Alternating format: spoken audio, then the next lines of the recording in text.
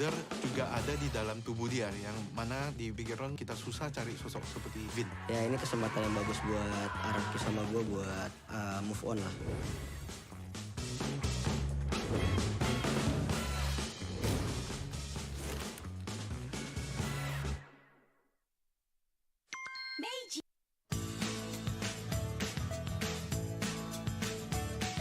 Hello panda, semua suka biskuitnya. Biskuitnya enak, isinya lezat, rasa coklat dan strawberry. Hello panda, semua suka biskuitnya. Biskuitnya enak, isinya lezat, rasa coklat dan strawberry. Hello panda, biskuit isi yang enak.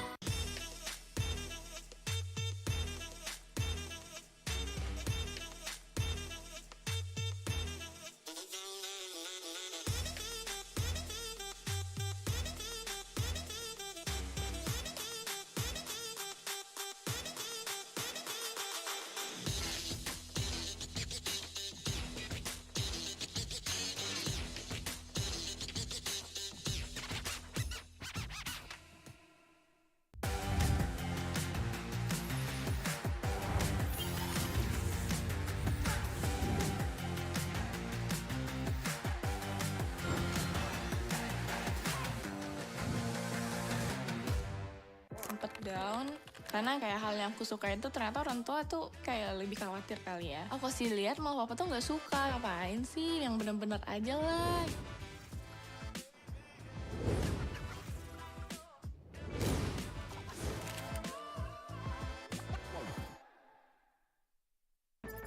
The Flying Swallow is here to clean up Marshall City.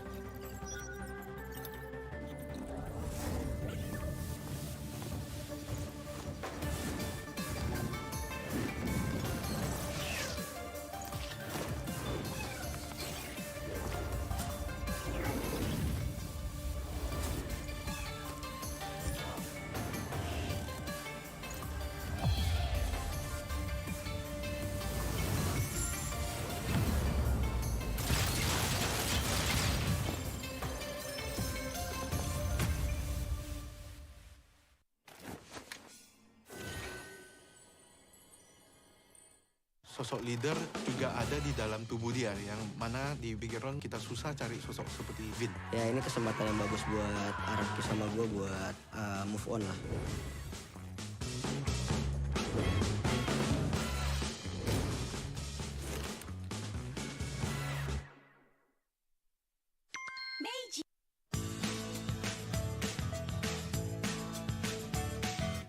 Hello panda, semua suka biskuitnya.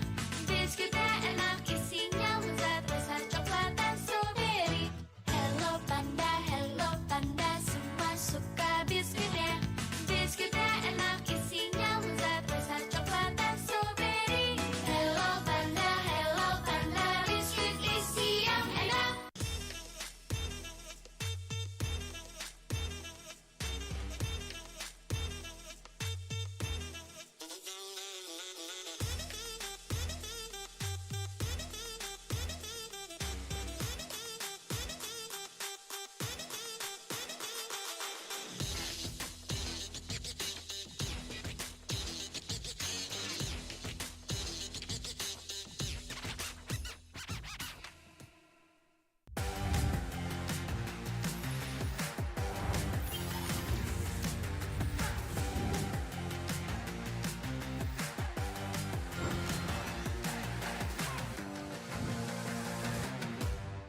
Sempet down karena kayak hal yang aku suka itu ternyata orang tua tuh kayak lebih khawatir kali ya. Aku sih lihat malah papa tuh nggak suka, ngapain sih, yang bener-bener aja lah.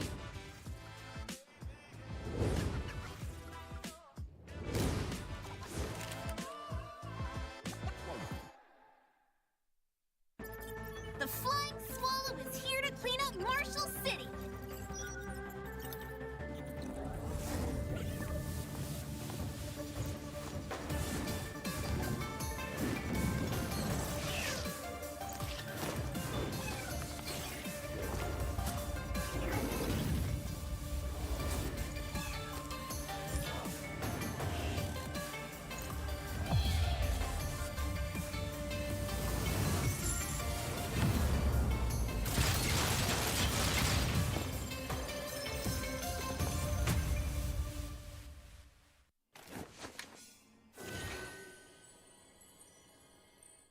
sosok leader juga ada di dalam tubuh dia, yang mana di background kita susah cari sosok seperti Vin. Ya ini kesempatan yang bagus buat Araki sama gue buat move on lah.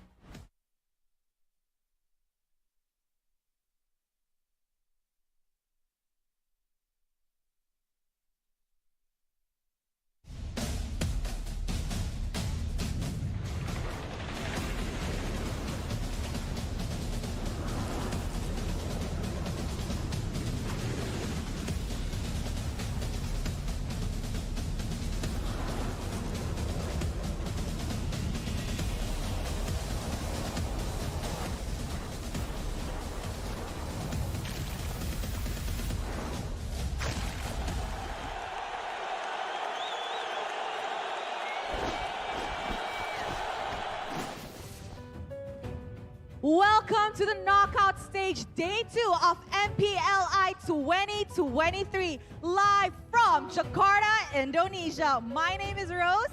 And also Bude Clara Mongsa here, dan ini adalah hari kedua babak knockout stage dari MPL Invitational 2023. Di mana kita melihat ada perjuangan dari 8 tim kemarin yang nyatanya hanya menyisakan 6 tim saja. The Ohio Brother, mereka harus menutup mimpi mereka bersama dengan satu perwakilan Indonesia, yaitu Rebellion Zion yang tak bisa melanjutkan perjalanan mereka. Tersisa 6 tim saja untuk melanjutkan perjalanan hari ini. Yesterday, we started off the knockout stage with 8 teams, and 2 of them had to go home. The Ohio Brothers, the representatives of the North Americas, as well as the last final representative of Indonesia, Rebellion, had to end their journey yesterday. However, today, we will be sending another 3 teams home, and we will also be able to know our first grand finalist.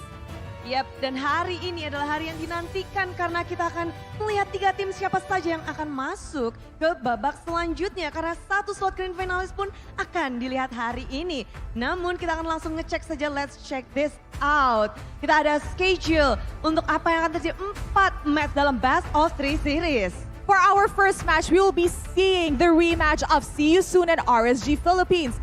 And after that, Blacklist and HomeBois rematch as well. And for the 7th match, the most awaited matchup in MPL Philippines will be happening in MPLI, which is AP, Bren, and Echo. And for the last match, we will see which teams will be playing in that match later on. Ya, dan ini memang akan melihat bahwa 2 match pertama adalah lower bracket. Jadi siapapun yang tidak bisa memenangkannya harus terhenti.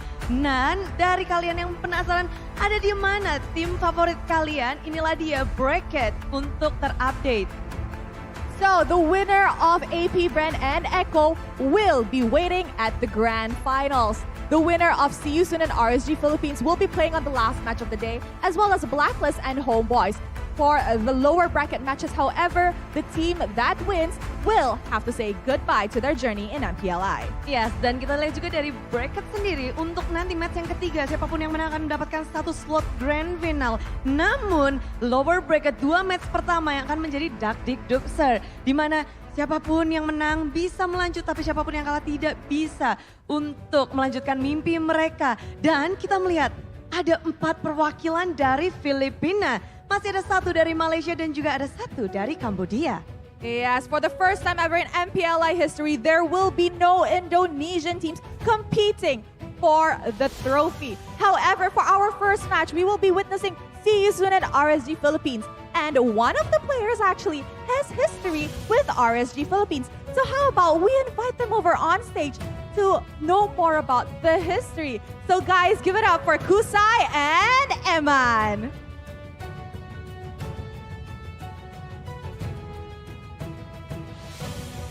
The 2 gold winner from both teams, they're here. Wow, looking great for their appearance. Hi guys! Good morning, good afternoon. Magandang hapon. Gandang hapon po. Okay, so in case you guys didn't know, Kusay used to play in RSG Philippines as the sub of Eman. Ya, dan kalau kalian belum tahu, di sini Kosei dulunya pas di RSG PH adalah substitute atau duduk di bangku cadangan untuk Eman. Jadi mereka dulu satu tim. Okay, so na nagkita kayo sa lower bracket, laglagan match to ha, the loser has to end their journey. So let's start with Kusay. Kusay, ano masasabi mo sa performance ni Eman? Feeling mo ba mananalo ka sa lane mo mamaya? Hindi ko masasabi kasi halos balance talaga kasi yung matchup eh. Sabi ko lang kay Eman, good luck sa laning natin. I see. So I asked Kusay, I said, since you guys used to play in the same team before, what do you have to say about Eman's performance now? And like, this is a elimination match, meaning the team that loses will have to say bye. And I said, do you think you'll be able to win Eman in the lane later? And he said, Eman, you know, we're kind of balanced, we're kind of similar, so, you know, just good luck with your lanes later, with the gold lane later especially. So, Eman, ikaw naman, anong masasabi mo sa performance ni Kusay, especially since sub mo siya dati? Sobrang laki ng pinagbago niya nung napunta siya sa See You Soon. Sobrang lumakas siya lalo. So I asked Eman, what does he think about Kusei's performance now? Being that Kusei used to be his sub back in MPL Philippines, and he said that actually after Kusei entered See You Soon, the performance got so much better, and he thinks that See You Soon and him actually match each other really well. Wow, jadi kalau dari pembicaraan dari keduanya, sesama gold laner yang dulu pernah satu tim, ternyata mereka sama-sama melihat satu sama lain itu equal. Mereka sama-sama kuat dan juga mereka sama-sama wishing a good luck untuk semangat dan sama-sama ingin memberikan yang terbaik pula untuk di lane-nya. So this is gonna be interesting match, but what did you learn from the previous group stage and then what do you prepare for today? Because we know that you don't want the same result. I prepared myself from Light, especially Light, because Light is really good catching me. So yeah, I prepare myself for that, and hopefully I will not make a mistake again. I will not do the same mistake again. And our team, yeah, just improving our mistakes. Wow, mereka belajar dari kesalahannya dan mencoba untuk lebih baik dan mereka akan lebih memperhatikan Light karena Light suka banget nangkep dia. Wow, jadi cepat sekali untuk belajar dari See You Soon. Yes, alright, Eman. Ini-expect mo ba na makikita ulit kayo ng See You Soon sa laglagan match na to? Expected ko na po yun kasi parang sobrang lakas nila eh. Yung naglaban kami, muntik pa kami matalo sa kanila. I see. So I asked Eman, did he expect to meet See You Soon in this lower bracket match, in this elimination match? And he said he actually expected it and he saw it coming because when they went up against each other in the group stage, they were so good that RSG Philippines almost lost. Ya, dia bilang bahwa ini memang match yang dia tunggu pula karena di group stage itu adalah match yang begitu ketat dan bertemu dengan See You Soon di sini tentu dinantikan pula oleh tim RSGP8 dan juga khususnya Eman. Alright, so Kusei, last words to your former teammates. Good luck, and to all of RSG, good luck to our match. Let's give all the fans a good match. Okay, Eman, yun naman. Good luck sa amin. Galingan namin parehas. Tapos bigyan natin ng magandang laban yung mga pumunta dito sa venue. Tsaka sa mga nanonood sa Pilipinas. Alright, he said good luck to the both of them and to the both teams. Let us give the audience here in the arena a good match and of course those that are watching online. Ya, semuanya ingin memberikan yang terbaik untuk para penonton dan juga untuk match mereka. Namun, hanya akan ada satu yang terbaik untuk melaju ke babak selanjutnya. Best of 3 series di lower bracket. See You Soon dan juga RSGP8. Mari kita saksikan bersama-sama bersama dengan para caster.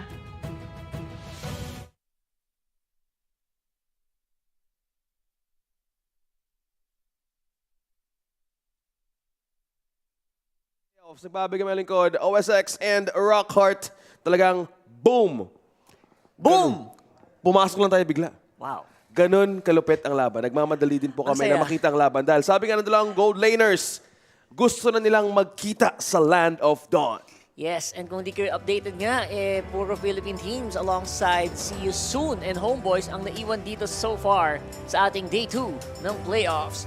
And nakita natin doon ang former teammates na magkasama ding nagkampiyon. Nagkampiyon dati. Noong Season 9 ng MPL Philippines, si Kusei at saka si Eman. Kusei and Eman muling nagkita. Ang ganda naging interview, no? Nagpasahan pa ng ano. Kasi dati, sabi nga doon sa ating interview na dati, si Kusei, sub siya. Sub siya ni Eman. Grabe. Ngayon nasa Cambodia na siya yung naging gold laner din ng See You Soon. So, based on improvement, talaga in-acknowledge ni Eman na lumakas talaga siya. Oo, play and play until your subs become your rivals. Yun ang nangyari dito. Tama naman eh. Di ba? Oo, actually, medyo ilang beses lang siya nakapaglaro nung time na yun. Nung season na yun. And then now, look at them.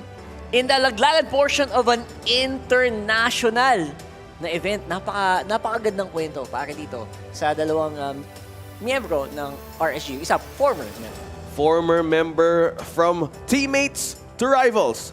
RSG Philippines magkakaroon naman ng matchup. Magkakaroon naman ng rematch rather ngayong hapon. Pero nakita natin, we've mentioned, meron tayong still, we have 4 flags present sa day number 2 ng playoffs. Pilipinas pa rin ay nandito sa playoffs ng MPLI 2023. Pero ngayong araw, medyo magiging delikado din dahil maglalaglagan din ang Philippine teams today. That's right, that's happening later on, especially in this next one. It's a best of 3. So, dito tayo magkakaalaman and napansin natin na si Kusei medyo kinakabahan sa kanyang former Rome na si Light at kilalang kilala niya Nako. kung gaano kalupit mamitas Si ang ating Light. tropang Light, Mr. Dylan. Si Mr. Dylan, nako po. Si Mr. Dylan kasi, di ba, ilang araw, sa nakarang araw, Rockart, ang dami naging hook city, madami naging bouncing ball, madami. Grabe. Kahit nga din si Light, naging ano na rin, Florin na rin eh. So, That's true. So, ang dami na pwedeng i-pull up ko yun eh. Literally transformations, just like yung pinagdaanan nitong sila Vin, of course, sila una, as they go through the process. So watch them live on Omne and you will see that mini documentary kung saan sila ay yung mga napagdaanan nila, mga ups and downs na mag-iisang pro player and content creator. Especially nasa industry tayo ng esports, napaka-importante ng process because not everybody gets to have the diretso tayo kaagad dun sa finish line. May kailangan pagdaanan eh. Dadaanan mo lahat. Pero ang maganda mo daanan mo lahat ng flavors ng Hello Panda. Tama, kasi ito habang dinadaanan mo yung process, siguraduhin mo meron kang Hello Panda. Shoutout sa Meiji. Sa namang araw nakakanta tayo ng Hello Panda theme song sa live chat.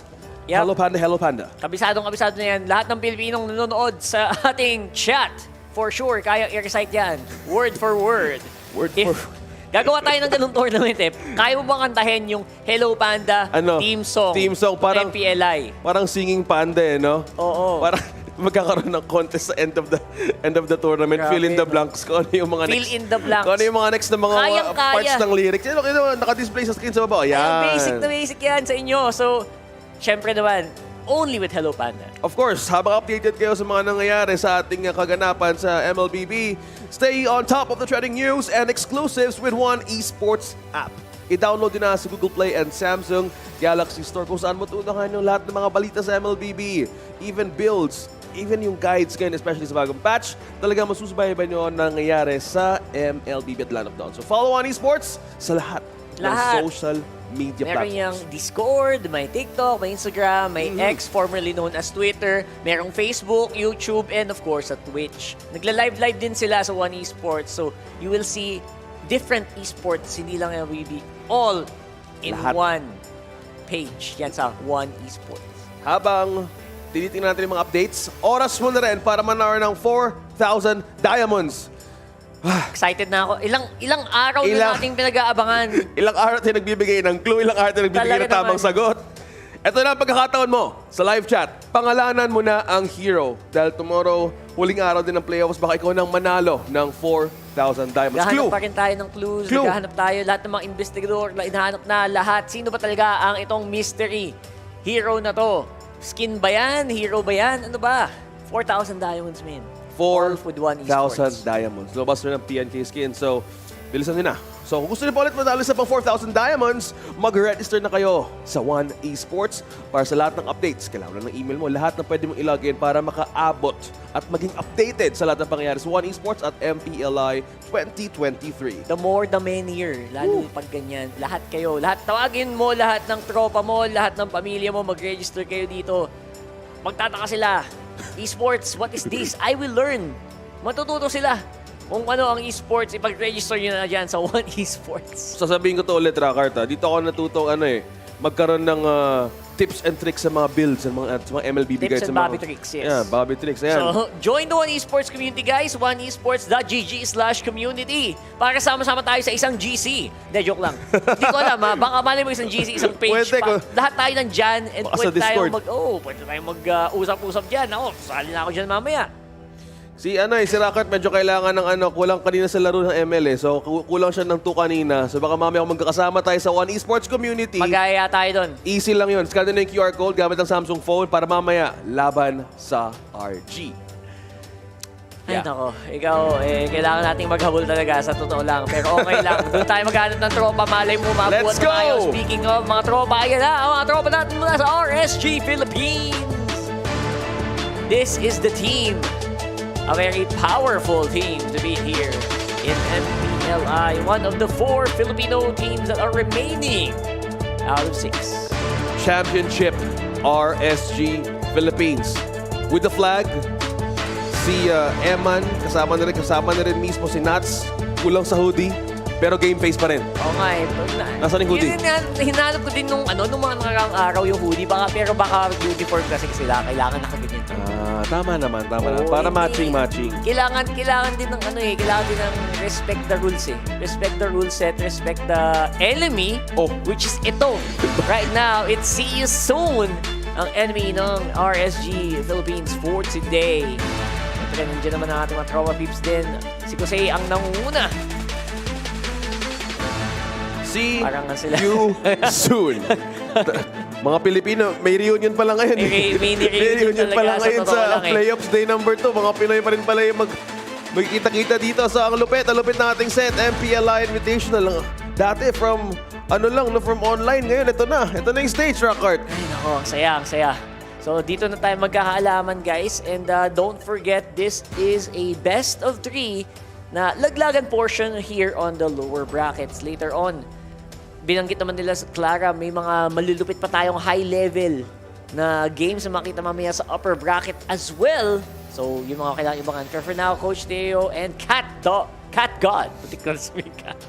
Muntik na. Muntik na yung favorite card. Naalala ko. I can't deny that.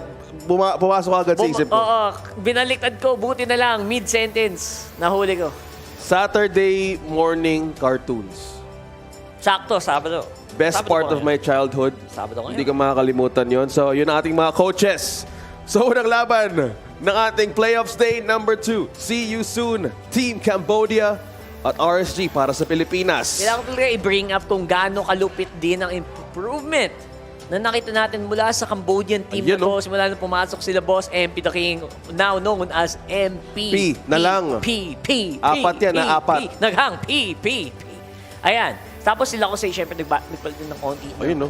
Sakto. Ayan. The pep talk! Ayan ang tinatawag na conditioning. Yan yung mga coaches na. Yung mga coaches kasi natin minsan hindi lang sa in-game, pati sa mismong yung coach. Parang yung pagka-life coach na rin na, ikaw huwag mo siya nagkakabahan today. Dapat diretso mo lang. Hindi lang puro draft ng coach, guys. Sa totoo lang, sabi ni Cat God, Men, kaya mo to. Ilang beses lang nakalaro yung mga yan. Hindi mo kailangan kabahan. Gumagana naman. Yeah, ito basta kahit anong mangyari, happy lang. Ito Pilipinas naman. Pilipinas naman tayo dito. Ang red, blue, and yellow. Titignan natin ang ating stats sa kanilang mga hero picks. Average KDA, Joy pa rin ang nagagamit ni Demon kahit noong unang sabak nila nung group stage. Ito yung na rin yung nagiging meta na rin ni Demon Kate dati, di ba? Mostly mga assassin types. Assassin pa rin naman si Joy, pero yung difference na nagsama-sama sila na nag-reunite para sa MPLI 2023. Yeah. Iba yung naging dating din no? That's true. And huling nakita din natin kay Demon Kate, actually huling gamit din niya is the Joy. Pero napunta siya sa sitwasyon na napanood ko talaga yun. Man, lahat ng heroes, puro jungle ban. 10 jungle ban ata yun. Or basta nangyari yung kahapon yata. Tama ba? Tumatawa nga siya, sabi niya, haka-demon kahit yun Hanggang dulo, pati hindi mo na malaman Alam ko kalaban nila doon, AP Bren. Pero malupit kasi talaga yung nakalaban nila doon. And hopefully, may nakuha ding impormasyon at nakapagbatak. Kumbaga nabatak yung mga kamay nitong mga players ng RSGPH dahil din doon. Kita mo lang si Emma, Kanina, nagpre-prepare na rin sila kasi kung ang naging basyani ko say kanina ay ang Rome. Siyempre, yung ikot. Ang magiging ikot ng See You Soon, especially early game, napaka-crucial. Depende sa mga makuha nilang marksman kasi ngayon, yung agawan sa Bruno, Rockart, hindi pa rin nawawala The Bruno win rate is very, very high. Actually, hindi lang sa ating mga games, pati sa ating mga current ranked games. Mapansin mo, a lot of people, they're starting to pick up the Bruno, and I agree naman tayo, and so far, pati ang MPLI meta, uma-agree din dyan. Of course, hindi pa natin nababanggit din yung galawang Guinevere. Yep. Na napapansin natin from a lot of teams right now. Tignan mo, yung average kill ng SYS, mas lamang sila dito by how many points. Pero kung titignan natin sa RSG Philippines, yung Lord rate is at 60%. Ito yung tinatawag natin dati na Task Force RSG, pero nung nakita natin sa lumaban 2 days ago, ito yung mga perfect moments RSG, yung Aldab moment na tinawag ni Hans tsaka ni Renmar. Ito yung ito yung nakita nating changes sa RSG Philippines because of the change of the meta ngayon. Oo. Lupit. Di ba? So far, at least ang RSGPH, halata namang sumasakay din sila in that trend. And so far, Coach Teo? proving na kayang-kaya naman. Sakto-sakto yung tawag Aside from boging-bogi, kayang-kaya namang sumabayan sa drafting. Pero talagang iba yung kalaban eh. Pa-profile picture rin kaagad eh, no? Oh, actually, yung ganun shot na yun, moments na yun eh. Dapat i-clip nyo yun, tapos send nyo sa kanya. Tapos, wabi naman to. Gusto ko lang naman mag-ML. Change profile picture na kaagad. Kasi ang ganda ng aesthetic. Merong ilaw sa likod, may pagka-solar flare. Tinan mo yan. Iba yung mga coach natin, nakangiti. Mukhang ready ngayon sa laban. Kasi laglagan na record eh. Do or die. Pero best of 3.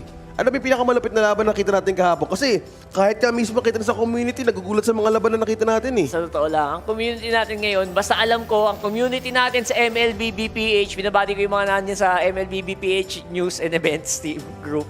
Lahat sila masaya. Basta lahat tayo, masaya lang tayo ngayon. Yun ang aking masabi. Paano tayo hindi magiging masaya? 4 na teams ng Pilipinas, nagyap pa rin eh. Hirap talagang hindi maging masaya ngayon. Feeling ko alam mo, kahit anong mangyari, okay lang eh. Parang matatapos ang araw mong nakangiti eh. Feeling ko hanggang bukas nakangiti tayo lahat eh. Ay, for sure, for sure. Iba, kahit ano kasi mangyari, guys, ang pagkakataon natin, di pa kami pwede makapagsabi ng tapos, pero kung i-enjoy natin ang buong knockout stage sa MPLI patungo bukas, syempre, in facts, in majority, 4 na flag ng Pilipinas nandun sa stage ngayon. That's true. Hindi may kakaila yun kahit anong deny mo. kahit anong sabihin mo. What if, hindi, nandyan yung mga kupunan, mamin. Nandun pa rin. Wala kang, hindi mo madedeny yun kasi nakasulat yung pangalan. Nandun pa rin. Pag wala yung pangalan doon, hindi kasama, di ba? Ayan na. Yun. So, speaking of which, ayan na. Kasama na tayo drafting phase na kaagad. Bumaba na yung ilaw, naging red na. Ayan na pala, nagban na pala kaagad. Ino na si Guinevere na mention mo kaya sa ating Guinevere ban, mamin. Talaga naman. Back siya, sige. Prinaya din dito si Kadita at si Angela. So, something tells me they have focus also with the roam, especially with the mid lane. Naging maganda din yung performance ni Ra from the previous day. So, ito yung mga iniiwasan ng RSG. Yung mga team fight burst na pwede silang ma-slow down early game. Surprisingly, ang iniisip ko na way of banning siguro magiging ng RSGPH is try to focus down on Kusei and MP. Pero looks like ang roam at ang mid lane ang kanilang binaban out ngayon. This is very interesting. Which means iba ang priority ngayon. Walang jungle ban. Isa lang ang jungle ban so far. Unless you make it 2 if you count the Guinevere. Pero interestingly enough, siguro ito na yung days na mas makakapag-flex out itong si Demon Guide. Ayan, wala nang problema.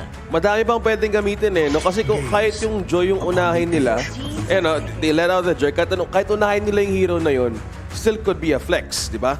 So kahit kung maging flex siya in a way, pwede makapag-isip pa ng RSG kung ano pwede nila maging priority sa third pick nila. Actually, mukhang ang jungle pick ito kasi I feel like ayaw mo din pakawalan yung Joy kung ikaw si MP the King. Masarap din gamitin yung Joy na yun right now and knowing na medyo Demon Kite special din yan. So, it's one of the things na magandang i-counter pick. Yep. If ever, deny pick actually in this scenario and then you can go from there. It's very easy to also pick up yung mga Iksha, yung mga Bruno. As much as the Bruno's not perfect right now, it's still a very high win rate hero. They go for the Faramis though. So, mas bumabalik tayo, parang umatras yung meta natin. Parang bumabalik sa medyo dati-dati Parang napanood na natin to Pero ito, tingnan natin anong galaw ni SYS dahil una ni Faramis. So, naging available nga yung Joy pero hindi nga nila kinuha dito ulit for RSG Philippines dahil yung naging utility nila with the Fredrin at nung Arlo. Tama ka, bumabalik tayo sa ganito. Backslide tayo ng isang meta eh. Ayos still I like it. Pero ito maganda sa RSG Philippines. Yung stare down contest kahit nasa Jakarta, hindi mawawala yan. Feeling ko may may memo na guys. Pag yung camera alam mo na. Tinigan nyo ang kaluluwa ng mga nanonood. Ilabas nyo. Staring directly at your Ipakita nyo screens. sino kayo. Pero tama ka. Bumabalik tayo sa first pick, second pick response. Kung ito, nilabas nila yung either XP or flex pa rin yung dalawang yan. Pero most likely, naging XP talaga yung kung pag-uusapan natin dito si Nats. Napakalupit na dyan sa Arlot din That's true. Pwede mag-Valentina dito if you really want to deny it. Pero they go for pure damage, pure physical. Ayan, si Mortis and si Dairon. Okay, so For the Tumataas EXP, na-reveal na rin agad. Kung ang EXP ang gagawin nila dito up against the Arlot, so magiging ano siya eh. Magiging in par rin siguro yung burst and damage, especially early game. Pero kung iwasan ng usapan kung mga game-changing or game momentum breaking ang gagawin dito, nasa sa higher end on the backline na pwede makapag-force out na gamitin ang Netherrealm ng isang Faramis. Yeah, mas safe dito na kuha sila ng Valentina though, para just to make sure na hindi siya bannable Para kay on the Aqua. second phase. I think it's a very good Aqua hero, Valentina, and aside from that, you just make sure na meron kayong pampalit doon sa Netherrealm. Pero no, they go for Lilia! Sabi nila, hindi naman natin kailangan sabayan ng Netherrealm eh. Papasabugin ko lang yan, sabi ni Aqua. And that's exactly what they want to do. That's true though. It's one of the ways you can deal with it. Pero that's a very bold move.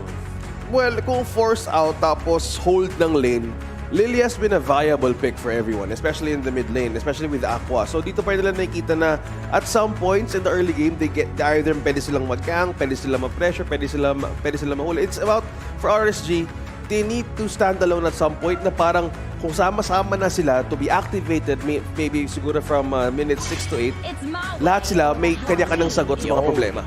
Alright, beautiful ban on the Ixia sa totoo lang.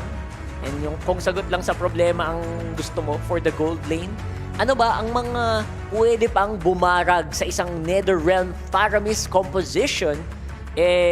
Isa na doon, definitely, if you wanna keep the Ixia alive, wala na yung option na yun. So, tanggal yung mga long range na options para dito. Kasi actually, the reason why you pick up the Faramis, di ba? Para lang mabuhay yung gold lane mo sa likod. Yeah. Para mabuhay yung mga super bursty na hero sa harap. And now, Respeto din ulit sa Rome ng RG Philippines kay Light. Dalawa na to So we have the Matilda and also have the Florin. Iniiwasan din nila dahil nga meron din silang Faramis. Ayaw nila yung parang babad ng babad tapos kahit saan mapunta yung RSG. iwas babad, walang healing, gano'n. yan. Oo, tama. So that's actually really good. And the way that See You Soon is drafting, talagang sabayan naman. Sabayan pa rin. And now, possible gold lane ban again. We're still looking at the Bruno. Maganda pa rin Hindi pa rin Hindi pa rin siya nagagalaw. Pwede mo yung iban yan. And it's one of the heroes na alam mo yung maganda siyang magandang buhayin. Pag ikaw yung Faramis dikitan mo lang yung Bruno, make sure na hindi lang siya mamatay. Yung crits niyan, especially pag mga lagpas 15 minutes, 20 minutes na, solid na yan. Pwede nang tumapos ng laro. And you wanna ban it out or you wanna pick it up for yourself. Pero ibang gold laner ang ibaban nila, they go for the 1-1 ban.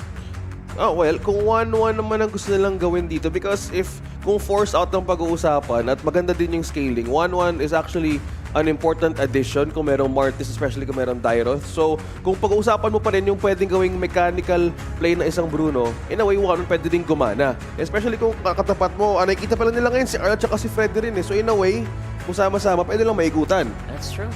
And para naman sa marksman ng RSGPH, pwede sila mag-Brody dito, which is bannable by See You Soon kung sakali. Kasi, again, you're thinking about, inisip mo yung mga possible picks na pwedeng mag-deal with sa madamihang kumpulang madaming tao na basta yung buo sa Netherrealm. Yeah.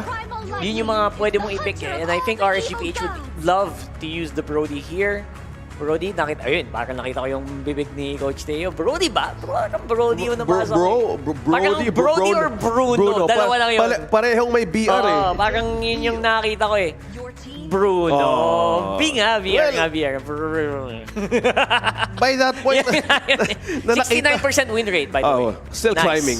Nag-up and down pero majority, in a way, Bruno, sobrang lakas sa meta ngayon. Ay, naku po, oo. Nung matik na nawala na binanat nila yung Edith, good pick up though with the Bruno. So with this, either See You Soon might respond either with the Brody. Kasi may Bruno na nga, Brody. Well, wala na rin yung Ixia. Mages natin ang hinahanap ngayon para See You Soon, mamen. What about the Farsa? Yung mga ang actually gusto mo dito yung hindi mo kailangan ba ipagsabayan sa Lilia Pwede ka ding mag-pick ng ibang, or pwede ding post for na Faramis to. Pwede ka pa mag-ano dito. Pwede ka pa mag-roam na something. Pwede. So, naging sagot ay iba kundi ang Iritel. Alright, very normal. Habulan. And Kaja! Aba, inunahan na rin. Kung hila. Post 4 nga. Post 4 na Faramis nga, mamit. Alam nila na pwedeng protektahan. Pro-protektahan talaga nila yan si Eman. Most of the time, RSG Philippines would need to be in the front line. So, iwas mo. So, ang sagot ng See You Soon, kailangan natin ng hila sa likod. Kailangan natin merong catch. So, with the addition also sa ganitong composition, so, Pwede rin eh. So let's see how RSG do this. Oh! Ruby? It's the first Ruby of MPLI and it looks like mapupunta yun kay Light. Sabi niya, sige, magkumpulan kayo dyan, hihilain ko kayo lahat papunta sa Torre. Interesting. Okay. Hindi to, first Ruby to ng MPLI, it's something na 100% tinatago nila up until this moment. And from our votings, for the audience predictions, almost 50-50 on the Indo side and on the Filipino side, 80% win predict. Para sa RSG Philippines, the audience. 80%. But yung Indonesian fans, but the Indonesian fans as well has voted for the audience prediction for the series. Medyo tikit. Oo, sa Indo. So, syempre, may mga ano din tayo, may mga audience din tayo doon sa venue. So, Interesting. Mainit ang laban. Nakaabot tayo sa playoffs na mainit yung mga bakbakan na binigay ng season and RSG Philippines. Ang ganda naman ng ano na to. Ito na yung Land of Dawn. Ito yung roller coaster. Hello, panda. Hello, panda. Okay to Ayos talaga eh. Ito ang roller coaster papunta sa Land of Dawn. Ay nako, libre-libre na roller coaster. Walang kailangang bayadan. Manood ka lang dito sa MPLI 2023 Playoffs, Day number 2. See you soon versus RSG Philippines match number 1. Best of 3. Best of 3 ngayon sa Laglaga knockout stage. First 37 seconds, unang nakaspot dito kung saan papunta ang friend wala iba kundi si Light. So Vision Gaming muna ngayon ng RSG. So konting follow the crumbs mo sa papunta ngayon mostly ang jungle ng SYS. Yeah, actually the jungle pathing is very clean so far for both teams. Ito hindi maalis sa isip ko bakit nag-Ruby itong si Light. This is very interesting. Kasi it's not something you see every day kasi first pick nga siya, di ba? This is MPLI. Yep. I don't even see this on the normal games. I don't see this on some scrims. Oh, Saan kaya galing to, no? May pinagugutan si Light either. Okay, let's think about it like mechanically, like in-game. Kung may Ruby, possibly, kung magkamali or magkaroon ng miscalculation dito si Boxy with the Kaj or pwede nang mahila yung dalawa from the back. Kasi mostly, iiwan sa backline yung dalawa to aid with Kusei. So, either paunahan ng hila, paunahan ng setup. Kasi kung once ma-miss out nila yon, that's the time where the Lily could actually aid for a burst through. Pero for SYS to look at their kind of setups, may hila, may burst, pero it will take some time. Naku, napaka-exciting yan. Oh, that is for sure it will take time. Pero right now, ang gusto nila, action, Jackson! Doon sa taas, Felix! Hindi na siya na-fix. Ayan na, that's with the flicker out. And for sure, ito na yung ina-expect na resulta ng RSG Philippines with the pick-offs, of course, Nats on a very scary hero here. Ilang torneo na ang nakita natin na napalupit ni Nats dyan sa Arlot na yan. And min-maximize nila yon right here on the turtle area. Magkakaroon na din ng Divine Judgment si Boxy. So, it's gonna have to be very close. Nats pumasok sa loob. Sakripisyong malupit. Sakripisyong tunay. At yan na yung advantage na makuha mo, of course, with the Netherrealm. Although babagsak pa rin siya with the Appraiser's Rat, MP ang magsisecure sa unang turtle ng laro. And SYS showing force early on, 2-2 on points. But that was a quick way to have that retribution on point. MP the King against Demon Kite. Una siyang natumba doon. It was the initiation. Naghihintay din si Boxy. Naspatan mo na kanina. Konti na lang. May Divine Judgment na lang. Actually, nakakailang talaga mag-ganun. Pumuesto doon sa ganun. Especially knowing na magkakaroon ng Divine Judgment yung kalaban mong Kaja, tapos puno pa yung buhay. Yeah. Hindi ka talaga makapag... It's gonna be so hard to time that. And so far, ginamit na yung Appraiser's Rat para lang ma-take down itong si Felix. Which kita natin ngayon 0-2 at the very least merong atake. May punto na pwedeng atakihin pa rin dito ang RSG Philippines, which is yun nga yung XP lane. RSG, Aqua and Light.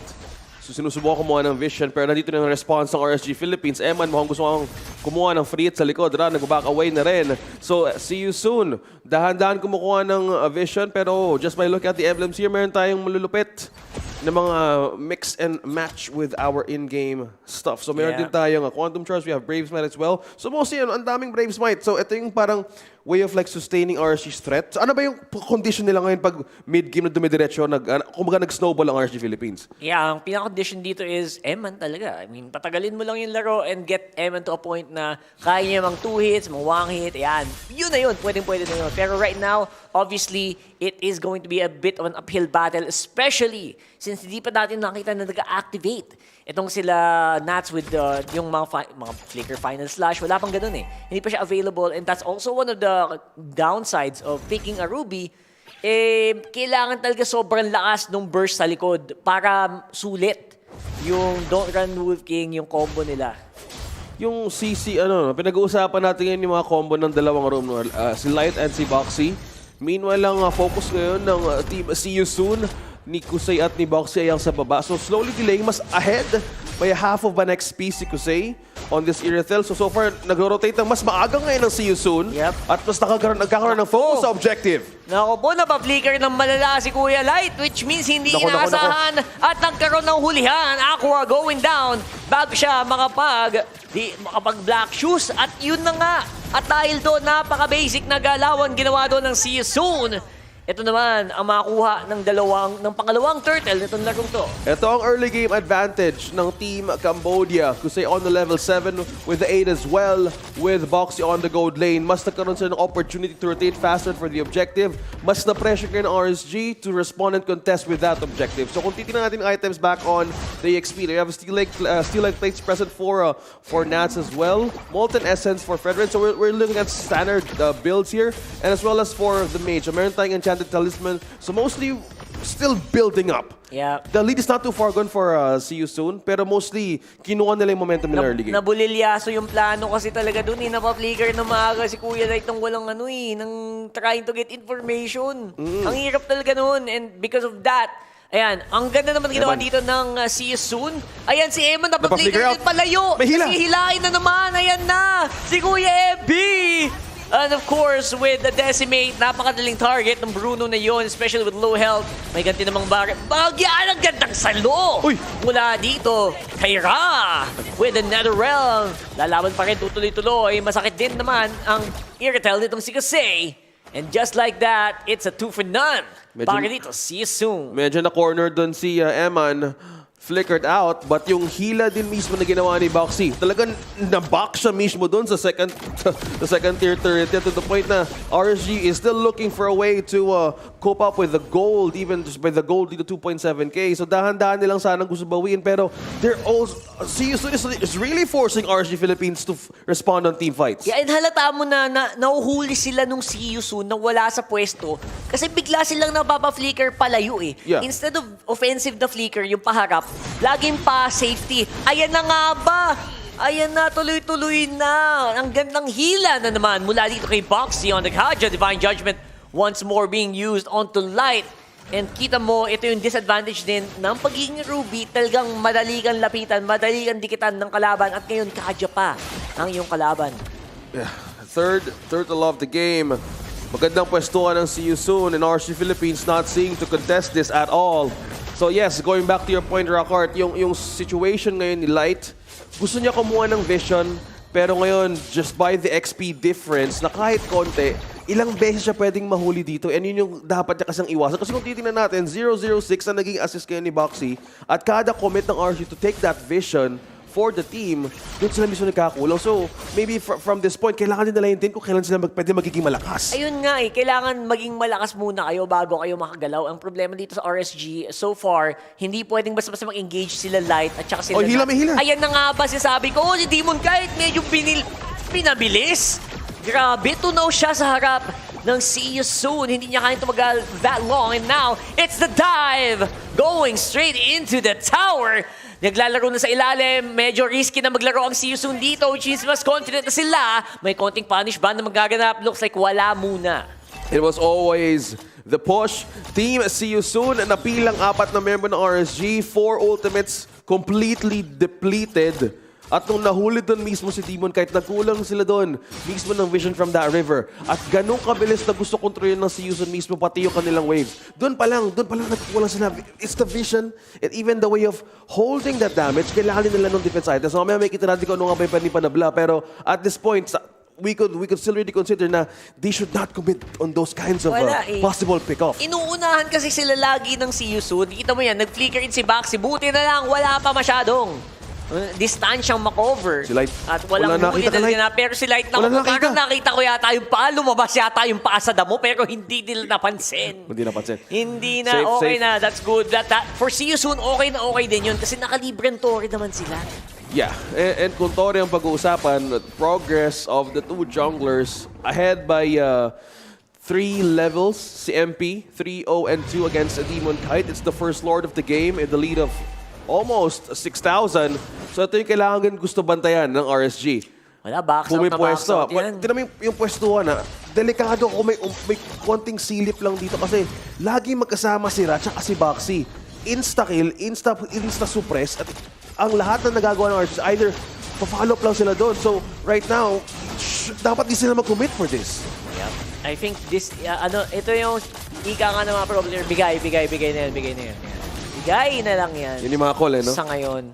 And yeah, they just need time, man. Matagal-tagal pang oras. Even Aqua right now, dun sa kanyang Lilia, ito yung cons din ng Lilia. Matagal talaga mag-ramp up yan, mamin. Conceal, may nag-conceal si Baxi, Conceal, don't let them know! Pero wala muna, nahuli doon ng Steam. See you soon. Basag muna ng Tore.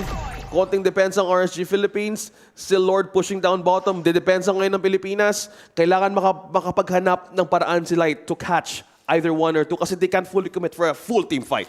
To be fair, yun talaga. Wala nang choice, OSX. Less, hindi ka pwedeng mag-commit. Hindi talaga. Yeah. Ayoko hugot. Hindi, mahirap din kasi, hindi ka commit, man. Hindi, mahirap. So, if they ever... pero mahirap talaga. Mahirap talaga mag-commit, man. Kasi ngayon, si Eman, ang inaantay natin, si Aqua. Pag tumagal yung game, dun sila lalamang yung RSG. Late game din Super late game talaga Well, ang tanong dito, kaya ba nilang paabutin sa late game? With the lead of See You Soon has, they're not stopping. Nasa base na nga sila. Gusto nilang bumasag ng Torres sa babae. Late game lang. Matutuloy. Naku si Kuya. That's nadali dun sa Gedli.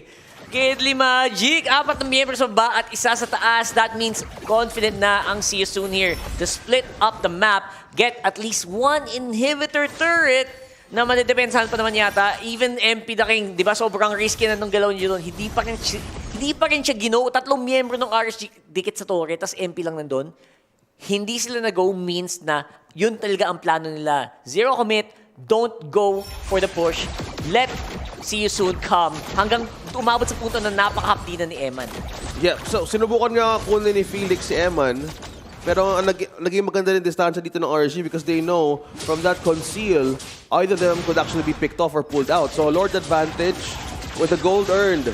Nasa See You Soon ang possibility in the tower HP. Isa pa lang ang nakukuha sa team See You Soon. So this answers like, what's the damage? Ano yung depensa ngayon ng RSG? Even for the player's gold.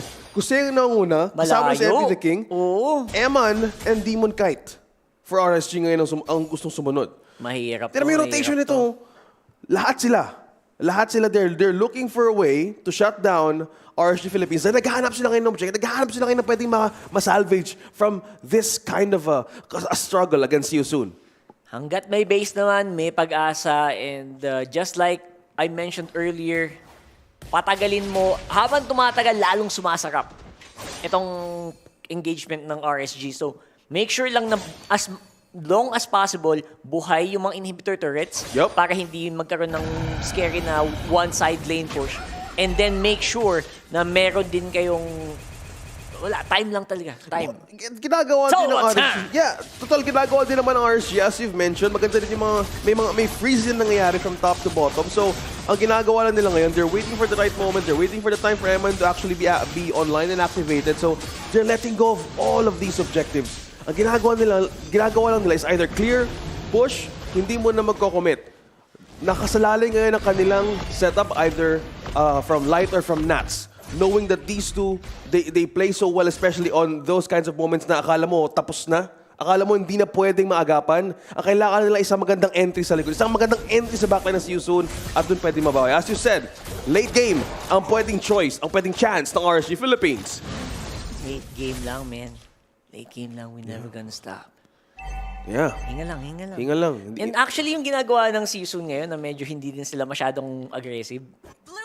Sila din, pag hindi sila nag-ingat, sila din malulugi dyan eh. Actually, ang hinintay lang natin dito, isang malupit na final slash. Men, kailangan na mag-activate ng Nuts Entertainment. Kailangan, gusto na naming ma-entertain. Gusto ko na makita yung 5-man final slash. Tapos sabay, hila. Ito si Light. Or, pwedeng baliktad. Pwedeng si Light na mauna. Kailangan maging ganun talaga yung coordination. You need to have that final instinct na parang kailangan to go into for the team. But also, they're also being careful din na hindi magkamali. So, they're looking for a way for you soon to commit that mistake. Ano nga ba yung pwedeng gawin? Pero, nag-conceal sila si Maxim. Ay! Ang ganda doon! Predicted! Nice reaction time mula dito kay Eman. Ayun ang yun yung senses. Yun yung Eman senses. Yun yung RSG senses. Muntik na yun. Conceal, flicker, lahat na ginamit doon. So -1, Kaja is no more. Kaja cannot be actually used here in the fight. Pero that doesn't mean na walang push na mangyayari. See you soon will still get all the inhibitor turrets dito sa game na to. Okay, the base is the only thing left for RSG Philippines. I think that's one way to deplete a resource out of boxing, no? Kapit lang! Yung mga ganun klaseng mga moment na okay, kung pwede naman drain out ang isang malupit na setup from See You Soon, ito yung pwedeng opening ni Light or ni Nats. So, konting abang, pero hindi will be busy for the clear and the push. Pero sa totoo lang, kailangan pa rin, kung kailangan natin ng mga 5 moments na ganun from See You Soon bago talagang mag-quits yung gold sa game. Pero at this point, ang gusto lang naman ng RSGPH, umabot tayo sa punto na hindi na importante yung gold. Which is mangyayari naman yun once nag-item lock din lahat ng members ng RSGPH, maybe around 5 minutes. Ayan, sige, tama yan. Mag-TV pa kayo. Mag-TV pa kayo hanggang mamaya. Pautin yun ng 20 minutes. Oh. Tama yan. Ituloy nyo yan. Yan. Sige, TV lang. By the way, maganda yung mga recall natin ngayon sa MLBB. So, Huwag kayong pumitas. Kunin nyo na hanggang nandyan pa. So, ngayon, kung titignan natin, sabi mga items lang kailangan ng RSG Philippines. We have the Has Claws and Warrior Boots. Malefic Roar. So, Bruno has physical penetration at added physical penetration. So, kailangan na lang magandang pwesto ni Eman. Kung magandang setup from Light, isang taunt kay Demon Knight. Madami silang pwedeng ma-work on this. Like, it could be a CC domino effect sa RSG Philippines na pwede lang mapagana. So, sabi mo, the only thing that could happen is for Cambodia is to commit a mistake. Yun lang talaga. Isang one mistake lang talaga. Isang one mistake. At lahat ito pwede mabaliktad ng Pilipinas. Tama. So, that's also the reason why you pick up yung mga hero tulad ng Ruby, diba? Ng isang Arlot. Gusto mo yung malupit na set eh. Which is hindi pa natin nakita, di ba? So far, 16 minutes dumaan, may nakita pa tayong malupit na set. Di ba? Wala pa naman masyado eh. Ang problema, I guess that's the reasoning why naisip ko din, okay din yung Valentina, mas may konting... May konting nakaw, may konting aggressiveness aggressive. May gulat factor eh. Wala kasing gulat factor yung liga eh. Gulat factor nga ba? Kaya hindi ko siya in-expect eh. Ay, nako po! Nauntog yata si Boss Aqua! Ayun na nga. Naipit. Ayan na! Ayan na, buwaba na Appraiser's Wrath. May DPS kaya si Eman. It's all up to the Eman. It's all up to the Kiting abilities of Light and Eman. And Nats rather. Kaya ba depensahan? Na-defense. Can they do it? Ayan na! Hanggang sa dulo, si MP the King pa rin, MP pa rin ang maunguna dito. And Light, they're trying really hard to defend, pero looks like it's a 1-0 para sa See You Soon. And that was a quick takedown from the Lord at mabilis inikutan kaagad ang RSG Philippines mismo sa base. Grabe, para tayo... They never saw it coming. Yun nga, we never saw it coming. Tapos para tayo nag-iintay na bomba na sumabog na hindi talaga. Alam mo yung parang sa Mission Impossible, yung fuse? Yung 3-point, Wala, hindi umabot sa dulo. Pero kailangan, o maka-out ba sa dulong RSG Philippines, malalaman natin sa next game. Pero Renmar Santa Cruz, break down what happened in game number 1. See You Soon, pinapakita nila kung bakit sila ang kampiyon ng MPL Cambodia. Taking down RGPH dito sa game number 1 at nakita natin pagkatapos ng unang kill para sa RSGPH. Pagkatapos ng first turtle, doon nagumpisa ang snowball ng See You Soon. Simple lang ang gusto gawin ng See You Soon. Pick off, pull, at saka sustain team fights. Ano yung pick off? Of course, meron silang Kaja. So gamit yung Kaja nila, doon mag-uumpisa yung pick-off. Nakita natin ilang beses, conceal, flicker, kung walang conceal, edi flicker tsaka divine judgment. Simple lang, yun yung gusto nila. Yung pull ay manggagaling, of course, from the Faramis. So that's one of the combos na alam natin na madalas ginagamit ng mga pro players, yung Kaja plus the Faramis. Of course, yung Faramis, inisip lagi natin yung ultimate niya, the sustained team fighting na pwede ilabas with that hero. But of course, meron din siyang malakas na crowd control ability. Kung may mahatak sila isa, actually, lahat ng mga sequence ng See You Soon, sigurado merong mahahatak na miyembro ng RSGPH, malalagay sila sa delikadong sitwasyon at yun yung ating nakita. It is a simple story of nakuha lahat ng See You Soon, yung gusto nila kunin at saka nangyari lahat ng mga gusto nila mangyari para sa early game. Kailangan natin balikan all the way to the first rotation ng unang laban. XP lane 3-man gang ang ginawa ng RSGPH para maputumban nila si Felix, meaning meron silang slight advantage onto the turtle because wala yung XP laner ng kalaban, lamang yung RSGPH sa unang pagong. However, nakuha pa rin siya ng See You Soon, MP the King, or MP lang. Ngayon, dito sa MPLI 2023, siya ang nanalo sa retry duel kontra kay Demon Kite. Pero nangyari yun kasi si Boxy, gamit ang kanyang Kaja, sakto yung Divine Judgment. Kung balikan mo yung cancel or animation time ng Divine Judgment ng Kaja, actually natapos siya just right on time. Saktong-sakto yung pagbitaw ni Boxy. Not too early, not too late. Sobrang sakto.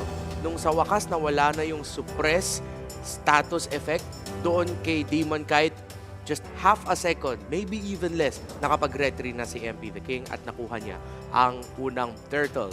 And of course, bilang isang Martis na merong kasamang Kaja and Faramis, dalawang hero na pwede humatak, has relatively good magic damage. Yun yung isa sa mga dapat tignan nyo eh. When you have a roamer at saka mid laner na magic damage based, of course, inisip natin magic damage, medyo oras kailangan mo dyan para mas maramdaman mo talaga. Early game, the burst is okay. Pair that up na dalawang source of magic damage ang kasama ng ibang Martis, sineset up nila yung Martis para makahanap siya ng mga decimation chains niya, yung paggamit ulit-ulit ng ulti niya. And that is a very simple approach to the game na sobrang gana naman at pinagana ng See You Soon at ginawa nila lahat yung sobrang tama na kailangan nila gawin. Kung tignan nyo si Boxy, napitas doon si Nats, Boxy right on time, gagamitin niyo yung Divine Judgment, Flicker, Divine Judgment, Demon Kite, yun. Actually, no, pagbalikan mo sa Turtle Retry na yon, simple lang, nanalo lang talaga si MP sa pag-retry. Sakto nawala yung suppress, meron pa nga half a second na pwede mag-retry doon si Demon kahit nanalo lang si MP. And tinuloy-tuloy lang ng Si Yusun yung gusto nila gawin. When you're playing this kind of lineup, nakita na natin to with teams such as Echo, of course, dito sa Pilipinas, at even yung RSGPH. Pag nandun na yung momentum mo, maganda yung pag-ikot mo sa mapa, laging late sa pag-ikot yung kalaban mo, di lalamang talaga yung isang Kaja Faramis at saka Martes combo. Dahil nanalo yung tinatawag nating gitna ng Si Yusun, nanalo sila sa gitna ng mapa. The roamer, mid laner, at saka yung jungler, panalo sila kontra sa roamer, mid laner, at jungler ng RSGPH. Lagi sila una sa pwesto, mas mabilis sila umikot, nakakakuha sila ng mga pick-off. That means mas madali ang buhay ni Kusei in the gold lane, and of course, si Felix onto the XP lane.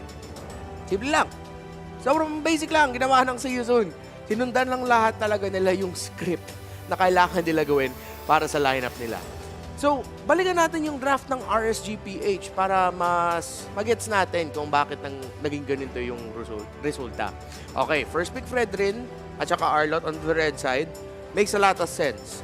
Yung Fredrin, oo, alam naman natin, Fredrin yan eh. It's a Fred. You pick it up. Pero the Arlot and Lilia pickups later on, mas nakita natin yung RSGPH, iniisip talaga nila yung Faramis. The Arlot and the Lilia, yung pagpili nun ay para masagot yung Faramis plus yung Dyroth and Martis. Alam natin, Lilia, one of the reasons kung bakit bumalik siya sa meta at mas madalas ginagamit na siya, I think it was in MPL Philippines, yung Onyx PH at saka si Super Prince ang unang gumamit ng Lilia na yan. Dahil sa pag medyo mabagal pagka-frontline nila. Kung maiwasan lang na maayos ni Aqua, mahirapan dyan si Martes and D-Roth para makapaglaban. And of course, alam naman natin, lahat ng mga miyembro ng Season gusto dumikit sa Netherrealm, lalapag lang ng mga shadow energy si Aqua doon at papasabugin niya. So, it makes a lot of sense kung bakit yun yung mga unang picks ng RSGPH. Bruno, guess mo rin kung bakit nila pinili yung Bruno. Meron silang kalaban na Martes and inisip na ata ng RSGPH ay kailangan natin ng marksman na hindi masyado matagal mag-farm. Yung medyo mabilis at mataas kagad yung damage. And of course, huwag nyo kalimutan yung Bruno kasi na yan, 70% plus win rate ngayon sa MPLI. So sobrang lakas talaga ng pick yung hero. And if it's available for you, might as well prioritizing picking it up. Kunin nyo na kagad yan. Well, hindi naman lagi sa first pick. Pero basta kunin nyo na yung Bruno. Okay naman eh. At nakita naman natin sa blue side na sa sobrang lakas ng Bruno, pinipili na nga siya as first pick on the blue side. Now, the last pick of RSGPH, the Ruby. Here's the thing. Isa lang makakasabay dyan sa pag-ikot ng Kaja at that point. It could have been the Cho. Pero pag iniisip mo kasi, parang ang delikado din ng buhay ng isang Cho kontra sa lineup na yan. Going up against the Kaja of Hermes and then the Martes. Hindi naman sa imposible, but I think yung RSGPH mas iniisip nila yung mas efas na approach. Yung tipong, okay, kung may Cho, pwede mag-agro si Light, makakakuha siya ng vision, may pick-off potential sila, sige. Pero baka delikado kasi yung kalaban mo, Divine Judgment. Baka pagpita lang sa'yo ni Kaja, Divine Judgment kagad, mababurst down si Light. So, inisip ng RSGPH, pili na lang tayo ng hero na dahil dikit-dikit naman sila, maganda naman yung Ruby para doon. So, let's see what happens. Next up, Rockhart, 06, kaya na.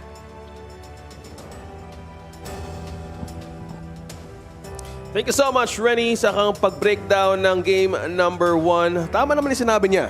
It could be a different task kung Cho or either someone who could pick off someone from the back line of a See You Soon. Dahil mahirap nga either, sabi mo nga, mahirap mag-commit sa lineup ng See You Soon. Yeah. And kung ikaw mismo, pipili sila ng either a different path for Light, kailangan mas malupit na, it takes a lot of perfect calculation for that.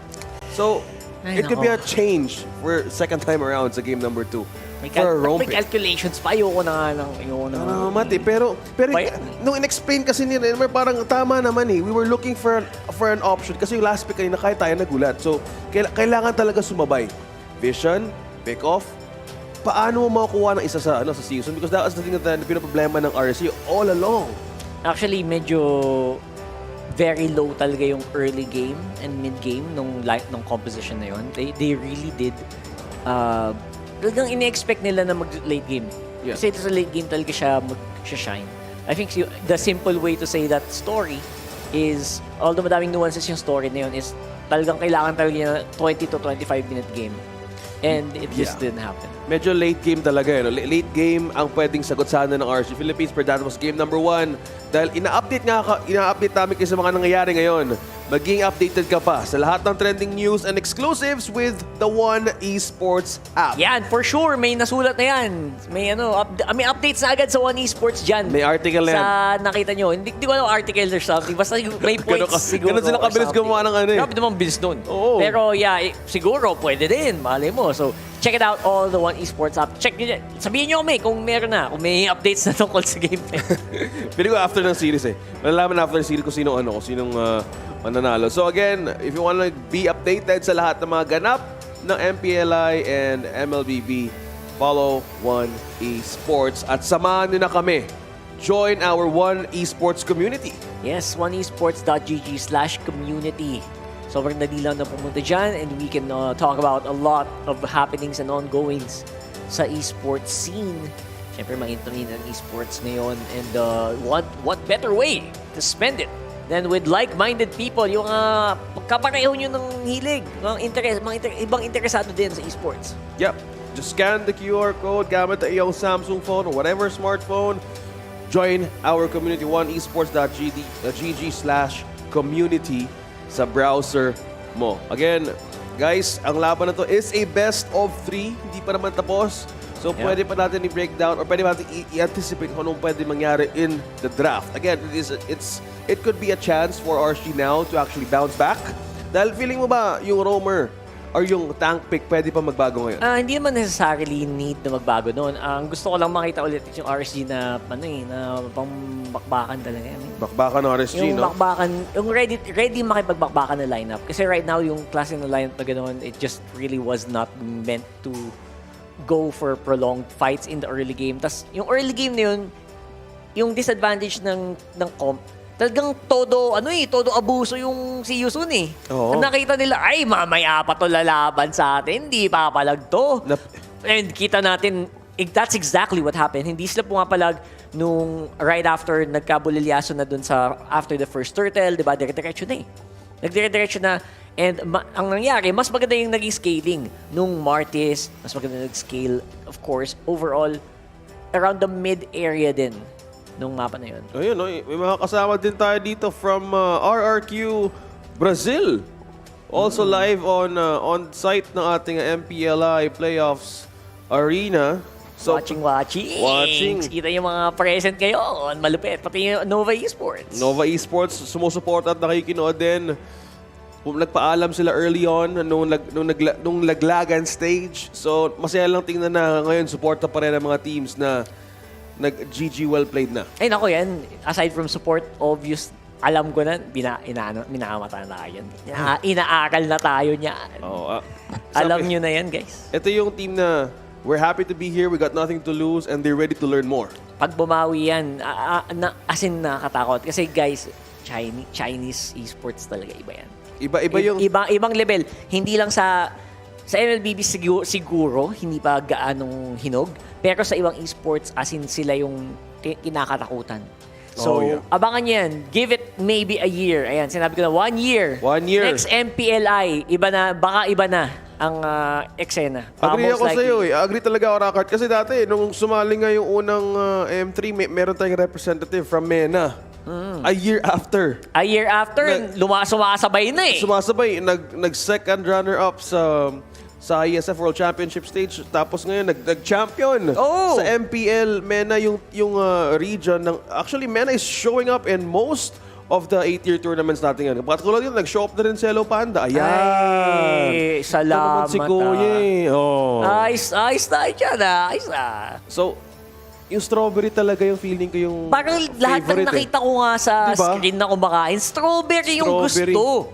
Feeling ko kailangan natin ng marami-raming Hello Panda hanggang bukas eh. Hindi lang kaya nila boss Leon, nila boss Manjin yung strawberry kaso masyado mas iba yung sweetness level. Pero lahat ng tao na nakita ko sa venue ngayon, yun yung kinakain. Strawberry yan. Kasi strawberry, hindi kasi parang, ewan ko, light na may pagka-refresh. Basta. Oo, yun na yun. Basta yun na yun. Basta masarap yung strawberry, bumili na kayo. Masarap ang strawberry, pero masarap din ang chocolate. Tsaka milk. Yung milk ang favorite ni Manjin. Ako, gusto ko rin milk. Sabayan nyo na kami habang nanonood ng match number 2 ng laglagan or playoff stage ng MPLI 2023. Ngayon nasa draft na tayo. Team See You Soon of Cambodia ay may 1 point na of this series.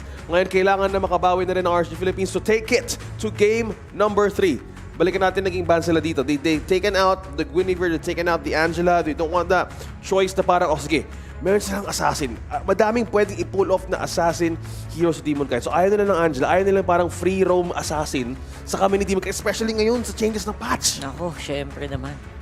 And Nolan, syempre, I'm sure na ibaban pa rin yan for either one of these teams. Nolan just so good. And you're talking about assassins, yun na yun. Yun na yun yung kailangan nating pagtuunang pansin. And so far, hindi pa naman masyadong nakakalusot. Phobia's ban is a very specific ban, though. Mukhang gusto ata ng RSG Philippines. Walang hila, walang istorbo sa mga sidestep, sa mga Harlem Shake natin dito dahil ito ata yung gusto nilang gawin. Mabilisan, madaming pwedeng iwas. So expect na natin na ito yung mga pixel na ginamit from the previous days na pwedeng maging effective, especially sa mga team fights na pwedeng maiwasan. Yeah, iwas sa mga unexpected movements ang ginagawa ng RSGPH. Pero that means a lot of other picks are open. Still, yung mga favorite first picks natin, bukas pa rin. Like tulad ng Frederin, tulad ng Joy, tulad ng Faramis, Valentina, lahat yan. All good to go. Matilda as well is gonna be open. para dito. And Tama, Matilda, safe Joy. pick. Yeah. Ngayon, may bagong change of flavor, chocolate. Magiging bago ba yung flavor ng RSG Philippines? Will it be something that they have used from the previous games? Will it be the Matilda? Will it be the Joy? A lot of things are open for RSG to take. Safe dyan yung Matilda sa totoo lang. Pero sila naman ngayon ang magpa-Faramis.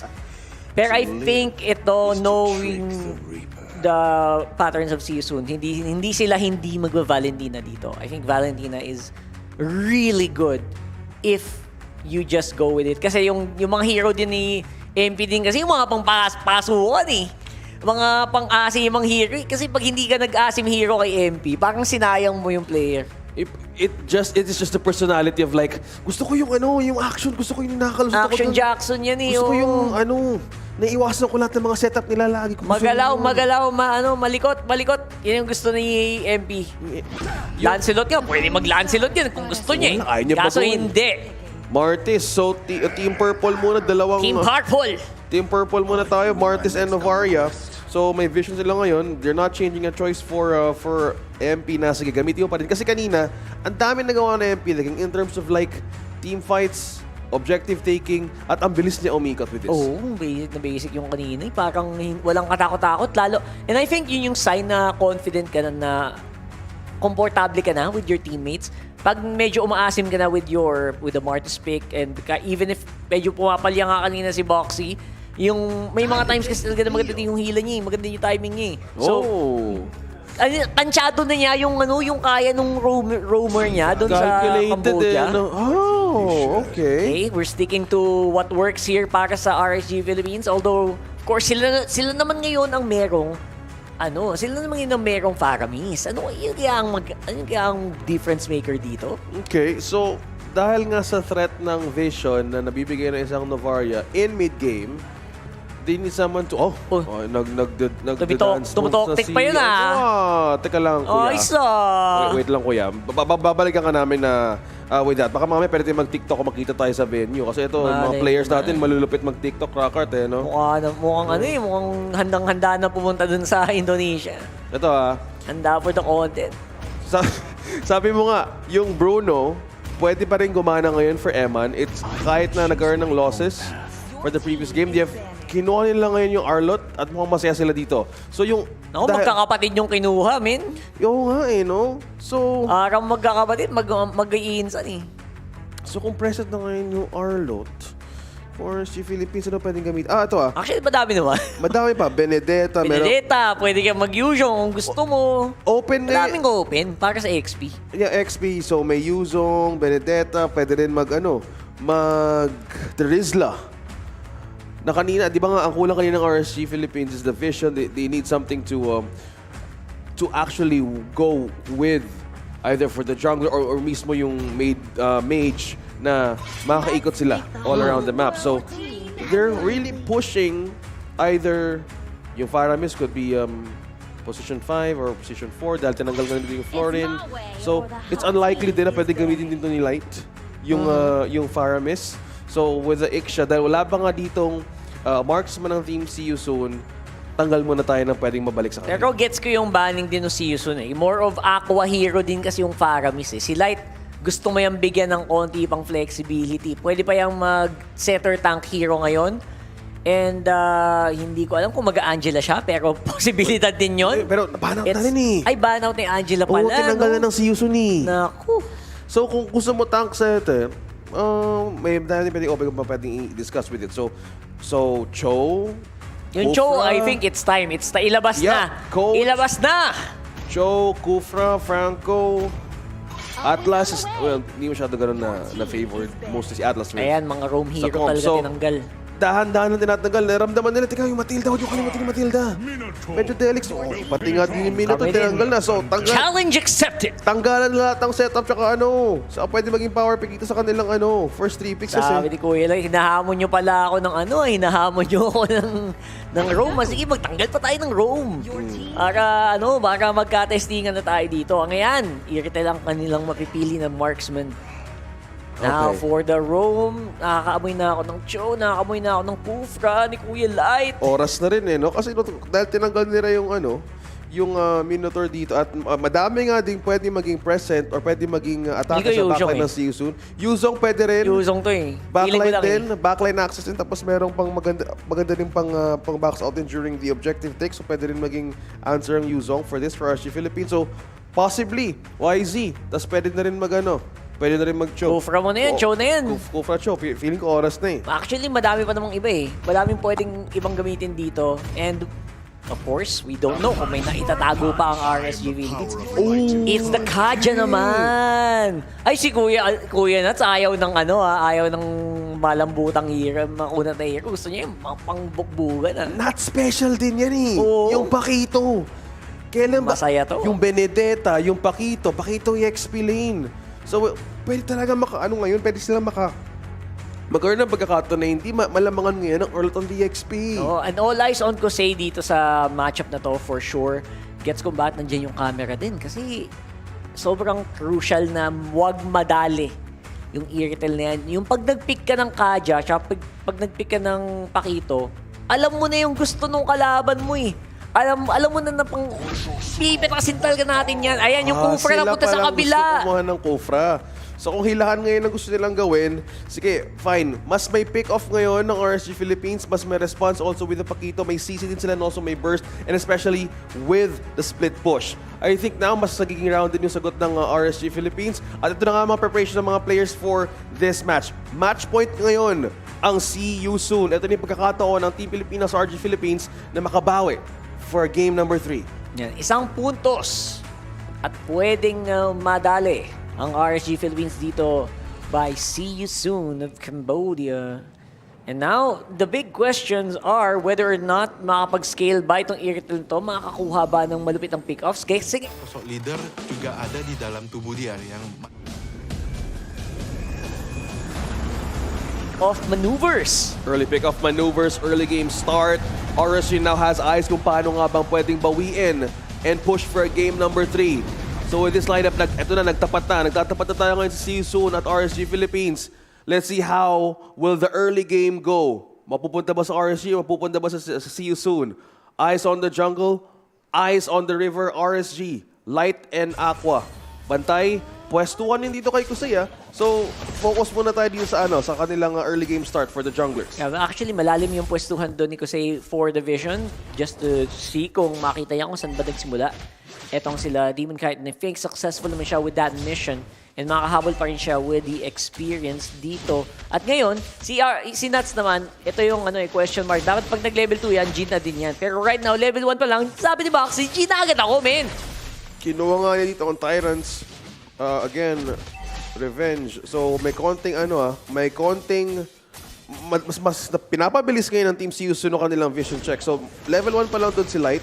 Nats is ahead by 1. So ngayon mas focus more on the XP and the river. So nagkakaroon lang exchange mostly. But ang gusto dito magkaroon ng control early game, especially with the vision. Yun talaga yung gusto nilang maging lamang. Yeah, okay din si Baxi to mag-Kufra actually. Aside from the vision, medyo din siya. Gumigigil movements din siya. Making sure na alam ng kalaban niya na, oh guys, wag kayong basta-bastang mag-ingat kayo kasi maasim ako mag-Kufra. Ayan, didikit at didikit yan. And that's exactly the message that they're trying to send dito. Aside from, obviously, maganda yung vision nila right now, kailangan respetuhin din yung Kufra na yan. Yeah, mas maganda din yung choice ni Light with the Kaja as well. So mas with the Quantum. Actually, may 4 na Quantum Charge yung RSG Philippines ngayon. Pang mabilisan yan. Pang mabilisan, mas mabilis ang ikot. And comparing it for See You Soon, you have 2 Quantum Charges and we're looking at Brave's fight for Arlot. So may konting balance pero gusto ng RSG mabilisan katulad nito. Yan. Fast movements coming in from Felix, although medyo na-delay yata ang kanyang final slash dito. Kuya Nat's gonna be going down first blood. May follow-up ba? Si MB mabuhay pa! Aqua ang susunod na biktima. The flicker ulti by Boxy from afar. Ibang klaseng entrance na ginawa ng Team See You Soon. Nawala nga dun yung dalawa na pauwi na maaga dun si Nats. Now, See You Soon probably would be setting up for this first turtle, pero Light is not giving up vision just yet. Naka-recover man kaagad yung RSG Philippines, pero nagamit kaagad ng ultimate. Nagamit na kaagad mismo yung flicker ni Boxy. Yan, nagkaubusan din tayo dito ng spells, obviously, although because of that, lalamang ang See You Soon ng 1,000. Crucial din itong unang bagong ng laro. Who's gonna get the turtle? Nats, hindi siya makapag-ano eh. Parang nababox out si Kuya Nats dito sa taas ngayon eh. Well, meron kasing ang daming pwedeng kumuha kay Nats. There's Boxy, there's Ron, Hindi there's niya basta Felix. maiiwan din. Kasi kung iwanan niya yung lane na yun, mahirap din makapag-push. Pero may setup na nangyayari ngayon. See you soon! Nako, si Kuya Light. Nice save mula dito kay Aqua. Pero si Light, I don't think tatagal pa sa laban na yan. Nay, magandang hila din. Sarili lang hila. Felix, patay ang Germs with the final slash. Pero hahabol naman yata ang follow-up damage mula dito kay Ra. And makukuha nga niya, Screen Nats. Nice solo kill mula dito sa baba from Eman. Taking down Kusei on the Irita. Trabaho muna sa gold lane, pero mukhang si Eman ay pwedeng habulin ni MP. Ayun lang. Hindi pa ata titigilan. Crab, babalik mo at mag-reset. Pero that was the thing na ginawa ni Light. Nakuha niya nga si Felix out of the team fight. Kaso ang naging nangyari, si Natsu na naipit doon mismo sa gitna.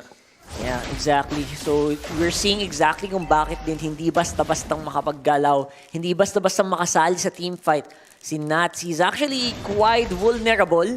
Kung mapapansin mo, dito sa mga team fight na to, walang takot si Felix na ibato lang ng ibato yung final slash niya kahit saan. Basta may mahuling isa, activate, ultimasi agad. Ayan na nga, speaking of huli, si Kuya Light na naman ang nadali dito sa mid-area.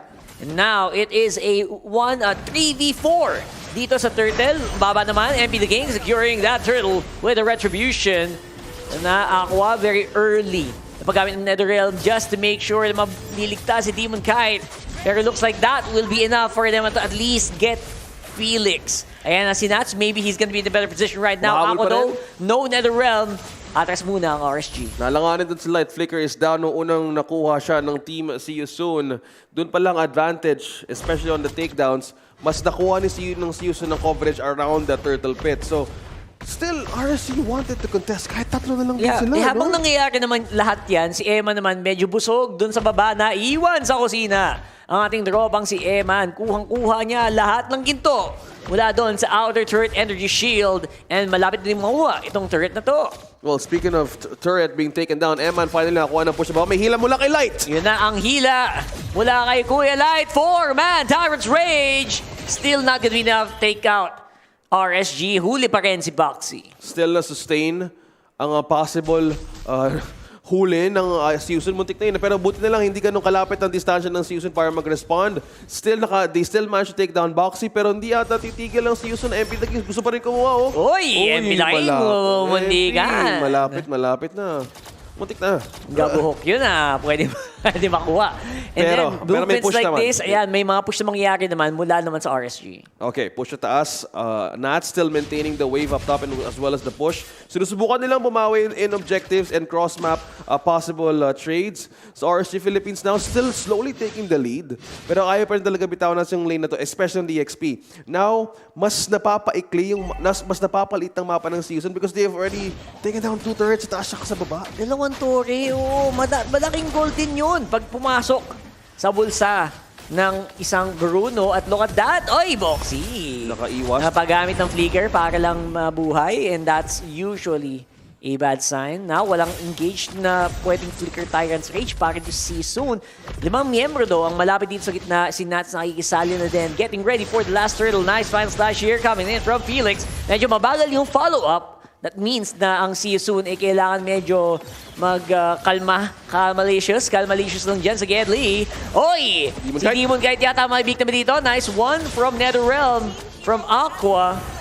Nats from the back line though. Ay, naku po, ayan na, naiisa-isa na ang See You Soon, mga kaibigan.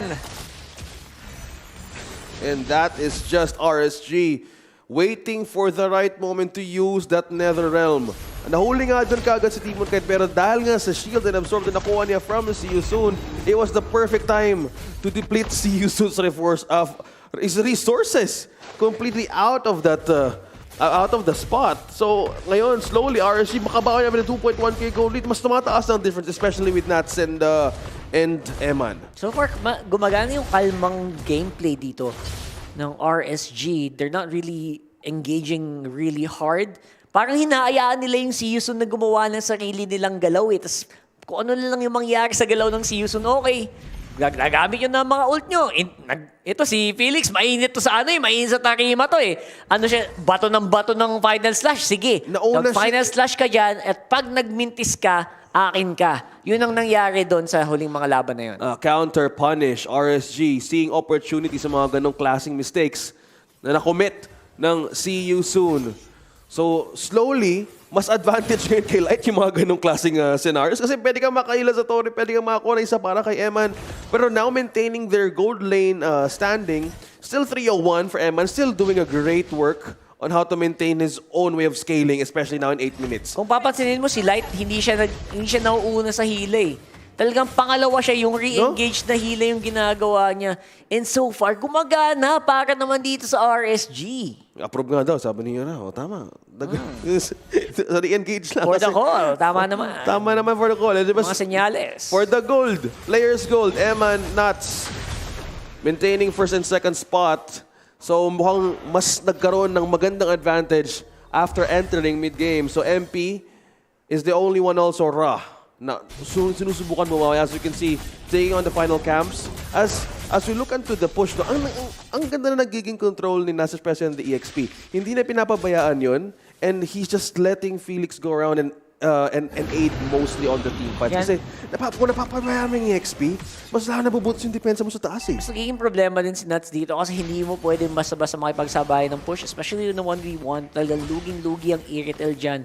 Kaya hindi din basta-basta makalabas. Kasi habang nangyayari yun, syempre yung RSG, nilalaro din naman ang Lord doon sa baba. So, kailangan gumawa ng desisyon dito ng see you soon. Sabay naman natin si Nuts sa taas or mag-Lord ba tayo? Looks like mauuna pa yata magpakita si Nuts dito sa gitna. And there goes the Conceal Light with the initiation coming in from the Conceal. Pero looks like the follow-up damage is actually stronger para dito sa See You Soon. Nagamit na din ng Netherrealm netong si Aqua. At huling-huli pang ginamit ang Tyrant Rage dito. My goodness, MB, the Kingdom going down. Airman still got some good firepower. And Demon Kite with a follow-up as well. Tanggal din ang goal laner dito ng See You Soon. Pwede abulin. Pwede pa rin humabol dito ang RSG Nuts looking to make a play. Nice counter here from Boxy. Medyo nag-miss lang ang final slash. Kasama din ang Tyrant's Revenge. And dahil doon, free hit si Eman doon sa likod. Possible to go for the Lord as well. Light with the right time of initiation. Conceal diretso sa bush. Doon mismo nahuli ang See You Soon na pinarespond sila kagad. Mostly at casualty na hindi natin expect. Ang una pang nawala doon, possibly si MP the King, and completely, si Kosei pa yung sumunod. Yeah, nawala yung damage. That was a complete readjustment mula dito sa RSG. Kasi nag-adjust na yung See You Soon sa kanila, dulong-dulo na ginamit yung Tyrant's Rage, tas naka-punch back pa sila. So in-expect nila na, oy, may Tyrant's Rage pa to, nauna tayo mag-Netherrealm, okay lang. Wala Netherrealm, just make sure na didistansya kayo. At yun na nga ang nangyari. Nabuhay pa rin sila kahit na nilayer na ng See You Soon yung kanilang mga CC. Especially na nagdikit-dikit na doon. No? Yung si Eman parang isang magandang view na gamitin ng Worldy. Doon mismo nagsama-sama na tinutuloy-tuloy lang yung damage at mismo ang See You Soon napaback out na lang kaagad. Kasi wala silang take doon sa ganong classic, sa ganong ipit na scenario, either bumabad ka or mag-respond ka with the defense because by just looking at how their progress went, it's mostly invested on the damage. So parang doon pa lang, ay, teka lang, ano ba? Baka tayo kunin natin yung Lord. Binigyan sila ng desisyon na RC, sasabay ka ba sa amin or doon na mismo yung bawi nila? Ngayon, nagpupush nila ngayon sa base. Second turret. Kuha na rin ng Raiders. It's the second turret here and of course, actually if you're talking about initiations, talagang sa totoo lang, nagkakatalo lang tayo dito kay Felix din tsaka kay Light. Parang nag-aambahan sila. Sino mauna natin mo eh? Sinong magkakapitasan sa amin? Nagpapakiramdaman eh. Ramdam mo si Felix, umaamba lang talaga eh. Kaso wala siya nahanap na magandang angulo, wala siya nahuhuli na dala-dalawa tatlong final slash. Minsan Germs may nahuhuli niya. Mahirap din. Well, yun nga lang. Kung Germs ang nahuli mo, edi medyo eggles ka doon. Kasi kung una mong gamitin ng resources mo, miscalculate ka sa mismong lapag mo, doon mawawalan si Boxy na follow. Ay, tika lang, speaking of follow-up daw, nahila na nga! Yan na! Naku po, nauna kayo. Ayun ang sagot. The counter go mula dito kay Light and the Freeman. Final slash with the flicker. Magandang salo mula dito kay Aqua though. And that means na mukhang walang magaganap doon sa 3-man final slash mo. Ayun ang fishing fishing mode si Kuya Light at may Athena Shield na nga at kinakatok na nga yung base. May hila pang isa! Side-step pa ng malupitan for the photo finish. It's a 1-1 mga kaibigan. Dito sa RSG Philippines and see you soon. Malupit na bawi mula sa mga Raiders. Hindi kompleto ang araw. Hindi kompleto ang araw ng Raiders. Walang game number 3. Hindi talaga, men. Kailangan kailangan babad na babad si Coach Tio daw. Pani siya talaga Talaga naman And yun, babad na babad pati sa ratings ang RSG Philippines. See you soon. Aba, magandang kontrahan ang nagaganap dito sa MPLI. Ito yung RSG Philippines. Ito yung lagi nilang tinitingnan. It's the rain na dinaanan nila from game number 1 and now they're looking for They looked for a chance to fight back. And sabi mo nga, it was all the secondary engages. It was all the mistakes na nakomit ng see you soon. And to that, even to the late game, na-planch nila ng maayos how they wanted to end game number 2. Yan. So, abangan natin. Tignan natin kung anong masabi ni Mr. Ranmar Santa Cruz sa game na yun. Ready, game number 3. Pilipinas, let's go! Alam mo, iniisip ko dito yung see you soon, OSX, Rockhart, Gulat, Strat yung gusto nila eh. Of course, they picked up the Kufra. And nung nakita ko yung Kufra pick, wow, it was the perfect pick para tapusin yung draft ng see you soon at counteran yung mga heroes ng RSGPH. Meron silang Paquito, Kaja, heroes like that. And specifically, the Paquito pick, mahirapan talaga dito si Nats. But nakabawi naman siya, was able to win some specific things. And of course, magiging laban na lang yan ng sino makakauna sa pag-set up. And if kung yung Kufra nga mauna yung setup, mapapunish ba ng Kaja, Hatak, at saka, well, the Kaja pickup, yung pagpasok ni Kufra. At nakita natin yun sa bandang dulo. As in, sinubukan ni Baxi. Parang narinig mo, guys, subukan nga natin daw. Pasok ko dito. Whee! Biglang hinatak siya. Tapos yun, na-burstan siya. Nawala na ng roamer. Yung see you soon. RSGPH, parang sinabi nila yung voice line ni Valentina or yung ultimate niya, I am you. Kinuha lang nila yung strat na ginawa ng see you soon noong game 1. Playing around the Faramis and the Kaja. At kung meron mga detalye ako hindi na uulitin, balikan nyo na lang yung analysis ko nung game number 1 kasi parang ganun rin yung nangyari dito sa game number 2 or yung idea behind the Faramis at saka the Kaja. At nakita naman natin dito, deserve na MVP si Aqua. Ilang beses natin nakita yung sobrang saktong pagbitaw niya ng kanyang Nether Realm to save RSGPH. Actually, ito yung maganda sa lineup ng RSGPH. Kahit merong gulat strat factor yung see you soon na ay biglang masasetapan ka out of nowhere with the Kufra. Merong damage from long range manggagaling bigla sa isang Novaria. Meron namang Faramis yung RSGPH. So if ever meron silang second chance to fight. At nakita natin, kaya sobrang ganda rin ng laro ni Eman pagdating sa mga team fight, mid-game to late game, team fighting stage. Sobrang tinulungan siya ni Aqua and ginawa talaga dito ng mid laner ng RSG yung trabaho niya, which was keep the members of your team alive and at the same time laging ganda yung positioning niya, nakadikit lang siya kay Eman or to the front line kasi magagamit niya yung Shadow Stampede, yung first skill ng Faramis, yung hatak niya para matulungan si Eman para makapag-peel para sa kanya. Tignan mo yung positioning dito ng RCPH, laging nasa harap lang ni Eman si Aqua. Play around your marksman kasi kailangan mo siya protektahan and of course, having that extra layer of protection, makunat naman yung front line. Dito yung medyo na-question ko talaga yung pagtuloy ng RSGPA sa laban na to. Delikado na to para sa kanila. Pero sobrang commendable yung ginawa nila Eman and Aqua. Sobrang sakto yung dash. The pull coming in from Eman. Medyo delikado yun, pero kill secured. Okay na yun. Let's not worry about what could have been. Let's be happy about what happened. At si Baxi nakita natin yung pagpasok niya as the Kufra, hinatak siya dito ni Light. So, for RSGPH, yung strat naman nila is, okay, pwede naman nila gawin yung katulad na ginawa ng See You Soon wherein biglang early game, pick off lang sila. Hatak, meron naman silang dalawang taga-hatak, burstan nyo lang. That's good. Pero yung isa sa mga pinakamaganda na nangyari para sa RSG hindi nila masyado nasundan yung tempo na ginawa ng CSU noong early game. Actually, isa sa mga pinakamalaking rason kung bakit nakahanap ng tempo, nakahanap ng bawi ang RSGPH, kahit yung CSU mukhang sila yung mas komportable sa early game, is because, let's not sugarcoat it, binugbog ni Eman ang kapwa niyang Pilipino si Jose sa gold lane.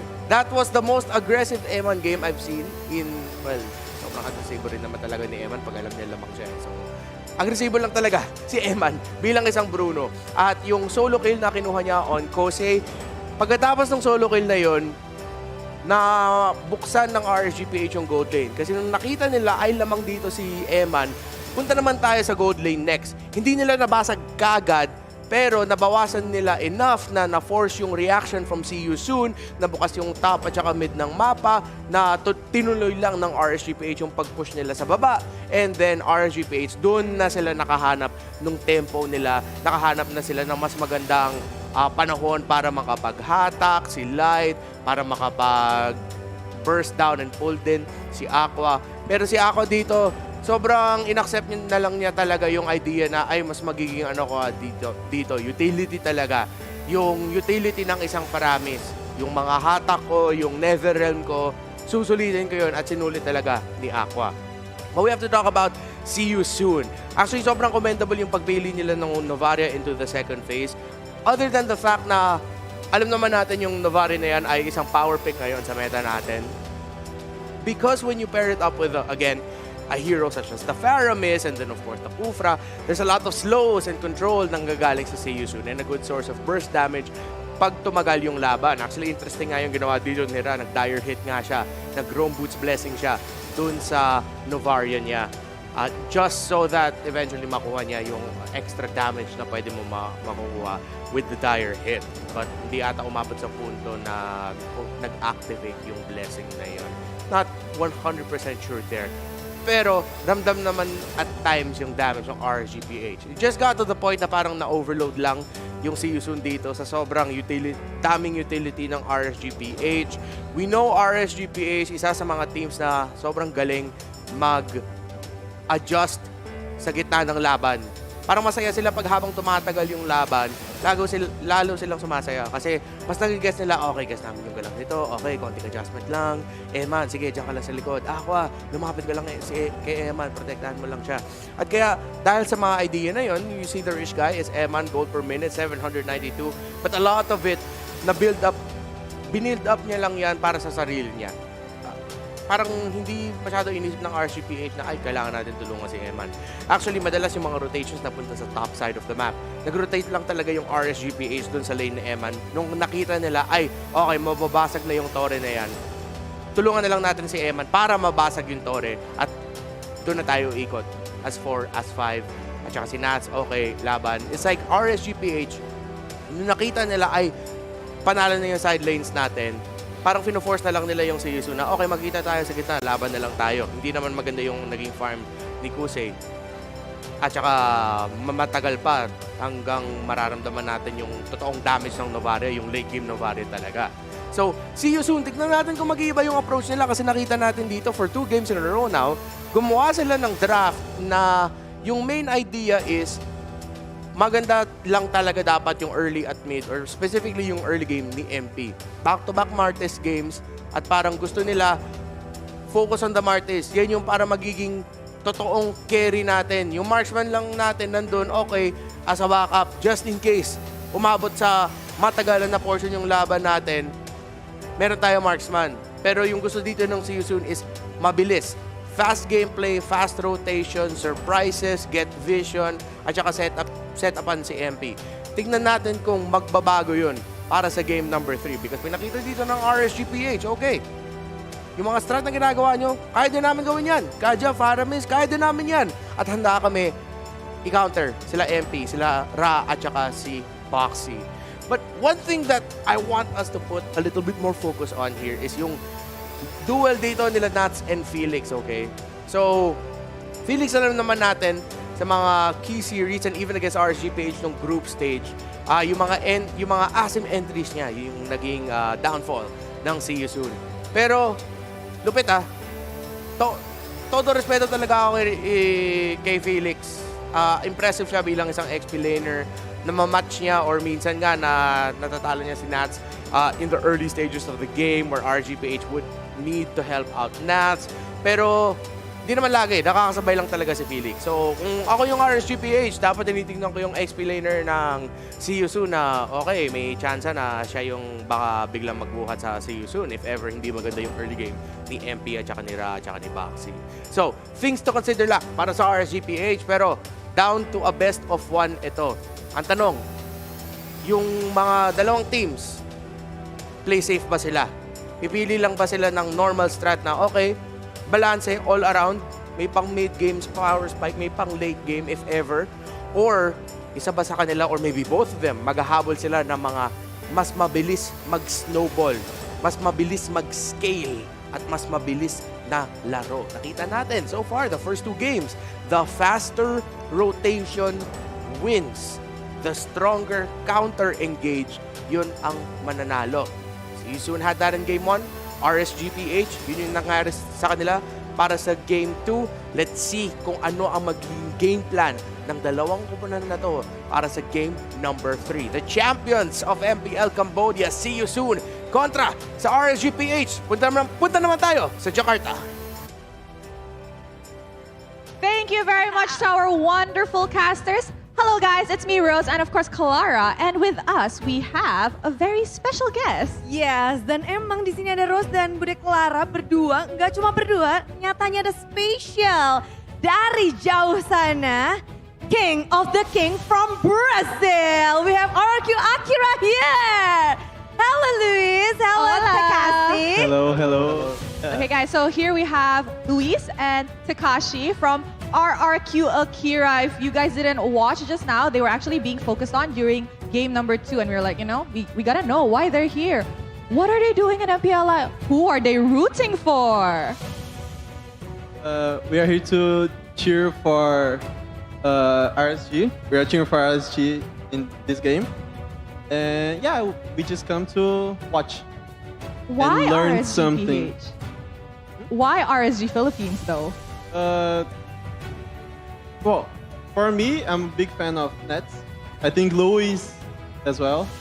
Yeah, that's so good. And yeah, we are big fans.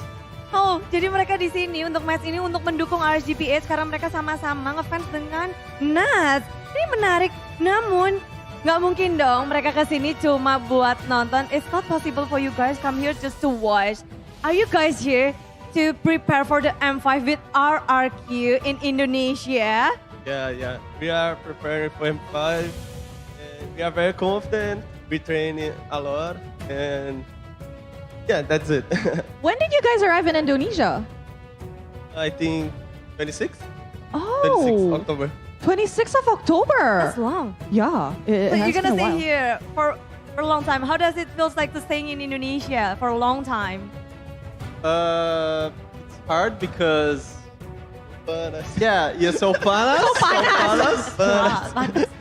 It's different from Brazil, very different cultures. Okay. What about the food though? Do you like the food here? Yeah, the food is the main difference between the cultures. Have too much Indonesian pepper. Brazil.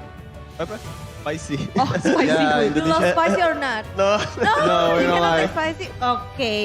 Jadi kalau buat makanannya emang itu menarik ya di Indonesia. Cuma mereka nggak bisa makan pedas. Banyak orang luar negeri nggak bisa makan pedas. But how does the training goes like for you guys in Indonesia? Is it different with your training in Brazil compared to here in Indonesia?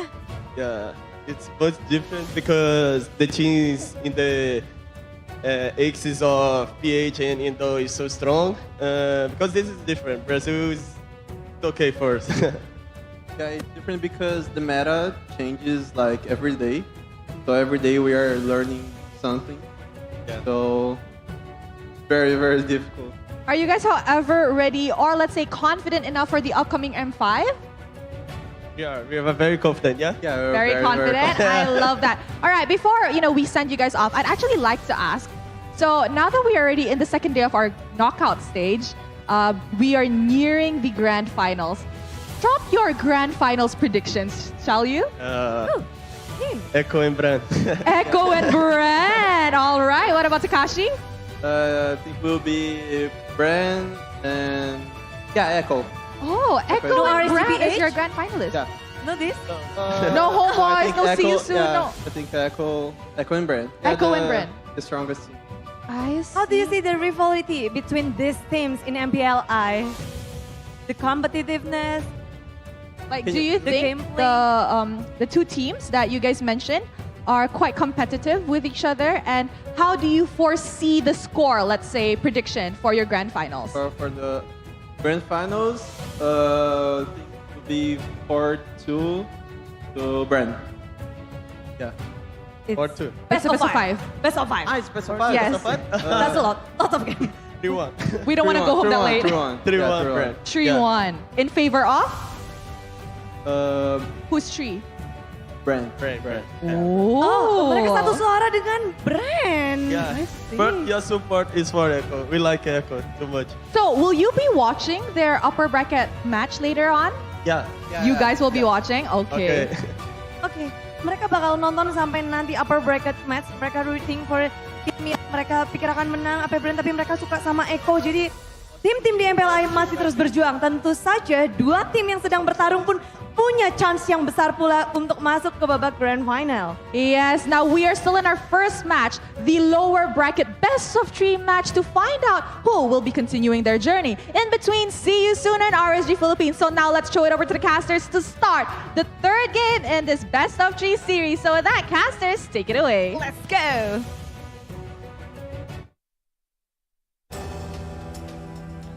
Nagbabalik po tayo ngayon sa desk at nagbalik na tayo sa best of 1. Pilipinas muling bumawi at ito na ang game number 3. Magandang interview natin doon. Nakasama natin si RRQ Akira, Luis at si Tekashi. Yeah, very interesting interview there and halatang maipit talaga eh. Maipit pa rin ng mga tropa natin Yeah. sa Brazil eh. Nakakatuwa lang. Echo daw, they love Echo. Oo, yeah. They love Echo. Pili ko nakita din, naging subaybay o naging fan din sila dati pa nung sa Jakarta pa. Nandun din sila mismo para sumuporta even sa Grand Finals back then in Indonesia. So it's good to also see na may mga sumusuporta din na international teams sa Pilipinas, especially sa MPLI 2023. Yeah, and maaga din talagang lumipad dun yung yung RQ Kasi actually may nabalita nga nung nakaraan na parang dumaan sila dito eh.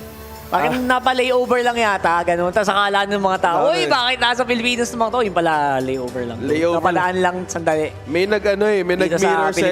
nag-mirror selfie ata nun sa May dumaan yata sa basta yun, basta naalala ko yun. Pero yun pala yun nga, Indonesia yung pinaka-target nila and nilipad nga sila doon ng RRQ para mas makapag-practice sila ng malupit. Yeah. And sabi nga nila sa interview, iba talaga ang dito, ang environment dito, parang tama naman, nalilipad sila para di sila ma-culture shock pagpasok dun sa M5, di ba? Pag M5 kasi, parang mas malupit talaga yung mga teams eh. Yep. Well, speaking of difference, na-breakdown nga, sinabi nga din kayo ni Luis na even by the playstyle, even yung server din mismo coming from Indonesia then magka-transition sa Philippines in a few weeks from now, sobrang laki. So, sabi niya sobrang iba sa Brazil. So back then, your MPL champions in Brazil. So ngayon, mas nabababad sila kung saan nagaganap ang lahat ng bakbakan, especially in Indonesia. One of the strongest rivalries din ng Philippines, especially in the World Championships. Yeah, and I hope they pick up a lot doon. No? I hope they pick up the meta game at the very least and hopefully hindi nila ma-pick up yung record na Indonesian teams ngayon so far. Yeah. At the very least, di ba, they are able to get into a good space. Malay mo, makalaban nila yung Onyx dun. Oy. Hindi mo alam. Hindi mo masabi. Pag, halimbawa, kalaban mo yung Onyx magdamag, paulit-ulit, makalay mo naman, di ba? Malay mo. Pero okay, malapit yung mga kanal. May supporter din ng Blacklist International dun, no? May naliligaw na May agent din na may naliligaw na ahente. I like it. Hindi maaga yan. Maaga yan for the game mamaya. Alam mo naman mamaya yung mga yan eh. Alam mo naman ang mga Pilipino, on time. On time palagi. Early or on time. Depende sa situation. Sa rehiyon. Oo, hindi lahat hindi lahat. Pero okay naman, goods, all goods. Hindi, early talaga tayo kasi about na isang oras eh. So early tayo mga Pilipino. Oo, maaga talaga tayo dito. Advance na isang oras sa Mati. Indonesia. So, it's good to see na may mga supporters din ng bawat representatives natin sa M3. So, mamaya matutukayan din natin ang laban ng Pilipinas, Echo, and Blacklist International. Pero ngayon, back to the game. Best of 3, now turn to the best of 1. RSG Philippines, mukhang nakita ngayong pagbawi. As you said, back in the game, it was like it was looking for a silver lining out of Game 1's loss. Doon nagkaroon ng chance si Light to finally utilize his own pick, especially with the Kaja. Napaka-laking effect, especially sa mga nasa mistakes na nakomit ng si Yusu. Kung papansinin mo din kasi ang laking difference ng Light nung nagbago yung hero. Nung nagbago yung hero niya, nag-go for the super fast pick-off kind of roam siya. Parang parang mas nabuhayan ng loob yung RSG, and that's exactly what they need to do. I think hindi sila pwede maging reactive, hindi pwede maging passive. Okay sa atin, okay yung mga gumagana naman minsan yung mga passive lineup, pero at that certain, especially against a team like Sisu na mabilis gumalaw, na mabilis umabante, kailangan yung mga hero mo pang-abante din.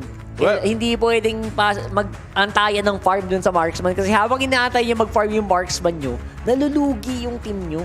Dapat talaga no? Task Force RSG. Kailangan laban, Task Force RSG, bro! So yan, kinuha nila yung Joy. Na-open ngayon yung Matilda.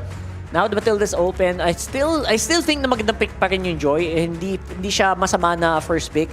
Aside from the fact na syempre mahilig din si MP dyan, it's still flexible on the XP lane. And although hindi siya masyadong XP ngayon, it's also a deny pick para din dito kay Demon Kite. So overall, I would say it's a good one, pero wag kang kukurap dahil pwede pa rin makadya yung mga ganyang hero. And it's actually something na inisip ko dito, pwede kunin dito ng RSG Philippines kasi pag may crowd control immune na hero sa kabilang side, suppress yung sagot talaga eh. Yeah, so either Franco or Akaja na hopefully maging panggulat dito ng RSG Philippines. That's a good point. Kaja or Franco dahil meron ang catch ng Asher Aura ngayon ng isang Martins towards a Joy. So, ninakaw ngayon ng RSG Philippines ang pick na ito. And in terms of jungle taking as also skirmishes, mas magiging madulas din ang entry point from the backline. So, and as you said, to combine it with a tank, either Franco or a Kaja, mas magiging effective din yung pang-hold. Especially na meron din silang Novaria now. Especially the Bruno now. Ayan, yung Bruno sana ang magandang pick dito. Right now, 68% win rate. And the Dairot na parang nagiging specialist na yata sila dito sa Dairot na itong Cambodia. Yeah. So, again, these are heroes na maganda ding pag nahila yung mga hero na yan, talagang paalam. So, I think magandang kumuha ng mga crowd control hero dito sa third slot na yan kasi these are heroes that also can be banned mamaya-maya lamang. Well, speaking of being banned, malapit na tayo kuha tayo dito, feeling ko. Kuha na ba ng marksman? Kuha na tayo ng... Feeling ko talaga. Kuha na ba ng EXP? Panghuli na kailangan nila dito sa RSG. I think yun yung pinagdedebatihan nila ngayon right there on the right until the very, very end. And ibang tempo yata narinig natin. They go for the Brody, the marksman pick. Very interesting. Kailangan din nila i-secure kasi gusto nila yung focus nila for the next draft is either with the tank na lang for Light kasi by looking at the Dairos, you said it na yung EXP could be the factor of change kasi kanina naging focus na talaga ng RSG, rotate sa taas, rotate sa baba. So since wala pa nga tank ngayon ng See You Soon, ban out ng Franco. Tama. Completely following the suppressed, completely taking out the possible element of surprise, especially with the Florid. Tanggalan ngayon ng tanks. Interesting na ban out yung Franco. They actually could have used that Franco here in this very special scenario where there is a Joy jungle doon sa kanilang katunggali. Now, if they will keep this up, pwede lang i-focus onto the pwede sila mag-Kufra dito actually. They can go for Kufra Roam and they might ban out more maybe Roams pa rin. Think ko yung magiging bans dito. Well, kung Roma pag-uusapan natin, since Angela's been taken out, so Edith, in a way... Ayan na, tanggal na yung mga suppress. Tanggal na yung mga Kaja. So, what is left is the Minotaur, Matilda, still an option. Yeah, Matilda's still open. Yep. Pero mas hindi ko alam kung magiging Ayan na nga, Matilda's gonna be the one. Ayun na nga, si Kuya Light. Lilipad na si Kuya Light dito. Ito na yung kailangan na gamitin yung isang mga secret weapons, especially with the meta right now. So, That's mga secret weapon! Napaisip ang see you soon. Yeah, see you soon. I think they will need to adjust here. Now, ano ba ang gusto mong gawin against a lineup that has a Matilda? Honestly, binan-out nila yung Franco, binan-out nila yung Kaya. Not really much. Wala ka masyadong magagawa talaga yan. Kundi talagang laruin. Talagang lalaruin mo ng sabayan yan pag ganyan yung mga lineup. And now, still need a really decent, a really good roam pick para dito. That's a good, that's a very good pick. That's a very good roam pick. Pwede yung unahan yung Matilda pag ganyan eh. Unahan mo ng Sibay. Yan yung naging laban kanina, pakiramdaman kung sino unang kukurap. Pero ngayon also part in with the Lilia, have control also with the mid lane. So with the Cho, mas magiging agresibo ang see you soon as early game. Pero Demon Kite, mukhang natutuwa din sa nagiging resulta dito. I think he's happy on one of the next move. Sabi na, Demon Kite, pumili ka na. Sobrang tayo sa ikaw na yung pipili. Nag-enjoy masyado si Kuya Demon Kite. Yan naman pala. Yan. So, interesting with the Pakito. So, what is tank? Walang katang-tank. I love it. I love this. I love it. Both teams looking very spicy. I know. Nasa Invitational anyway. Luis. Yeah. So, ayaw nila ng spicy. Pero yung parehong teams natin ngayon, napaka-spicy ng kanilang mga pickings. Almost all straight for the damage, straight for the heart ang mga atake ng RSG Philippines at ng See You Soon. Okay. It's the tiebreaker match ng ating unang serye ngayong araw. So, nasa knockouts tayo. Playoffs day number 2. Babalik tayo ulit sa ating Land of Dawn. Yes po, ano po tayo dito Unlimited roller coaster rides. Yes. All access. Imagine mo kung nag-exist sa totoong buhay. Nang saya, di ba?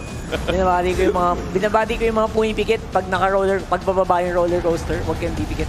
Kailangan may sigaw. You're gonna miss it. Yeah. Kailangan may sigaw. Kaya yung mga ganitong klaseng moments. So, kasi syempre, lahat tayo pwedeng sumigaw dahil isa na lang yung laban na pwede nang ibawi ng Pilipinas. Ito na yung possibility na ma-reverse sweep or mapipigilan ba to ng See You Soon. Dapat perfect record.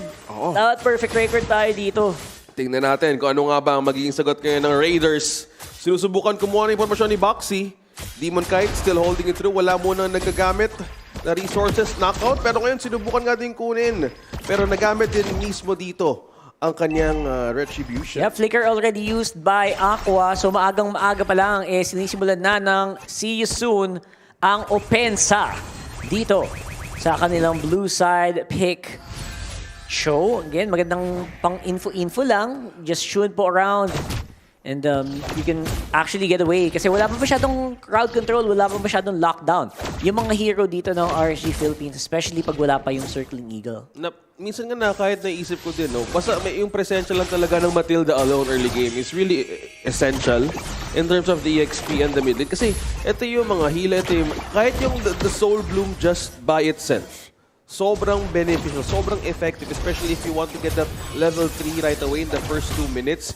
Napakaganda ng buff, especially pag umiikot yung Matilda. Now, just what Light is doing, mas nakaka-keep up si Eman, mas nakaka-keep up din si Demon Kite. Both on level 4, MP and Demon Kite. Focus ngayon sa EXP. Dalawa. I think ayaw talaga nilang bitawan. Napa-flicker out na nga rin dito si Kusei. Yan. Forced out a huge resource right away by RSG Philippines. Ang maagang flicker means na hindi pwedeng basta-bastang umarangkada ngayon ang goal lane dito ng See You Soon. So medyo babagal yan ng bahagya.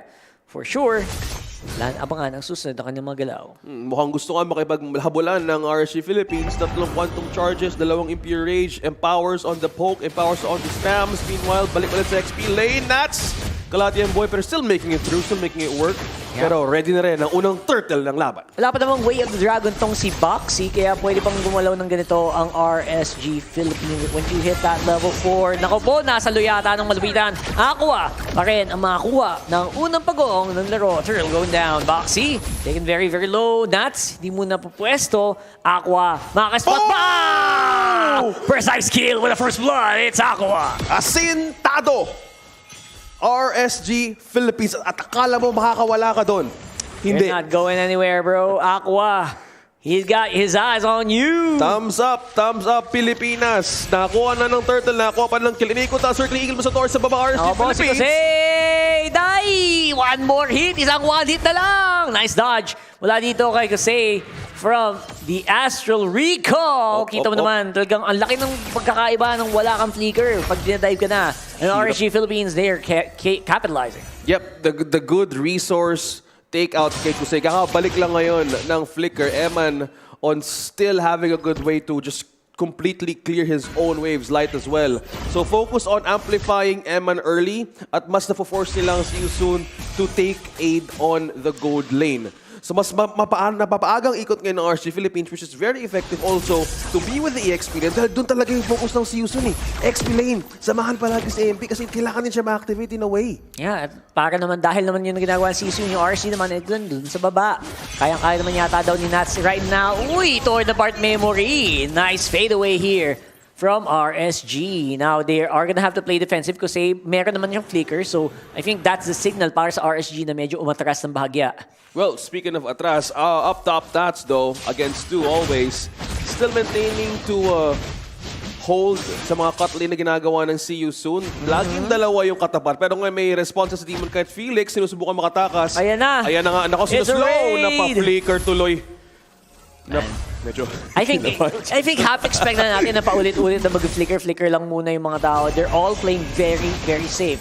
Don't forget, best of 1 na tayo. At ang matalo dito, mag-audience muna sa ngayon. So, everyone is playing at the safest level here. And sino kaya makuha ng turtle? It's gonna be Demon Kite on the retribution. Para dito sa Martis, ngayon ang laban ay nagaganap pa rin. Medyo kachi-kachi lang from RSG Philippines. Also, not going for the kills yet. Yeah, nag-early out doon sa MP the King. Mismo on that turtle. Just by the vision alone na binigay ni Aqua, Demon Kite on the right scenario to take that objective. Hindi nag-commit muna yung Yusun. Teka lang, nulugi tayo sa damage. Hindi pa ata oras ngayon, pero oras nga nila sa gusto ka dito patumbahin si Felix. May follow-up kay Demon Kite. Naku po! Ayan, nahuli ng Ashura-Sora. And dahil doon, makakuha na ng isa doon sa taas. XP lane finally being dominated by RSG Philippines. And of course, there is also some resistance on the bottom side of the map. Man, umaabanse ng onse. Very, very light. Itong si Kuya Boxy na reveal mula dito sa Astral Echo ng RSG. And the turret on the top side going to the Philippines. Ayan, nakapag-push na nga sa taas si Nat. Sinahabol ni MP. Gusto pigilan. Pero yung boy nanganib. Makakaiwas pa ba? Kinukuryente. Boy pa rin ba? Kate! Boy pa! Ay, nabunggo! Nabunggo sa pader si Kuya Nats. Nabunggo! Okay lang. Okay lang. Nakapag-push naman eh. So, ang priority ngayon ng RSG Philippines, push muna. Kuha din ng Blade Armor. So, RSG rotate muna sa mid. Possibly slowly taking down defense. Kasi kanina nga, tinitingnan nila yung naging progress ng MP. Medyo eggles din siya sa objectives tsaka sa items. So, time is now to strike. Ay, MP na ulit. Ang opensiba dito ng RSG. Konting sayawan. Nagamit na Way of the Dragon dito. Ra going down. Magandang simulain para dito sa RSG. It's a 4v5, 15 seconds in. They can get a good position on the turtle sa ngayon. Pero habang nangyayari yun, syempre naman nakakalibre din si Kusei dun sa baba. He gets a turret and a lot of gold on the Bruno. Yep. Kailangan din nila i-activate in a way si Kusei. Dahil kailangan nila makuha ng extra damage dito. Kasi with RSG's lead right now, they're really playing with their early game momentum. Hindi nila binitawan dahil yung kanilang advantage is just with the Matilda and also with Aqua having the advantage of the first turtle take. With this, ayaw muna mag-commit ng si Yusun. May kailangan silang dapat gawin. Kailangan nila sa mga ninaway si Kusei. Kailangan nilang i-hold ang mga push na ginagawa ng RSG. Pero so far, lahat sila, they're all over the map ngayon. Na pino-force na ito ng RSG Philippines. Lumabas muna kayo dyan. Lumabas muna kayo. Pero sinisimulan ng opensiba. Push lang ng push dito. Ang Arriba ang RSG.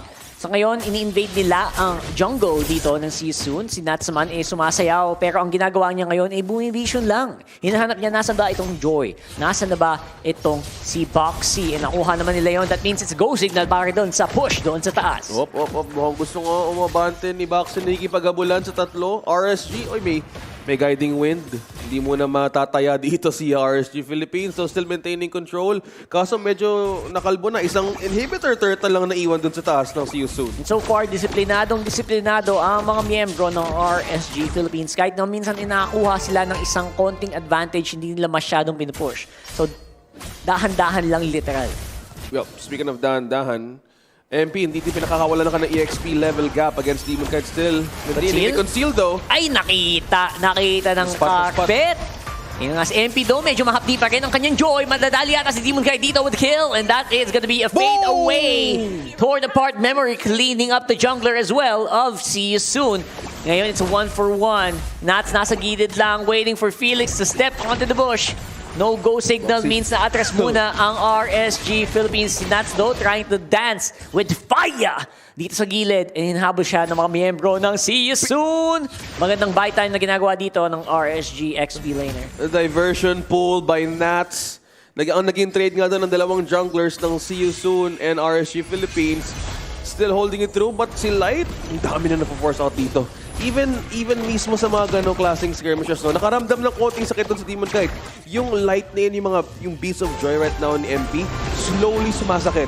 So there's still a late game chance for See You Soon na kailangan din agapan ng RSG Philippines. Yeah, very similar din sa game number 1 ng RSG Philippines. Inaantay lang din nila si Eman. It's exactly what they're doing with Crusade. Which is, ayun naman talaga ang kailangan mong gawin pag ikaw ay may Bruno sa lineup mo. And right now, since wala nga masyadong tangke, hindi din sila pwedeng umasa dun masyado. So right now, it's all gonna be up to the macro. Kamusta ang mga gold natin? Are they gonna be ready para dito sa lord take nito? Mukhang gusto nila magkaroon ng action. May nag-flicker. Sinimulan ni Boxy. Naku po! Nasobrahan yata sa engage. And because of the failed way of the dragon, ayan, sila ngayon ang paatras maglaro. Nako po, nag-re-engage. And sinubukang kunin din RSG Philippines. That was a complete out of position. And also another miscalculation for Boxing. Nag-flicker and may in-attempt din siya. Kaso there was some sort of nagkulang din sa distansya ng follow-up. And also, from that point, medyo nag-hesitant din in a way. Yeah, yung 0.2 seconds, 0.02 seconds na hesitation dun sa, ano na yun, sa show na yun.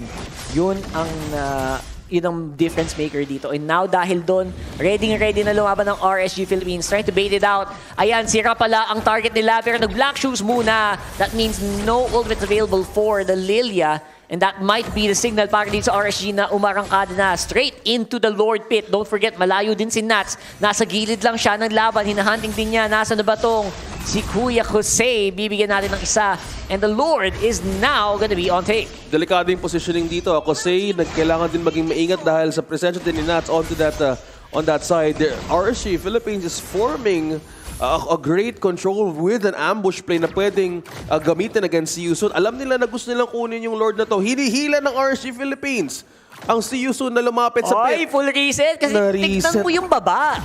Ay, tignan mo naman kasi ang pwestuhan ni Kuya Nats. Medyo dahil nga dun sa signal niyon. Ay, ito namang See You Soon nag-go. Uy, ang bilis! Ang bilis mo ang baba ng buhay na itong Lord. Sino kaya makuha? Si Demon Knight pa rin. Thank you so much. Pinababa niyo yung Lord para sa amin. Ayan, sira ngayon ng madadali with the black shoes. It's not gonna be a problem here to take care of RSG. It's a triple para dito kay Emma. Nag-aabol pa ng dalawa doon sa bandang taas. Jose and MP ang may iwan dito. Activate the recall para sa RSG. Task Force RSG Philippines. Naipit doon sa pag-uwi ang See You Soon. Sa push sa baba ni Nats. At mismo sa miscalculation sa pagkuha ng objective ngayon. RSG completely taken the Lord out of See You Soon's hands. May push sa gitna at nanganganib ngayon ang tournament life ng Cambodia. 11.5 minutes, so medyo mabilis pa naman ang mga respawn timers. Pero this is the opportunity for RSG Philippines. Naghahanda na pwedeng gumamit ng mga ultimate nila. Sira na paggamit na ng black shoes niya, pero na-clear din ng See You Soon ang Lord. I think it is gonna be a full reset dito, pero malaki-laki na din ang nakuha ng RSG na lamang sa goal. Laki talaga. Ayan, 7.8 approach. 8K na nga. Gamitin mo na lahat ng naipon na investment ni Nats from top to bottom lane. Habang yung See You Soon is really hungry for those kinds of objectives. Tom na gusto. Used it against them. Completely made the push. Binigyan ng magandang space si Eman Light. Yung circling eagle lang niya alone. The circling eagle. He's playing with the mind. The mind of si Yusun. Nafo-force out lahat ng ultimate. Nafo-force out lahat ng Black Shoes. Actually, simula pa lang Black Shoes agad tong si Rai. Parang medyo may konting kaba. Ramdam na ramdam mo mula dito sa mid laner ng si Yusun na hindi pwedeng ako ang magpatalo dito. Kailangan mabuhay lang ako kahit masyado maaga yung gamit niya minsan. Yeah, pero ano yun eh. Yan yung signal palagi ng RSG Philippines. Somebody commits a mistake. O yun, spot nga dun si Boxy. Okay. Good utilization by Aqua. So wala pang death against Aqua. So they know si Yusun is waiting for the orange to respond dahil kailangan nila objective. Demon Kite daw, sinisimulan nga, umaamba na mas maaga. Yeah, they're just completely looking for a way to spot where are the members of si Yusun. Mukhang nanakawan nga din ni Demon Kite ulit. Okay, 4 na miyembro dito ang mahanap naman ng Astral Echo. Nasaan na yung Joy na to? And dahil doon, hindi muna sila mag-full on 5-man setup. Maghihiwa-hiwalay muna ang mga miyembro ng RSG at maghahanap ng oportunidad din naman na makadali ng isang team fight. Well, speaking of team fight, Kosei, without any assist, even kills, the odds of like having a great amount of damage, especially now, it will just rely on mostly the items na naipon niya. So, possibly, si Yusun naisip, the possible winning condition could either come from Kosei or could either come from MP the King in the late game Joy scenario.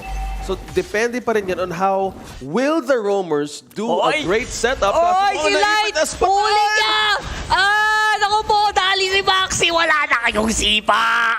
Naku po, napakagandang initiation mula di sa RSG. It is a 4v5 na kadali ng isa. Pero si Natcha, tama, mapasama pa. Going in straight. I say from Light. Oh my God, the shielding coming from the Matilda guiding win. Beautiful save mula dito sa roam ng RSG. The microplay! Are you entertained? That's entertainment! Akala mo makukuha mo pero hindi! Grabe talaga.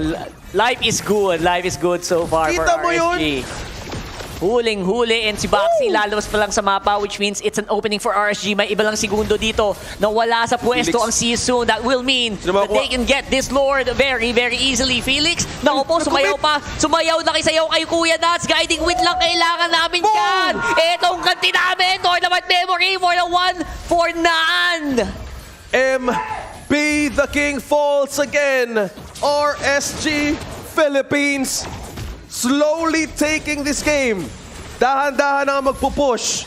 Napakagandang symphony. 25 segundo. Dagdag insulto. Walang minion waves. Pero okay pa rin. RSG waiting for the Lord to spawn again. Ito na. This could be the possible end of this series. RSG still holding. Hindi pa rin pinapalapit kahit sa mismong kampo nila. Hindi pinapabawi na kahit anong pwedeng kunin ni MP. 10,000 gold ang lamang. Nako. RSG. Not looking good for Team Cambodia. What's the call? Ito na nga. Ay, si Evan, hinahabol ni Maxi. Oy, anong ginagawa mo dyan? Uwi ka muna. And now it's the Lord. No show available to go for any fancy plays. Ang RSG, pati si cameraman, parang ramdam na niya ang pwede mangyari dito. Ayan, sa mid at sa baba ngayon ang push dito ng RSG Philippines. Apat na miyembro, lumalaban sa ngayon. Black Shoes, malamang huli mo na yan. Si Ram mabubuhay pa naman. And the clear is very strong para sa See You Soon. Ito na base na nga, pero open looks like na ngayon base lock na ang call. Wala nang sinasayang na oras ang Pilipinas ngayon. Nats takes one, another one. Oy, si Yusun tumidepensa pa. Pero may wave. Tumidepensa pa. It's a 3v5. Si tanggal ang wave clear ng See You Soon. Kumakapit na lang sa kabuhok na buhay. At dahil nga doon, Raiders yata ang magtatagumpay. Wala nang naiwang depensa, Pilipinas. Reverse sweep. GG RSG, Task Force RSG Pilipinas. Abante sa laban na ito. And just like that, Raiders na naman ang umarangkada. At isang bansa na naman ang napauwi nila. What a beautiful game. What a beautiful series this has been. And that will be it for Cambodia's See You Soon. They fought very long and hard dito sa MPLI so far. And that brings our country count down to 2. It is 4 Philippine teams versus 1 from Malaysia. Goosebumps. Goosebumps. Nako, ako legit against 1. 4. Nako, Pilipinas. Nako guys. Nako po. Nako po. Mainit. Ayan na, yakapan. Ito na po guys, meeting the former teammate Kusei, MP. Buhay pa rin ang sportsmanship. A great start for this day. What a beautiful start for the day. That's exactly what you wanna see. Lalo na kung ikaw ay isang malupit na talagang taga-suporta ng See You Soon. I think okay pa rin yung kanilang pinakita. Well, mainit talaga ang pinakita ng Cambodia, but now they would need to bow out for MPLI 2023. Pilipinas pa rin na nanaig, pinusuan ng Raiders, pinusuan ng RSG Philippines na akala mo kung tapos na, hindi pa tapos. Ako akala mo yung best of 3. Magiging 2. Well, Indonesia will sort back to MPLI stage. See You Soon ends their journey in MPLI 2023 after being reverse swept by RSGPH. Setelah kita melihat perjalanan mereka gagal untuk melaju. Inilah dia tim See You Soon dari Kambodia. Mari kita beri waktu untuk satu persembahan terakhir. One last bow from See You Soon, Cambodia. Please give, thank you so much for the fight. Terima kasih sudah berjuang di MPLI. Come back stronger for See You Soon. Thank you very much. We will see you guys again soon. And with that, the winning team that advances further is none other than RSG Philippines.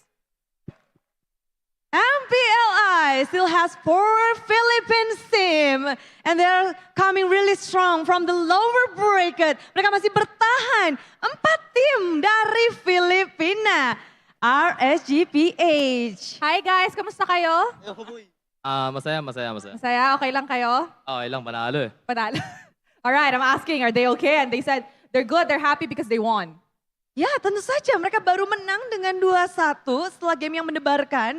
Dan I want to ask about how hard it is for the lower bracket this compared to group stage. Is there any difference between See You Soon in group stage and now in this grand stage? Ang tanong ni Clara is, anong pinagkaiba ng See You Soon sa playoffs at saka sa group stage? Mas malakas ba sila at mas pinahirapan ba kayo kanina? Opo, kasi doon po kasi best of 1 lang eh. Dito po kasi parang lasunan po talaga. Kaya sobrang nahirapan po kami sa See You Soon. So he said in the group stage, it was a best of 1 match. So the potential was there, but you know, they really didn't go all out. However, this is an elimination match, a best of 3 match, and they really felt as if See You Soon gave them a hard time because, as we can see, first game, See You Soon took that game and they managed to do a reverse sweep. However, it wasn't that close of a game as well. So he said See You Soon really did step up this playoffs. Wow, mereka ngerasa kalau See You Soon terlihat lebih mantap dan lebih siap untuk babak playoff ini. Apalagi di babak group stage, mereka baru saja memenangkan 1 game. Kalau di sini mereka membutuhkan 2 game dan itu benar-benar game yang sangat-sangat ketat untuk kedua tim ini. Alright, can you pass the mic to Demon Kite? Okay. Hello. Demon Kite, last season you played in MPL Malaysia and I was there. Now, in case you guys didn't know, in MPL Malaysia, RSG Malaysia had a win streak during the regular season, and they only lost 1 game, and that was to the hands of HomeBois. So, Demon Kite, I'm going to ask you later on. After this match, the match will be Blacklist and HomeBois. The team that will win will face you guys in match 4 later on in the evening. In your opinion, do you want to get your revenge on HomeBois ba?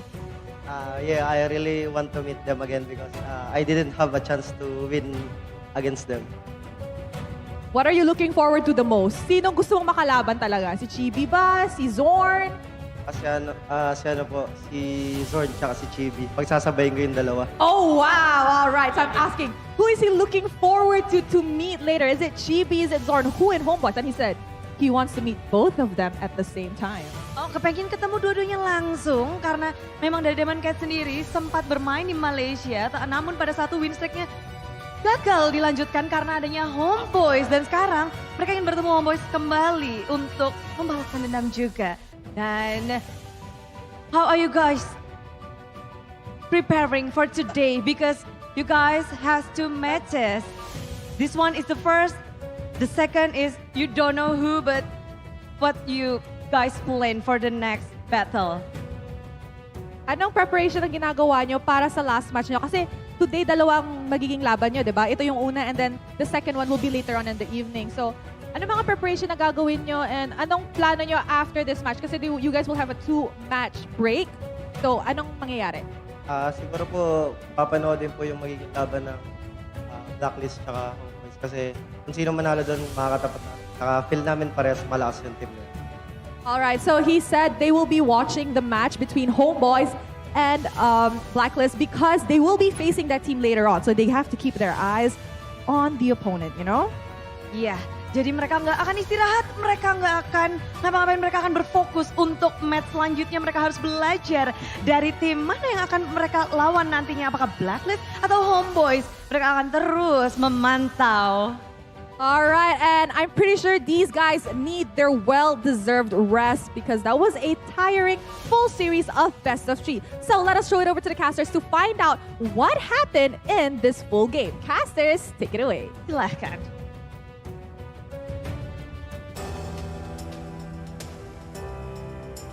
Maraming salamat, Rose and Clara from Indonesia. And of course, congratulations sa RSGPH!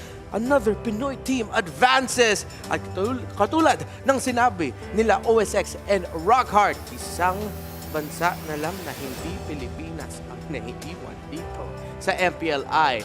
4 Filipino teams at ang champions ng Malaysia ang naiiwan dito sa MPLI. But of course, kailangan mo na pag-usapan ano nangyari dito sa champions of MPL Cambodia who, again, after this series, and going into MPLI, malakas na yung kutob ko na sila yung isa sa magiging dark horse or potential lason ng tournament. Unfortunately, this is where their journey ends. Pero marami tayong nakita sa kanila na parang tumaas yung confidence ko for them in M5. They're a strong team at kailangan natin respetuhin ang see you soon when it comes to the World Championship stage. Let's talk about the MVP. Si Light on the Matilda. Nung nakuha niya yung pick ay honestly sobrang nakakasurpresa na binitawan to ng See You Soon. Kasi yun yung isa sa mga banning patterns na ginawa nila sa serye na to. Kung balikan natin yung bans nila nung game number 1. Guinevere, Matilda, Florin, Edith. 4 na hero potentially para kay Light ang tinanggal nila nung game number 1. Kaya naipit si Light na pumili ng Ruby. Now, in this series, going into the second drafting phase, kinuha kagad ng RSGPH into the 4th pick, meaning that the last 2 picks of the See You Soon squad, para ma-match mo na lang yung pag-ikot ng isang Matilda is you pick up the Cho. Now, hindi ganun ka-delikado ang buhay ng Cho sa laban na to, pero sobrang hirap pa rin. Nakita natin, Boxy, yung mga moments na sinusubukan niya talaga mag-set up, that's the best thing that he could do against so many crowd control. Sa sobrang daming crowd control, yung miyembro ng RSGPH, yung pagbato ng not the Asura's Wrath, yung Mortal Coil, makaka-disrupt, yung Asura Wrath, makaka-disrupt din, yung Asura Aura, makaka-disrupt sa pag-combo ng isang Cho. Ang hirap talaga ng buhay dito para kay Boxy, and you saw that there nung sinusubukan pa niya depensa at pahintoyin yung mga miyembro ng RSGPH. Oo, namamatch niya onte yung pagkakuha ng vision dito at sa pagpwesto sa mapa para unahan silang dalawa ni Light, pero lagi talagang mauuna si Light. Pero kailangan din natin balikan yung first game. Feeling ko dun medyo na, hindi ko masasabi na tilt pero medyo nakakasira yun ng concentration at focus kung yung Novaria, yung kalaban mo na Novaria ang nakakuha ng last hit sa Turtle. Feeling ko na surpresa din naman doon si MP. Akala natin si Yusu na makuha ng Turtle na yun. But because Aqua, siya ang naka-last hit sa Turtle at nakakuha pa siya ng first blood a few seconds after that kasi natamaan niya ng Star Shatter si Boxing na sobrang low na. Naging tempo setter yun sa laban na yun eh.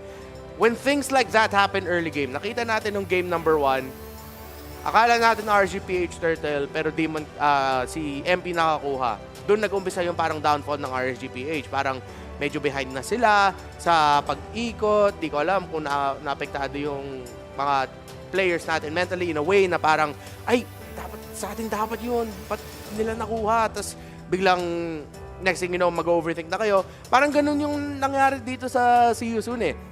Wherein nung pagkatapos na agaw ni ako yung Turtle, parang wala na sa laro yung CU Soon.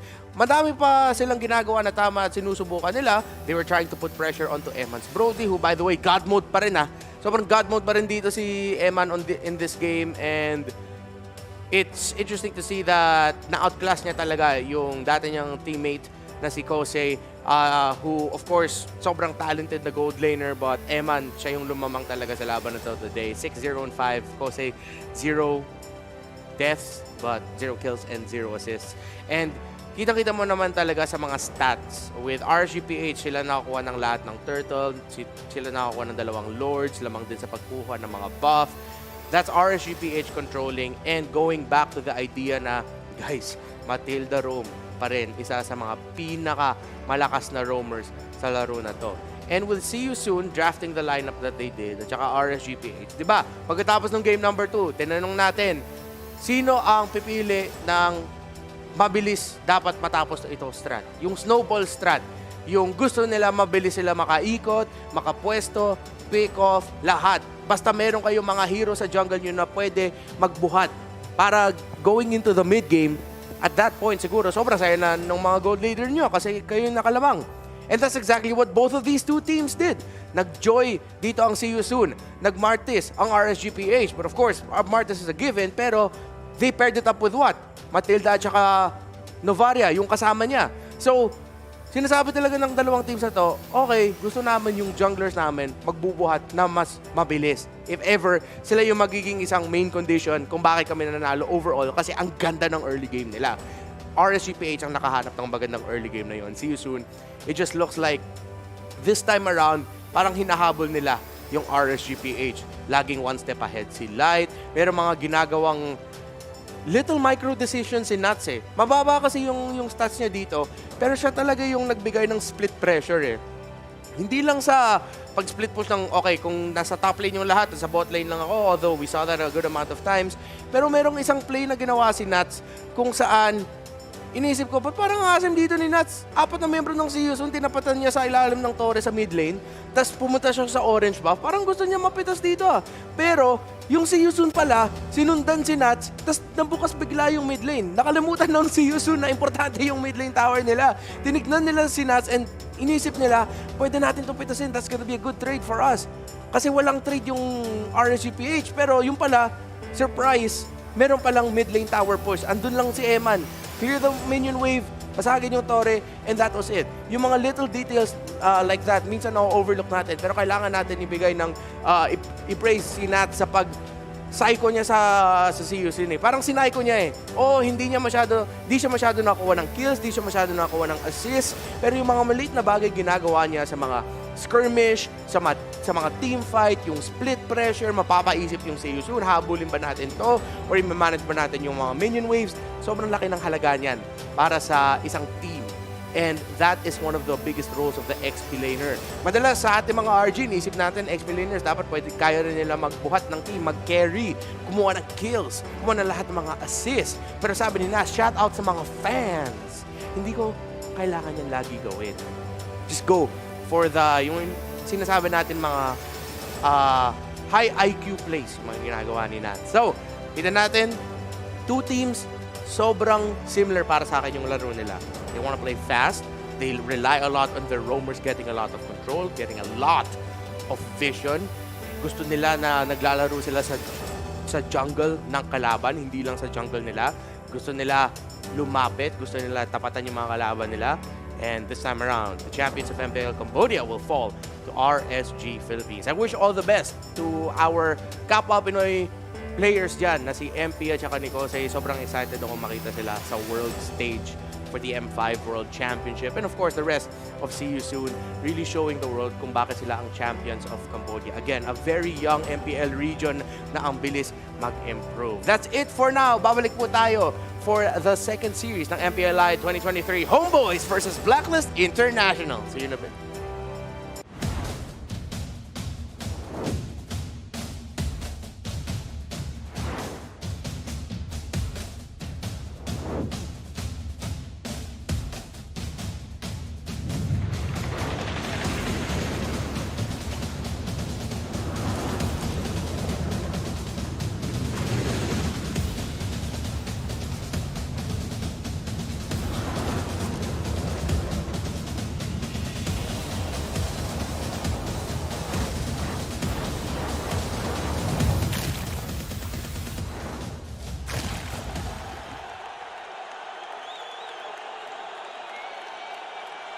Sosok leader juga ada di dalam tubuh dia, yang mana di background kita susah cari sosok seperti Vin. Ya ini kesempatan yang bagus buat Araki sama gue buat move on lah.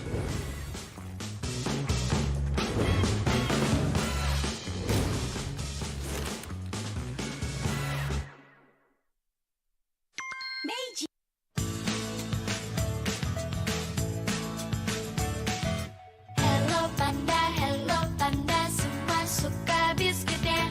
Biskuitnya enak, isinya lezat, rasa coklat dan strawberry. Hello panda, semua suka biskuitnya. Biskuitnya enak, isinya lezat, rasa coklat dan strawberry. Hello panda, biskuit isi yang enak.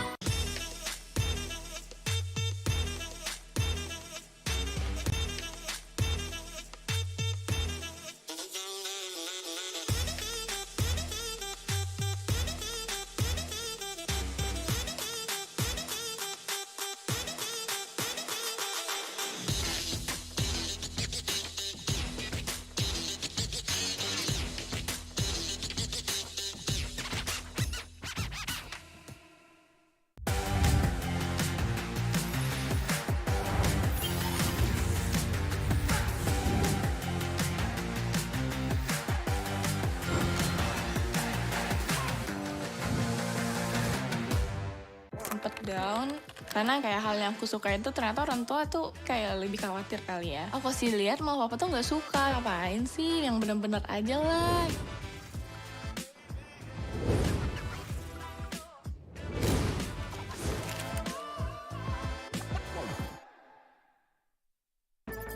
The Flying Swallow is here to clean up Marshall City.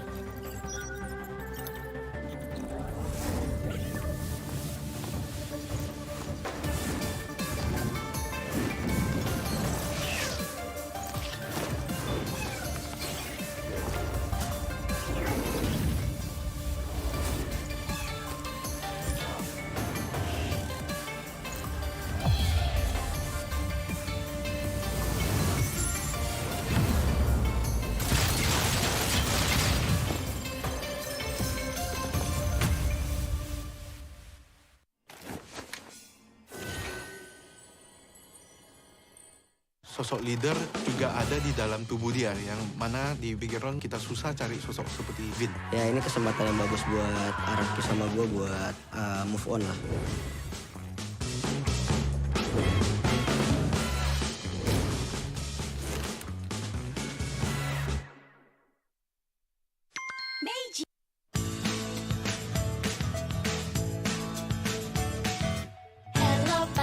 Hello panda, semua suka biskuitnya. Biskuitnya enak, isinya lezat, rasa coklat dan strawberry. Hello panda, semua suka biskuitnya.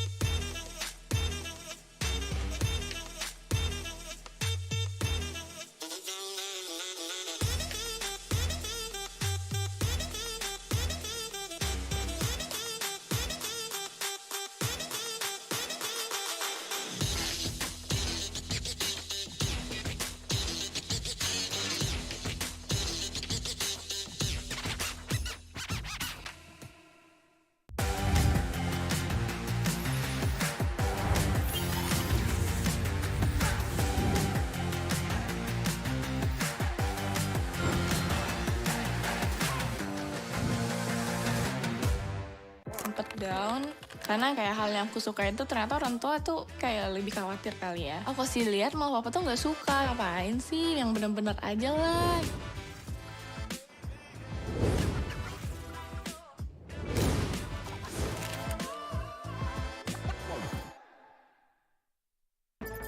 The Flying Swallow is here to clean up Marshall City.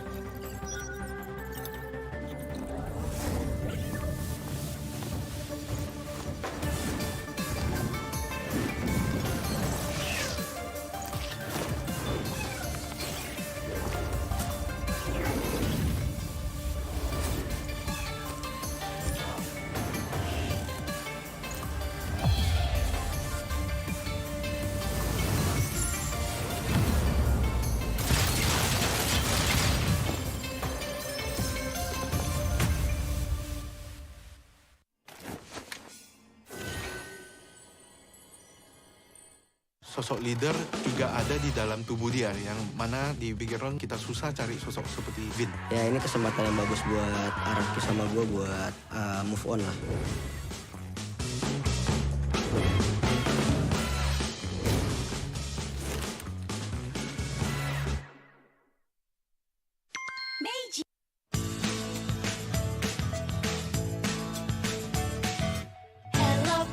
Hello panda, semua suka biskuitnya. Biskuitnya enak, isinya lezat, rasa coklat dan strawberry. Hello panda, semua suka biskuitnya. Biskuitnya enak, isinya lezat, rasa coklat dan strawberry. Hello panda, biskuit isi yang enak.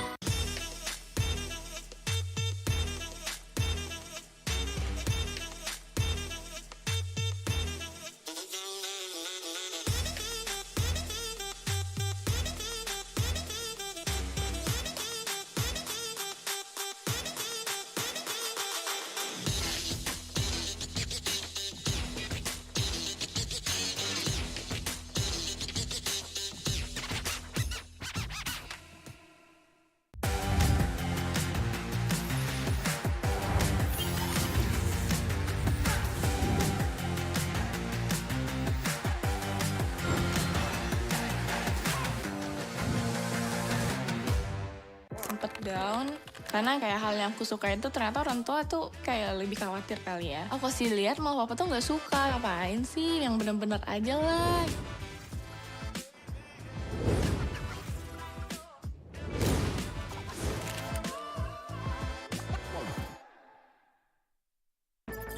The Flying Swallow is here to clean up Marshall City.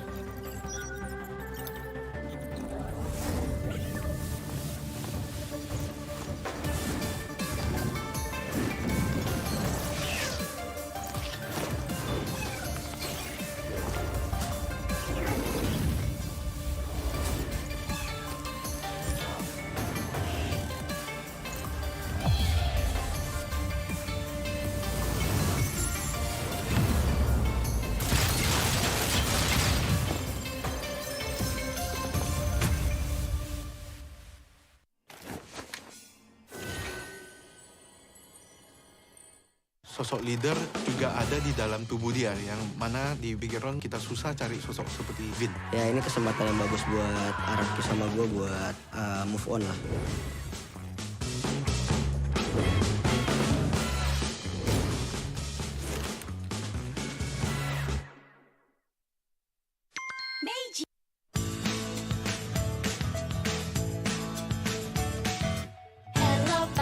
Hello panda, semua suka biskuitnya.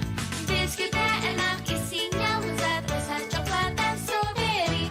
Hello panda, semua suka biskuitnya. Biskuitnya enak, isinya lezat, rasa coklat dan strawberry. Hello panda, biskuit isi yang enak.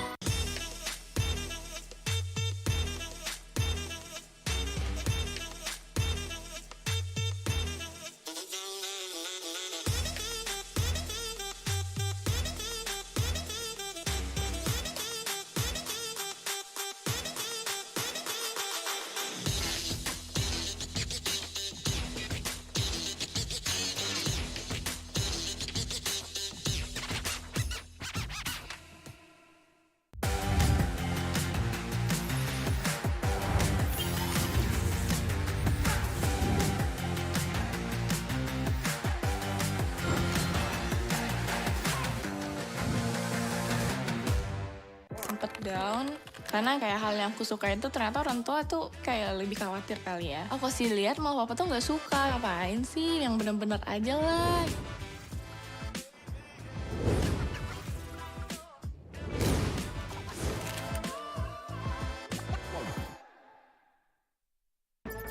The Flying Swallow is here to clean up Marshall City.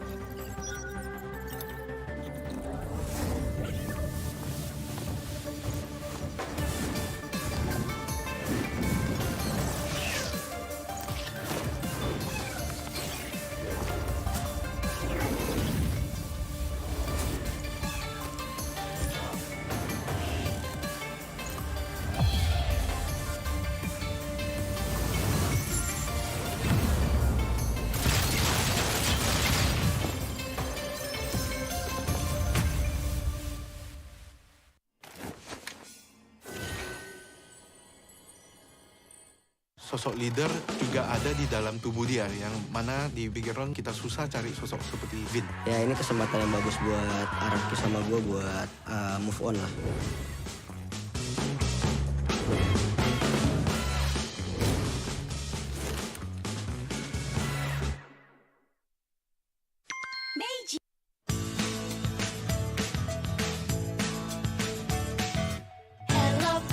Hello panda, semua suka biskuitnya. Biskuitnya enak, isinya lezat, rasa coklat dan strawberry. Hello panda, semua suka biskuitnya. Biskuitnya enak, isinya lezat, rasa coklat dan strawberry. Hello panda, biskuit isi yang enak.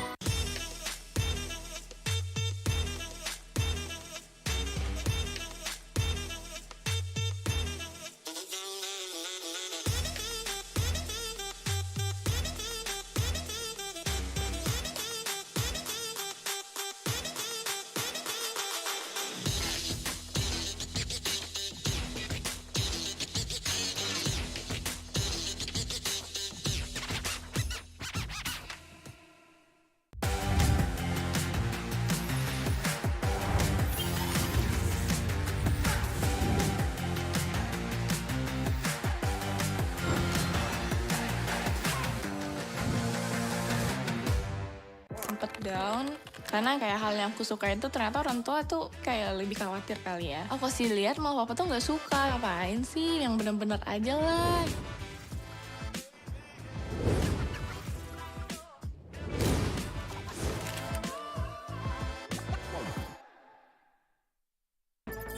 The Flying Swallow is here to clean up Marshall City.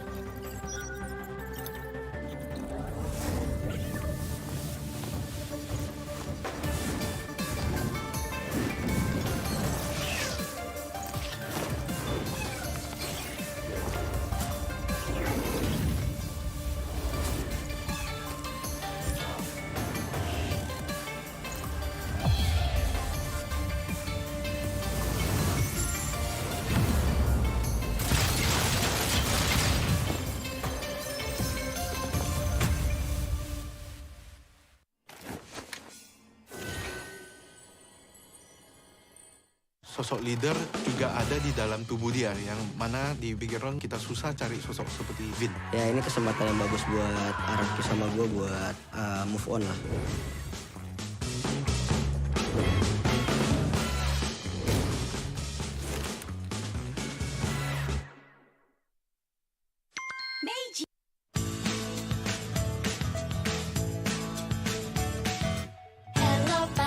Hello panda, semua suka biskuitnya.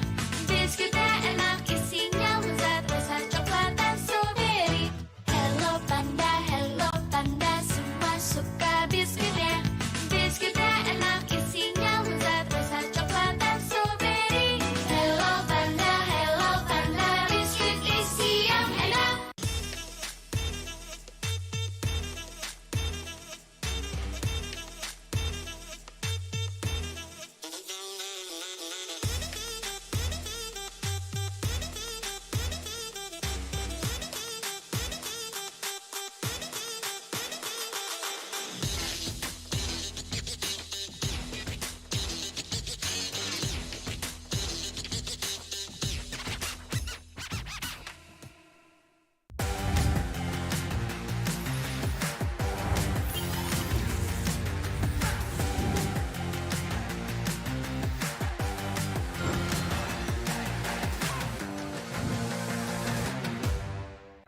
down karena kayak hal yang aku suka itu ternyata orang tua tuh kayak lebih khawatir kali ya. Aku sih lihat malah papa tuh nggak suka, ngapain sih yang bener-bener aja lah.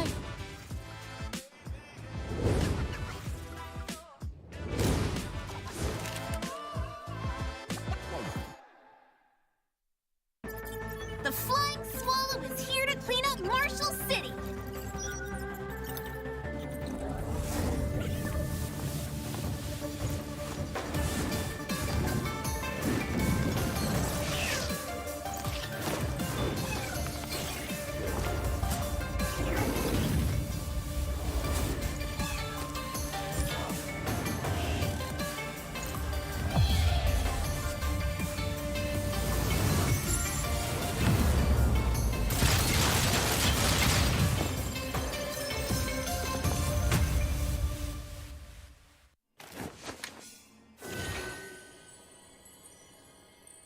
Sosok leader juga ada di dalam tubuh dia, yang mana di background kita susah cari sosok seperti Vin. Ya ini kesempatan yang bagus buat Araki sama gue buat move on lah.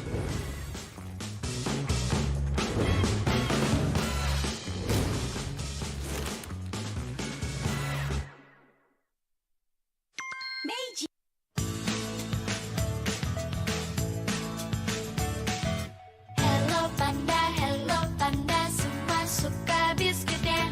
Biskuitnya enak, isinya lezat, rasa coklat dan strawberry.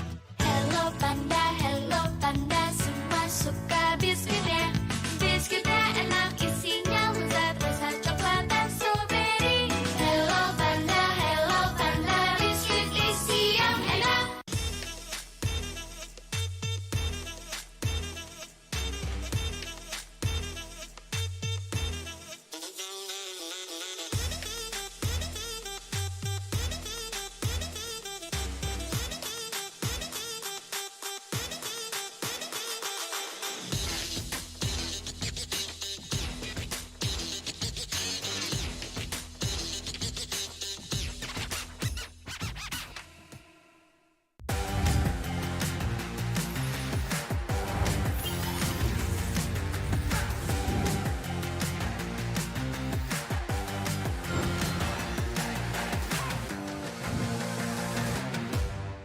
Sempet down karena kayak hal yang aku suka itu ternyata orang tua tuh kayak lebih khawatir kali ya. Aku sih lihat malah papa tuh nggak suka, ngapain sih yang bener-bener aja lah.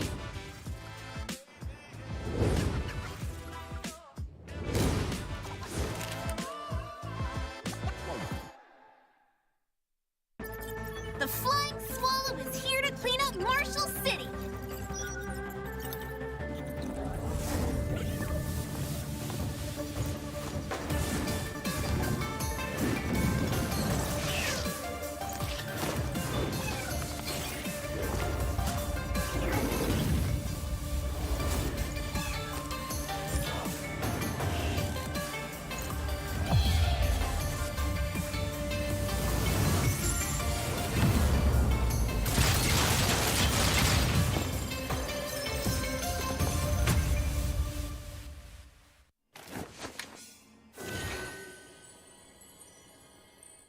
Sosok leader juga ada di dalam tubuh dia, yang mana di background kita susah cari sosok seperti Vin. Ya ini kesempatan yang bagus buat Araki sama gue buat move on lah.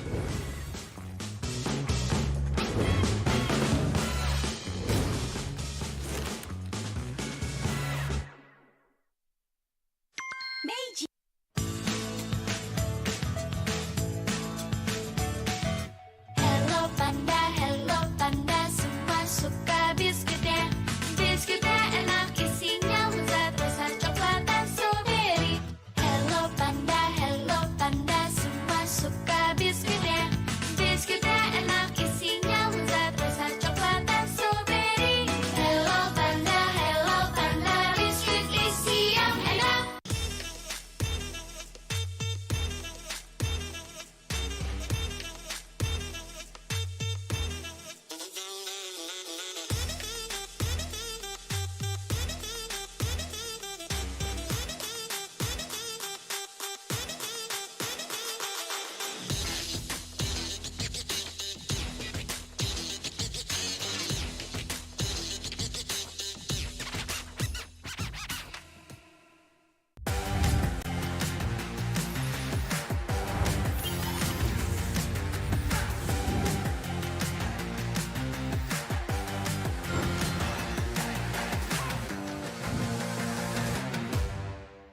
down karena kayak hal yang aku suka itu ternyata orang tua tuh kayak lebih khawatir kali ya. Aku sih lihat malah papa tuh nggak suka, ngapain sih yang bener-bener aja lah.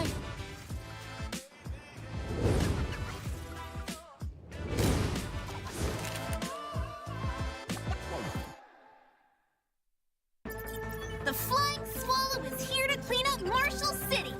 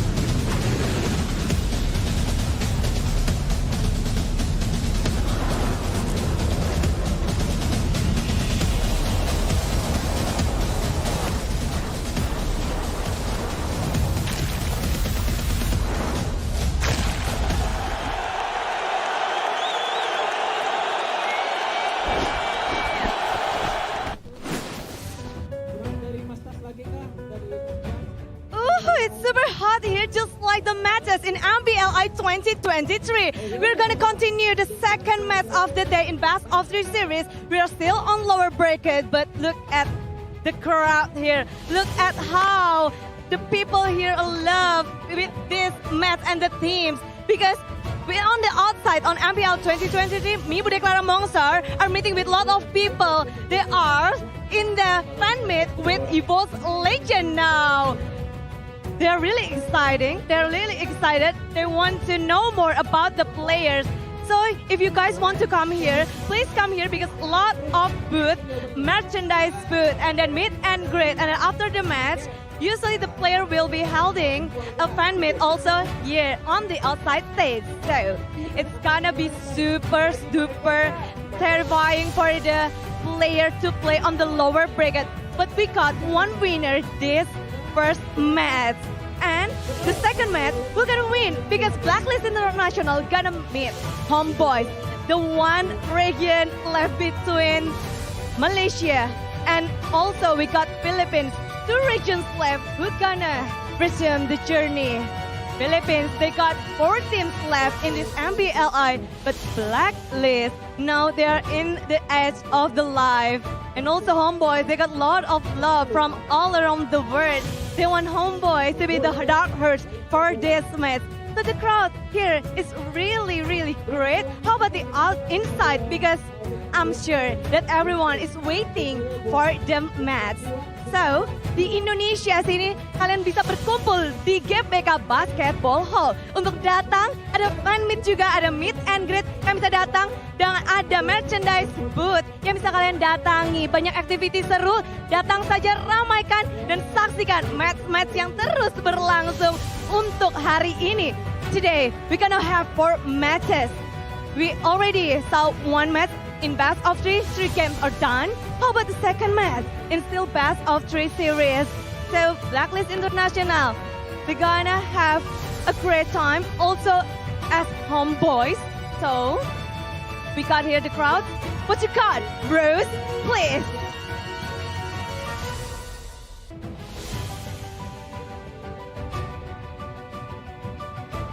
Thank you very much to Clara over at the Outside Arena. Hello, everybody. Welcome back to the MPLI main stage. You're still with me, Rose. And right now, I have a player from HomeBois.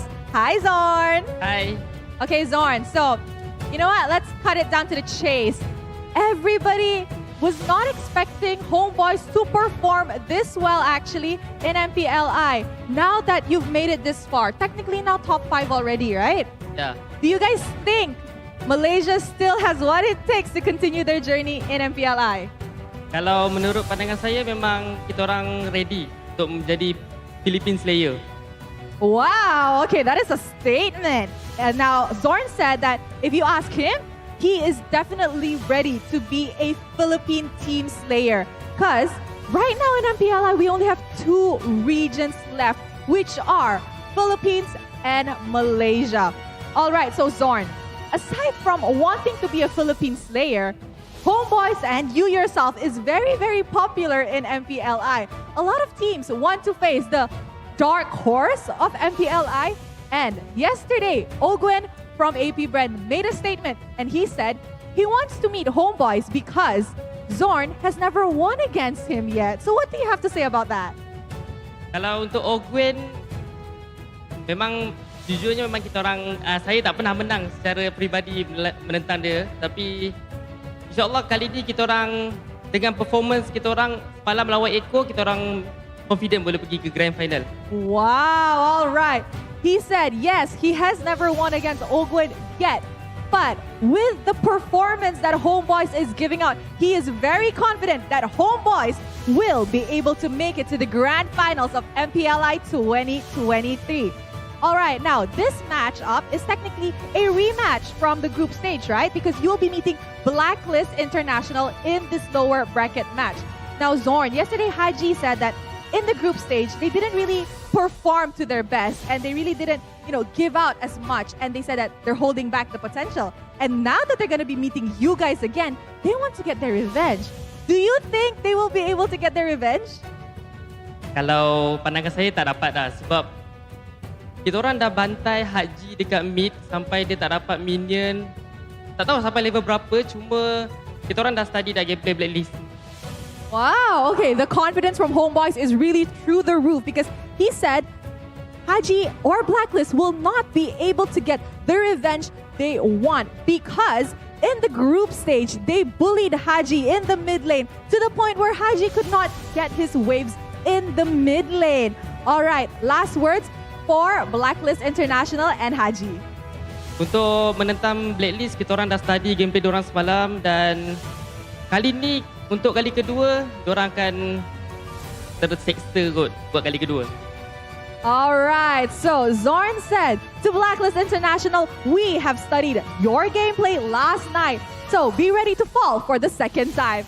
All right, so this is going to be a spicy matchup, but I'm pretty sure everybody is ready to watch the second lower bracket match of the day. So with that, let us show it over to our casters to start the match between Blacklist International and HomeBois. Casters, take it away.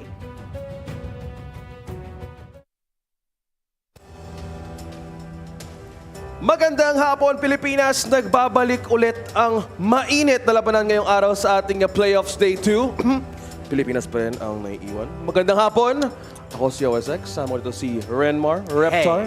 At napakainit ng mga binigay na mga statements ng HomeBois. Talaga pinainit nila ang sambal doon sa Indonesian stage. Spicy. And I've had a taste of Indonesian food. Maanghang talaga.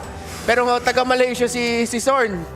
Pero spicy din yung mga binitawan ni Kuya Zorn, ha? Oo, grabe Alright. Hindi muna ako mag-react. Sabihin na lang natin, we can respect confidence. Okay, fine. Diba? Kailangan talaga. We can respect confidence. That's totally okay. Yeah. Kung ganun, well, sa lahat naman ng bagay, sabi nga nila ba, confidence is key. So, okay. We'll respect that and tingnan lang natin kung ano mangyayari sa ating match ito dahil dito nga din makikita na well, isa na lang po bansa na iiwan sa MPLI 2023 and kaya sila ang na-interview ngayon. So, na-eliminate na po ang team ng Cambodia. I'll see you soon. And GGWB. But now, it's Blacklist International. So, ng mga representative ng Pilipinas ang ating susubaybayan ngayong hapon. Yeah, actually, tinitingnan ko yung mga comment section ng mga our agents and Filipino fans. Mataas talaga yung respeto nila for HomeBois. Kasi nakita naman na they took Echo to their limit. Yeah. Pero masyado lang natamihan yung TP ni Kuya Zorn. Kaya yun, na-turn around yung game number 3, si Sepat. Ginagawa lang nila lagi yung naging predictable si Sepat. Pero the past is the past. Yep. Pero madami pa rin teams, fans rather, dito sa Pilipinas na tinitignan talaga HomeBois as still potential asset. At with good reason naman nakita naman natin yung mga gameplay at ginawa ng HomeBois, deserve na nila yung parang yung tinatatak sa kanila na potential dark horse ng tournament. Well, ganun talaga. Sa kahit ano pang laban yan, they can still be a possibility. Kaya mas mainit yung MPLI natin dahil doon because that is the process of our players. Katulad na lang ng story ni Una at ni Vin, you can watch their mini documentary series sa Omne. So scan the QR code para masubaybayan na rin ang kanilang process from becoming an esports personality and a player. Kaya alam ko ang daming fans dyan na maging parte ng esports ecosystem natin, the MLBB esports ecosystem, and that's a good series to watch talaga. Especially if you're a fan of Una, katulad ko. Hi, Una. And Vin, fan din ako ni Vin. Oh yeah. Fan na rin ako. I love Vin. Grabe Our yung Franco. 2 days. Iba talaga yung... Yeah. Speaking of which, baka mamaya makita natin ulit si Franco. So... Ba't mo ako tinignan nung sinabi mo Franco? Hindi tinignan ko sa'yo dahil siyempre, kung may Hello Panda, may Hello Renmar.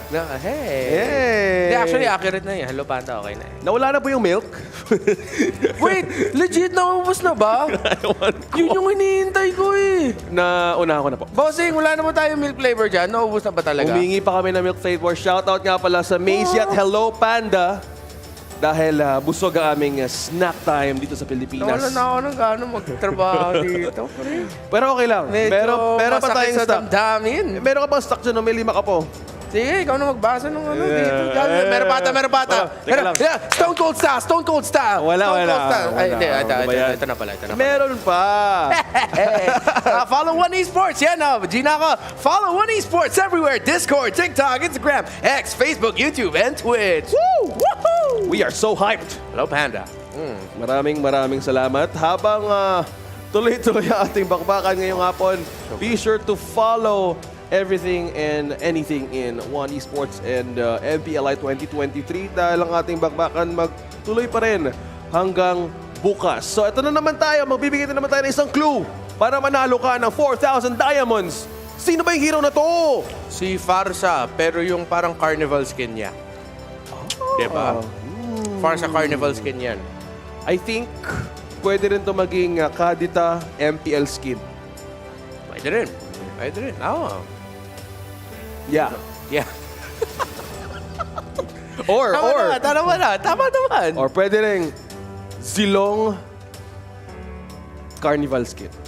Wala namang carnival skin. Bakit carnival skin? Spoiler. Anong carnival?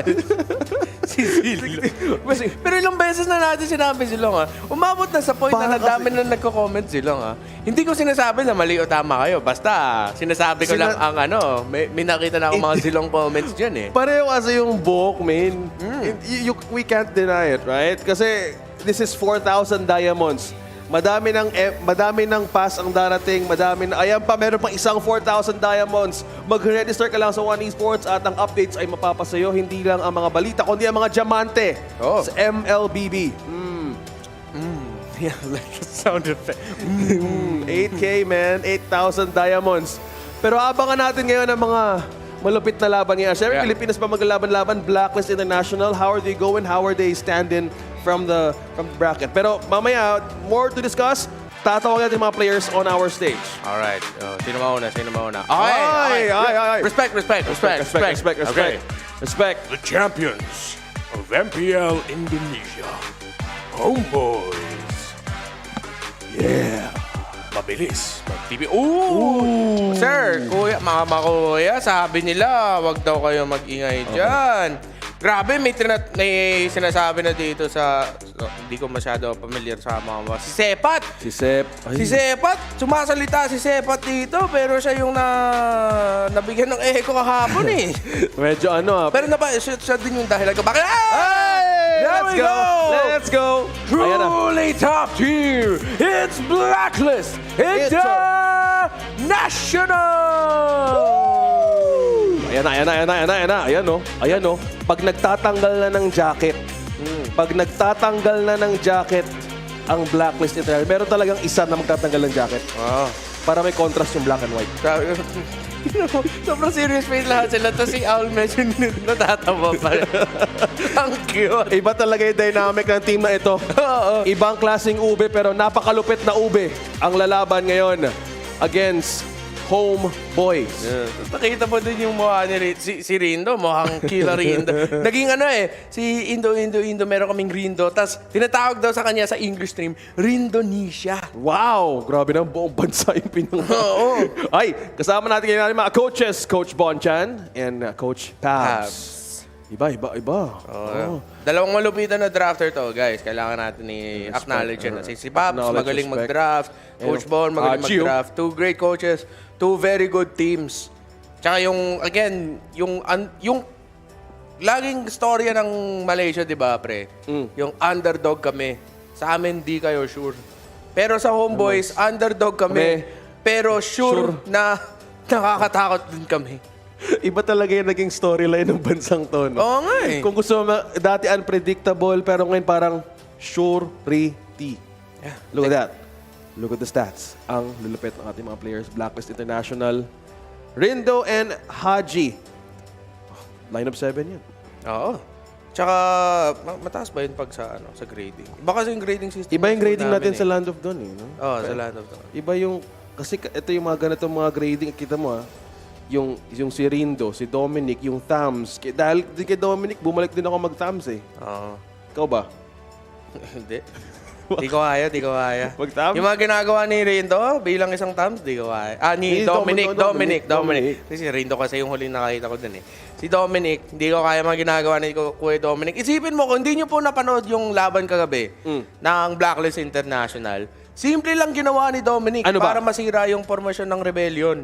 Bineto niya yung palaol ni Tams, yung scythe. Yung scythe, yeah. Yung scythe. Ano ba skin niya? Ano ba yung skin niya? Yung ba yung... Di ko nga malala nung skin ginamit niya eh. Basta binato niya yun. Oh. Tapos di ba pag binato mo yun, mas mabilis yung takbo mo. Oh. Tumakbo lang siya sa harap ng membro ng rebellion. Tapos nung nakita ng rebellion, ay bakit ba ito lumalapit? Parang sabi nila, wow, ayaw namin. Umalis sila, nag-back sila. Tapos hindi na sila tuloy nag-contest ng Lord. Free Lord para sa Blacklist. Hinarapan lang pala. Hinarapan lang, pre. Legit. Balikan nyo yung moment na yun. Yung siguro, kung di ako nagkakamali, yun yung last Lord. Last Lord fight ng laban na yun. As in, tumakbo lang si Dominic. Sabi na ng rebellion, ay, we out. Na, ikaw ba naman makita mo si Tamsa kasi nasa Lord, parang ikaw mismo, hindi mo kailangan mag-ulti, hindi mo kailangan mag-flick. Presensya lang pala kailangan. Tumakbo lang si Dominic sa harap ng kalaban. Grabe naman yun. Okay. Iba yung aura. Iba talaga. Pero iba rin yung aura ng HomeBois dito. Seryoso din eh. Honestly, as a lover of our sport, OSX, I appreciate it when teams are super confident talaga. Alam mo, it outweighs everything. Overthinking, ipag-down mo sa sarili mo. Kasi when you're in the zone, nothing can stop you. Pero how was the stats? Will it be a factor now? Well, yeah, as in, based sa nakita natin nung last meeting nila, di ba? Na-mention nga dyan ni Kuya Sorn eh. Pinahirapan talaga nila pinahirapan nila yung buhay ni Haji doon sa mid lane. Oh, yeah. So, narespeto talaga ng HomeBois yung yung ambag ni Haji in terms of the overall rotation at saka yung gusto gawin dito ng Blacklist International. Yeah. It's, they're respecting the fact that this kind of a team na kung si Haji dito mismo yung nagiging target nila, the respect of the team here, especially from HomeBois, no? Sabi nga, yes. Nirespeto nila yon. Ganon yung... may ganito ka? Maganda yung jacket eh. Feeling ko legit. Kailangan ko lang sabihin pero, maganda yung jacket ng HomeBois. Pero wala silang flag. May flag na may rindo, tapos meron talagang supporters na mga Pilipino. Oh, and of course, Nova. Hey! Nova Esports also there. Shout out Nova Esports. Good to see that they're still there. Na feeling ko ginagawa nila talaga itong learning experience. They're just happy to be here. Yeah, we're happy to be here, and of course, the first team from China to come out and then compete in MLBB. So hopefully madami silang new friends, new experiences, new merch. Madami silang Hello Panda pa uwi. Oo, daming Hello Panda doon. Baka yung mascot madala na. Oo nga eh. Sex, may nakita ako dito. Papakita ko sa'yo. Feeling ko, you do the honors of reading this. Ito ang sinabi ni Eson, ni Uncle Eson. Oo nga pala, may binigay siyang statement kahapon. Ito yung yung statement ni Uncle Eson kahapon. Ito yung heading towards their second clash against HomeBois. Okay, ang sinabi ni Uncle Eson. Sabi ni Uncle Eson, we're already prepared before this match with Rebellion Zion. Oh, okay. We already know what to do next when we meet again with HomeBois. In English to. Okay. So in English, tas kailan to? 52 minutes ago. Wow. Kailan yung interview ni Sorn? Sabihin natin 10 minutes ago. 10 minutes ago. So yung sinabi ni Sorn, we're prepared, we already know what to do. Pero sinabi niya yung 10 minutes ago. 10 minutes ago. Pero si Uncle Eson... si Uncle Eson, na-release to 52 minutes ago. So, meaning, 1-0 na yung Blacklist. Lumamang na si Uncle Eson sa interview pa lang. We already know what to do. Sinabi na niya yung dapat sasabihin pa lang ni Sorn sa interview kanina. Grabe, ang bilis talaga. Grabe. Ang bilis ni Uncle Eson. Iba ka talaga, Uncle Eson. Eson Esports. Lamang na nga tayo sa oras, in time zone, lamang pa rin siya mag-isip. 1 hour ahead. Kaya pala. Kasi tayo +8. Sila +7. Sa time zone. Okay, yun pala. Maraming salamat sa iyong explanation, Kuya OSX. Oo, di ba? -1 hour difference. Parang pa yan, Uncle Eson got you. Ayan, balik tayo sa draft. First 3 bands dito ni HomeBois. Ayaw nila Matilda. Okay. Teka lang, medyo tayo dyan. Kasi Matilda ngayon, medyo ngayon. Valentina, nako po, Haji, Haji special din minsan. Pero maganda rin yung naging din dito ng Blacklist International. Wag muna Joy, wag muna si Christopher. Dahil nga sinolan talaga in terms of team fights and snowball. Especially now, the potential is high once you start the ball rolling. Yep.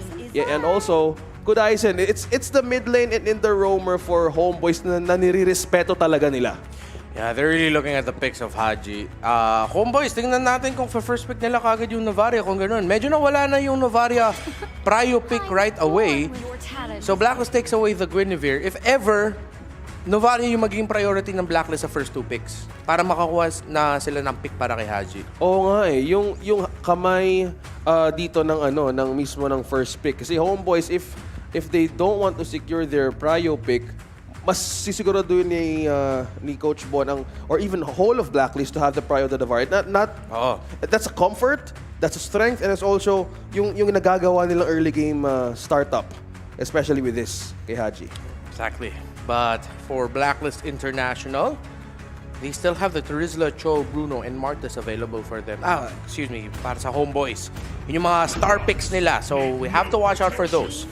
Really? HomeBois goes for the Baksha. Yeah. So iniisip pa rin nila yung potential na mag-Faramis dito si Haji. It's one of the things that they'll do to try and answer, at least ma-match nila yung pag-ikot ng Faramis with the ikot speed ng isang Baksha. Fair enough. Faramis also, it could still be the prio of Blacklist, and as well as yung mga lumalabas na Baksha, minsan napapalabas din nila yung Martis eh. Oo. Kasi kung, as you said, kung sasabihin nilang early game rotation, might as well do it kasi yun yung mga part na ayaw din nilang palampasin. You got the Novaria, you got the Bruno. Ba't pa nila papakawalan to? Ito na yung mismo yung solusyon natin by just this alone, this first 2 power picks. Yeah, power picks, exactly. Yun yung tamang description para sa kanila. And at the same time, mapapaisip din dito si Warlord na, ay, Coach, parang medyo delikado kung mag-Faramis ako dito. Coach. Kasi yung Worldy, Coach, medyo masakit yan para sa team natin, Coach. Napatingin siya eh. Pero gana pa rin. 1-1. Okay. Pero Jella. Okay, Warlord Jella to most likely. Warlord Jella, yun yung go signal nila doon. Yeah, kasi hindi nga nila nabano kasi they would really know na dahil wala nga dito ang option na Guinevere, wala din option ni Nola. This is a free reign for the Angela to just be existing in the draft of HomeBois. Yes. So, good thing that they secure their marksman as well. Pero ganda nito. Yung ito oy! Meron din palang did you know facts kahit sa MPLI. Rindo would never trash talk or throw trash at the airport. Kung hindi nyo po alam bakit yan yung fun fact natin, tignan nyo po kasi yung page ni Coach Bon Chan. Tinakot nila si Rindo palala. Sobrang nakakawa si Rindo, pero to be honest, that was really funny. Sobrang grabe din si Coach Bon eh. Kakalapag pa lang nila sa Indonesia yun kagad yung pumanat kay Rindo. Hindi po namin i-explain basta pumunta po kayo sa page ni Coach Bon. Alam niyo na yan. Pinost niya yun, yung mahabang serye na yun, mga 3 episodes na yun. May series yung MPLI series yung Blacklist dun eh. May mini-series sila dun eh. Tingnan nyo. May sarili din silang process. Yun yung process nila. Kaso si Rindo yung target. Yung process ni Rindo. Yung process ni Rindo. Para yun yung welcome. Welcome to your first international tournament. May tumatawag sa'yo. Nag-trash talk ka daw. Tagbato ng basura sa airport. Grabe namang first impression nyo. Yan na, disclaim na may how did you know na tayo ng MPLI Pero good idea dito kayo, boys. Uy, respeto din kay Diggy So, they're still forcing a little bit of hindi pa denying the characteristic of Blacklist International here. So, mostly on the roam, then also in the mid. Nagulat nga ako na gano'n binan yung Blacklist yung Faramis. Akala ko kasi nag-akay Bruno na sila para hindi na nila kailangan mag-ban ng Faramis. Yeah. So, that was quite surprising for me. See an Echo Yaoi fan there in the... Shoutout nga pala sa lahat ng Pilipino na nanonood sa MPLI Arena. I think so. Baka Indonesian siya, si ate. Oo nga eh. Oo nga pala, no? Di ba, magkamukha tayo, let's be honest. Alam ko nag-aaway yung Pilipinas, Indonesia pag tournament. Pero magkamukha tayo lahat. Oo. Even the Malaysians. Oo, meron talaga hindi natin pwede din na yun eh. Pero ito yung mismo pag-deny din nila dito sa pagkuha ng Edith is a great addition as well for the CC dito ng Akai din. So, in the EXP, or pwede naman actually maging wrong no? Yeah. Pero, feeling ko pick to para kay Kimpoy. But then at the same time, kaya maganda nga yung pagpili ng isang Edith sa pwesto na to kasi hindi pa sigurado yung HomeBois kung magiging XP lane o roam to. Kasi yung isipin ngayon ng HomeBois is magpaprayo ba tayo ng pick para if ever XP lane Edith yan, mas okay yung matchup para sa atin. Pero, yung Blacklist, pag nakita nila, ay, lumamang yung XP lane matchup kontra sa Edith, lagay na lang natin sa roam yung Edith, pili na lang tayo ng XP lane pickup na mas makakakontra doon. So, HomeBois goes for the safer, aggressive route, which is the Yuzong. Pero nakita na natin nung MPL Philippines playoffs na medyo mahirapan yung Yuzong sa Edith matchup. So, iniisip na nila parang, guys, baka roam Edith to. Yeah, so with that kind of anticipation, sinecure din nila with a Grok. So with this, safer out for HomeBois but an advantage for Blacklist International.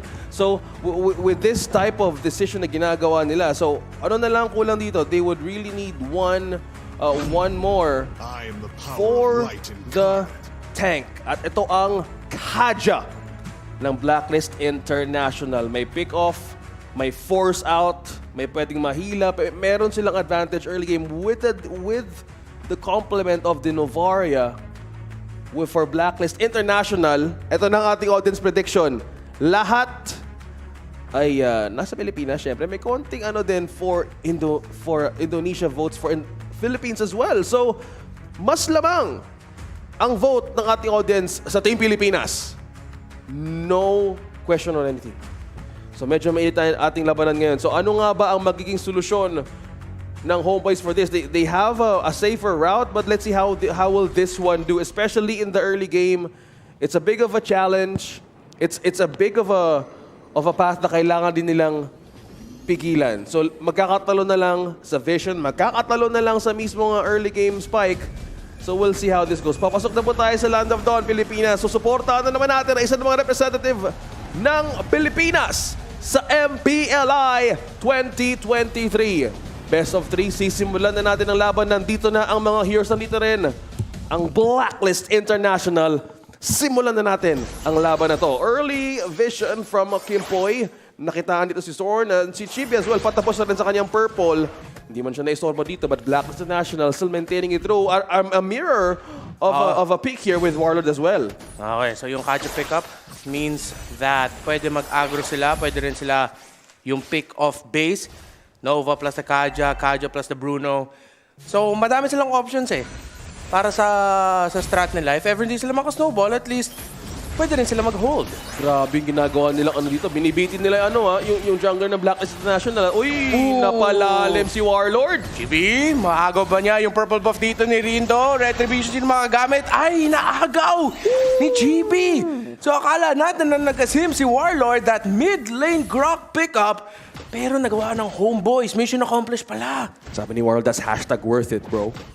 Yan yung mga HomeBois mag-usap kasi sa parang they know. They're trying to anticipate. Dahil dyan, Chibi is now on level 4. Grabing early game pressure din. Especially dito kay Rindo din. Yeah. Hindi niya kinumit yung retribution niya. Still safe. Yeah, but no one really needs to worry anything yet. 70 seconds bago mag-spawn yung next turtle. Pero sa bottom lane mukhang meron laban habang sa taas meron din. Haji brought down low. So yung mid lane Grok pick na to, a swing pick galing sa HomeBois. Ito yung gulat factor talaga ng lineup. So ayun nga, Rindo ngayon level 4. Parang gano'n na nga. Dahan-dahan natin nakikita ang turtle na lumabas. Pwesto na rin dito ang HomeBois.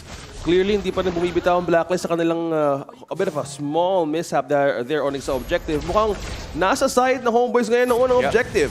So, tingnan natin. Kimpoy, yung magiging plano ng Blacklist International is okay, sige, kunin nila yung turtle. Pero, uy, napatay ng Tore!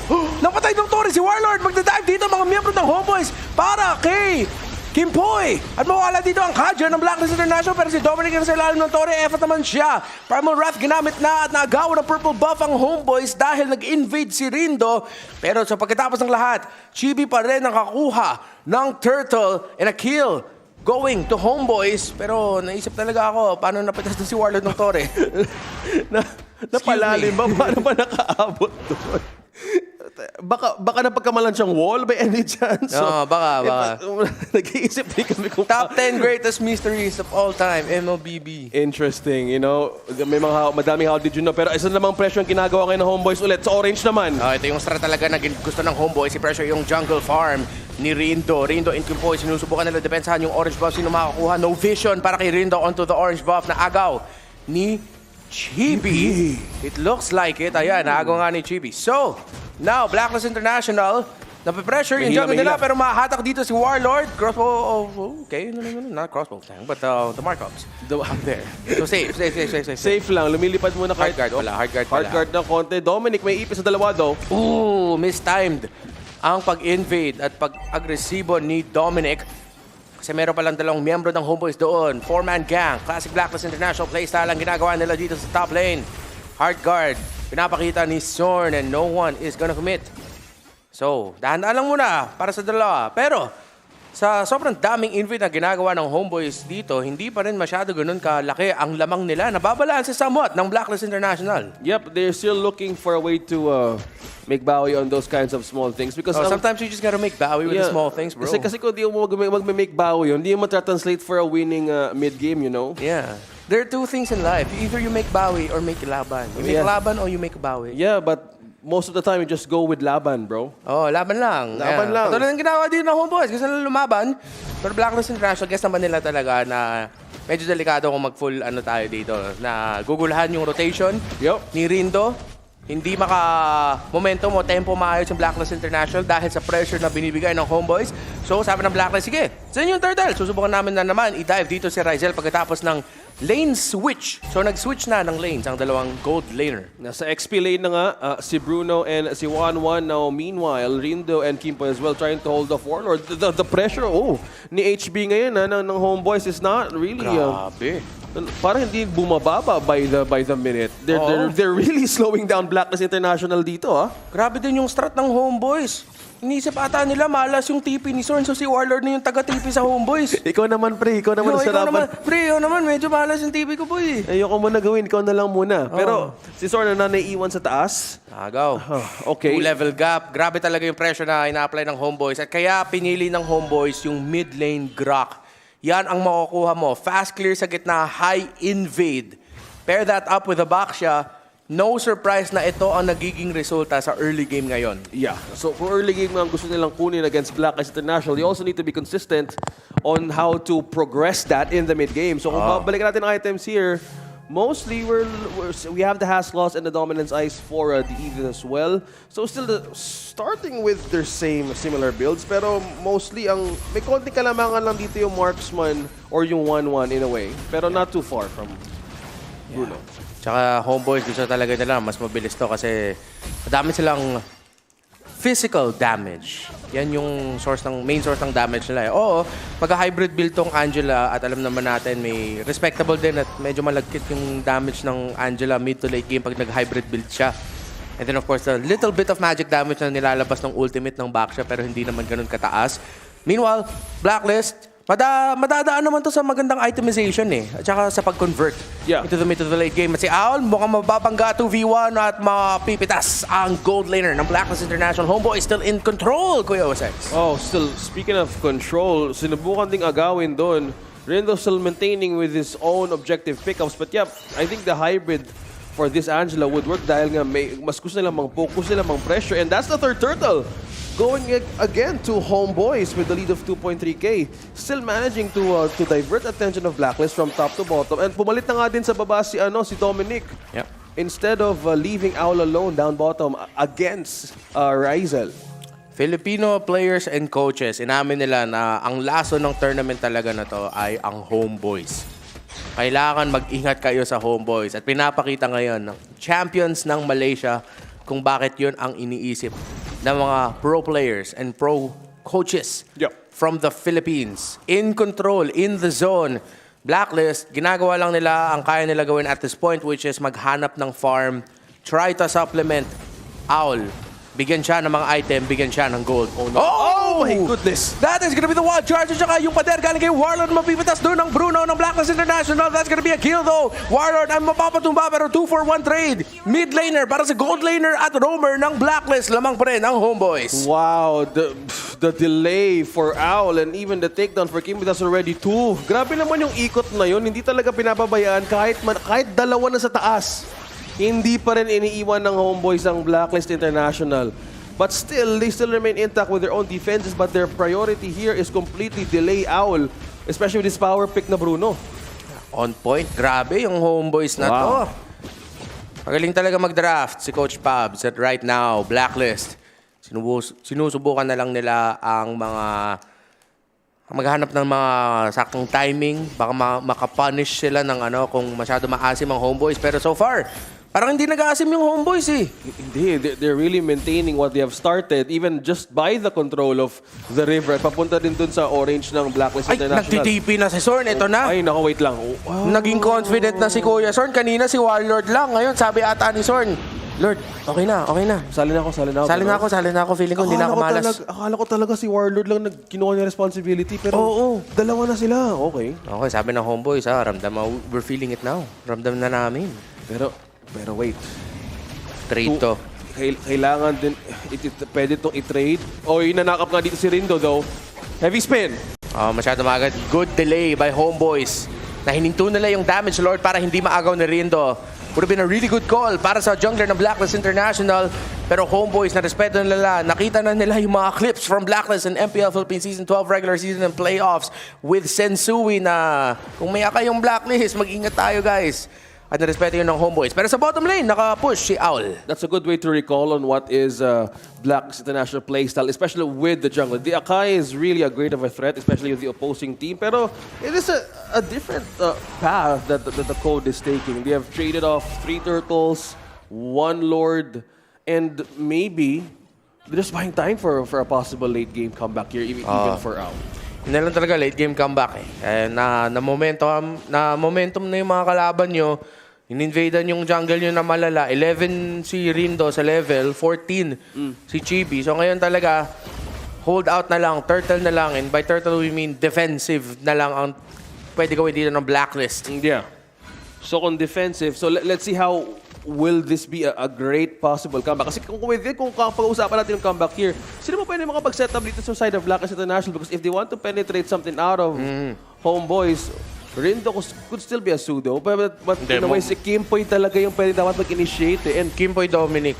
Kasi ang problema lang, tatlo lagi humaharap dito sa HomeBois. And once kumuha siya ng hila, pwede siya ma-punish din. Yeah, hindi kailangan kasi dumikit yung mga miyembro ng HomeBoy eh. Yung lineup nila, pwede sila spread out yung formation nila pag palapit na sa point na magti-team fight eh.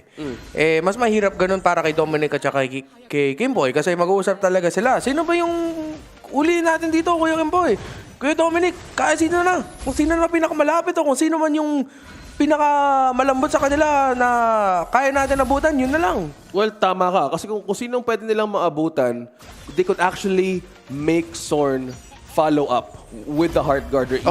Kasi they could either force something out of HomeBois dahil ngayon, Blacklist International is looking for a way to buy some time for a late game comeback. Kasi kung if they want to find someone to pick off right now, magiging mahirap dahil masyadong madami yung frontline ng HomeBois. So they would just wait or force something out. Yeah. Let's see.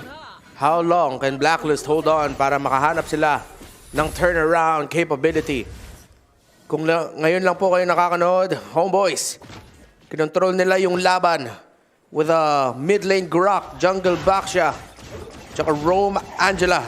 At non-stop sila nag-invade sa jungle ni Rindo. Kaya laki lamang ngayon ng HomeBois, hindi makapag-tempo kanina ang Blacklist. Yeah, and they would really need to find an avenue here or a chance. But just by looking at the vision and control na ginagawa ng HomeBois in every corner of the map, binabantayan nila masyado ang Blacklist International. And with this, worthy ba na ikaw-contest ng Blacklist right now, yung Lord? Well, masyado mahirap. I kind of like the approach na pinapakita nila ngayon, which is, okay, Rindo, subukan mo. Baka mahanap ka ng milagrong steal na naman, katulad ng kahapon. Habang si Owl naman doon na sa top lane, may kasama. Susubukan nila mag-push. Pero Angela lagi yung magko-cover dyan. Yun yung tendencies ng mga pro players sa ganitong sitwasyon talaga eh. Is Angela yung magko-cover kasi ang bilis naman niya. May global presence siya. Ang bilis lang niya makabalik sa mga team fight eh. Para sa kakampi niya. So at that point, hindi mo talaga pwede makontest. Pero nagulat lang ako na si Sorn, binitawan niya yung Torres sa taas. Yeah, and to think na they also want to secure their waves as well against Blacklist. Pero yung naging formation doon mismo ng HomeBois in a V formation, walang nakalapit even Rindo because they know what could possibly happen with this Akai pick. So now defense mode ang Blacklist International. See how this goes. Okay, Rindo, alam ko, nasa delikatong position siya. Chibi na sa ilalim na full-on dive ang ginagawa dito ng HomeBois. Yung hard guard ginamit doon sa Angela. Si Dominic nakahanap ng pick-off pero yung damage ng Blacklist International medyo kulang pa. The hard guard is still onto the 1-1. Hindi maka-damage na maayos ang Blacklist International. There goes the crossbow of tanks. Triple kill Maniac. Abot ba ng Savage? Hindi na. Sabi ng HomeBois. Tore na lang. TP spam. Game 1. Mapupunta sa champions ng MPL Malaysia. HomeBois. And that is Malaysia taking the first win out of this best of 3. A little bit of a quiet game. Pero we were still looking for chances, but we could still either wait and see what could happen next in this best of 3. But that is just completely HomeBois taking control over everything. Simula early game, Renmar. Lason ang HomeBois at lason yung ginawa nilang grab pick doon. Sinabi naman nila na handa kami dito para sa Blacklist International. We gotta call it as it is. Pinakita ng HomeBois na totoo nga yun. But this is a best of 3 series. 2 more potential games. 2 more potential games. Di pa tayo tapos. Pilipinas, pusuan na isuportahan na lahat because this is just the first one for this best of 3. Laglagan man ngayon. Athena, ano nga nangyari? Paano nga naging dominante ang HomeBois sa laban na yun? Naging kakaiba, naging safer route na tinahak doon ng HomeBois. Athena, at your service, kaya naman get well soon muna kay Leo. And this time, we were going to discuss kung ano nga ba mga tinahak doon na ruta ng HomeBois laban sa Blacklist International. Sisimulan natin syempre sa pinaka-pinagmulan nga ba ng sakit ng ulo ng Blacklist. We have the draft. Kung saan binanggit nga ng ating casters na si OSX and even Reptar na more on a safer aggressive route yung tinahak doon or mas pinili ng HomeBois by getting a Grok onto mid lane. Ang bilis agad ng wave clear nila and as well as rotation. Na-maximize sila yung potential with the Angela pick as well na recently nakita rin natin sa huling pagtatapat nila onto the group stage that HomeBois got that win against Blacklist. Tinuloy nila yung momentum even the way na in-interview nga kanina si Sor ng ating host na parang yung confidence is also exuded there. Diba, ramdam natin na hindi nila gusto makamake-bawi doon ng Blacklist International. And that is why all cleared agad yung kanilang mga pointers review or yung pwede nating sabihin na ibang mga issues na nataka nila laban sa Blacklist International. They said hello and they also said hi pagdating doon sa mid part of our game. Simula pa lamang, they were very aggressive when it comes to denying Rindo sa kanyang mga jungle buffs, even jungle monsters. And surprisingly, ito'y sumobra sa naging effective laban dito sa Blacklist International. And looking back here onto our match MVP, it's going to be Zapat with his Yuzong na makikita naman natin na naging dominante with a 4-0-4 KDA.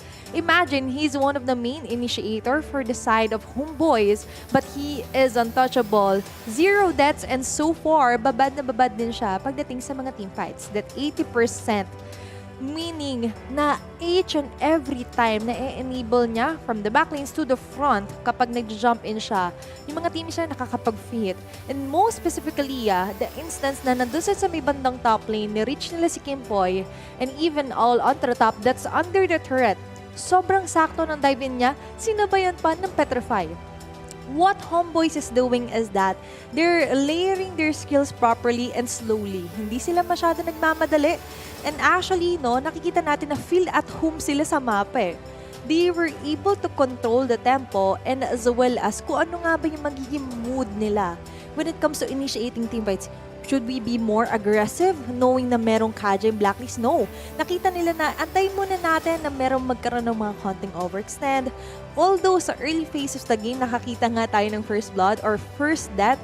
And that's on to Warlord na tinanong nga ng ating mga cases na parang it will be such a great mystery na nga lang din. Pero looking back onto our highlights, our MVP highlights, ito yung sinabi natin kanina na si Warlord namatay. Yes, Blacklist International got that first blood, but after that, ang bilis na naging atake dito ng HomeBois. Specifically, nabigyan nila agad ng sobrang laking space si Chibi. And not only that, yung Angela dito ni Rizel, grabe yung naging effect. Nakikita natin yung pagpatong niya dito up until the very last moment, sobrang nasulit nila. Even with Warlord na napitas or namatay, but they were able to get 2 members down, plus 3 straight turtles as of 7 minutes into the game, walang nahawakan dito yung Blacklist International.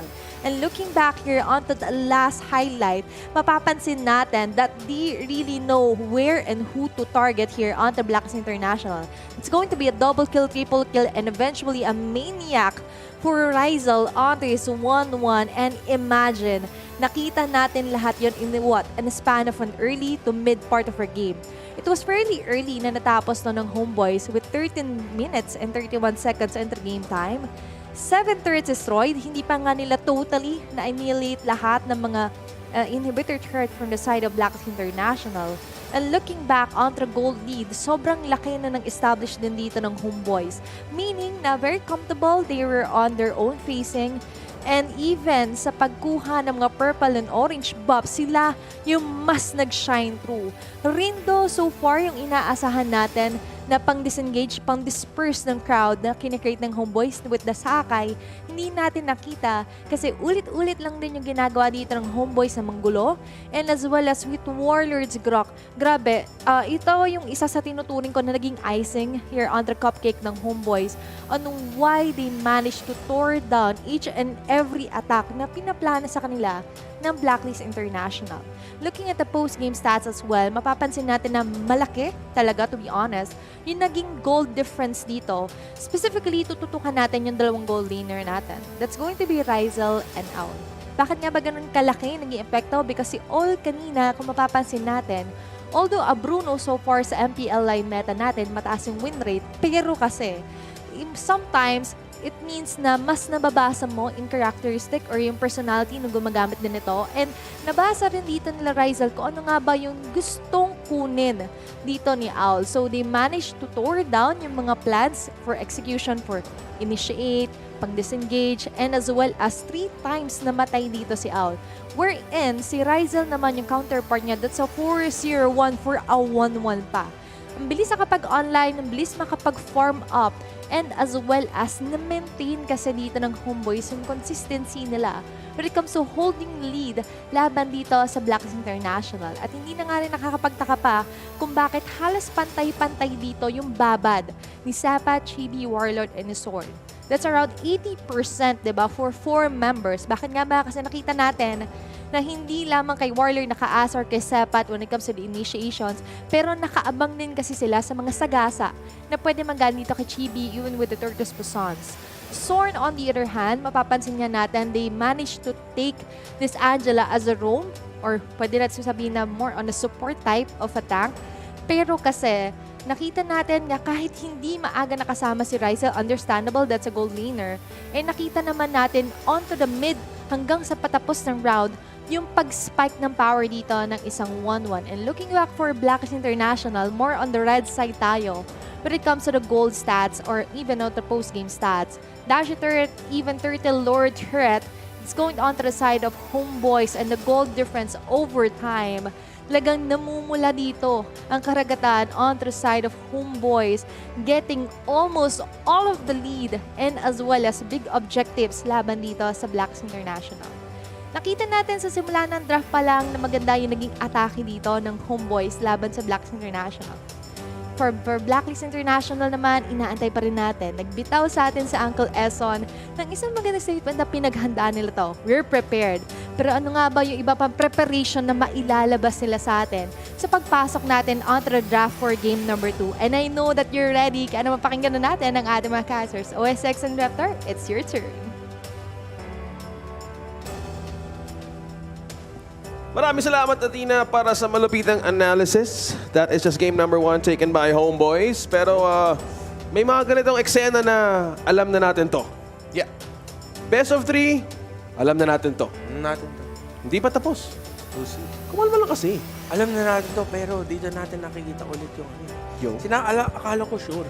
Pero nararamdaman ko na naman yung dating spirit, fighting spirit ni Toda. Sa Malaysian teams, hindi mo sure. Yung nga, no? Yung nga lang eh. Baka malason tayo dito. Yeah, we are respecting and acknowledging how strong and lason is HomeBois, especially pag galing sa Malaysia.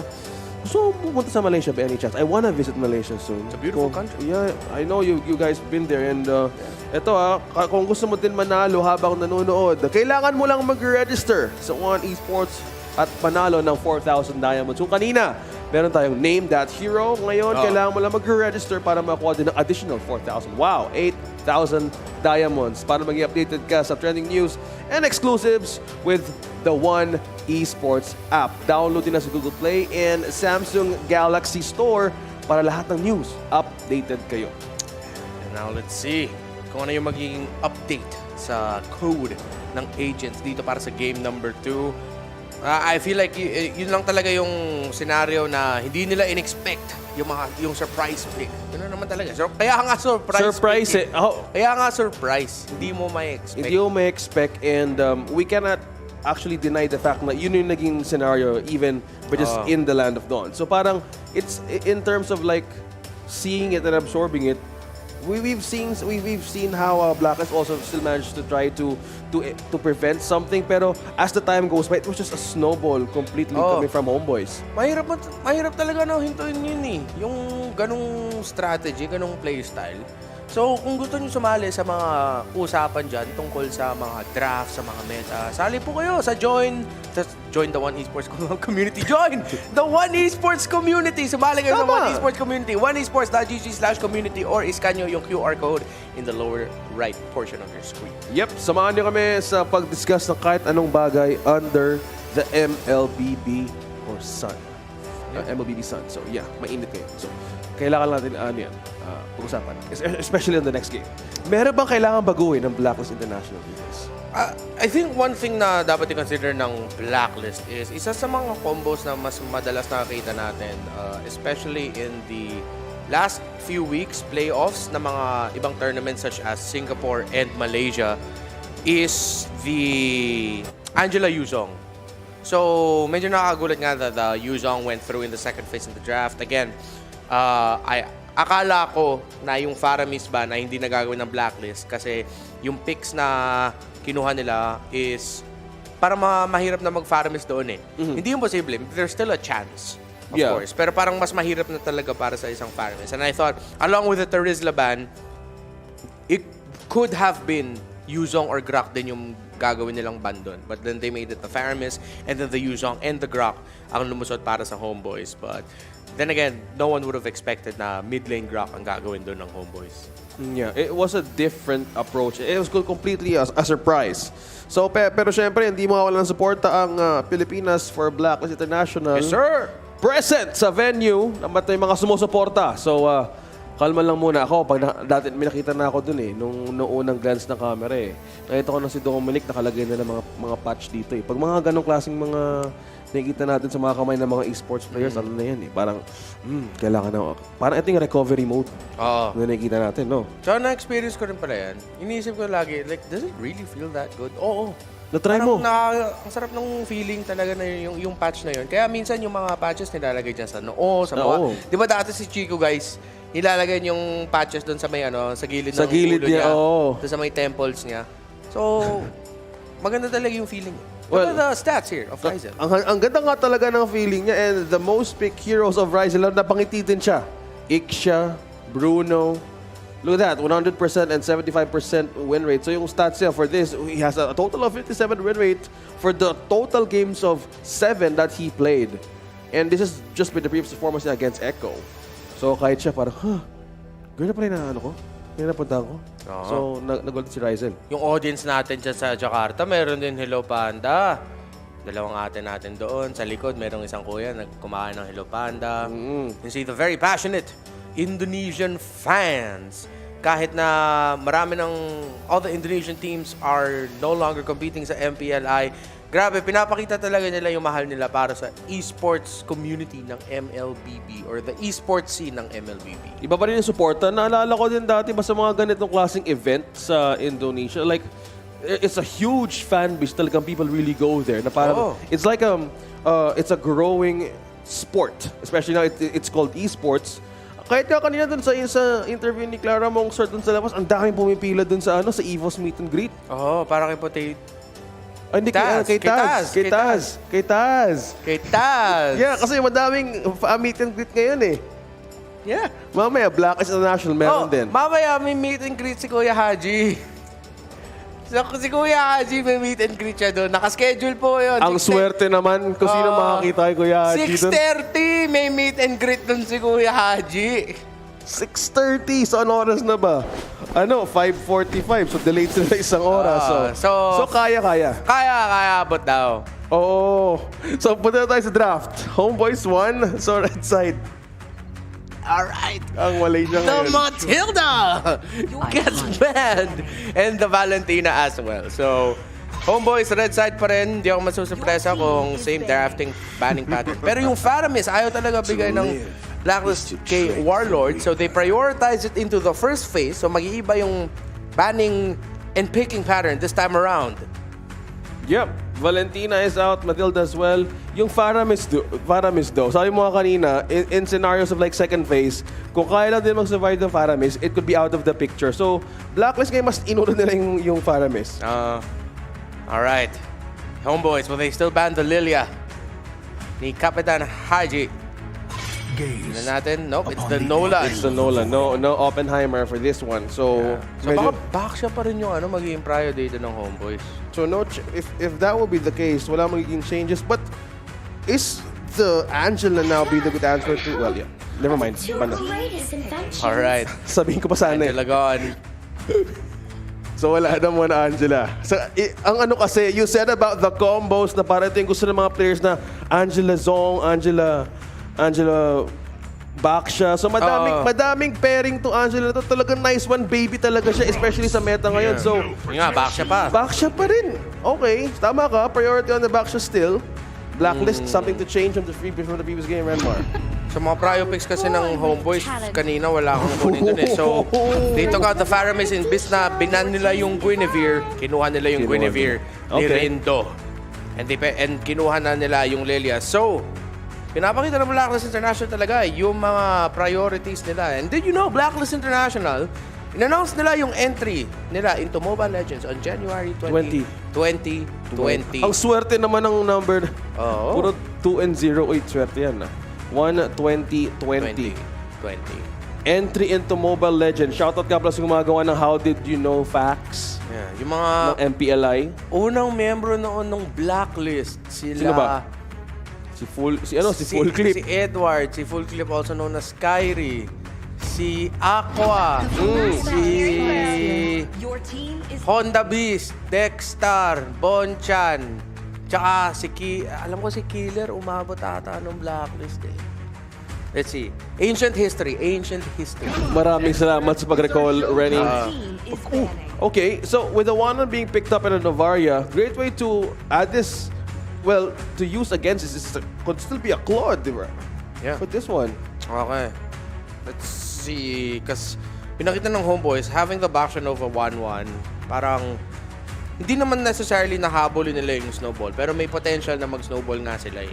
Yeah. So, Blacklist, they pick up a Claude, parang mid to late game insurance. Pero, iba kasi yung playstyle ng Blacklist para sa Claude eh. Gusto talaga nila bilisan yung pag-farm up and yung pag-scale ng Claude. Yeah. So, meron sila mga gagawin ng early lane switch, biglang mag-trade sila ng second or third turtle para makalamang lang kagad si Owl. Eh, pinakita naman ng HomeBois so far is gusto talaga nila mag-jungle o mag-turtle. So, baka dun madali yung HomeBois at saka dun makahanap ng biglaan na power spike to si Owl. Yung mga strat na ganun ng Blacklist. Yeah, and Claude, still a good fit. And they also banned out the Cho. Ayaw nila yung mga pick-offs sa mga ganitong scenarios, especially from the back end of the fight. They pick up the Cho, especially the Minotaur and the Kaja too. So, no solo pick-offs or game or fight starters whatsoever. So leveled onto the roam, majority on the roam, deny picks or bans by Blacklist International towards HomeBois. So still, wala pa kasi silang tank eh. So mas ano ngayon, so mas nagiging leveled in a way. Nabawasan yung ganun klaseng mga spike. But Blacklist, what would they prioritize now? Inisip ko kung yung Blacklist International, finiflex na lang itong Guinevere na ito. Pero yung Guinevere talaga, it's a rando pick eh. Madalas rando pick. Yeah. At saka kailangan nila ng isang pick off. They took away the Kaja. Hindi ata sila magpa-Franco. Kailangan nila ng strong anti-invade. They might go for healer pa rin. Tinanggal na yung Minotaur. Healer nga, Rafaela na lang. Nako, Rafaela. Ito, nakita din natin ito dati kay Uncle Eson, di ba? Uncle Eson din na special. Now, it's, sabi mo, possible anti-not go home. Kung kaya mo sustain yung lane mo na pwede kayong ikutan mostly on your roamer because yun ang naging problema kanina eh. The pressure that HomeBois is doing from the early game, yun ang nagiging problema ng Blacklist International dahil how can they focus more on their own individual snowballs kung ganun ka pigil yung HomeBois na hindi kayo minsan makahinga ng maayos. Yeah. So HomeBois, pwede sila mag-draft dito ng pressure na naman. Baka isang last on pick. The Yuzong would still be open. Pakito, they can surprise and go Ben if they want the fast clear pero hindi pa nakikita ng HomeBois yung XP lane. Yuzong nga na naman ang pinili nila. Is it a last on pick? A normal pick? It's an Arlot roam. So displacement, daming crowd control at mabilis pinili ng Blacklist ang Terizla. Okay, so is this a better choice now dahil kanina they've taken out the Pharamis now for the EXP lane. They have knockups.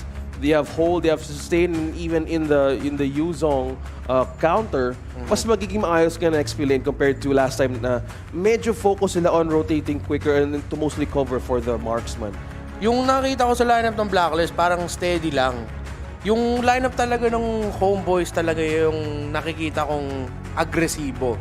Na katulad ng kanina, gusto nila yung mas mabilis mag-rotate, yung early game, baka snowball na nga naman talaga hinabon nila.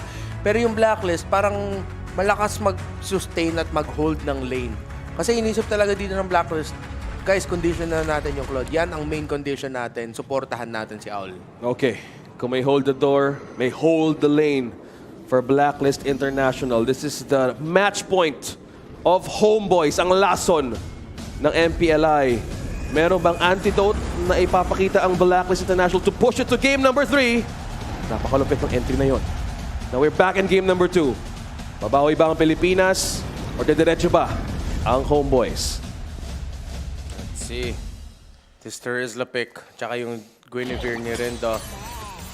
Kailangan talaga nila maging on point sa laban na to. This Rafaela Lilia combo. Madaming slow yan.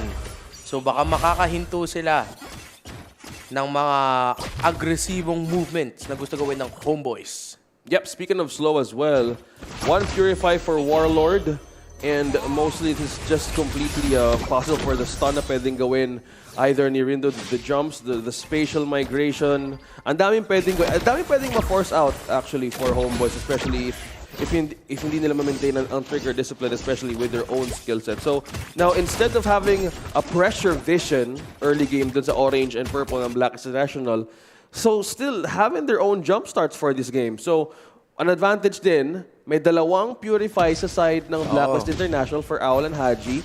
So kahit na may black shoes, it's probably still for the protection against Sorn and even for Warlord. Everybody from HomeBois. So in a way, they have still ways to evade these kinds of engages. Yeah, yung titignan ko din dito yung maging item build ng HomeBois kasi kung mag-overload sila ng blade armor, mahirapan nata dito si Owl makapaghanap ng magandang blazing duet at saka makapag-free hit and poke sa frontliner. Titignan ko mamaya yung mga items ni Chibi, pwede siya magano second item blade armor na, and then si Sepat or si Sorn yung second na blade armor mamaya para kahit na si Owl sabihin natin hindi siya ma-disturbo sa pag-farm. Mahirapan talaga siya mag-poke damage. Yung ginagawa ng Claude na lalapag lang si Dexter, damage. Yeah. Mahirapan siya gawin yun. Yeah, so that was be a challenge. We knock up though. Alright, that's gonna be the Violet Requiem. Ginamit si Zorn. Ang unang mapapatumba ng Blacklist International. Sepat ginamit na ang kanyang Dragon form. Hindi na lalapit ang mga miyembro ng Blacklist na zone out sila ng Dragon. Still the respeto pa rin ng Blacklist International. Owl just hit level 4. As you said, if the Blade Armor is the choice of HomeBois right now, completely an answer for Owl.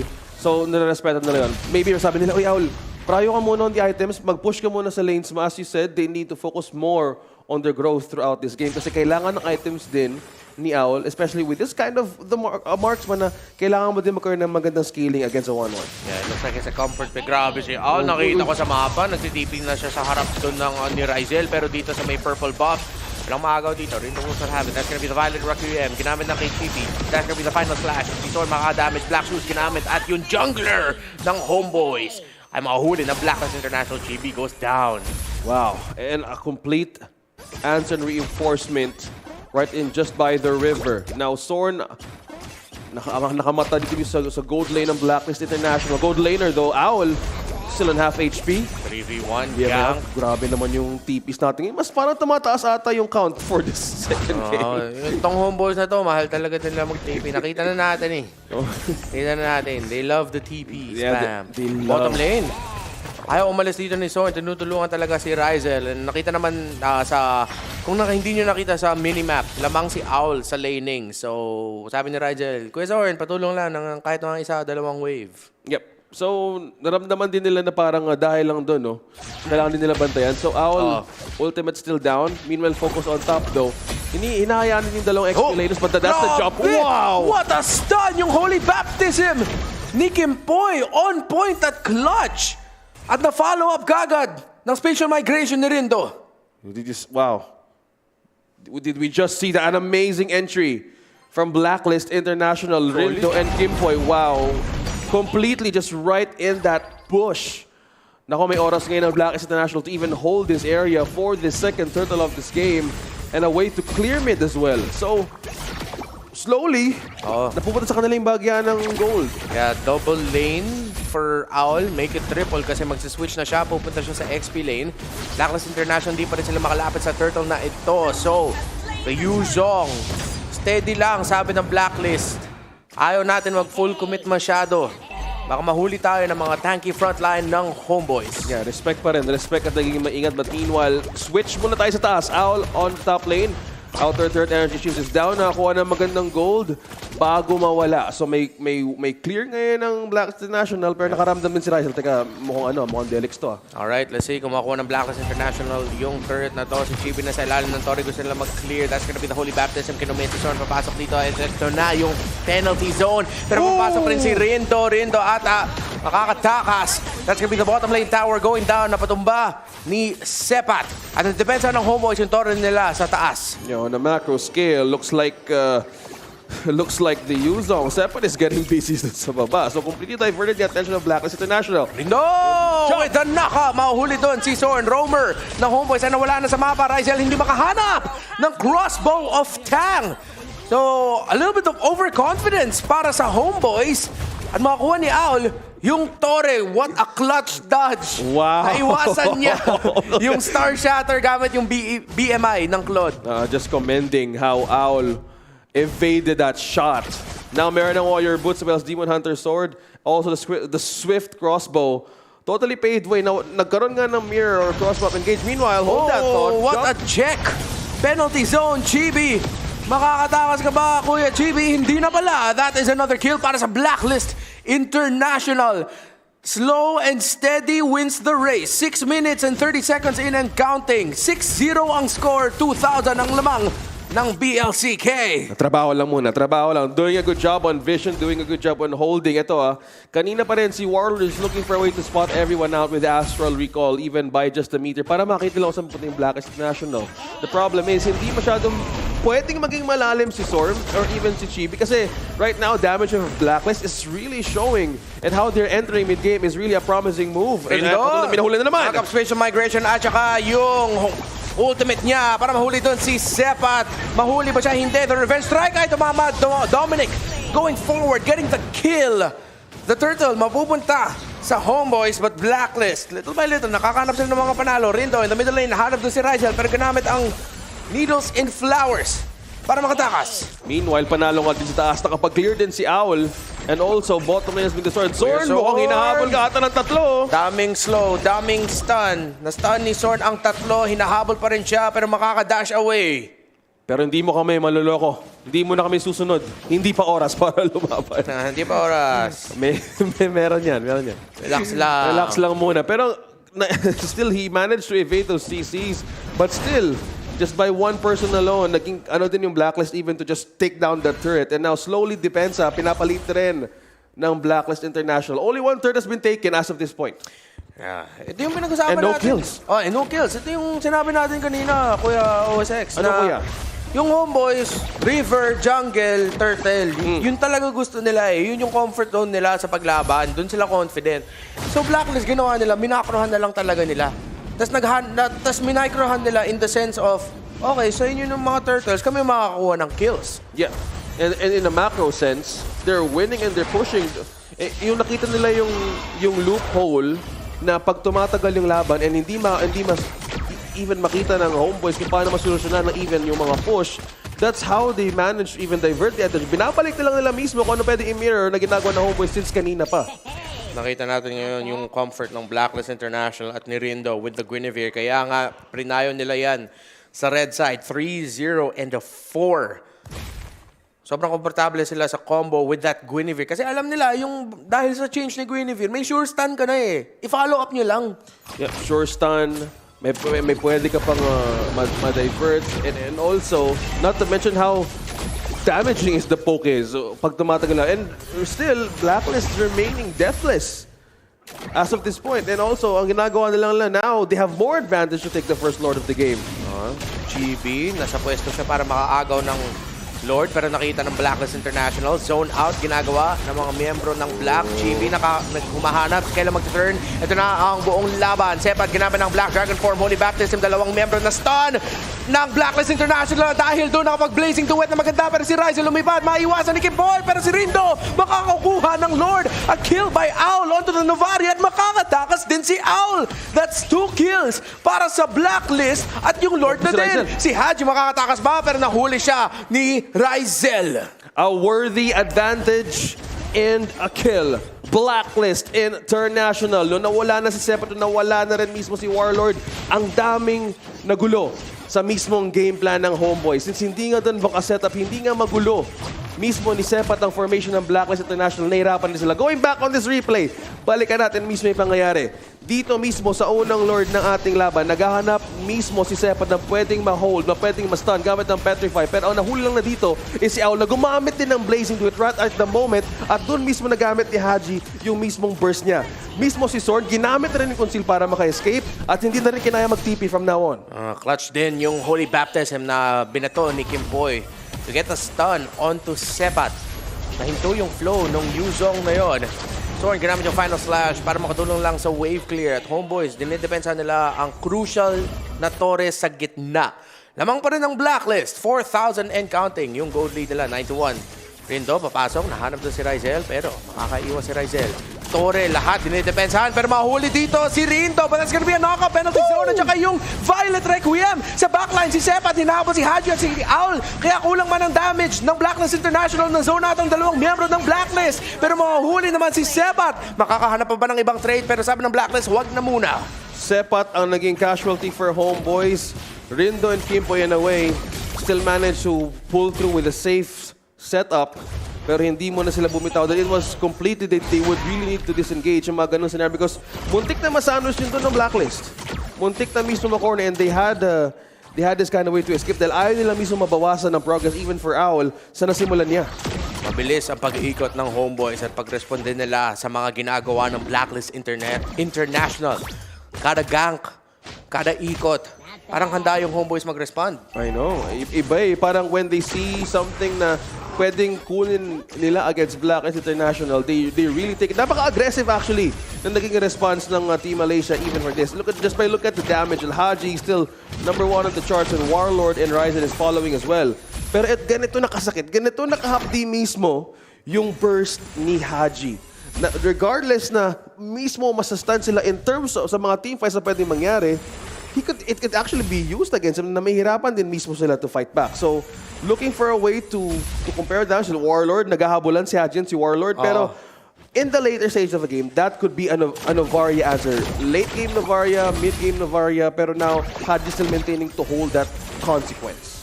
Okay, Lord nag-spawn at this game is much closer than we would like. 4 turrets to 1 ang laman ng Blacklist.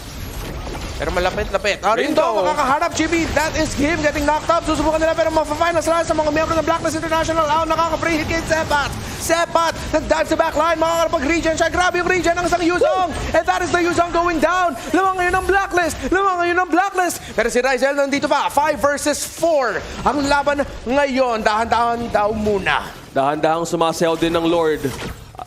HomeBois or Blacklist International. Sepat ang naunang nakuha ng Blacklist International. Still managing to be saved by Rindo though. Sorn, naku Rizel, pwede ba sinubukang hilahin si Aldo. Back with the BMI. Reset ang Lord ngayon. Lord gets reset, HomeBois. Kahit lamang ang Blacklist International. Sa miyembro lumalaban, blazing the well, papasok si Howl, pero mapipita siya mapapanis ng mga miyembro ng HomeBois. Pero si Chibi mawawala. Free Lord ata para sa Blacklist International. Kung mapatumban nila si Rizel, kung makukuha nila yung Andiyan pa rin si Rindo. Si Rindo kumakapit pa. Ginamit yung Valiant Requiem. Si Kapitan Haji makakakuha ng Lord. Kailangan mag-back ng Blacklist. Sa panahon na to, si Kimpoy makakatakas pa ba siya? Mahuhuli rin ng HomeBois. Nakuha man doon ng Blacklist International ng Lord, but they will be managed to saving enough time to recover back. Rizel is hitting level 15 as well as Rindo. What a fight! Pero may push ang Blacklist sa taas. Blacklist, may nahirapan sa kulang nila sa hold at burst para ma-pin down si Rizel. Pero ito talaga yung nakakagulat sa mga Malaysian players. Yung vole, go, laban.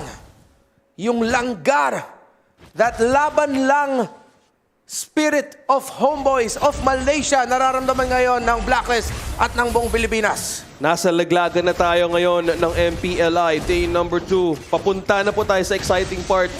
At ito muna ang exciting part na pwede natin matunghayan kung sinong aabanse, kung sinong aakyat muli sa upper brackets or even sa grand finals. Kaya napakatindi. Na-spot doon si Kimpoy. Nag-regen. Pero dispersed po ng Blacklist International. Ito yung problema. You said about, you were mentioning about the hold. And just by, ang ginagawa ni World to spot everybody from Blacklist International, yun yung part na kailangan din nila mag-disengage most of the time.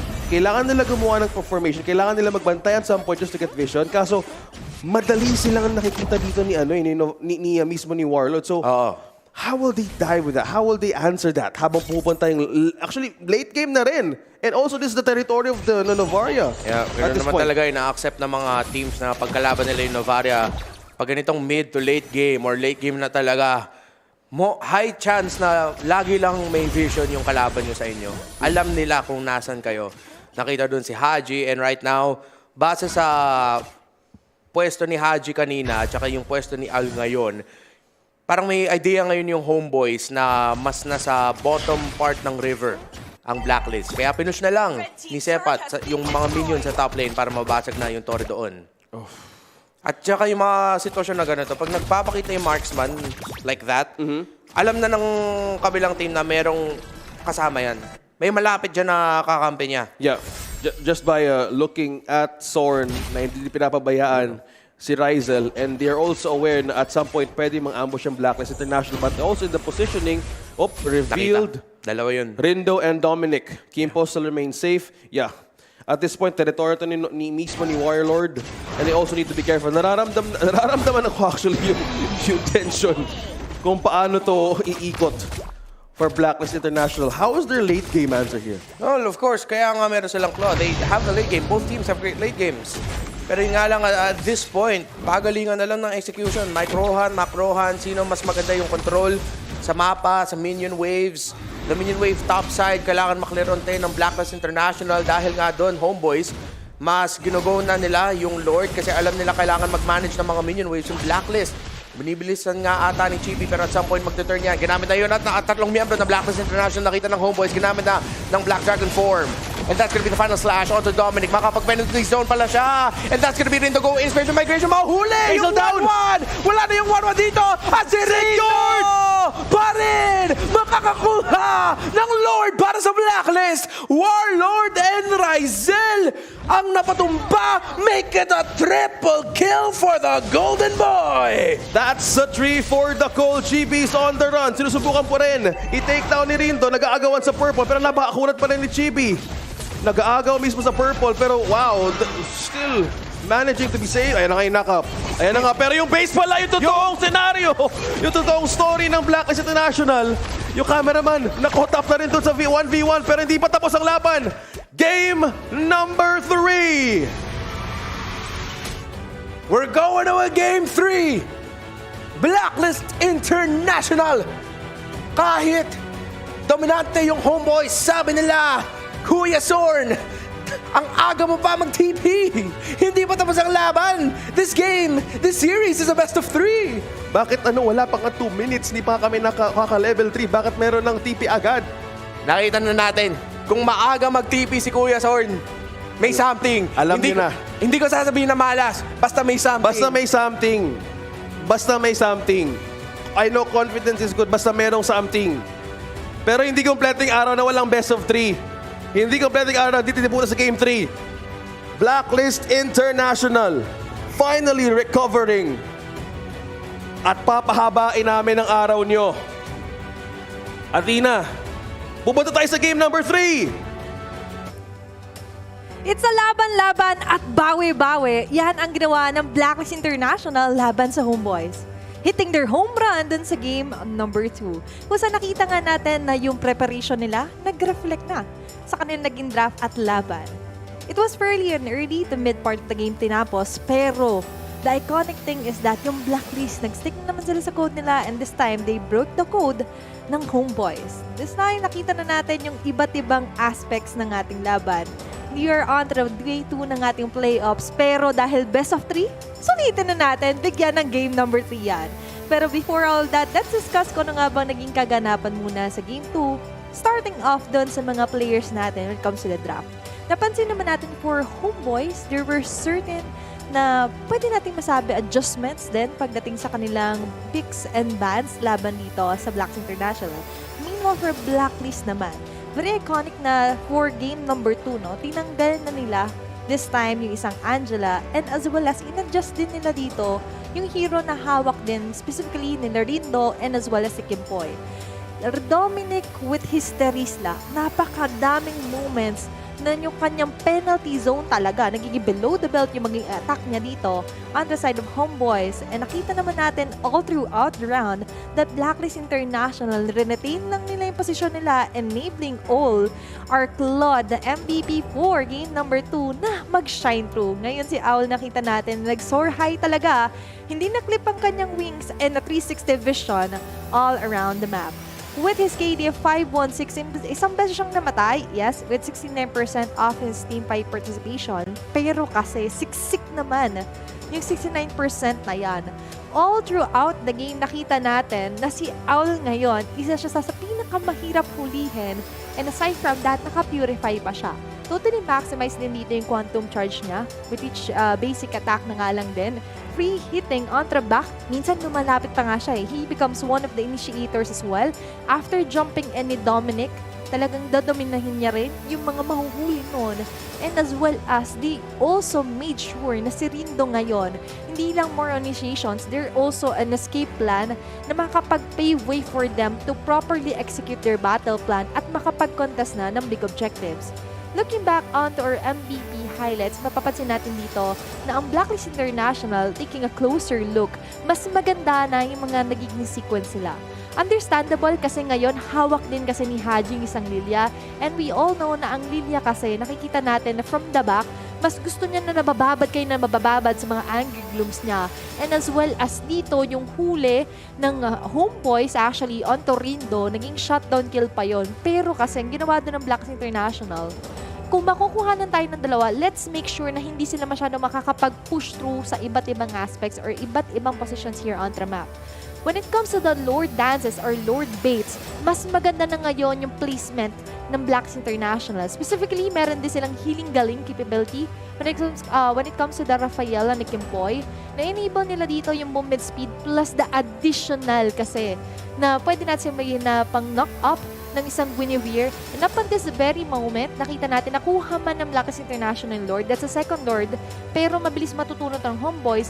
But the mere fact kasi na hindi naman sila na-wipe out totally dito, that's still a 5-13 kill score, meaning na ang Blacklist International pa rin na may hawak ng lead. At up until the very last moment, nakikita natin sa minimap, hindi na nga nila pinauwi si Chibi eh.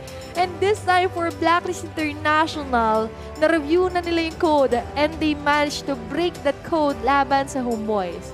Titignan naman natin ang ating post-game stats for the game time of 17 minutes and 50 seconds.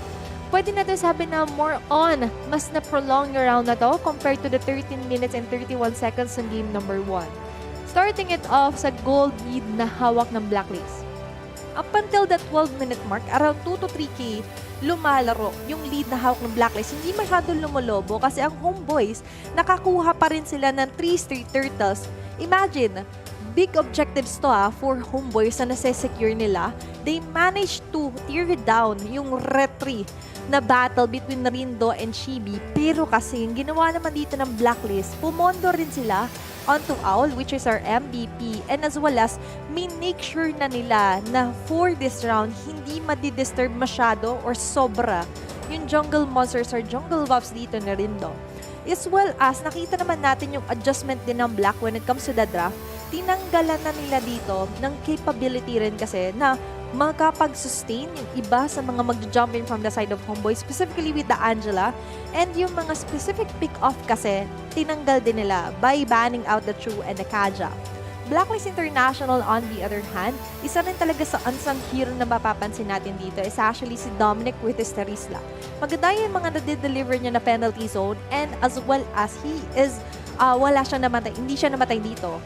As well as nakita naman natin maganda yung initiations niya but he also makes sure na hindi rin siya basta masya-shutdown or mahuli from the side dito ng HomeBois. Looking at the goal for each of our players, kahit i-match to match natin, may konting difference although all of it or karamihan dito ay nagsaside by the side of Blacklist International but HomeBois, taking a closer look, halos dinidikitan pa rin nila to which is quite scary sa Blacklist International nung up until the 15-minute mark.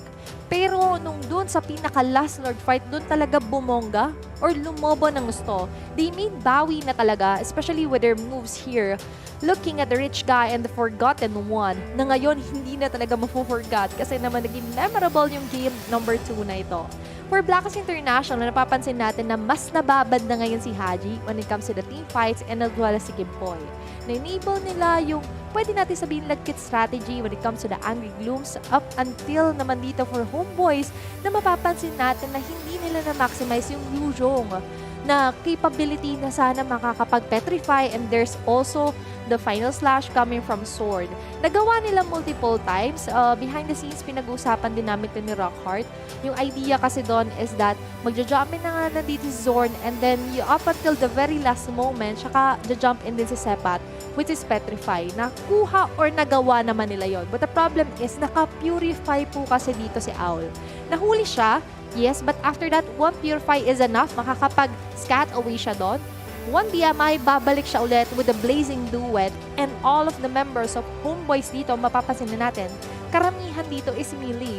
So, mas nag-enjoy, mas nape-penetrate yung mga bullets dito ni All onto members of HomeBois. Kaya naman halos lahat ngayon ng mga damages is salong-salo nila. Kumukulo, kulong-kulo doon. Ginisa sila sa sarili ng mantika habang dito naman sa post-game stats natin, ngayon naman, naging asul ang karagatan. Siding with Blacklist International. Kanina, naging one-sided talaga yung game number 1 natin. For game 2 naman, binawi ng gusto rin ng Blacklist International. Starting it off with the draft, napansin naman natin na they really did their assignment and nakita natin na nag-reflect talaga ito. This time, malaki talaga yung nagiging epekto as well as yung nabuboost yung moral and another game number 3. Pero let's hear more to our casters. Kaya mga Sex and Raptor, it's your turn. Nakita natin kung ano nga ba yung mga kailangan nilang gawin. Pero nakita natin, parang game 3 pa rin talaga to eh. Still, the dream is alive. That's 4 Philippine teams pa rin naman, di ba? Na alive and kicking pa rin dito sa MPLI 2023. Doon mismo sa Jakarta, mainit na salubong na nga lang din. Alam ko marami rin tayong mga kababayan na lumipad, nanood mismo doon on-site. Even some of our players doon na nakaantabay, nag-aantay, even AP Bren and Echo, watching this game closely. The last game for this series, laglagan pa rin ito. Best of 3, now back to best of 1. It's going to be Blacklist International na HomeBois. Pero medyo kinakabahan ako. Sino nga ba talaga 'Diba? Yung tunay na mananaig, mag-move forward sa next round. 'Diba? Lahat ng yan ating malalaman. Kaya naman, in a minute or in a second, let's hear more from our host. Kaya naman, it's your turn.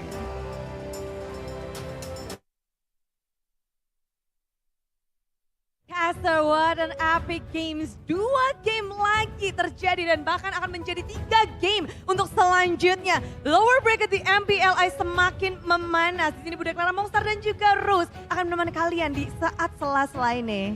Before we enter the third game in our lower bracket match, we have a little bit of an interview with a superfan from Blacklist and of course, the owner of HomeBois. So this is Joyce and this is Daddy Hood.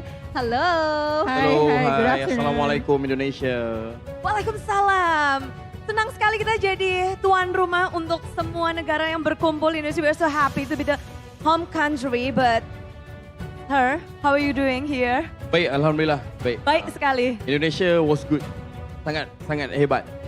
Hebat. All right. If I'm not mistaken, this is also where Daddy created the dream of him wanting to go to M5 because M4 was in Indonesia, right? He went back to Malaysia with a vision and he was like, I want to make sure HomeBois is going to enter M5. And that he did. And now HomeBois is performing so well in MPLI as the underdogs, right?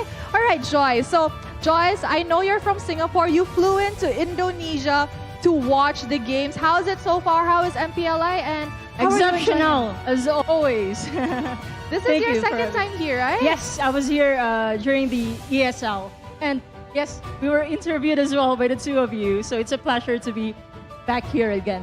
Ya, dan kalian pasti tahu di sini kalau Joyce itu adalah die-hard fans. Yeah. For the Philippines team, but right now for the Blacklist International. Yes. Dia die-hard fans terbang dari Filipina, dimanapun Blacklist ada akan ada Joyce di situ. Yes, and not just Blacklist. Okay, so Joyce, I know that you're here technically as a fan of the Filipino teams. Now, Filipinos sent 4 representatives and 4 representatives are still in the game.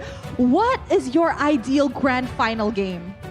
Ideal would be AP Bren and Blacklist. Wow. Yes. Okay. Dua tim Untuk Daddy itu. pula, for Daddy, I'm pretty sure HomeBois is one of your grand finalists. Who do you want HomeBois to meet in the grand finals? Happy Brand sebab kita rapat dengan diorang, kita tahu playstyle diorang. So I think Happy Brand akan bersama kita kat grand final. Wow. Menarik ya. Yeah, so Daddy said that they're close to AP Bren and they know the playstyle of AP Bren. So that's why they really want to meet AP Bren in the grand finals. And I'm pretty sure all of the teams here have their eyes on AP Bren. Yeah, the strong team that hasn't been defeated yet in this tournament. Tapi I want to ask about the HomeBois. You're as the owner. So bagaimana? Adakah kata-kata atau sebelum mulai dari pertandingan ini yang dilakukan oleh Daddy kepada player dan how is the condition about your team today? Untuk hari ini saya tu bilang sama mereka kalau kita tu harus habisnya awal sebab malam kita ada game dengan RSG. So better kita habiskan awal, hantar Blacklist balik awal. Tapi kalau kita yang balik, kita rehat awal. Tapi okey lah. Ini good experience I think for HomeBois first time di MPLI dan juga M5. And insyaAllah kita akan buat yang terbaik untuk represent Malaysia di pentas yang lebih tinggi. Alright, so Daddy said he told his boys, you know, finish the game early so we can send Blacklist home early because we have a match tonight against RSG. However, if we go home early, then we can rest earlier too. But at the end of the day, they're here representing Malaysia and the only team from Malaysia has made it this far. I could say I'm really proud of this bunch too. Alright, so for Joyce, what do you think Blacklist still has to offer? Do you think they still have the potential to go further against their match against HomeBois? And if they win against HomeBois in this match point, do you think they have what it takes to bring down RSG Philippines in the match later on today? I have full trust not only to Rindo, but the full Blacklist, especially for Team 2. They didn't have enough exposure, but they're here right now, and I think they can make it. Wow, jadi memang dia ngerasa dia percaya betul sepenuhnya ke Blacklist dan dia percaya nggak cuma ke Rindo karena he was used to be the manager of Rindo on the amateur scene. So now, how you see Rindo now? Is this his full potential or you can think that he can do more? Of course, he can do more, and I'm very, very proud of that guy. We were just talking about it a few years back to see him in a stage and maybe an MPL, but now it's international. So really, really proud. I know he can do much more than that, which he is already doing right now. All right. Okay, Daddy, I see that the HomeBois are seated. Daddy, why not give them a little bit of encouragement before the Alright. game starts? Okay, buat Rizal, Zon, Warlord, Chibi dan juga Ipan buat yang terbaik. Apple dan juga Pap, draft elok-elok. Yang berada di belakang pentas, doakan kami. Yang berada di Malaysia also, doakan kami insyaAllah. Andai kata memang rezeki, kita akan go through sampai ke grand final. InsyaAllah. Inshallah. Untuk HomeBois. Any For last Malaysia. word? All right. Any last words for Blacklist? Yes, of course. All the agents are cheering for you. Everybody has full trust in you guys. You can do this. Bring it home. Good luck. All right, oh, the goosebumps. Now, guys, this game is a lower bracket matchup. Remember, the losing team ends their journey in MPLI. The winning team continues their journey and making it potentially into the top 3. So, let us now start our third game in this best of 3 series between HomeBois and Blacklist International. Casters, take it away. Let's go, Game 3.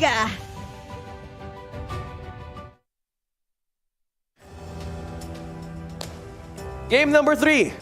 Same scenario kung paano nagsimula yung araw namin. Kasama ko din si Renmar, kasama ko din si Rockheart. What's up? It's game number 3. Si Athena na nga yung aming analyst. Same scenario. Game number 3.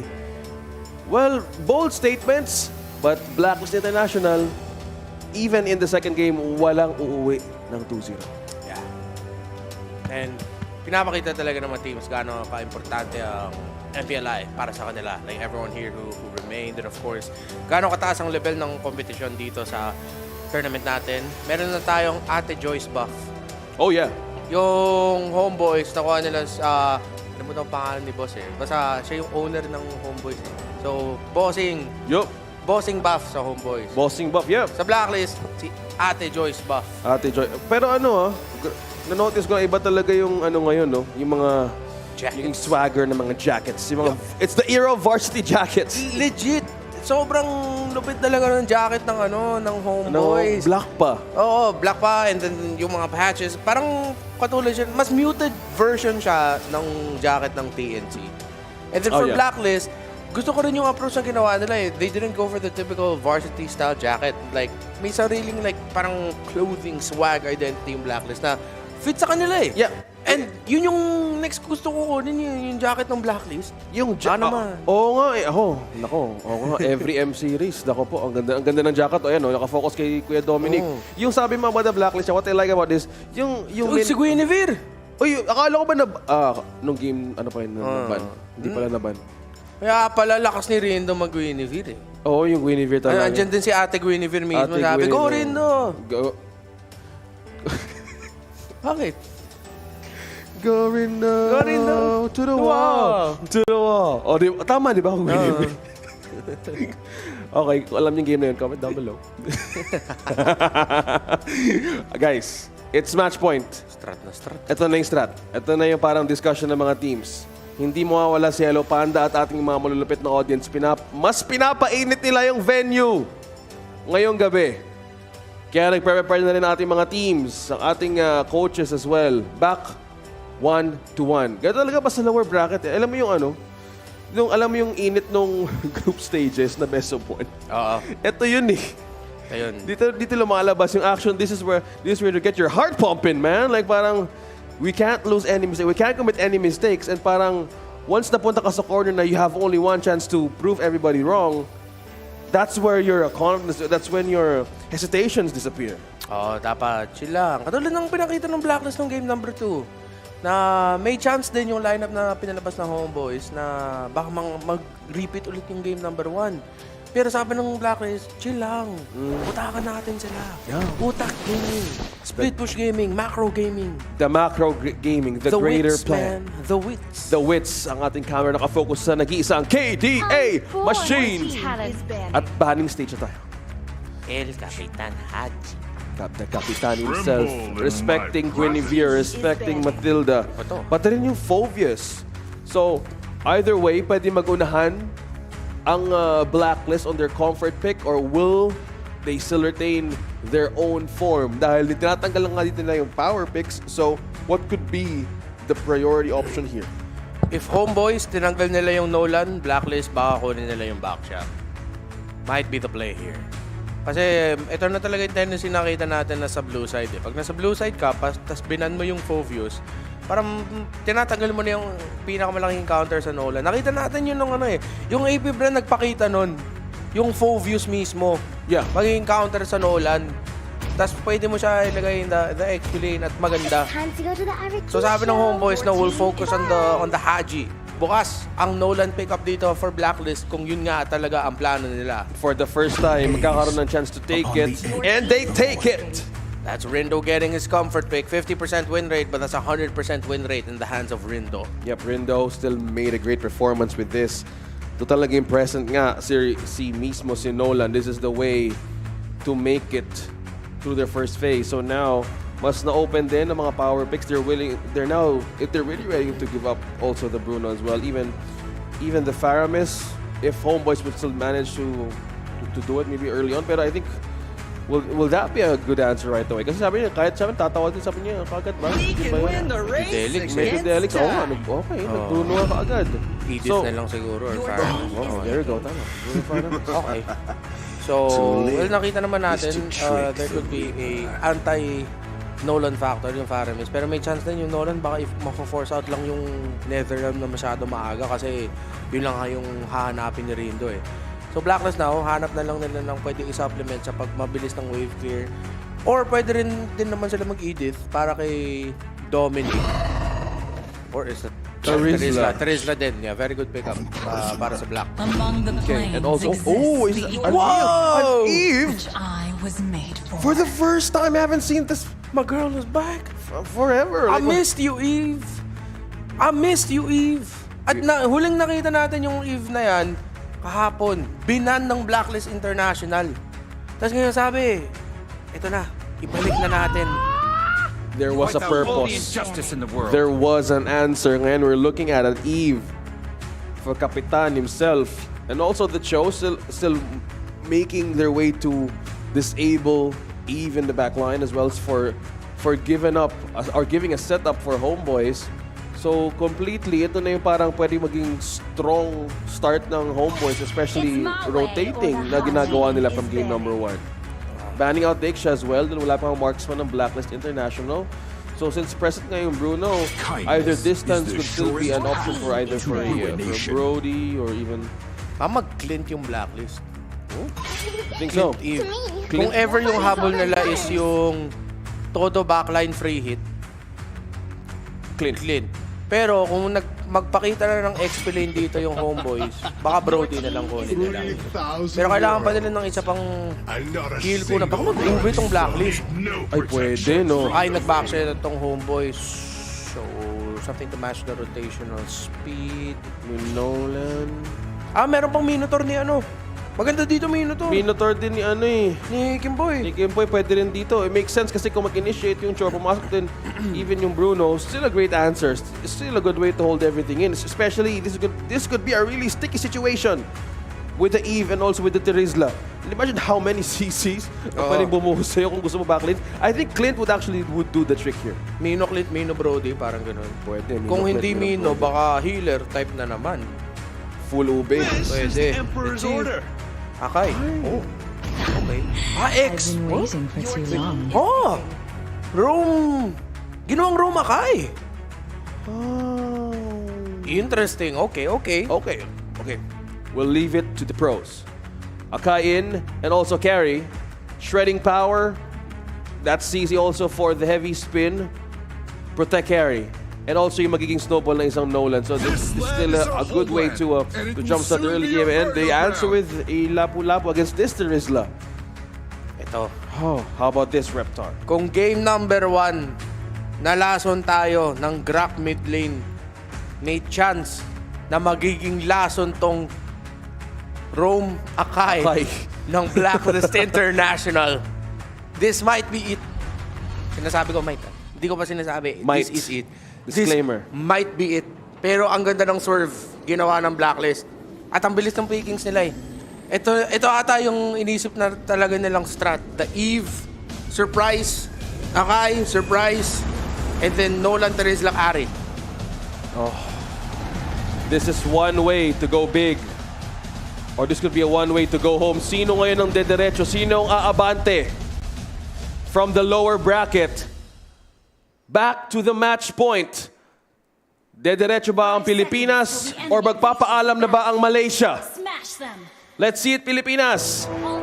Blacklist International could either have a chance here or will HomeBois stop them from doing this? Zorn, unang bisita. Kuha muna ng vision. Rindo, on the other hand, though, getting his hands on this Nolan. Put him back on his form. But dito, hindi pa rin bumibitaw si Zorn. Approved daw, sabi niya. Let's see. Zorn, naiwasan niya yung concussive blast ni Kimpoy.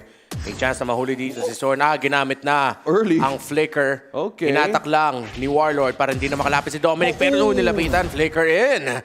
Makakatakas doon si Zorn. So munti ka na mahuli yung roamer ng HomeBois. Little wonder mapupunta sa Blacklist International. Napalalim nga doon si Zorn, but that was still an opportunity na gusto sanang kunin ni Dominic. Can't blame him though. I would still do it kung meron chance yet. Just take it. Pero ito talaga yung gusto kunin ng Blacklist International.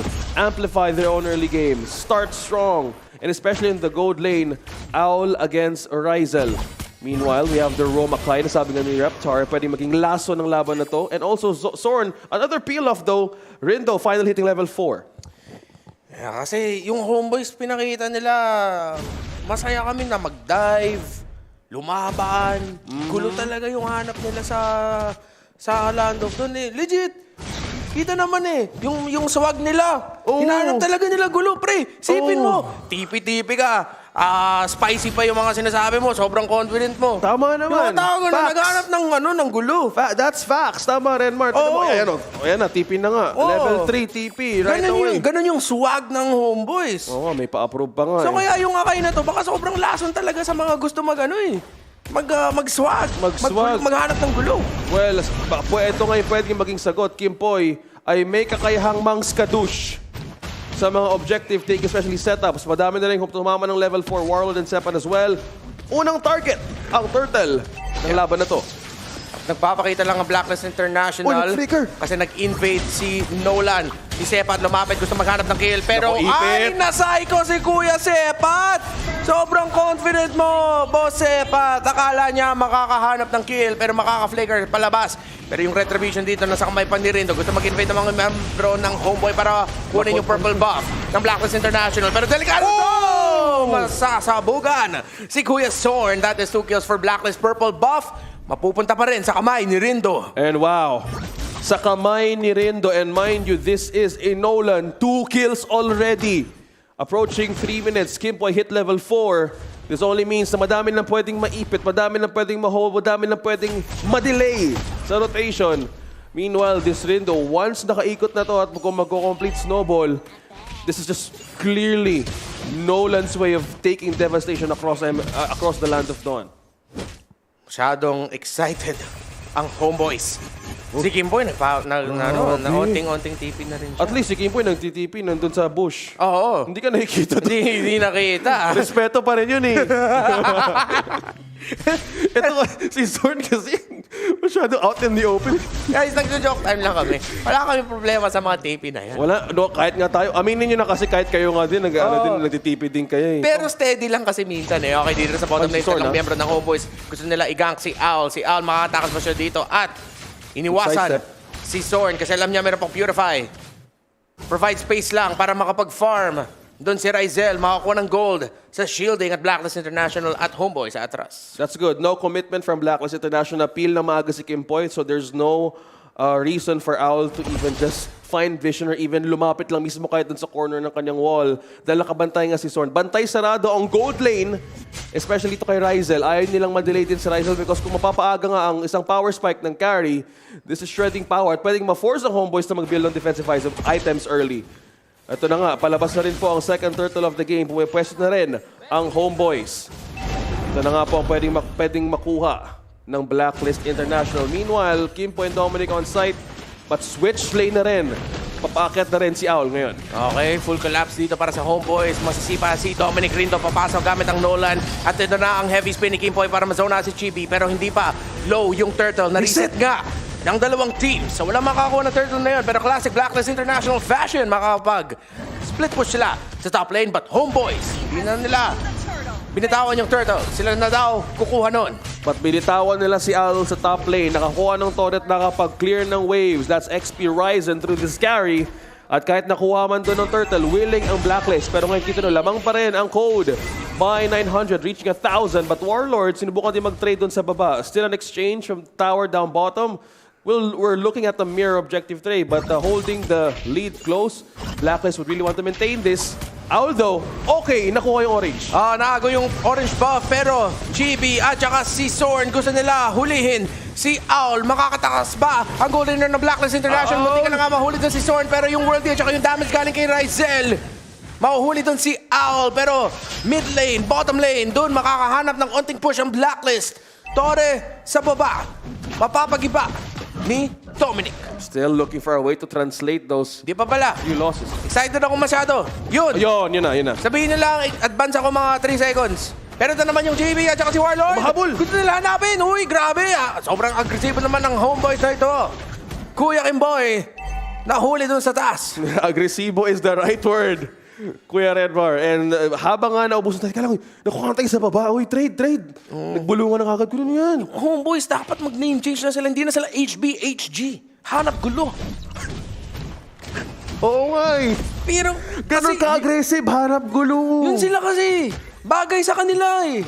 Well, tinan mo naman kasing lineup yan yung... At saka malakas din sila eh. Well, yan, tinan mo, kita mo, Zorn, hindi pa... ito, hanap gulo. Grabe ka naman, Zorn, ito talaga yung nagsastart. Ito talaga yung nagpapainit palagi si Kuya Zorn eh. Pero buti mind games. Mind games. Pero hindi binibitawan pa rin ng Blacklist yung mid lane. Ito yung napaka-importante ito para din kay Rindo. On 3 kills already. So, still maintaining the lead doon. Hindi ganun kalayuan. Pero ang kailangan nila bantayan dito kung paano din umikot si Ryzer. Kasi nag-switch na ka ng lane sa dalawang marksman. So, mas mapapabigyang pansin ngayon yung turtle. Yung Blacklist, hindi pa nga nakakuha na sa objective. But still, managing to hold. Laban dito si Turtle Players. At mahihipit dito si GB. Hindi na siya makaka-retry. Kimboy with a heavy spin. Pin down. At free turtle para sa Blacklist. Pero si GB, gusto ni lumaban ni Kuya GB dito. Nahanap si Kuya Haji, pero medyo delikado yung pwesto niya. Si Warlord, pinorse out yung paggamit niya ng Netherrealm at mahuhuli din yung Faramis. Malagkit ang damage. GB buhay pa rin. Knock-up ni Zorn. Pero dalawang miyembro ng HomeBois mahuhuli. Warlord bilis maka-respawn. Si Al nandito sa gitna. Tinatamaan si Ryzel at saka si Sepa. At GB and Warlord goes down, pero dahil sa passive ng Faramis, ang bilis ang pagbalik ng Farah. Rindo, nakita doon si Warlord, walang makahatak. Walang makahatak. Si Dominic, pumasok! Gamit ang penalty zone, pero si Sepat ginamit ang bravest fighter para mapauwi ang mga miyembro ng Black. Yun ang sticky situation, care of the KDA machine himself. Good escape with use of Concealed, pero yung HomeBois, hanap pa rin talaga. Hanap Blacklist International. Kaya pala HB, hanap Blacklist. Hanap Blacklist, kaso ang ganda ng placement doon ni Haji nung nakita na nasa ng void kaya lapagan mo na yan. Wala. Yan yung pagkakataon na ipit yung HomeBois.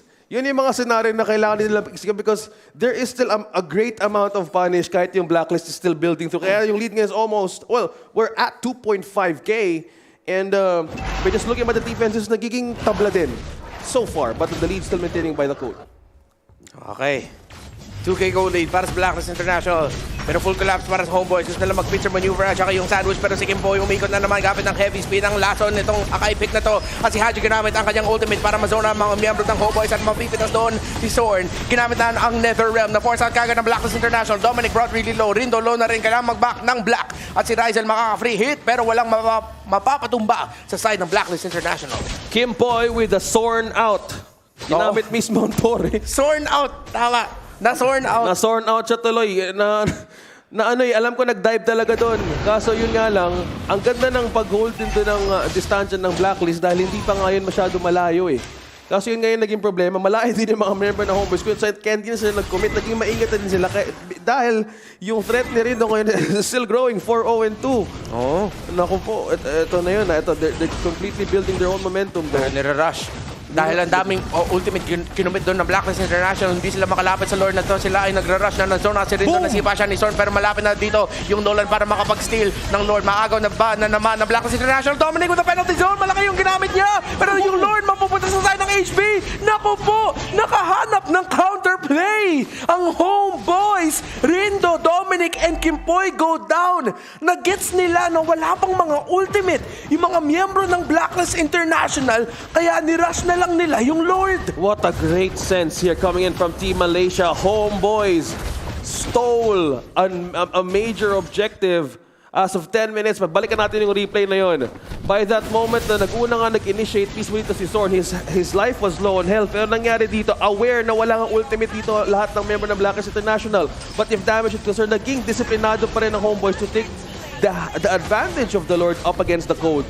So dun pa lang, dahil even though may distansya nga din doon ng Blacklist International, they have no time to lose but to secure that objective. So grabe din to still...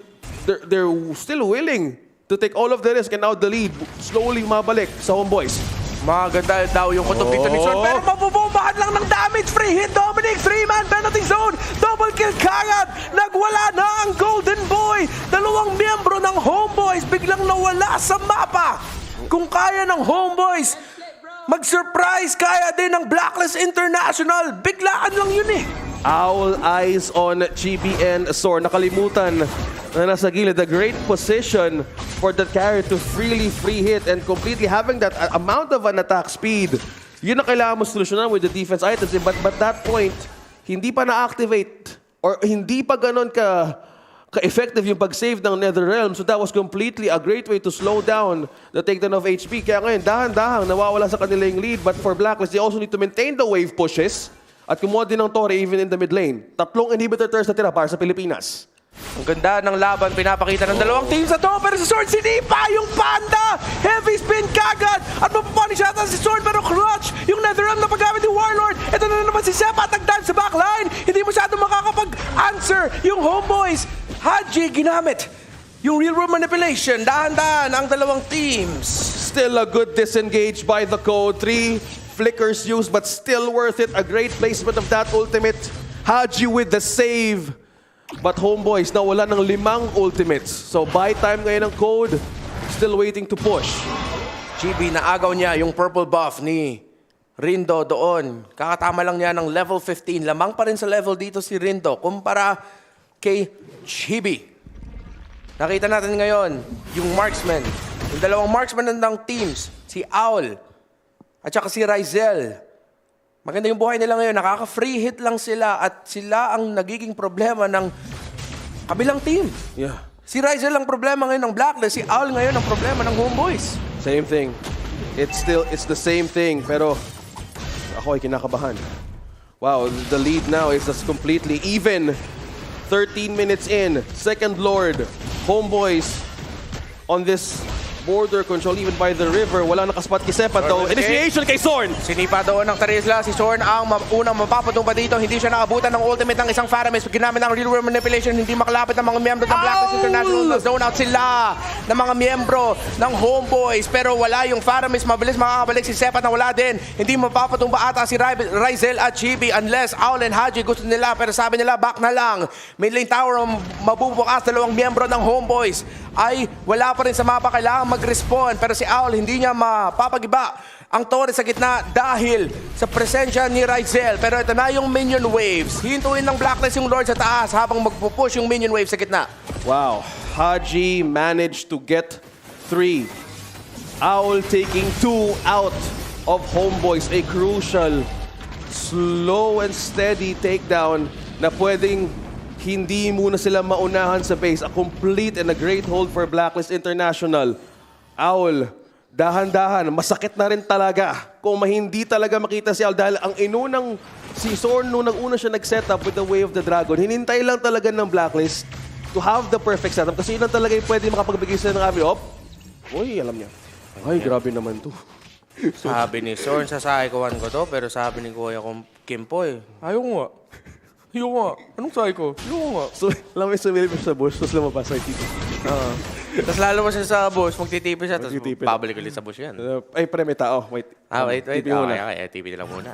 Okay. Item update, yung 2 marksmen, malapit-lapit. Actually, 2.4K yung lamang ni Rizel in terms of the gold. The full build na yung yung Bruno na to. At saka may DHS pa nga yung build niya.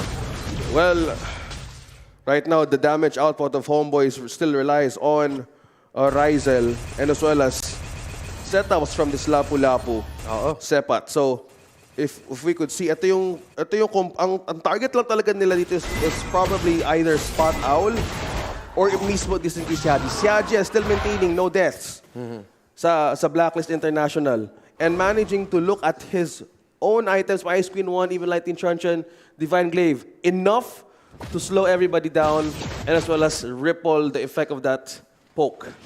So depende na lang dito. It all comes to show na there's so much possibilities with so little mistakes na pwede mangyari, pwede mabaliktad. 2,000 gold lead. Ang kampyon ng MPL Malaysia sa Season 12 kontra sa Blacklist International, isa sa mga pinaka-decorated na organisasyon dito sa Pilipinas. Can this roster of a younger generation of Blacklist surprise the champions of Malaysia? Conceal play, 5-man. Pero nakita si Chibi, so high chance na yung HomeBois ay nasa taas. Konting info lang, pero nakita si Kimboy at Zorn. Lord is up. An intense situation where Blacklist and HomeBois is right now. Kung sino man na makakuha ng Lord na to, ay pwede makapag-push sa base either from Blacklist or HomeBois. It would still be anybody's ball game. Pero sinong bibitaw? Sinong kukuha ng objective na to? Sino makakuha ng magandang setup? Will it be Zorn? Will it be Kimpoy? Pero ano nga ba yung priority nila ngayon? Wala muna. But there's a call for HomeBois. Zorn! Nahanap yung sipa pero yung heavy spin pero mabuburst down si Kapitan Haji. Ito daw ang isa sa mga last dance ni Zorn. Isang legend sa Malaysia at nakahanap siya ng sipa sa pinaka-importanting target ng HomeBois. Zorn's last dance finds a great first step. What a play. HomeBois secured the Lord as well. Force ang Blacklist International mag-defend sa base. Haji would be recalling in 10 seconds. Pero that kind of pick-off na ginawa ni Zorn gave so much way for HomeBois to manage and also a great way to push ngayon. The Malaysian champion, legend, MPL MYSG Season 3 champion, MPL MY Season 12 champion, and MVP. A long-time veteran. Ngayon, isa sa mga poster boys and faces of the Malaysian dream for international success. At inamin na niya, might be one of his last 2 tournaments of his entire career. HomeBois, can they end it here or makakadepensa ba ang high ground ng Blacklist? Masisipa doon si Dominic. Gagamit ba at kukumit pa ng ultimate, mapaburst down si Zorn. Mapaburst down yung Terizla. That is the Terizla down. Si Rindo ay mahuhuli din. Pero yung real world manipulation ni Kapitan Haji, si Al nakaka-free hit. Masakit pa rin ang damage ng HomeBois, pero si Rizel buhay pa rin. Low ang mga miyembro ng Blacklist International. They're gonna be focusing down on the base, HomeBois. Can they stop it? Can they defend it? At ang kampyon ng MPL Malaysia sticks to their word. Eliminating Blacklist International. At ang last dance ni Zorn, tuloy pa rin ang pangarap na maging kampyon muli. Blacklist International still giving us a good fight. Still representing the Philippines, even in MPLI. Kami ay humapalakpak sa lahat ng binigay ng sakripisyo, even standing tall and proud. Kahit sa moments na to, you've still proven how you guys are worthy with this new ube, with this new generation of a Blacklist International team. Tuloy pa rin ang laban dahil magkikita-kita tayo ulit sa World Championship sa M5. HomeBois, they talked a big game, pero binakapan nila. Binakapan ng HomeBois yung mga sinasabi nila. At pinapakita nila kung bakit for many international tournaments. Of course, todo suporta ang mga Pinoy fans for Filipino teams, pero may special place sa puso natin para sa mga Malaysian teams. But let's hear from one of our 4 representatives, Blacklist International. Thank you for the effort you've shown, for raising our flag high. pinakabahan nyo ang mga kampiyon ng Malaysia? In a few moments, habang nag-celebrate ngayon ng mga member ng HomeBois, kakasamusin natin sila on stage sa Indonesia.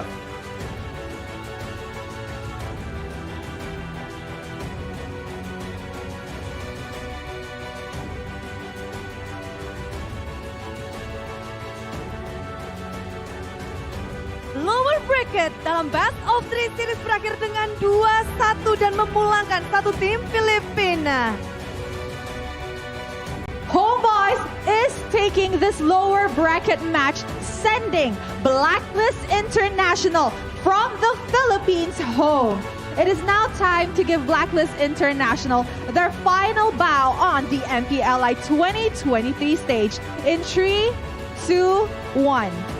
This is Blacklist International. They fought well until this match, but we wait for the Blacklist International to come back stronger. Yes, we will see Blacklist International soon. And the winner, the only representative from Malaysia, give it up for HomeBois! Woohoo! HomeBois!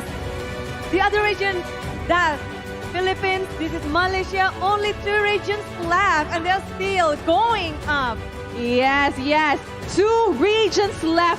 They have managed to send a Filipino team home. So now MPLI only has 4 teams and 3 of it is a Filipino team and 1 from Malaysia. Now, in case you guys remember, earlier on before the match even started, I interviewed Zorn and what did he say? His goal this MPLI is to be the Filipino Slayer, sending the Philippine teams home. So Zorn, now that you have managed to successfully send home Blacklist International, moving on further, you will be meeting RSGPH. Are you ready for that matchup? Kita orang semestinya dah ready dengan apa-apa yang kita orang akan hadap sebab kita orang dah memang mindset kita orang nak pergi champion lah MPLI.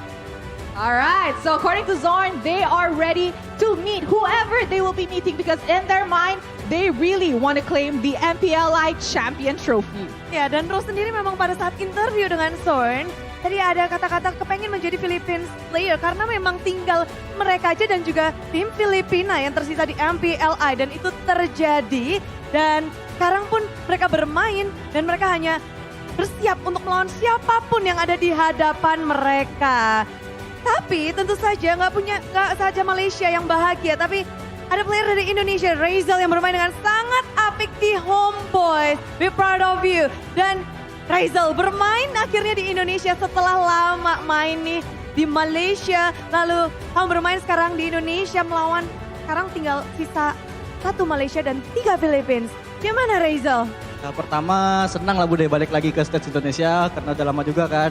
Jadi ya senang aja. Dan seperti kata Son, kita pengen coba lawan semuanya dan kita ready. Dan selalu siap, he's ready to beat everyone and he's so happy that he can come home and play in their hometown. But Razel, how do you see semua lawanmu sekarang ke Filipina? Sisa 3 Filipina ya? Gimana ya? Ya udahlah kita siap aja lah Bude. Gitu. We're just ready. All right, Chibi. Okay, hi Chibi. Hello, hello. Okay, I'm pretty sure a lot of the people, even the casters, have been complimenting Chibi's retry game, right? His retry game is so on point to the point where I think almost every turtle is almost secured for HomeBois. So Chibi, now that you have made it this far in an international tournament, are you feeling extra pressured? Because later on, you will be going up against AP Bren, Echo, and even RSGPH. They have world championship titles. Extra pressure? Personally, tak ada. Sebab kita orang punya mindset, lawan je, tak kisah pun siapa enemy tu. Wow, okay, they don't feel any extra pressure. In their mind, it's just, we're just gonna fight whoever. We do not care who the opponent is, they're just gonna do their best. Ya, mereka hanya ingin melakukan yang terbaik untuk siapapun lawan mereka. But what you guys expecting for the next battle of yours?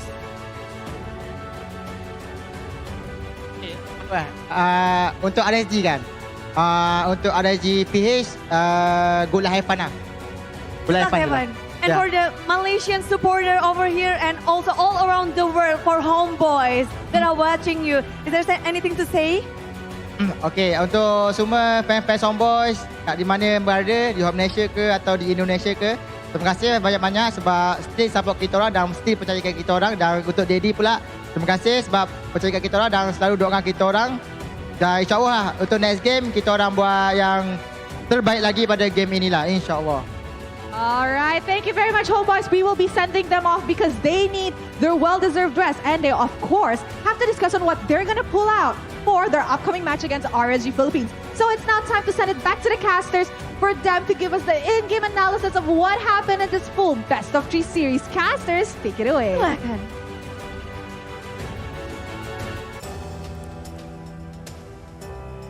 It's HomeBois hitting that home run laban sa Blacklist International. But still, it's a good game. Well played. A good run for Blacklist International habang ang HomeBois naman ang mag-move forward on to the next match. It's going to be a match between RSG Philippines kung saan napakitang gilas din to sa ating unang serye. But before all of that, Athena list muna activated to further explain kung ano nga ba yung mga kailangan natin discuss on to the recent game number 3 kung saan HomeBois got the final point laban sa Blacklist International.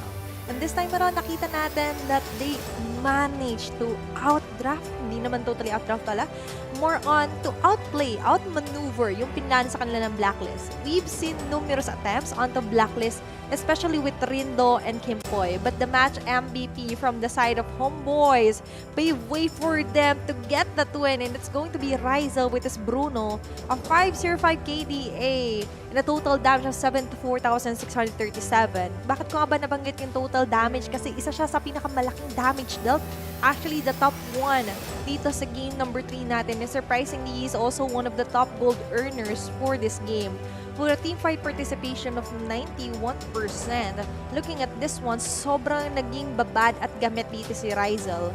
And with this game equipment, napansin natin mas maaga siya nakapag-equip up, meaning there's more damage to deliver laban dito sa side ng Blacklist International. Yung kanya naging ka-head-to-head na si Owl, napansin natin the numerous attempts of a carry to go for that free hits from the side lanes pero hindi mangyari yun kasi nga naman he has multiple team members to watch his back, watch his six, and as well as nakita naman natin yung mga on-point retry dito ni Chibi laban kay Rindo. Nabanggit kanina ng ating host si Rose na that was an almost wipe onto all of the turtles ng HomeBois with Chibi's retry. Pero for this specific instance, nakakuha ng isa yung Blacklist. But after that, the attack of HB or HomeBois is naging, pwede natin sabihin medyo nag-lie down and then they managed to go for micro movement, micro plays dito sa Blacklist before engaging into macro plays. Nakita natin dito yung specific instance sa maganda sana yung initiation, yung pagtatry nila na iliko yung attention, yung alleviate yung attention ng Lord. But what happened was, ang bilis na eliminate ni Kimpoy and as well as si Dominic. Those two are our main setters and as well as initiators dito for the side of Blacklist International. And without them, talagang it's a shame na mahihirapan talaga sila na magkaroon talaga ng chance to go for this Lord take. This time, for HomeBois naman, yun naman yung in-ensure nila. Ilayo ng gusto si Rindo and as well as dito si Owl. Hindi siya nakapag-spread out here on the map. Ang ganda naging powerful play dito ni Zorn, which is actually one of the key moment dito na pwede natin tutukan. All of his targets were on point, kahit na ang ibig sabihin na to, masasacrifice yung immortality niya or sometimes he is taken down. But after that naman, sobrang na-eliminate nila yung comeback potential for the side of Blacklist International. And looking at the reactions of their back end as well as the HomeBois owner, napansin natin dito na talagang na-boost up yung morale and as well as the charisma and confidence. Even when answering those interviews with our host, talaga naman pinakita talaga ng HomeBois that they hit the home run for this match. It's an 18 minutes 8 seconds sa game time, pero nakipansin natin na mas mataas yung kill score dito ng Blacklist International. Understandable, especially na naka-takedown nga sila doon, si Haji and as well as si Owl, ng 3 members onto that crucial Lord take. But for HomeBois kasi, mas pumondo sila on getting huge objectives and as well as pushing off the pressure here on the map. Nag-reflect yun ng gusto dito sa stats natin. That's 8 turret destroyed laban sa Blacklist. Although, pagdating naman sa turtle take, from game 1 to game 2 and now to game 3, still majority of it is going on to the hands of Chibi na talaga namang isa rin talaga sa nagpahirap for Blacks International kasi ang dami nilang kailangan i-hit na points or i-hit na stones here for HomeBois. And looking at our post-game stats din as well dito, mapapansin natin that all of the goal lead din naman nababalance naman ng Blacklist. But the problem with that is mas nag-stick to onto Rizal. Malaking naging goal difference nila hanggang sa mid part of the game natin, around 13 to 15 minutes into our game. Mas nag-reflect to onto Rizal and that's a 5-0-5 KD. Imagine for a Bruno to go for the free hits, magkasi wave of the world, and as well as with the crit, talagang lahat ng yun pumupondo, talagang lahat niya yung nanunuot yung mga bola niya sa Blacklist International. Although for Blacklist, napansin naman natin yung numerous attempts din, and yung mga clutch save ni Hagi, but it still wasn't enough. This is the comeback of an Eve that we're waiting, and napansin nga natin na although not currently on the top of the meta right now, but still, Blacklist International made it work. But for HomeBois, they've read through what Blacklist International is paving, what is planning. And looking at the carry, the sandbag, and the rich guy, all going to the side of HomeBois, si Rizal talaga dito yung masasabi natin na naging ace din for this round.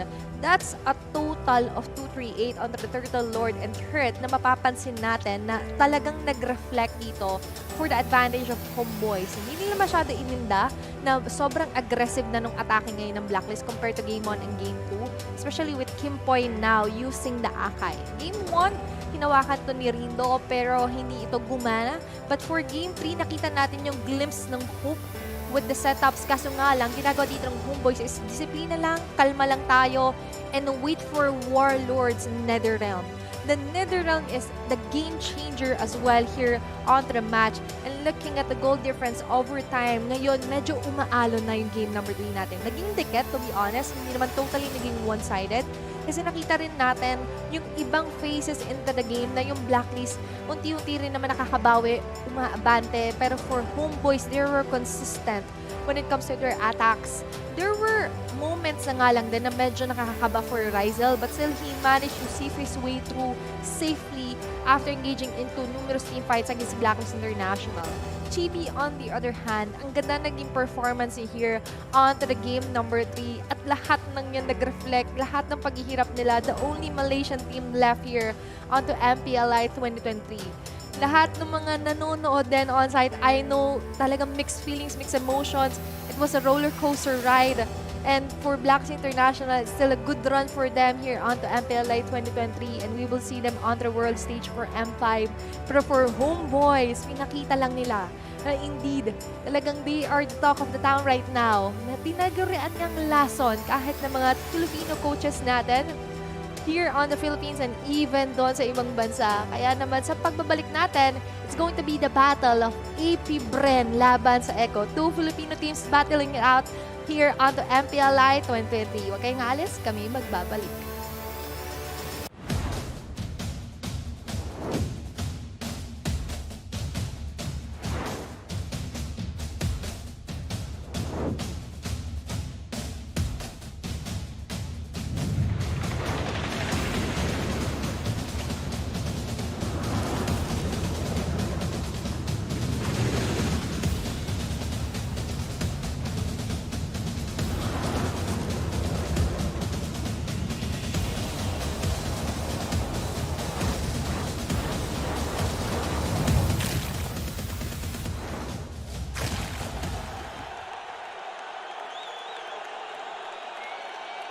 Sosok leader juga ada di dalam tubuh dia yang mana di background kita susah cari sosok seperti Vin. Ya ini kesempatan yang bagus buat Araki sama gue buat move on lah.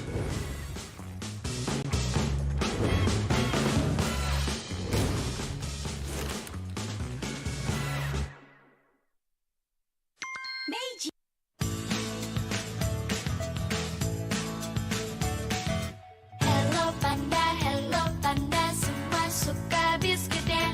Biskuitnya enak, isinya lezat, rasa coklat dan strawberry. Hello panda, semua suka biskuitnya. Biskuitnya enak, isinya lezat, rasa coklat dan strawberry. Hello panda, biskuit isi yang enak.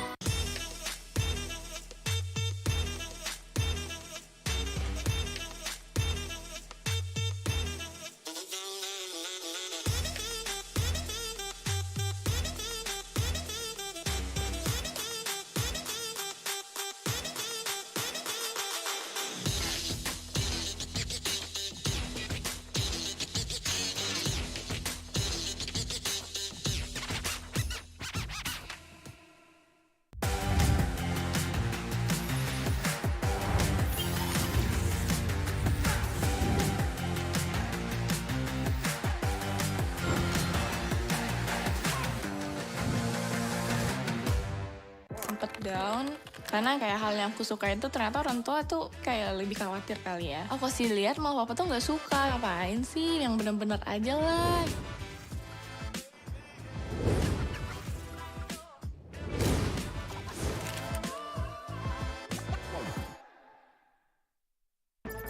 The Flying Swallow is here to clean up Marshall City.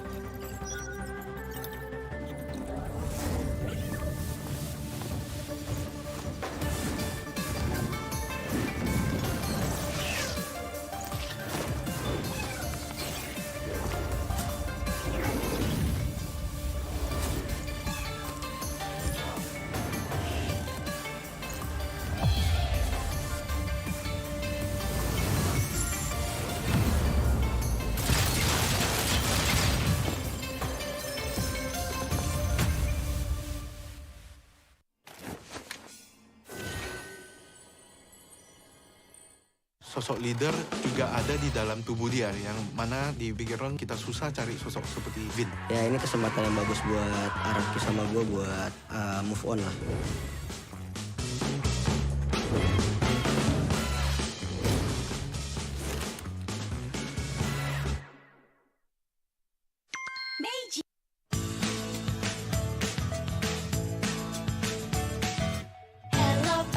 Hello panda, semua suka biskuitnya. Biskuitnya enak, isinya lezat, rasa coklat dan strawberry. Hello panda, semua suka biskuitnya. Biskuitnya enak, isinya lezat, rasa coklat dan strawberry. Hello panda, biskuit isi yang enak.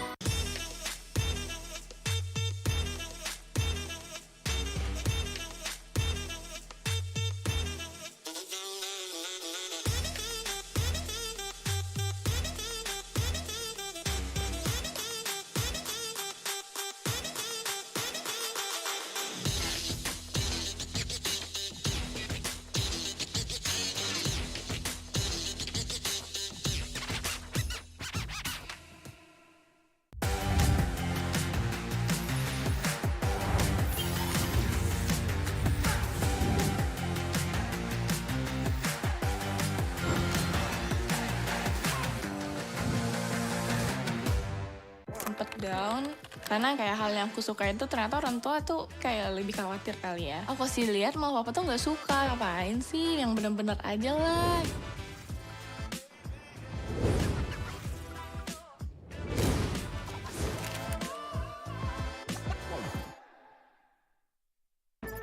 The Flying Swallow is here to clean up Marshall City.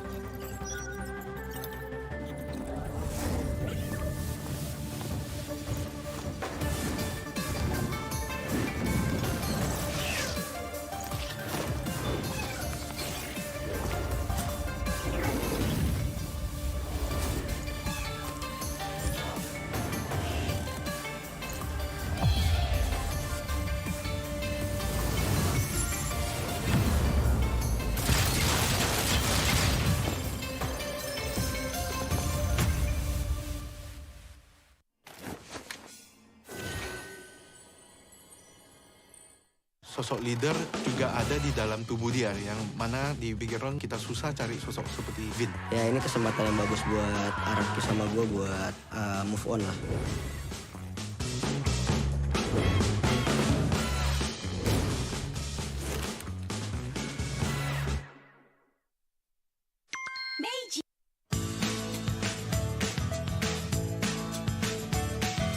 Hello panda, semua suka biskuitnya. Biskuitnya enak, isinya lezat, rasa coklat dan strawberry. Hello panda, semua suka biskuitnya.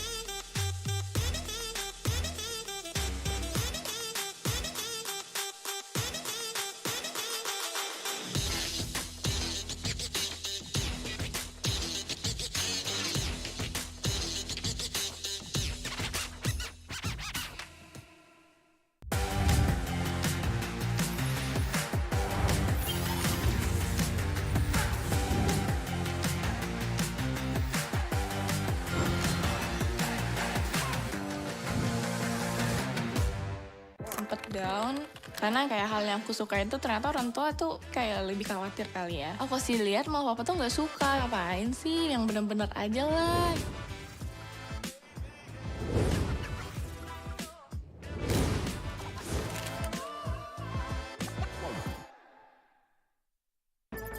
The Flying Swallow is here to clean up Marshall City.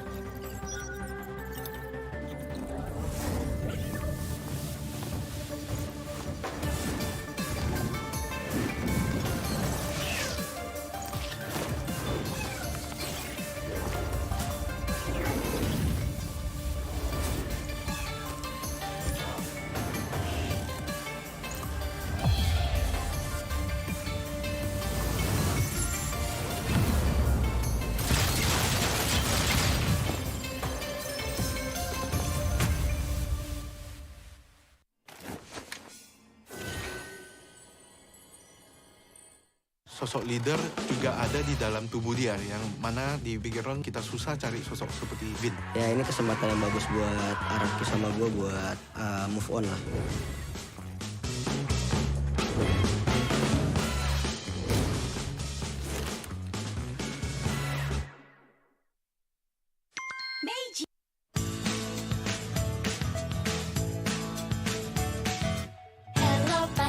Hello panda, semua suka biskuitnya. Biskuitnya enak, isinya lezat, rasa coklat dan strawberry. Hello panda, semua suka biskuitnya. Biskuitnya enak, isinya lezat, rasa coklat dan strawberry. Hello panda, biskuit isi yang enak.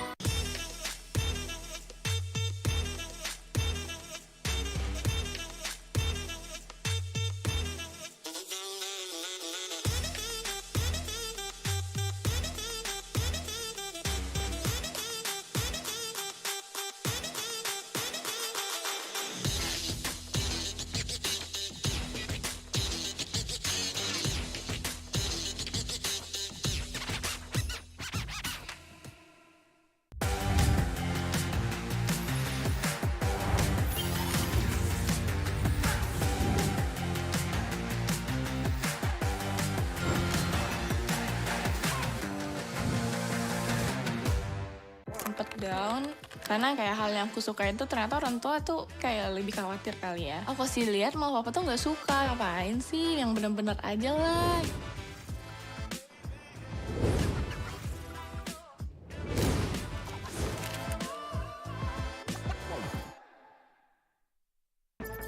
The Flying Swallow is here to clean up Marshall City.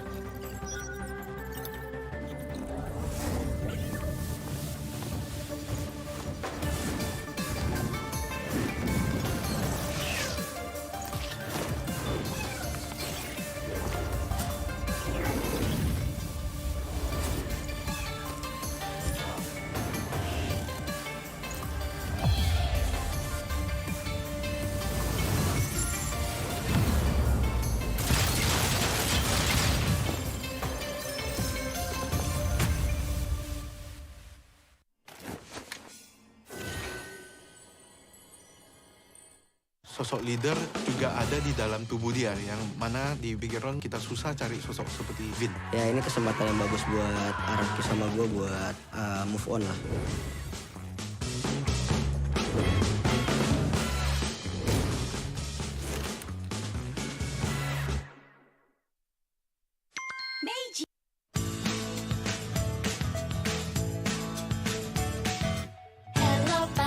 Hello panda, semua suka biskuitnya. Biskuitnya enak, isinya lezat, rasa coklat dan strawberry. Hello panda, semua suka biskuitnya.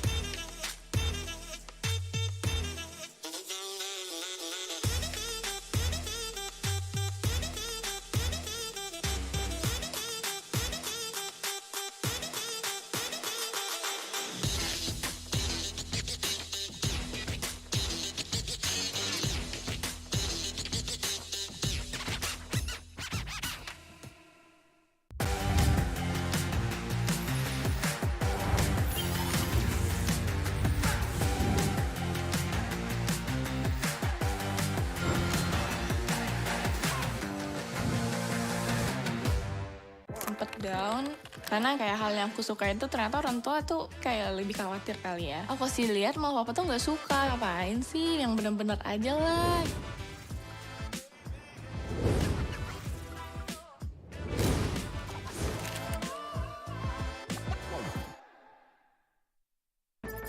The Flying Swallow is here to clean up Marshall City.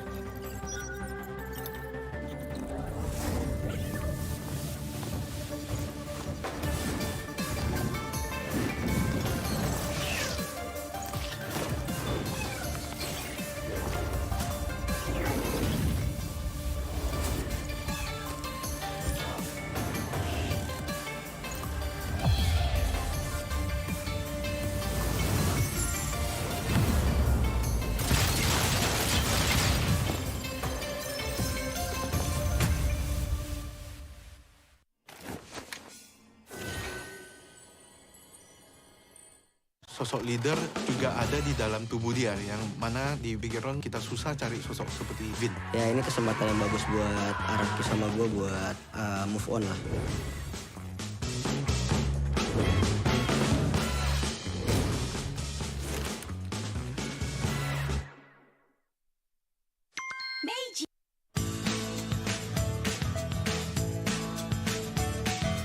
Hello panda, semua suka biskuitnya. Biskuitnya enak, isinya lezat, rasa coklat dan strawberry. Hello panda, semua suka biskuitnya. Biskuitnya enak, isinya lezat, rasa coklat dan strawberry. Hello panda, biskuit isi yang enak.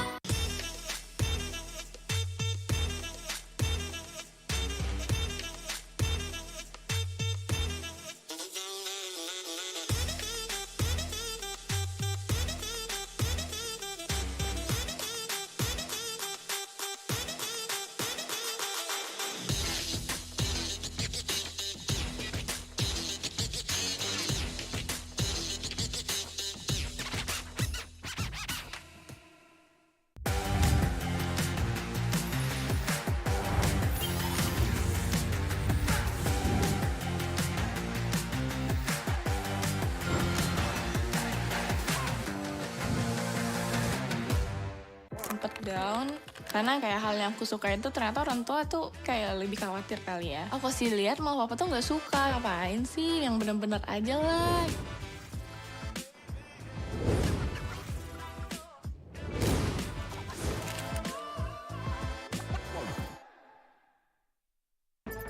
The Flying Swallow is here to clean up Marshall City.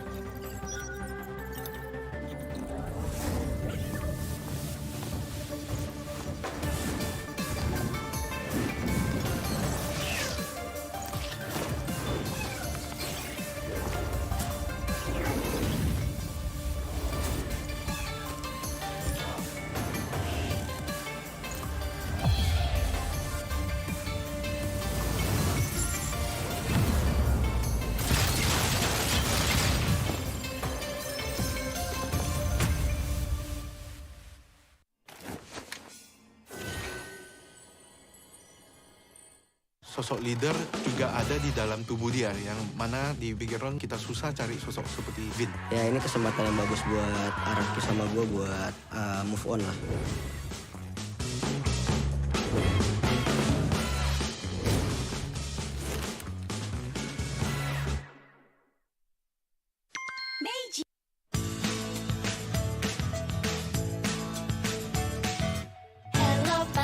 Hello panda, semua suka biskuitnya.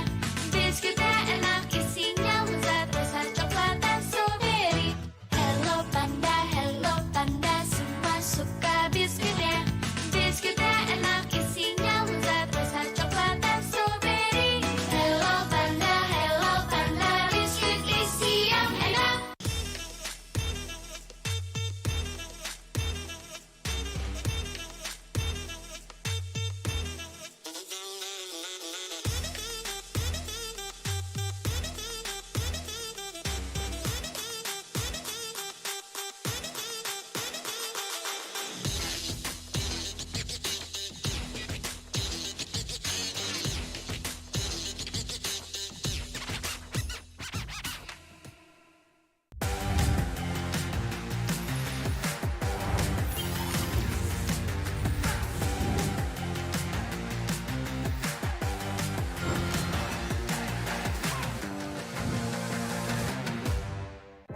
down karena kayak hal yang aku suka itu ternyata orang tua tuh kayak lebih khawatir kali ya. Aku sih lihat malah papa tuh nggak suka, ngapain sih, yang bener-bener aja lah.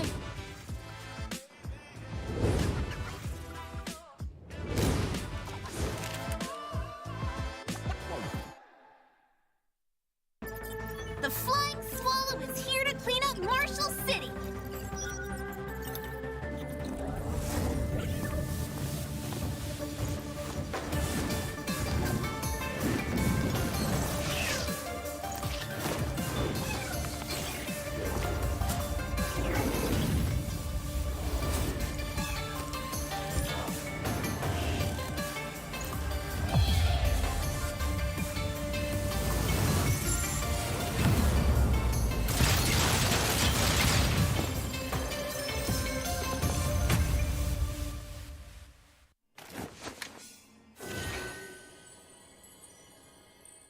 Sosok leader juga ada di dalam tubuh dia, yang mana di background kita susah cari sosok seperti Vin. Ya ini kesempatan yang bagus buat Araki sama gue buat move on lah.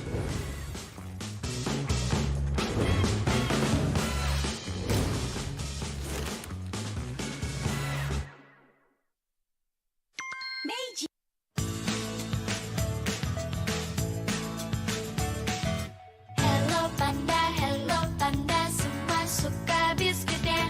Biskuitnya enak, isinya lezat, rasa coklat dan strawberry. Hello panda, semua suka biskuitnya. Biskuitnya enak, isinya lezat, rasa coklat dan strawberry. Hello panda, biskuit isi yang enak.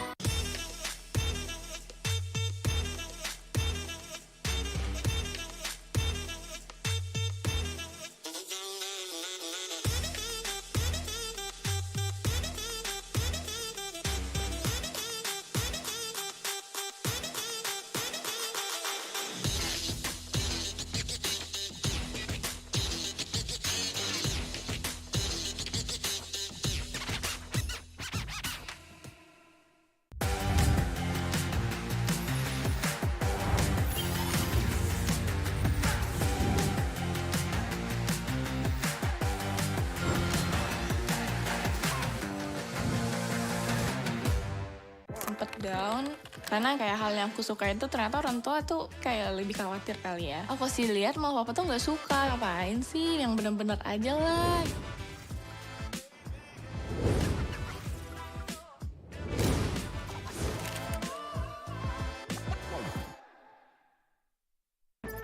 The Flying Swallow is here to clean up Marshall City.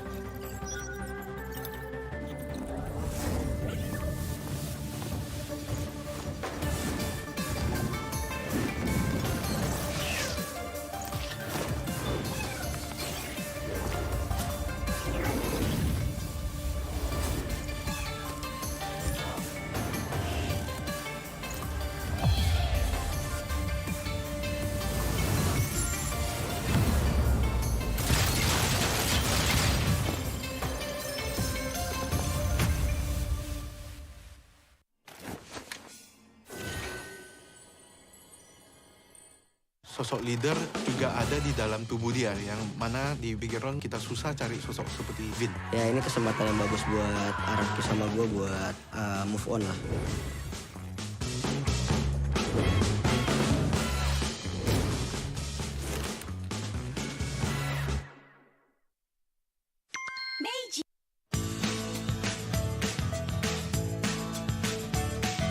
Hello panda, semua suka biskuitnya. Biskuitnya enak, isinya lezat, rasa coklat dan strawberry. Hello panda, semua suka biskuitnya.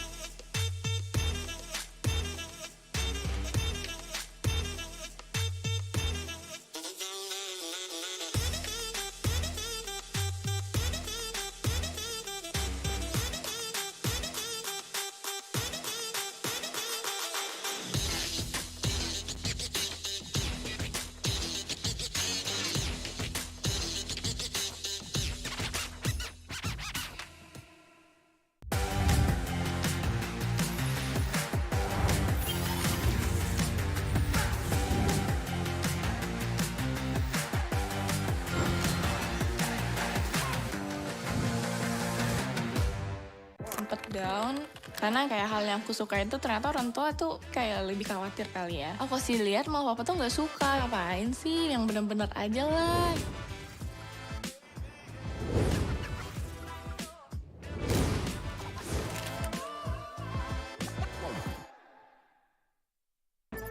The Flying Swallow is here to clean up Marshall City.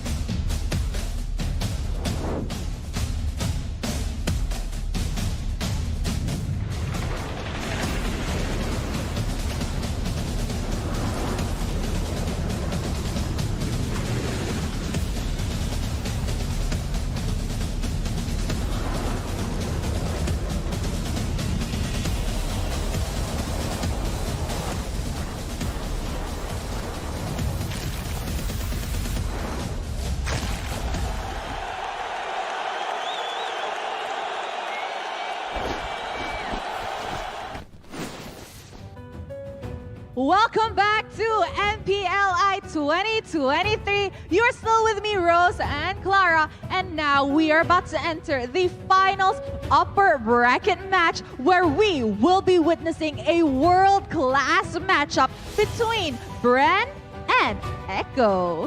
Yap, di mana kita masih berada di MPLI 2023 bersama Rose dan Clara yang memandu jalannya pertandingan ketiga di hari ini. Di mana akan ada Echo dan juga Bren yang bertemu di upper bracket final. Setelah kita melihat dua match sebelumnya, kita sudah mengucapkan selamat tinggal kepada Blacklist International dan juga See You Soon. Namun di match kali ini adalah penentuan siapakah yang akan mendapatkan satu slot grand final dan siapakah yang akan turun ke lower bracket. Yes, Clara, this matchup will decide who will be our first grand finalist for MPLI 2023 and who will be dropping to the lower bracket. That will be happening tomorrow. Now, guys, I keep on mentioning that this matchup is one of the most awaited matchup, especially for the Filipinos, because this was a matchup that did not happen in the playoffs. But I'm pretty sure everybody is dying to see the matchup between Bren and Echo. Why? Because, I mean, there's a lot of reasons, but one of it being that you and Carl Tizzy used to play in the same team. Ya, ini adalah match yang sangat dinantikan tentunya mungkin untuk fanbase dari Filipina, lalu juga untuk seluruh dunia karena ingin menyaksikan bagaimana kehebatan dari dua tim ini yang belum bertemu saat babak di MPL Philippines. Namun kali ini juga ada satu alasan yang sangat kuat karena sebelumnya View dan juga Kalsi yang dulu mereka adalah teman, kali ini mereka adalah lawan. Jadi ini adalah pertemuan yang akan sangat mendebarkan. Yeah, so how about let us do a short interview with both View and Carl Tizzy to see how the frenemies are going to be playing it out in this finals upper bracket match. Come on over, guys.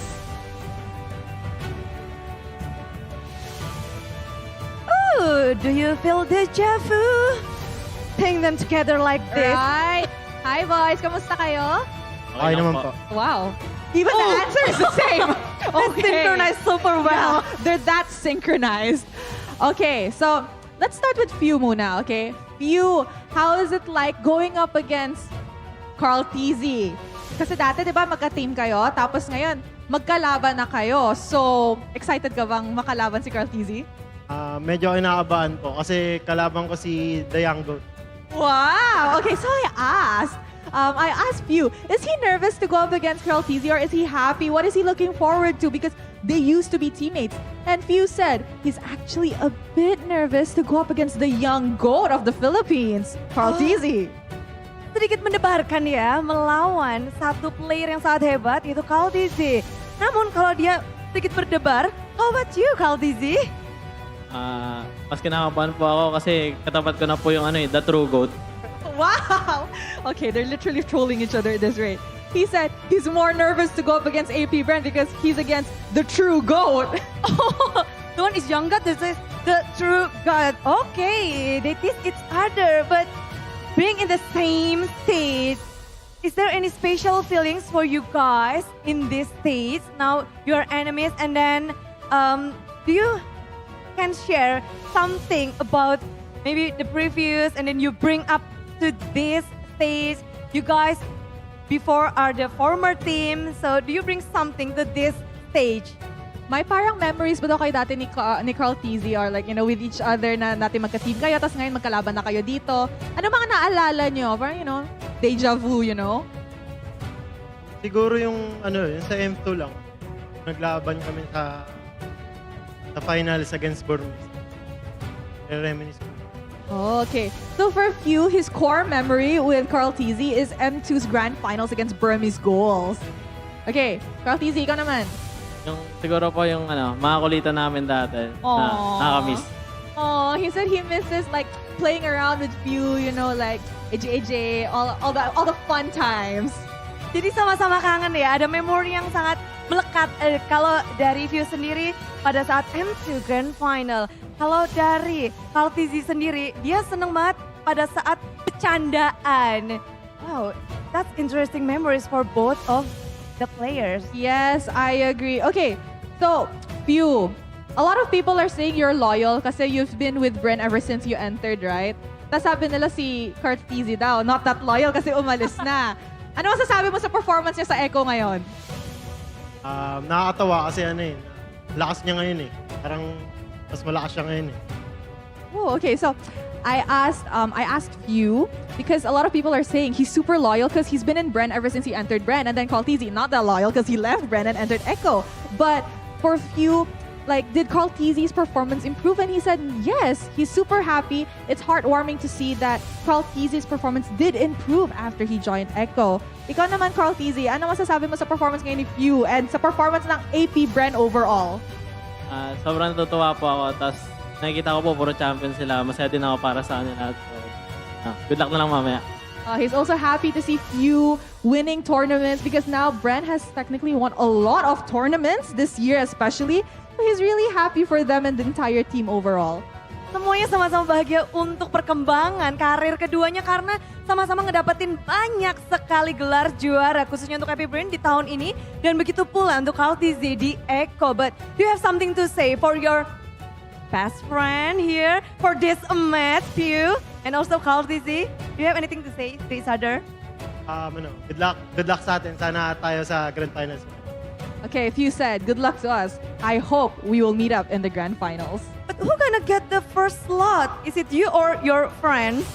Sinong unang makakakuha ng slot sa Grand Final sa tingin mo? Sino? Sino, it doesn't matter. Sige, Carl Tizzy, ano masasabi mo? Last words to AP Bren before we start the match. Bigyan niyo na sa amin to. Masaya M5 na lang kayo bumawi. He said, just give it to us. You guys just win M5, you know? Yeah. All right. So I'm pretty sure these bunch are ready to kickstart our upper bracket final match. And I'm pretty sure the people that are watching both at the arena, oh my God, my voice, both at the arena and at home are super duper ready to watch this world-class matchup. So with that, let us throw it over to the caster to start this match against AP Bren and Echo. Casters, take it away. Please. Last matchup na nga to ng AP Bren laban sa Echo at pinatunayan lang ng ating mga GOATs na talaga namang mag-PFF pa rin sila even on cam. It's going to be Athena and Rockhart na makakasama nyo at your service para sa pangatlong serye ng laban na ito. Wow, gusto ko lang naman mag-ML. Yung dalawang yon baka namang ano talaga eh. Parang kala mo hindi dumaan ng ilang taon. Parang parang tayo bumalik dun sa M2 na na-tropa talaga sila eh, no? And it feels like a deja vu talaga. Diba? Deja vu nga. Grabe, binabati namin si Clara Homestuck. Grabe. Medyo deja vu nga talaga, di ba? Galing pala kumanta ni Clara. No? At nakita natin, kahit sila Few and even Carl Tizzy, medyo napangiti sila. Kasi syempre, even behind the camera. Kasi on cam, ganun na nga sila eh. Nagbabardagulan. Lalo na, behind the camera, even yung mga teammates sila kanina doon. Ako, yung usong-uso. Pati si Super Marco, nagigising na eh. Naman. Kaya naman kung gusto mong matuto kung paano maglaro ng MLBB sa pro level at ma-inspire ang communities gamit ang gaming content, get inspired by Pro or CESS, isang mini documentary series available lang sa Omne by FWD. Kung saan tampok ang struggles at uplifting journeys ng pro players gaya ni Navin ng Bigatron Aloha, Evo's brand ambassador na si Una at marami pa. Watch them now exclusively on Omne by FWD. Free to download yan sa Google Play at Apple App Stores. Yun. So, actually, ang ganda yan panoodin. Nakakaiyak. Kasi hindi naman lahat pinanganak ng magaling eh. Lahat tayo may pinadaan ng proseso. Pero alam mo, iniisip ko, ano mang proseso pinagdadaanan ng Hello Panda? Sobrang sarap niya! Ayan. So good. Nakita naman natin. Sewasuka Biscuit. Diba, nakaka-LSS So na nga yung kanta nila. But usually, nakikita natin to snack on. Pagka nag-RG ka with your friends, kahit with your loved ones and family. Ang dami kong memories na kumakain ako nito. Grabe. At nakita nyo, very So easy din siya and convenient. Lalo ngayon, alam kong mahaba-habang gabi na naman to, Raka. Mahaba-habang gabi to. Ito yung game na alam mong mag-game 3. Ito yung series na anyway, kahit sinong panalo, masaya tayo. Para sa kanila. So, yan, kasama natin ng Hello Panda manood yan and sana kayo din meron kayo kasi kami meron. Bleh. Anyway, dive deeper naman sa meta and the plays and builds and rivalries dito sa MPLI. Lahat yan, malalaman mo yan sa One Esports app. Lahat ng news, as in kakapost pa lang, nandyan na agad. So, live yan sa Google Play and Galaxy Store. All your exclusive interviews, mga breaking news, as in, ang gagawa pa ng mga writers niyan habang naglalaban sila sa MPLI throne, all the news, all there. Tampok din dyan ang hero guides at updates na makakatulong pa sa inyong journey pamitik. Makakatulong pala to sa akin. Ay, kaya naman, kanina nabanggit mo kung saan na pwedeng i-download to. Of course, sa Google Play at Samsung Galaxy Stores. Dahil exclusive din to sa Samsung. Grabe naman. Ay, nako. Sana Medyo pero, tinamaan ako doon, ha? Okay lang yan. Okay lang yan.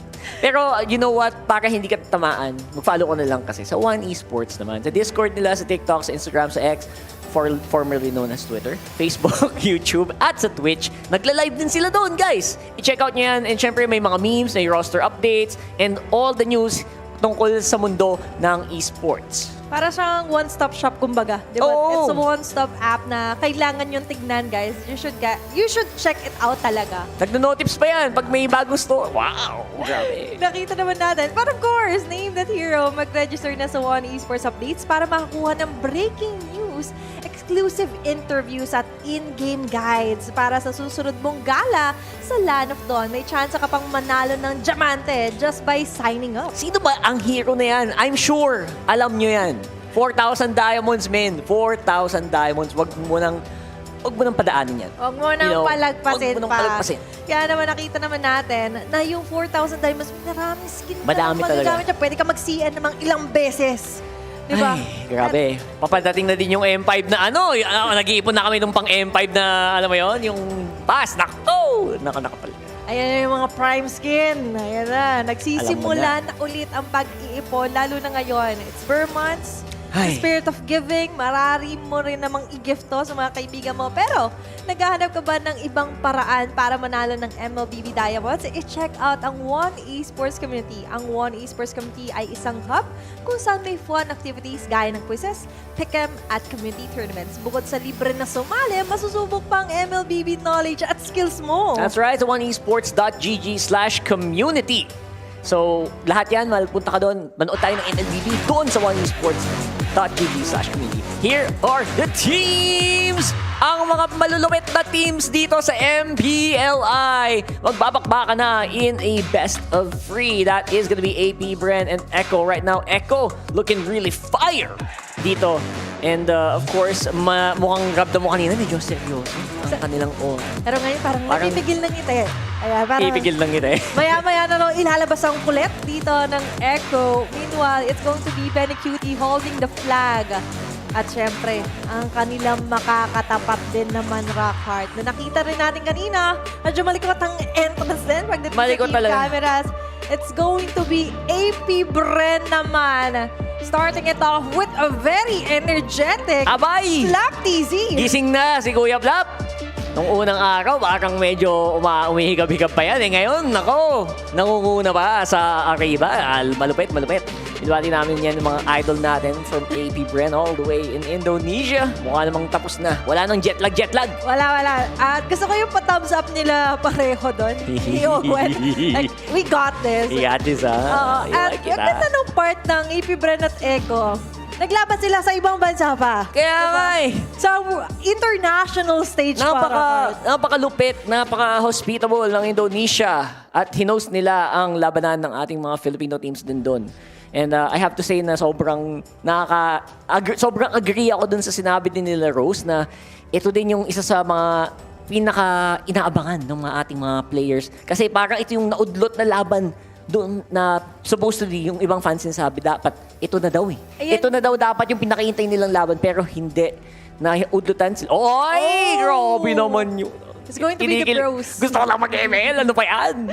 Medyo nakakakilig. At alam mo maraming lalabas na mga snippets na ng ako'y kinikilig. At sakto rin naman, you mentioned, di ba, parang naudlot? Karamihan talaga. Fan favorites, kumbaga. It's AP Bren and Echo. Na ngayon, pagbibigyan tayo ng international stage, all set, BFFs pa rin naman. Siyempre naman. It's going to be a BO3 series, pero ang pinaka-bearing talaga ng laban na to. Kung sinong manalo dito, Rockhard. Yes. May spot na agad sa Grand Finals. Wow. If you think about it, grabing journey na pinagdaanan ng mga to. Especially these teams right here na talagang dinurog, nakipagduruan dun sa group stages nila. And I would say na AP Bren looking like nagbabalik na yung dati nilang apoy. Ayan. Diba? Yung apoy nila pag international tournament, parang pag lumipad sila, mas nababab sila eh. Alam mo yun? Meta ng Bren International Tournament. Oo nga eh, Bren International eh. Parang pwede idagdag AP Bren International. Hindi lang Blacklist International. We also have AP Bren International. Hindi kasi may pinanggalingan yan eh. Di ba? Kung saan na sila dumipad ngayon, puro ginto, puro first place. Oh. Sa ISF, di ba? Sa lahat ng mga medalya, gumiginto din, di ba? Even the flex onto the jacket. Pareho silang magandang jacket. Even Echo right now, looking good even onto the stats. Na ngayon, sila yung first ever kasi na nag-release din, di ba? Oo. At nakita natin yung flex din dito ng ating world champion. May sariling meta yung Echo. The varsity jacket meta. Iba yung kinreate nilang meta na ngayon. Grabe. Oo. Even international teams, ganun na yung nagiging takbo ng meta. That's Not true. only on playing, but also sa style, fashion. Yeah. Jokes aside though, sila din talaga yung mga pinaka-inidolo. Ever since nagsimula din sa M4 yan, idolong-idolo na ng karamihang mga team sa buong mundo.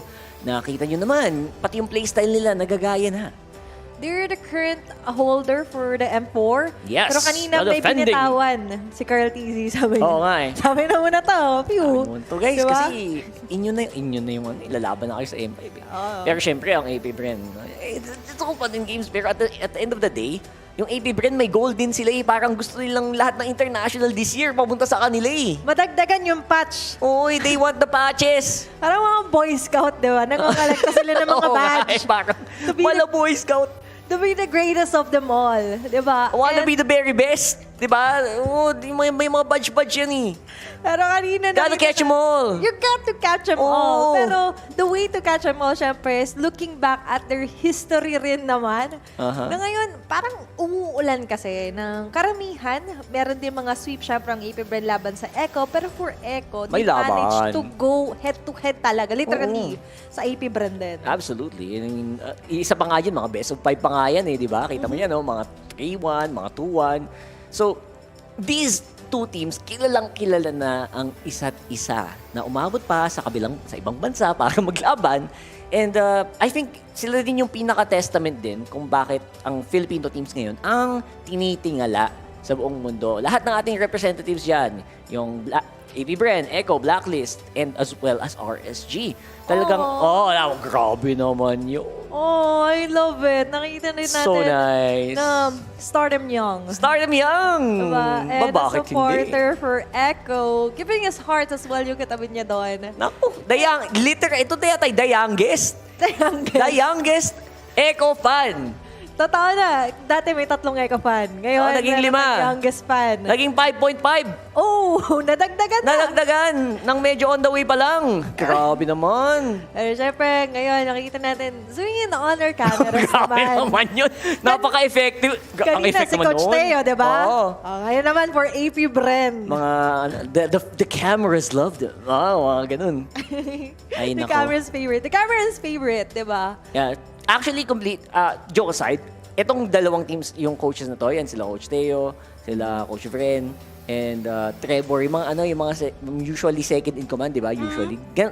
Sobrang underrated nila eh. Yung mga secondary na coaches, mga part of the staff, sobrang laking bagay, sobrang laking influence din nila kung paano talaga gumagalaw yung mga teams na to.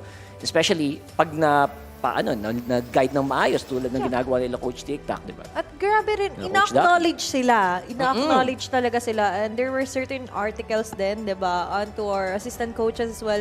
And fun fact din, wow. Si Trevor kasi actually parang halos kapitbahay ko siya. In real life talaga. Oo. So parang pag in person, parang tahimik siya talaga. Pero there you could see him talaga being very vocal na nga lang din onto the commands. Taking charge, no? Taking charge Grabe. talaga. And katabi siya ngayon ni Sanford. And Opa even Sanford, for him, oo. checking out onto the devices before we finally start onto our game number 1. Best of 3 series, Rockhard. And we are going to be starting it off. This time, it's going to be AP Bren onto the first pick at Echo naman ang nasa. Ayun na. The man of focus, the man of few words. Si Mr. Super Marco on your screens.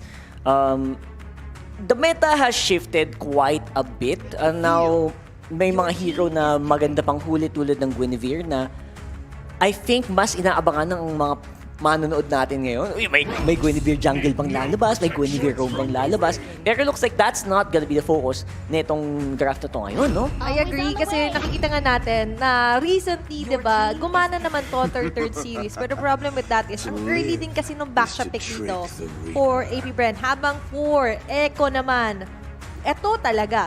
It's going to be Matilda and Faramis. Pinagsama agad nila yung matuturing natin ng mga support ngayon. And recently, it's going to be a Faramis on the mid. A hero for Sanji, tapos JP hero agad. This early for Echo. Any answers for AP Brand for this one? Ayan na. Pag nagdikit-dikit yan, mag-Guinevere roam ka na para masaya. Mas mag-enjoy ka talaga. Masaya yun. Pag dikit-dikit yung kalaban, tapos, naku, napakasaya talaga. Pero, syempre, there are other ways to deal with it. First of all, yung Valentina, you also want the chance to maybe steal back yung bahagyang Netherrealm rather, diba? So Valentina's there and the Arlo. Itong Arlo na to, may mga teams nga na nag-first pick pa niyan diba? Hindi na rin nakakabigla to for AP Bren, lalo na kanina, very energetic. Patingin pala sa atin yung flag kanina ni Flap TZ. Yun yung warm-up ng kamay ni Flap. Alam na natin ngayon yung mga final slash niya doon. Makikita natin yan with the vengeance. Pero, I agree with the Valentina and AP Bren actually has the same plan in mind. Ang bilis agad ng answer nila for that one. Habang ang Echo na naman ngayon, are they torn onto getting an early hero for Benny Cutie? Maganda yun magandang idea yun. Kay Benny Cutie, I think yung point ng pagkuha ng maaga netong Faramis at netong, yung Faramis at netong Matilda is to maintain yung isang hero na pipiliin ng Echo. And ngayon pa lang, nilabas na nila yon. Kasi super survival yan with the Guiding Wind and of course the Netherrealm. Sobrang tindi ng... Kung meron tayo dito yung sa MPL Philippines, yung pangalan nung Index. Yeah. Nako, yung yung survival niyan, sobrang lagpas na sa charts pag ganyan. Grabe yung support nila dito, mga 6.0 agad. Oo, sagad. Nakita natin for the side of Echo, dahil nga gusto nilang babyhin yun, di ba? To baby up this carry. Bilis din naman nilang tinatanggalan ng options dito. Si Super Marco, the man of few words. Pero a whole lot of heroes available on this hero pool. Pero 3 sa ginagamit niyang hero ang tatanggalin at sasarado ng Echo. That's a really good way to counter in the draft kasi yung Brody isa sa mga yung torn apart memory na sobrang AoE. Isa sa mga ultimates na gusto mong iwasan as a lineup that has a Faramis. And now, pati yung Claude, yung Blazing Duet into the, yung kumpul-kumpul na Netherrealm, yun, natanggal din nila yun. Huwag ka na dyan. Super Marco, alam na namin yung galaw mo na ganyan. Oo. Nagpunta man tayo sa ibang bansa, pero pare-pareho tayo nung na-review. Tama. Kaya hindi mo kami malilito. At ngayon, there isn't any impostor for AP Bren and Echo. Wala, pero ngayon, meron na kasi silang possible hero talaga kay Kyle. Oo. Ang kulang nila ngayon, sa ngayon, is a hero for Ogwen. Pero in terms of Ogwen heroes din naman, yung isang elite flex din kasi to. Tinanggal din nila. Sabi mo magwawala. Jungle Guinevere! At ngayon, Iritel na yata ang may iwan para dito sa AP Bren, if not Iksha. That's also a good way to counter the Netherrealm, yung full barrage netong si Iksha, no? And that's gonna be available here, although hindi din siya, again, you're thinking about AoE pagdating sa mga marksman, pero at the same time, you also think about paano ka makikipag-duel sa isang carry, sa laning phase pa lang.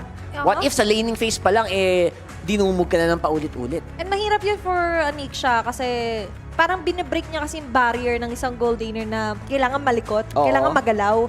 And for Aniksha, very vulnerable siya when casting the full-on barrage na nga lang din. Pero kailangan strategic ka yung positioning mo, no? Gagana, pero you have to be really Oy, careful. buddy!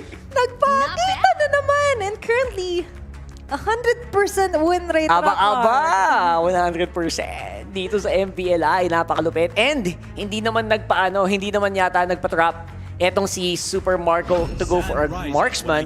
Nag-gold lane Harit sila. And of course, the Khalid, a great swing back as well. Etong Khalid na to, recently, a lot of players are actually using the Khalid. and having a lot of success gamit yung hero na to. Oh, nakikita ko yung little hand ng Echo supporter natin. That's so cute. Inside the jacket. Panalo agad ang Echo. Grabe naman yung...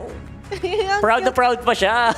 Yeah, there's a buff for Echo right now. Pero sa audience prediction natin, dyan nahate. Pero most of it is siding with AP Bren. Yes, and even yung mga players kanina ng RRQ, Akira, na sila Luis, they're also kind of voting towards this final.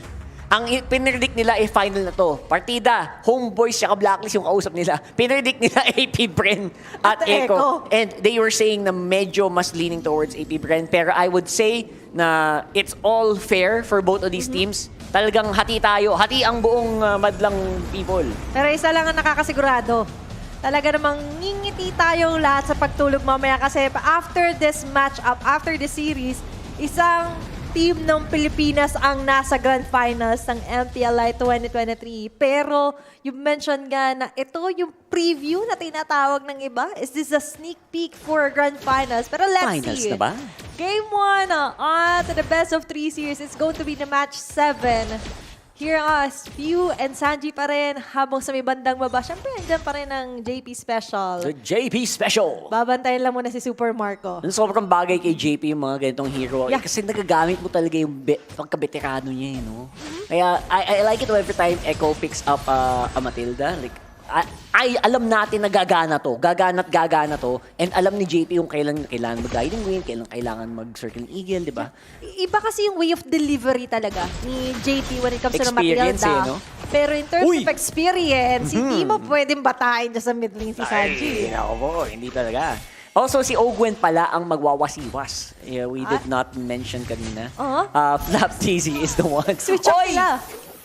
What just happened? And of course, may ganti naman on the other side. It's gonna be Echo with the combo doon sa taas. It's a 2-for-1.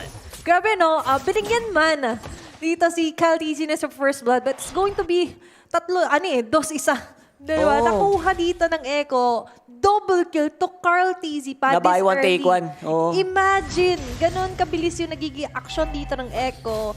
And moving forward, sakto pa yung magiging position nila dito on the first turtle buff. At looking at this one, more on the standard build na nga lang din ng emblem set ng ating mga players. Oo. Pero one iconic thing makipansin natin dito, yung posisyon ni Sanford, maaga niya doon sa mid lane.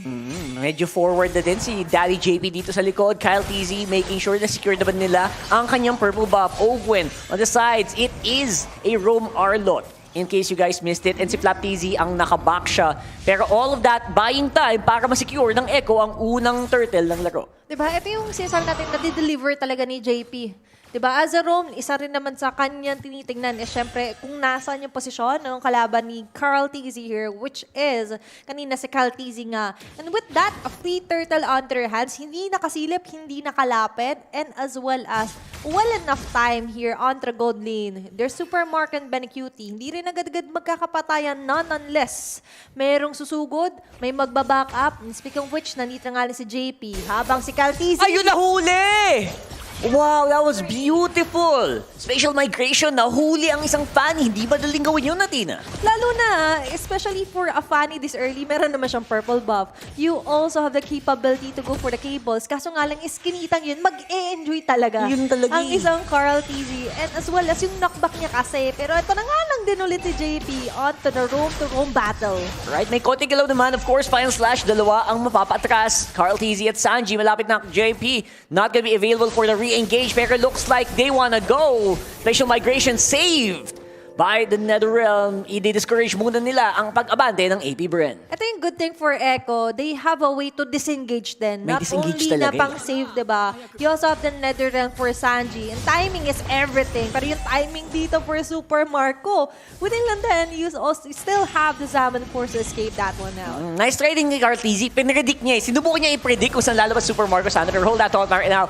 Ogwen, nakikipaglaro dito kay JP. Circle Eagle. Kaka! Ayun, straight into that Arlot. Pero again, kaya naman nilang tumagal for the meantime. Kaya madami din nag-Arlot roam kasi medyo maganda din yung early game survivability niya. Tapos meron pang malapit na action. Ako po. Sabi ko sa ni Ogen doon, nakita natin, yung attempt dito ng Echo kasi to go for pickoffs, especially you have the Matilda. And early game pa lang, you want that snowball. At pigilan ang isang Fanny, diba? Yun, oo. And the way na to make pigil sa isang Fanny, of course, is to disturb the purple buff. At yun yung isa sa tinitingnan ko na ina-eye out din na ng timing. Pero ito rin yung isang way.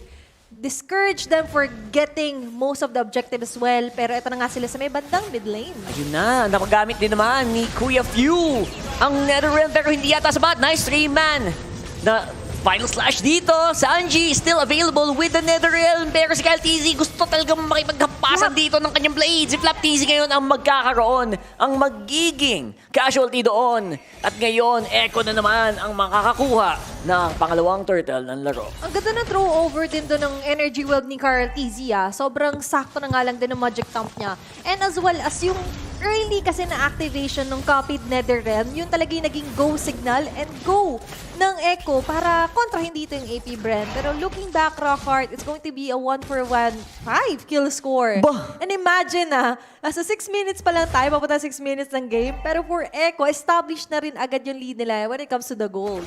That choo-choo train, non-stop na talaga. Pag nakakuha talaga ng abante ang isang Echo, talagang hindi na sila magpapapigil pa. AP Bren right now is on survival mode and making sure na makuha naman ni Kyle TZ ang kanyang purple buff. So madaming resources na bitabato dito ang AP Bren right now on the chase. That's gonna be Ogwen, lumilipad-lipad nga. Ngayon, si Kuya Mo Matilda and Few having problems activating that Netherrealm. He's holding on to the very, very last moment here and that will be all good. For the meantime, at least nakuha pa rin ni Kyle TZ ang kanyang purple buff. Medyo nakakakabayo na kasi kino-corner out sila doon ng Echo. Imagine, that's just JP na una nang nakita. Tapos pagliko nila sa isang eskinita, isang buong batalyon pala dinala doon ni JP just to disrupt doon si Kyle TZ na kanina nga nabanggit natin, a way to disturb the Fanny is to eliminate na makuha niya yung purple buff. Pero dito sa goal difference natin, still shining through. Dito si Sanford with a 103 KD and understandable. Tapos, sobrang libre niya rin kasi, di ba, makapag-clear off ng iba't ibang wave dito. Most especially na si Sanji kasi napipilitan siya sumama sa mga team fights dahil crucial nga naman yung pang-save niya dito. Pero sa may bandang baba, namumong tensyon, Kyle TZ just hiding onto that bush habang di sa may bandang mid, iba naman yung kwento. Naku, grabe. Ang ganda ng ginagawa din na disruption dito ni JP. Para lang basically parang win-waste niya yung oras ng Fanny na nag-aabang tapos hindi pala kayang patayin yung sasalubong sa kanya, di ba? Ang laking bagay nun to slow down itong jungle patting ng AP Bren. Kasi, di ba, you need momentum for Momentum a talaga Fanny snowball. Paano kung i-prolong lang natin na wala siya makuha? Exactly. Di ba, alam ni JP, sabi niya lang, sige, kunwari, hindi kita alam na nandyan ka. Sige, kunwari na lang. Saka siya mag-initiate ng guiding and even Circling Eagle. Pero now, it's going to be the third turtle. Carl Easy and Ogwen on the back, pero tatauhan sila dito ni Carl TZ. Kaya Carl TZ, syempre, kahit habang lumilipad yan, makapag-retribution pa rin naman. And yan na, nakahanap na ng mga low HP na miyembro itong si Kyle TZ. Pero looks like magsusurvive pa rin ang Echo because of Sanji. Talagang wala namang kakupas-kupas. Si Kuya Sanji with the control doon sa Netherrealm. G na G dito ang Echo. It's going to be a double kill. 3K gold lead established. At nakikita rin naman natin, that's 3 straight turtles na nakuha ng Echo. Retry battle or retry spell is on point here for Carl TZ. Yung kaninang nasasabi nga natin na isang Guinevere sana maganda. Oo. Pinapakita niya talaga magandang choice to for Maganda talaga. At si Carl TZ naman yan, parang naman blend, paano ba natin na medyo bahira natin, hindi pwedeng puro maganda lang magagawa dito ni Carl TZ. Kailangan mag-shine through din. They're both easy in name. Tama. Pero it wouldn't be easy, lalo na kapag nagtuloy-tuloy yung gantong klase ng mga statements from Echo. So far, it is definitely looking like AP Bren hindi pa naman totally out of the fight with everything that's happening dito sa game na ito. Actually, hindi pa nga natin nakitang sumasali sa laban talaga si Super Marco eh. So, baka ito yung secret weapon na tinatago ng AP Bren na pag sumali ito sa fight, bigla na lang babaligtad. Pero syempre right now, Echo is definitely on the lead. 4.2k on the goal lead. And kita mo naman si Carl TZ. Kahit si Flap wala siyang paki. Kaya titiisin niya. And that is how powerful a Guinevere is dito sa meta na to. Nararamdaman nila. Ito na, manggugulo ulit to, pre. Sabi ni Fluff kay Kyle. Dito na naman si Cartizzi, sasama pa si JP. Dati mag-besties yan. Pero Ngayon, eto na. nagbububugan. Ako po.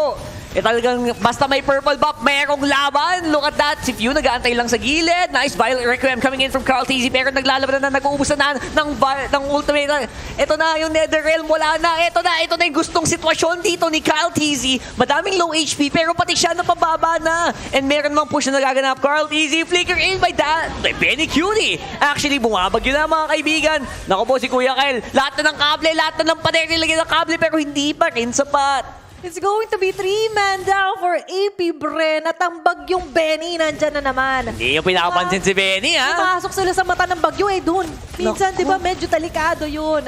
At habang pataka sila, syempre, pag nandun ka na sa pinaka-low pressure area, talaga... Kala mo kalma lang, yung kala mo okay lang. Oo, dun hahagupit talaga ng sobra. Pero ito na nga yung hagupit din ni JP and Sanford. 3 members onto the front line! Oy!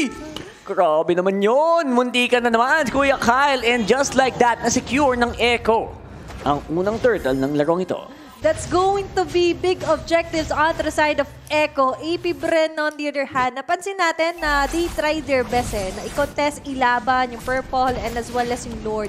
Pero hindi kasi halos makalapit nga si Cartizzi. The problem with this is that for Echo kasi, they have many ways to catch this Fanny. Pero for AP Bren, what's the way to catch naman Cartizzi? Ayun nga eh. Yun ang mahirap din. Kasi kahit mahuli mo yan, ang kunat din kasi yan. Oo nga pala di ba? Oo, hindi biro ang kunat yan. Nako kasi blast nga, Ito naman. So ngayon, ito na, lumilipad-lipad na naman, Takore. At naglalaban naman sa gitna, isang napakitid na daanan. Yun ang gustong-gusto ng isang Guinevere. At ngayon, yung Lord naman, habang nagtatrabaho kayo dyan, ay nag-push ng mga tore. Nangyari din sa baba, may clear naman na gagawa. Etong si Kuya Kyle. Yung kaninang secret weapon ng AP Bren, ang bilis din nabasa doon ng Echo. Kaninang inaasahan natin na spike ng power for Super Marco na eliminate agad with Benny Cutie specialty. Ngayon onto the player gold. Umuulan, karamihan dito on the side of Echo. Aside from the top 5 na nga lang din na Super Marco there. Just trying his best na kahit paano makahabol doon nga sa katapat nga na Benny Cutie. Ngayon, they're being pushed into a corner, Rockhart. 5 of their members ngayon nasa pinakabase, while 3 inhibitor turrets left na lang. Ang Echo ngayon, they're in a comfortable position kahit papano. Ultimates are ready, even their flickers, 4 ang flicker dito. They have so many ways to initiate battles against AP Bren. Pero for AP Bren, ano nga ba yung iba pang sequence na pwede nating asahan? Actually, abangan mo lang yung mga angulo. Yung mga angulo ng final slash nitong si Ogwen. At the same time, meron din naman medyo konting insurance policy. Si Sanford tahimik lang pero highest gold pala siya. Oo. 5-0 in 4 doon sa kalid. Grabe naman talaga. Kailangan yung anggulong yun, hindi magulo naman dito, di ba? For AP Bren. Pero for Echo, kasi sinabi mo mga insurance nila dito ni si Sanford, di pa nga tayo nakakita masyado ng mga mix-mix dito na mga pagpasok niya eh. Imagine, that's just JP and Sanji most of the time na nakikita natin. Although si Sanford, meron siya sariling kwento lagi sa pinaka-left eh. Hindi talaga siya more on sa tama. It's a trap! Ayan, napaka-atras nga lang si Kuya Sanford doon. Pinantakbo ang kanyang bagyo. Pero looks like napaaga yata ang gamit ng AP Bren, ng Netherrealm. At dahil doon, magkakapitalize ang Echo. With the 10k gold lead, gagamitin nila ang kanyang kapangyarihan para mag-uubos ng kalaban. Echo right now with 11k and some minions on the mid. Looks like laban na ang gaganap dito. Cartizzi trying his very best to clear that minion wave as a Fanny does. Pero looks like for the meantime, Echo ay aatras muna. Disiplina, mga kaibigan, ang pinapakita. Medyo na nakipandibdib doon ng AP Bren. Dahil nakita nila na, wait lang, nabutas yung Tori nat sa may bandang gitna. Medyo delikado to. Habang ang Echo, na pa rin napapakita. It's going to be Cartizzi and JP. Bakit? Nakakatakot yun for Cartizzi and as well as dito kala JP. Grabe, nakipag one-man bar dagulan. Itong si Kuya Ogwen and makakabalik naman ang mga kanya tropa. Pero talaga ang kunat na talaga ng mga miyembro ng Echo. Cartizzi trying to catch the walls pero lumalayo yung pader. Triple kill para kay Benny Cutie. At yun na yata ang katapusan. Pero hindi pa. Wala pa yatang minions. Kailangan pang ihatid dito ng Echo mula sa taas. Pinapakuluan pa nila. Natatanggal na nila yung mga capability dito na makapag-clear off ng AP Bren while other members of Echo ngayon trying to lock their Marco! Super Marco is down. Nakaangat ang mga minumwave ng Echo. And this might be it, Rockhart, as Echo takes game number 1 on against sa AP Bren. Disiplina at syempre talagang conviction pag lumalaban sila. Maganda ang pinakita dito ng Echo. And kita mo naman, hindi masyadong nag-celebrate si Coach Tiktak kasi talagang alam niya na, guys, may laban to eh. Kailangan one step at a time tayo dito eh. Kasi kanina, first and second series, umabot ang Game 3. Oo. Diba, bawal masyado mag-celebrate ng sobrang aga, pero we've seen little smiles din. Oo, kung ngiti-ngiti naman si Even Coach from T. Mitch, diba? Si Kurt Easy din. Si Kurt, sa gilid eh, di ba? Chill lang, pero syempre, deep inside, you're smiling. Getting the game number 1 means a match point for Echo, habang ang AP Bren naman, we get the idea. Pero the execution, nakita naman natin, medyo naging messy kasi nga naman, tuloy-tuloy talaga silang ginulo doon ni JP. And of course, JP just basically dominating each and every lane na puntahan niya. Sobrang laking bagay and like we mentioned kanina, napabagal niya yung galawan nitong Fanny ni Kyle Pero Tizzy. to know more doon sa nangyaring game number 1, let's throw it over to Reptar. Bilis ah! Ang bilis! Ang bilis ng galaw ng Echo at hindi sila humihinto. Non-stop. Parang hindi na to Echo Express, naging Echo Bullet Train na nga. Sa sobrang bilis ng laro, sipin mo ganito, 13 minutes, 55 seconds, 3 turtles, 2 lords. That is close to as what we'd like to think, tawagin nating perfect rotation game na nanggaling sa Echo at nagulat ata yung AP Bren sa pace, sa tempo na nilaro dito ng Echo with the Matilda as one of their centerpieces. Of course, alam naman natin, pag meron kayong Matilda, mabilis umikot yan. And of course, it's become a comfort pick for JP. Pero kailangan din natin pag-usapan si Carl Tizzy on this Guinevere. Sobrang efficient is the best way to put it. And deadly. Efficient and deadly yung Guinevere dito ni Carl Tizzy. Because nakita naman natin, lagi siya ang nauna doon sa pagpwesto sa Turtles. Na gets ng Echo yung tempo ng laro na dapat itakbo nila para mararamdaman ng AP Bren na, uy, up yung Turtle, bakit kailangan pa mag-purple buff dito ni Kyle TZ? Andito na yung Turtle. Pero of course, because sa sobrang bilis lang kasi ng Echo, hindi nalaro yung AP Bren yung tempo na gusto nila. At one of the reasons behind that is because of this. Sa meta ngayon, pinag-usapan natin, it is still the meta of XP laners for sustain at saka wave clear. Pero yung Echo, sinabi nila, well, balik naman natin yung idea ng XP laners na nang bubuhat. The carry XP laner. Full damage Khalid. Of course, having to build the Athena shield. Pero, sipin nyo, yung Khalid na to ay naka-assassin emblem set. Rupture yung pinili niya as the first standard talent. Yung Rupture na yun, of course, provides extra penetration and then lethal ignition na, of course, matic na bibuild mo or kukunin mo para sa isang Khalid. And then add to the fact na nag-full damage siya. XP laner Khalid to na nag-BOD. Ganon ka laki yung lamang ng Echo dito. At ganun sila ka-confident na there's no way that AP Bren would be able to make a comeback from this. Now, we really have to talk about the draft picks here. Kasi klarong-klaro naman sa laro na number 1, Echo, mas mabilis lang. Number 2, Carl TZ, mas mabilis din sa pag-farm. Una, lagi nakapwesto sa mga objectives. And of course, sa sobrang bilis ng mid laner, roamer, jungler, at yung XP laner na makapunta sa sentro ng mapa kasi dun lagi yung mga convergence points eh. Clear lang ng minion wave.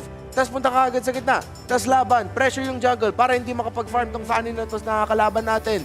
Yun lang yung game plan ng Echo. That's it. And they were able to do that. But because of the picks, kung ano nangyari, okay, we have to compare. Number 1, yung roamer picks, Arlot into the Matilda. Of course, isipin muna, alright, there's a chance na yung Arlot pick na to sobrang magiging nakakainis para sa mga kalaban. And it's a good displacement tool and then a good crowd control tool.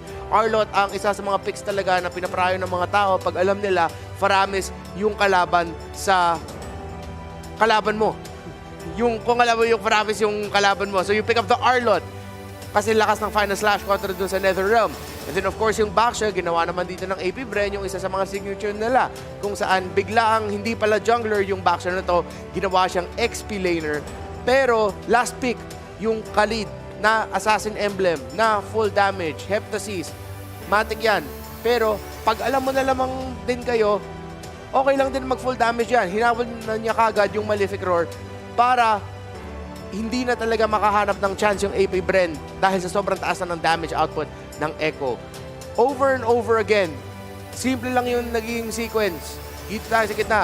Okay, wala. Farm up, farm up. Guinevere mauna sa mga key objective points. Sanford nauna sa pagpunta sa gitna kasi mas mabilis siya mag-clear. Si Sanford, alam niya trabaho niya dito. Hindi kailangan mag-walkthroughan sa XP lane.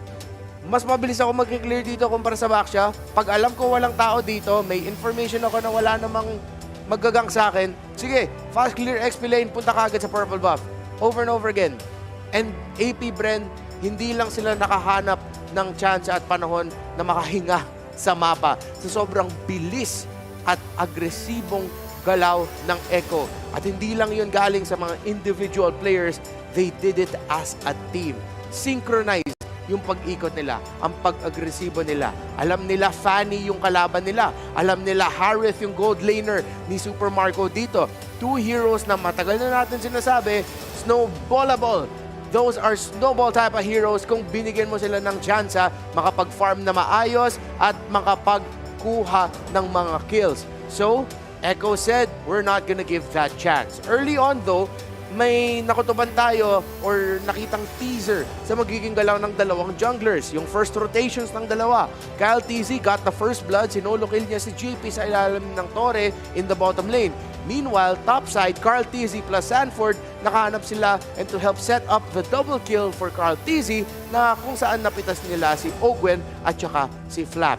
From there, the snowball began kasi naramdaman ng dalawang teams. Naramdaman ni Carl TZ, medyo mas mabilis ako dito.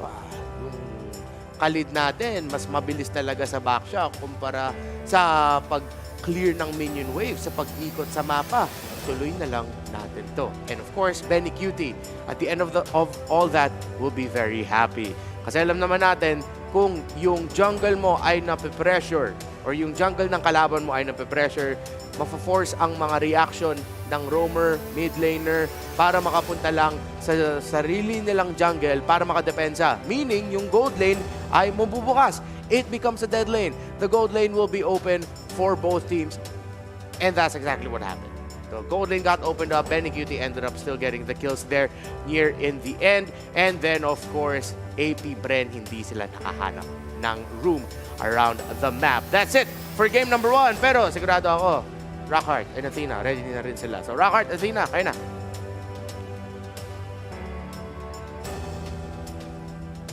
Nakita natin yung well-drafted plan doon ng Echo at EP Bren. Nakita nga rin natin yung kakaibang mga plays and as well as sa draft pa lang doon, Rockhart eh. Doon ako na-impress eh, actually. We know na both these teams, kabisado na nila isa't isa. Like, kahit yata, I mean, for sure, sa scrims, sila din yung nagtatapat, di ba? So, yung nakita ko yung instalock eh.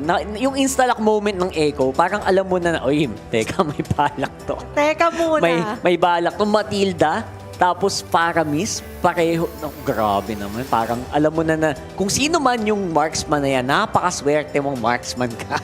Hindi ka talaga papagsak. At sobrang swerte talaga. Benny Cutie, Benny Cutie, third pick, diba? Carry agad Exactly. yung sinunod nila after the second phase for AP Bren. And sabi mo nga, totoo siya na baby up talaga. Oo. Doon si Benny Cutie. Na-nurture. Yun pala. Diba? Na-nurture siya doon. And gumana yung baby buff din nila doon. Nakita mo yung supporter din. Ay, grabe. Diba? Naman. With all Sana, smiles. may ganun, diba? Like, start me up. And nakita natin, for AP Bren naman, we get the idea. Although they switch it up a little naman pagdating sa roam and XP lane, na-discuss din to ng ating analyst. But what your idea doon, di ba? Siyempre, nakita na nga natin na Arlot, mostly nakikita natin sa XP. Ano kayong kine-create the idea doon ng AP Bren with the roam Arlot naman? So far, I think na if there was a moment na nakahuli ng isang magandang angle, yung si Owen doon, there was a chance na around the earlier parts of the game, baka. Pero it was a very secure draft. I think na nanggaling dito mula sa Echo na they were already expecting yung mga very scary na assassin picks, di ba?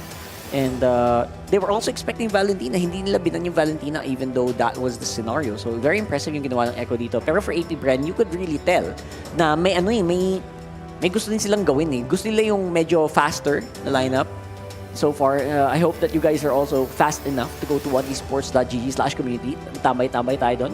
Pupunta kami doon mamaya, for sure. Ayan, scan nyo lang yung QR Scan nyo code, lang yung QR guys. code. Ayan na, very convenient na ngayon ang ating generation. Yeah, hindi na kailangan i-type. Grabe naman. Type? What? Anong type? Wala. Wala na. Scan. Diba? Just scan the QR code here onto the lower right side of our screens. At syempre, convenient din. Ayan na, for carry kanina ni Benny Cutie, yung mga pangyayari. Kasi, maabot man siya if ever na maabot. Kaso hindi kasi nangyari. If ever na maabot siya, meron naman kasing Netherrealm.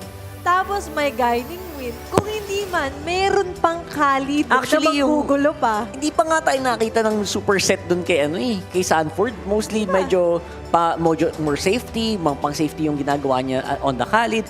Pero okay lang eh kasi parang habang hindi mo pinapansin yung Khalid, kasi hinahabol mo yung carry, hinahabol mo yung mga naka-Netherrealm. Ang sakit pala nung Khalid. 5-0 and 4 at one point. And there was a specific instance na si Sanford, nang bait lang siya. Diba? Parang kunyari, mahuhuli na siya. Tapos saka siya mag-Raging Saster, paalis. So, ang dami niyang ultimates din na bait doon for AP Bren. And definitely, maganda yung naging laban for game number 1. It was a good fight. Yeah. It's the Echo Bullet Train. Ngayon na nakita natin sa international stage pa. Revved up ang mga engines. And that was just the game number 1. Match point for Echo. Ulitin lang natin. At ngayon nakikita rin natin yung very relaxed stance pa rin syempre. You need to be chill. Yep. Even Coach Trevor ngayon, okay lang. Ano ba yan, Carl TZ? Anong gusto mong mangyari ulit? Yeah. Ganun ba ulit tayong atake? Pero baka respetuhin din kasi to ng AP Bren. We'll see, diba? We'll see. Kasi right now, paalala lang namin guys sa inyo, this is a best of 3 that will determine kung sino ang aangat sa ating grand finals. Yung winner nito, rectang finals agad. Grabe. Sure second place. Iba yung feeling na matulog mamaya sa hotel nila, di ba? For sure. For sure. Iba yung ngiti, iba yung dinner, yung kain nila mamaya after this series. Kasi waiting ka na eh. Natawa nga ako sa mga comments na pag nabasa ko yung mga comments habang nag-waiting screen. Okay lang, sige. Kahit season yung manalo, masaya na kami. Kasi, yung mga fans natin talagang ano eh. Alam mo talaga na they know. They know what we know. Yeah. And we still have 3 teams, di ba? Representing our country. You also have RSG waiting for their match later laban sa HomeBois. Pero itong dalawang teams kasi neto, alam kong binabatay ng HomeBois at RSG Philippines, lalo na't. Kasi posibleng isa sa kanilang tatlo makaakyat din if ever dito sa magiging matchup ng Grand Finals. Kasi it's going to be AP Bren or Echo na flexing their jerseys as well here. Yung mga lumilipad-lipad pa talaga. Mga Indo fans din eh. Alam mo yung mga Indo fans din talaga sila pa yung merong sila pa yung may merch. At nandun sila. Dumadayo rin sila sa MPL Philippines Exactly. Dung sa regular season, may mga ini-interview, di ba? Lumilipad pa galing Indonesia para manood lang sa Philippines. It's the effort talaga. The effort of the fans. Na-appreciate din yan force ng mga teams natin. Nakita ko nag-post din ng picture yung Echo sa fans nila ng Indonesia, di ba? And nakikita ko talaga, even for AP Bren, syempre full-on support din yung iba nating kababayan talaga na doon din nakatira. Syempre, all around the world, marami talagang Filipino at AP Bren. Na kasi yan Umabot na sa kung saan part ng Europa. Nakikipaglaban sila sa Europa, mga kaibigan. Ganon ka-international din ngayon ang AP Bren. At syempre ngayon, kailangan nilang ipakita talaga ang todo. Puwersa din nila as the Hive. Dahil dito tayo sa possible na match point din. Match point talaga siya para din sa game na to. And ngayon, sisimulan na muli natin. It's going to be still AP Bren on to the first pick. First pick. Ayun, nakita naman natin, diba? For Echo. Matilda out. Sabi nila, Coach, binan yung Matilda ko. Tinanggal, Coach. Pero still, we have multiple supports pa rin naman if ever. Roam supports na pwedeng kunin dito. Surprisingly, Angela is open for this round. Nakikita natin ginagamit to both ng AP Bren at Echo dito sa Pilipinas. At ngayon yung Faramis open pa rin naman. Valentina might still be open if ever. Parang yun na yung nagiging strategy ngayon ng Echo Yung Bruno, hindi na nila pinakaulan pa since game number 1. Taas kasi talaga ng win rate ng Bruno ngayon. I think 68% at the moment or 69%. Bumaba kasi kanina Bumaba kanina Pero so far, I feel like the Bruno really is one of those picks na kailangan mong talagang either sagutin directly or ban out mo na lang. Now, para naman dito sa AP Bren, they're sticking to their formula na sticking with the Baksha pa rin. Kasi I think Kyle TZ obviously can play the Baksha very well. Pero it looks like nilalabas nila yung idea na pwede siyang i-flex. No. To the XP lane and maybe may mga mag-experiment din or may mga magpakita din na nasa room. Siyempre, Dati room din yung Baksha, di ba? Di ba? Iba kasi pa rin yung nabibigyan ng element of surprise. Pero for Ayan. Echo, Masusurprise ka talaga dyan.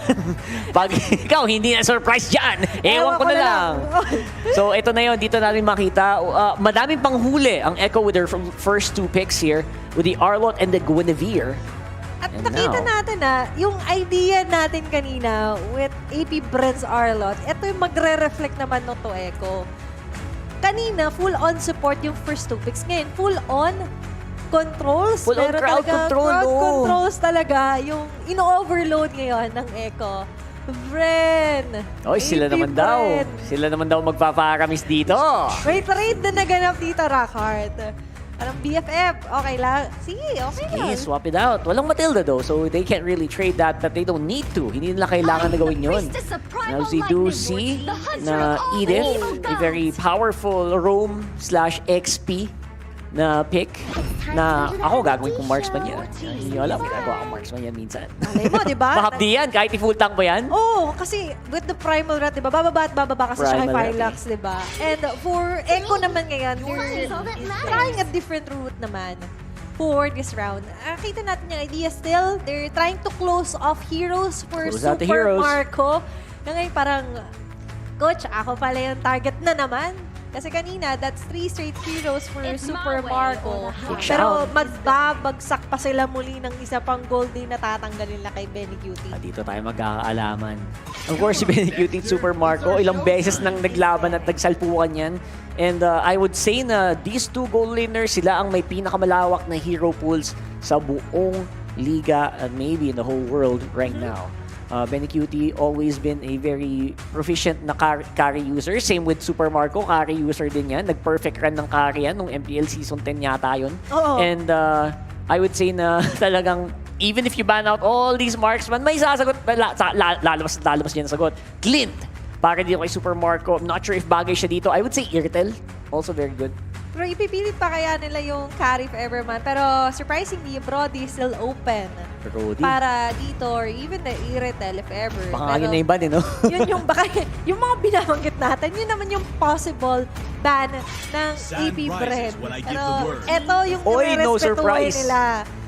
So, no like surprises. Dahil kakuha na kasi ni Sanford ngayon yung isang Arlott. But still, kasi kanina ginamit to sa roam. Imagine. So, Can roam. Sabi ng AP Bren, we won't take any chances on that one. Saya manood talaga nung draft ng dalawang teams na to. Kasi parang kahit sino pwedeng, ang lawak ng hero pool. And speaking of hero pool, one of the medyo flying under the radar na marksman dito sa tournament na to, it's the Beatrix for Benny Cutie. A classic pick as well para sa gold laner netong Echo. Siyempre, isa rin sa hero talaga na maaari natin masabi na naging signature na rin.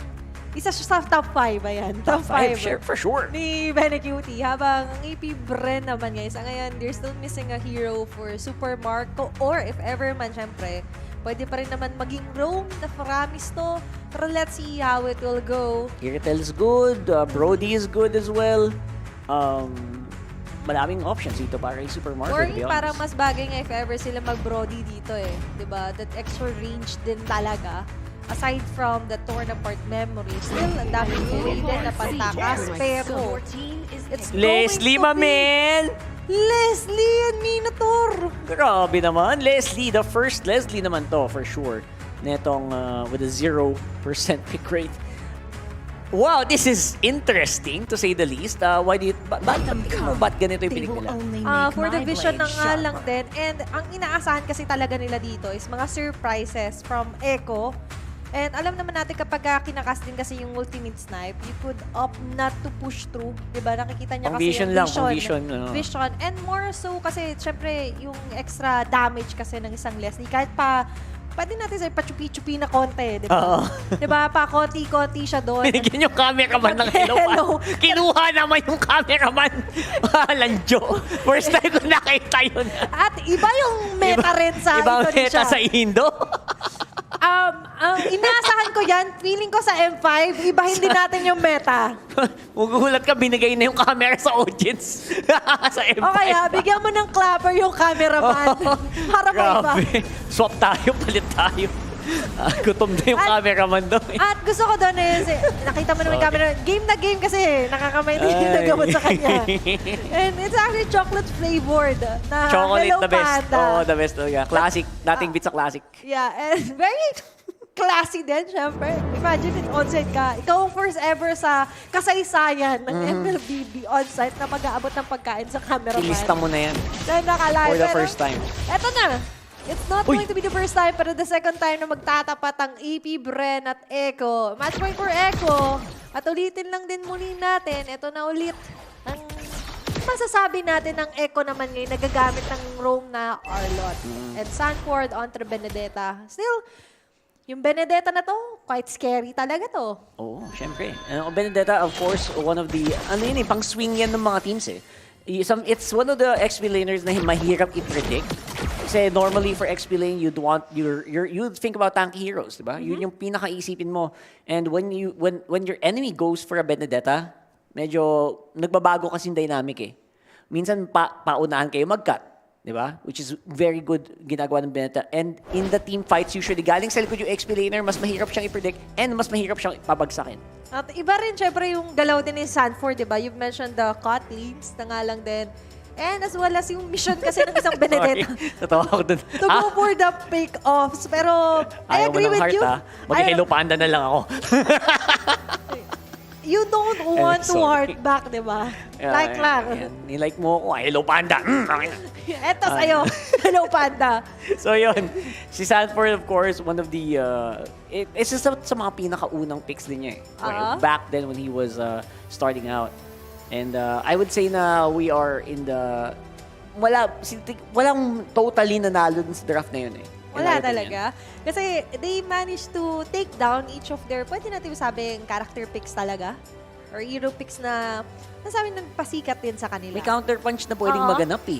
And even yung Leslie, interestingly enough, hindi mas siya... Mas balance din, no? Oo. Do you agree? Kasi may Faramis naman yung side ng AP Bren. Habang, syempre, hindi naman natin, syempre, pwedeng ika-true na, wait lang, kasi may Arlo tapos Sanford Benedetta ba naman kinuha dito eh. Parang early game, gusto agad ng action dito ng Echo Express, the Echo Bullet Train. Mabilis ang action ng pwede nating maasahan dito. You know what, tama din naman kasi if you're Echo, pag pinatagal mo din, maganda ma-keep mo yung momentum kasi. Yeah. Sobrang crucial na ma-keep mo yung momentum and I think if you keep it up, yung Echo Bullet Train, mahirap din siyang kalabanin. Mahirap kalaban ng Echo Bullet Train, mamin. So, right now, we are on a bit of a pause. And I think na mag-e-enjoy tayo with... Itong maganda sa tournament na to, pag nakapost, pwede ka mag-ilupata. Mag-ilupata ka muna, di ba? Ang saya naman. And nakikita natin, even Roger says here on Indonesia, nakikita natin, di ba? Habang nagatay, fina-flex yung mga Hello Panda nila. Oo. So, hindi ka magugutom while on the venue. And even the crowd right now, at ulit yung mini Echo supporter. Ay! The mini buff. Sakto, The diba? mini buffs. Nakita natin. Siya yung purple buff. The purple outside. buff? Sa bagay, purple nga naman kasi, no? The purple buff. Aba. Dito yung iba nating mga audience na kanina. May mga naka-heart, meron naka-like. Diba? Lapit na pala tayo sa finals, no? Na-realize ko lang. Isang kembot na lang bukas, isang tulog na lang. Oo. Grand finals na ng Grabe. MPLI. Sunod naman ang abangan natin. Of course, we have the world stage naman, Rockheart. Actually, mag-wildcard na nga eh. Mas mabilis Malapit pa pala. na mag-game by wildcards eh. So, pero yun yung mga bagay na parang, ano ba? May ano ba tayo? Ito na yung kumbaga na paaga ang holidays. Kasi, sobrang aga ng holidays kasi laban agad eh. Kasi syempre hindi nila bibitinin ng MLBB fans with action talaga. Sunod-sunod, mga tournaments, di ba? We have MDL, MPL, tapos ngayon MPLI, wildcard. Esports never sleeps. Walang tulog. 24/7. Lalo kayo, di ba? Sana sa M5 may Hello Panda din. Ay, nakita naman natin. Iba Talaga yung naman. energy na nadudulot ng Hello Panda. Hello Panda Buffs talaga eh. Iba talaga yung Buffs ng Hello Panda eh. Pati yung audience natin, kita mo, nakasmile lahat eh. Alam mo, pansin mo, lahat sila nakasmile pag may hawak na Hello Panda. Ganon kalupit. Nag-hello din sila sa camera. Kahit yung cameraman, na-tempt na nga siya eh. Yung cameraman nga, chumechepi habang tatrabaho eh. Talaga naman. Hindi na natiis eh. Hindi na nakatiis eh. Hello Panda na yan eh. Diba? Ay, Pero ah. eto, sino kaya ang unang makikita? Hindi Okay, makakatiis ni back to Super the game. Marco. Na nararamdaman niya to. Rockheart sabi, dito sleepy yan. Kasi Benny Cutie, tapos may Carl TZ. Ang bilis tong instinct niya dun, ha? And this is the reason why sabi ko, kahit nag-Leslie ang Super Marco, gana pa rin. I swear, yung instincts niya in how to approach the lane is actually very unique. Na he's one of the safest na gold laners na kilala ko. Aside from obviously the top tier na mga gold laners right now in the league, right? Parang siya yung top natin na pambatong talaga for international tournaments such as this one. And Super Marco, lalo sa meta natin, sobrang hirap for a gold laner to stay up na untouchable, as well as makapag-form up until the very end. Pero for Echo right now, target nila is the first turtle buff. Yeah, first turtle so far pinapaligiran ng mga orca. At syempre naman Carl TZ kung sino pa. Syempre, ang makuha ng unang turtle. Pero what will AP Bren do? Yun ang tanong. Parang gusto pa nila lumaban ulit. Ako, bumalik with a special migration to the Violent Requiem. Naku po, late ng bahagya ang Netherrealm ni Kuya Few. At dahil doon, nagsibagsakan ang katawan ng mga AP Bren members around the turtle pit. Grabe din liver ni Sanford sa finish line yung tatlong miyembro. Straight to the base. AP Bren. It's going to be an early triple kill. Grabe. For a Benedetta pa. Yung kaninang sinasabi natin Higot? na condition na mas gusto niya mag-cut lane at mag-pick off. Pinagsabay niya lahat yung Rockheart. Hinigop niya lahat ng gold na nanggaling sa kills. At kita mo naman pati yung gold na galing dun sa wave. So talagang busog na busog ang Benedetta na itong si Sanford level 6 na agad. Look at that. Echo right now just going through heights to go and get this game as fast as they can. Habang AP Bren naman, syempre kailangan leprolong. Especially yun, this one, si Super Marco, isa rin talaga sa pinaka-asahan natin na magiging main damage dealer nila. Cal TZ on the other hand, he needs to relax talaga. Nakikita naman natin that he's just targeting each and every jungle monsters available onto their side. And hindi sila pwede marattle sa nangyaring early triple kill na yun. Kalmado lang muna. Nako. Ultimate snipe, naramdaman yung apat. Grabe yung radar na yun ah. At syempre naman si Carl TZ is gonna miss on the spatial migration, which means na mabubuhay ang miyembro ng AP Bren, pero looks like yung Torre nila ang magsasuffer dahil doon. Of course, malaki ding flicker advantage na nakuha ni ni Benny Cutie laban kay Super Marco, which means pwede ding mag-round 2 ulit ang Echo dito sa baba. Medyo mabilis ang jump scare yun para kay talaga, Super Marco. Kasi nagulat siya. Pagkaulit, wait, uy, kita mo yung mama eh. Takbo agad eh. Ako rin, medyo nagulat kahit na nakikita naman natin kung nasan sila. So ko, apat na yan ah. Pero Echo right now, they're in the perfect place to contest this turtle. Quite scary for AP Bren. Right now, AP Bren trying to contest at the very least, try to get into retribution range para dito kay Ogwen. Pero malayo pa si Kuya Kyle, which means Carl TZ will be getting that turtle for free. And makuha pa yata ng baka. Ogwen gonna fall. Where is the fight gonna happen here? Benny Cutie naman ang madadali dito ng AP Bren. Super Marco going down few as well. Naku po, nagwawala na ang mga orca. JP though, gonna be taken very, very local. TZ, naku po, munti ka na. Naka-survive pa si Daddy JP. It's going to be 4 members na matitake down ng Echo. Grabe mechanics fight dun ah. And make it an unofficial wipeout. Grabe. And meron naman palitan na ganap. Pero look at the scoreboard. 2-8. Na pabor para sa Echo. Maganda yung palitan, may mechanics na naganap doon, which means na eye for eye yung Torre and everything, pero may palitan din na kills na napunta naman sa AP Bren, pero look at the items pa rin. Yun yung pinakailangan tingnan. Nakita naman natin, that's an early blade of Heptasis dahil kay Sanford. Kaya nanunuot kasi. Di ba yung bawat makapit eh. Cute lang tignan yung, syempre yung Ducati skin. Oo, syempre. Pero syempre yung mga slashes nun guys eh. Iba mga yung slashes nun talaga sa AP Bren. Ay! Eh nakikita natin agad ngayon yung early conceal from Echo. Sasalubong si Caltisi sa likod. Just stopping them on their tracks. Pero Rockheart sa nangyaring pick-off na yun, parang almost wipe out talaga yun eh. Nagkataon lang na sobrang haba na naging team fight, nagkandabuhay na rin yung iba. Oo, yung spawn timers kasi mababa pa, Yeah. no? So, ito na yun. Hindi pa naman totally, unbawiable para dito sa AP Bren. Pero so far, dahil doon, pwedeng medyo mag-asim ang Echo. Ayan, pumapasok na doon sa likod. Kinukuha din yung purple buff kay Super Marco pa nabigay. Ngayon, ang habol ngayon is si Carl Easy. Sino madadali ng Violet Requiem? Nice timing here from Few on the Nether Realm. Pero looks like it's gonna be a little bit way too late. Super Marco trying to look for Sanford here. Pero yung laban nangyayari dito sa purple buff, si Carl Easy ngayon hinhabol. Super Marco going down, Sanford with a kill. And si Sanji as well, making sure na wala nang hahabol sa kanila. And now, it is gonna be turtle number 3. Still going to be a 2-for-1 trade of Echo, still getting the lead there. At si Carl Tizzy, matik siya mamatay, but with just one spatial migration. Ang bilis niya makatakas. Tapos, grabe din yung nakukuha talaga nila ditong objective. That's 3 straight turtles again. For side of Echo, 4K gold lead, 7 minutes pa na tayo sa laro natin.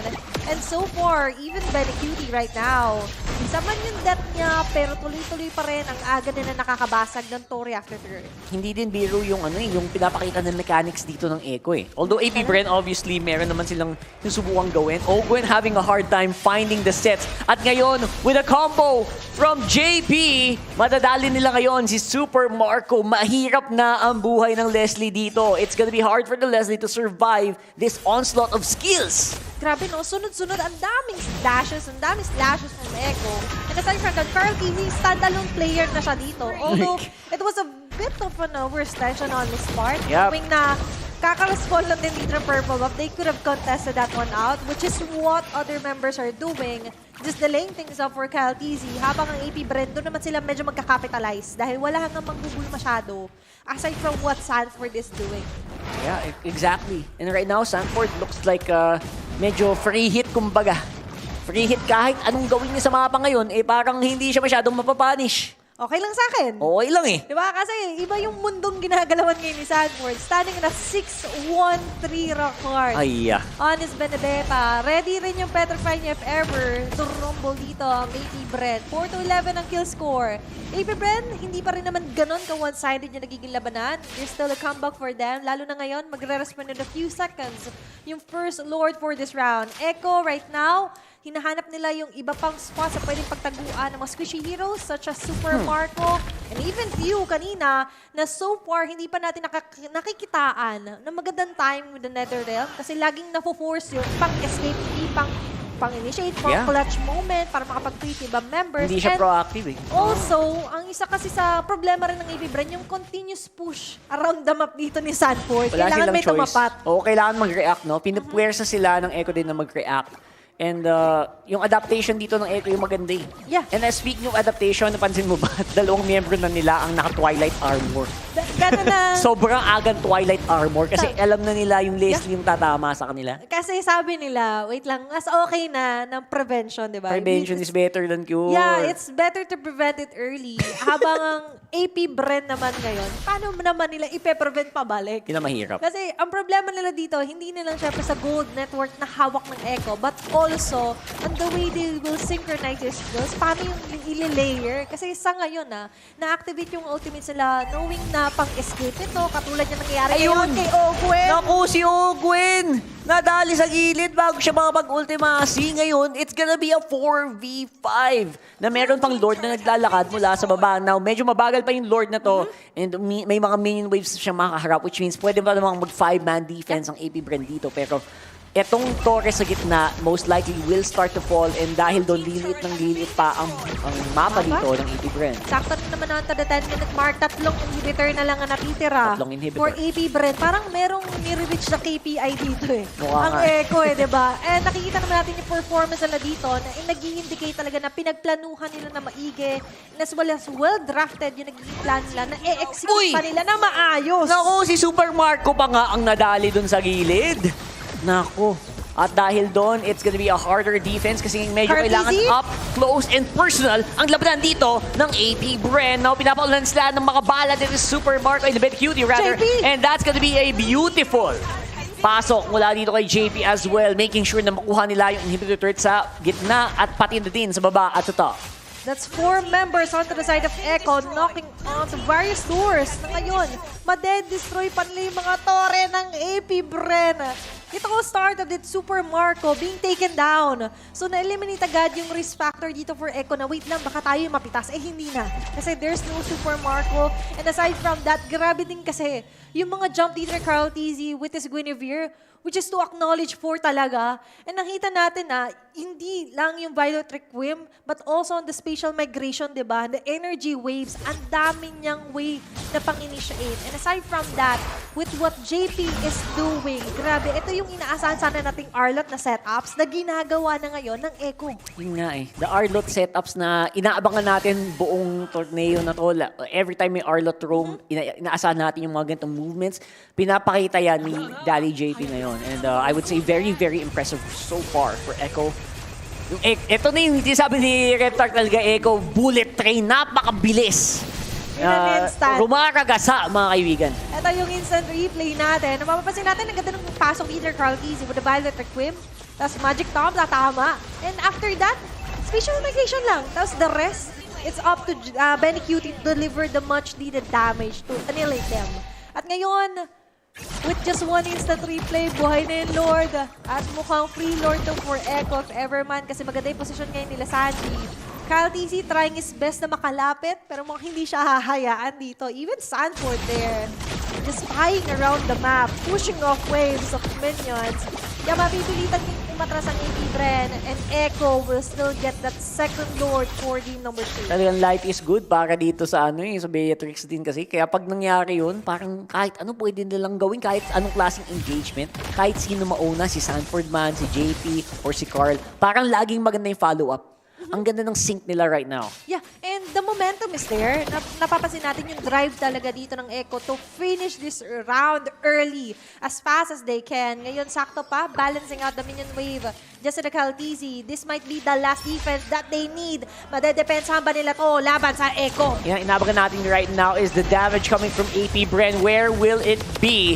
Benny Cutie, nasa likod lang, fresh na fresh. Dahil JP, naghanap ng angulo dito. Carl TZ and Sanford looking for the kills as well. Lord in tow. Looks like ito na ang katapusan. It is gonna be a knockup for a lot of members here for Echo, but the win still goes to them.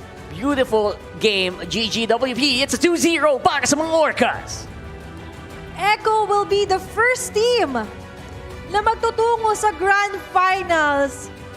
At ngayon, secured na. Waiting na lang sila, Rockhart. At naging instant din ang mga kaganapan doon. True to their characteristic, true to their name as well, nakita natin ng Echo, pinapatunayan lang nila na ito ang ira ng Pilipinas, itong kalakasan ng mga Pilipino. Dumagundong ang mga upuan ng ating maging mga kalaban sa iba't ibang sulok man ng mundo dahil nakita nila ang pagsik ng mga Orca dito sa MPLI and they will become the first finalist para sa MPLI 2023. Nakita mo natin, kalmado pa rin, all smiles, even yung mga coaches, the Coach TikTok and Coach Trevor. At now, syempre, to show their showmanship as well. At the end of the day, they're still friends pa rin naman, representing one country. But Echo muna ang unang team ng Pilipinas na makakaangat muna sa Grand Finals. Very well deserved and medyo na-counter nila yung mga predictions ng ibang mga players, ng mga ibang viewers natin, ng mga ini-interview na guest. I feel like Echo, they completely deserve that. Grabe, talagang napakabilis at hindi sila nagpatinag sa AP Bren even with the flashy picks tulad ng mga Fanny and such. But still, hindi pa naman yan ang end for AP Bren. They still have a battle na lalaroin. Pero to hear more, syempre, ano nga ba mga masasabi dito ng ating mga players from Echo? Let's hear it over from our host. Takes the first grand final slot in MPLI 2023, dropping AP Bren to the lower bracket. Dan akhirnya, sang paus di Echo berhasil menurunkan AP Bren, dan mereka mendapatkan satu slot Grand Final. You guys, congratulations for the slot for the Grand Final. And you guys break the win streak of AP Bren. How did strength come from? Okay, hi guys. Clara said since nasira nyo yung win streak ng AP Bren for this MPLI. Saan nanggaling yung lakas nyo? Sa mga basher daw po, sabi ni Ford. What? Sino ay sabi? Sanford. Oh, sabi ni Sanford. Okay. You asked where they got their strength, right? They said they got the strength from the people that have been bashing them, according to Sanford. That's what Sanford said. Oh gitu, jadi dari orang-orang yang menganggap sebelah mata untuk tim Echo. Kata Sanford. I mean, I agree though. Sanford was on fire this game. Oh yes, everyone is screaming Sanford's name in talent room as well. Yes, Our exactly. friends there. Mirko is hyped up at the backstage, and he's like, Sanford, the best EXP laner. That's what Mirko said, right? Okay, guys. So next up, ngayon na grand finalist na kayo. Okay, you guys will be waiting for one more team na kakalabanin nyo bukas. So, sino? May tatlo pa tayong team na natitira. There is AP Bren still in the game. There's RSG Philippines. And of course, there is HomeBois. So, sino mas gusto nyo makalaban bukas?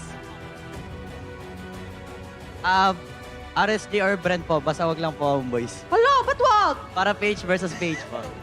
So, I asked, there are still 3 teams in the competition that they will be potentially meeting in the grand finals. And it's AP Bren, RSG Philippines, and HomeBois. Who do they want to meet in the grand finals? And Sanford said he's okay with both AP Bren and RSG Philippines. He doesn't want to meet HomeBois. Why? Because he just wants a Philippine versus Philippine grand finals.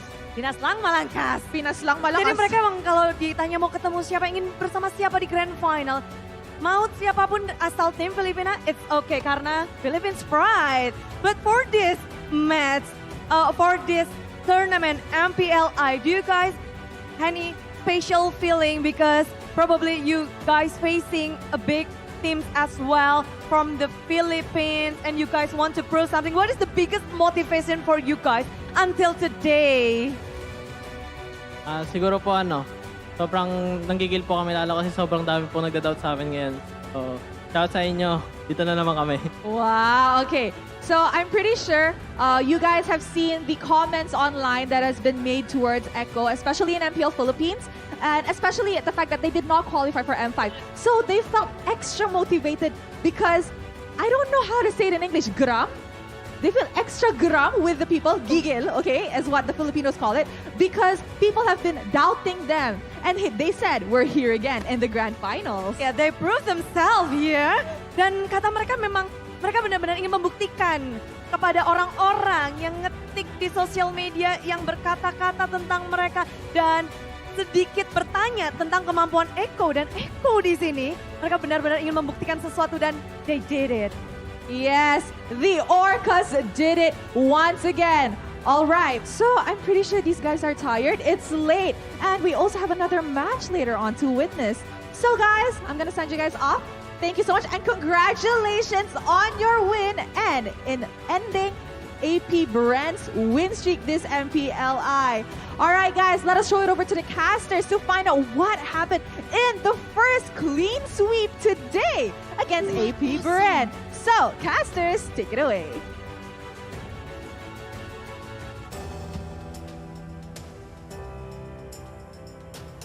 Hindi lang yun MPLI win streak. AP Bren have been on a win streak. They haven't lost a series or a match against another team since the MPL Philippines Season 12 playoffs. And here in MPLI, grabe, Echo in the upper bracket final kontra sa AP Bren 2-0. Dalawang mabilisan na laro ang nakita natin, ending at almost the exact same time, right before the 14-minute mark at around 30 to 13 and 50 seconds. Doon natin nakikita na these are two games with quite similar stories in terms of yung timers na mga major objectives. At kailangan natin pag-usapan yung timings ng Echo. And this guy right here, Sanford, grabe, two of the most dominating XP lane performances na nakita natin sa MPLI na back-to-back MVPs for 4D. Game number 1 Khalid, game number 2 ngayon, one of his personal favorite heroes, the Benedetta. Yung masabi natin sa lineup ng Echo, ang tatawagin natin combo routine. Dahil lagi lang sila merong mga combo na ginagawa usually starting from two things. Number one, either yung Petrify ng Alecto Final Blow combo galing sa isang Benedetta. Number two, yung Magic Thump or yung tinatawag nating Spatial Migration ng Guinevere. Ilang beses natin nakita, not only in this game but in the previous game as well, kung sino man mahanap ni Carl Tizzy, whether it be 1, 2, any member of AP Bren, na mag-uumpisa si Carl with the Magic Thump, Spatial Migration, follow up kagad si Sanford. And that connection is the most important sa laban na to, sa serye na to. Kasi dito natin nakita yung timings ng Echo revolving around their jungler at saka yung XP laner. Kinuha nila yung old idea of a carry XP laner. An XP laner na kaya magbuhat ng laban at dinala nila and modernized it for this current meta game.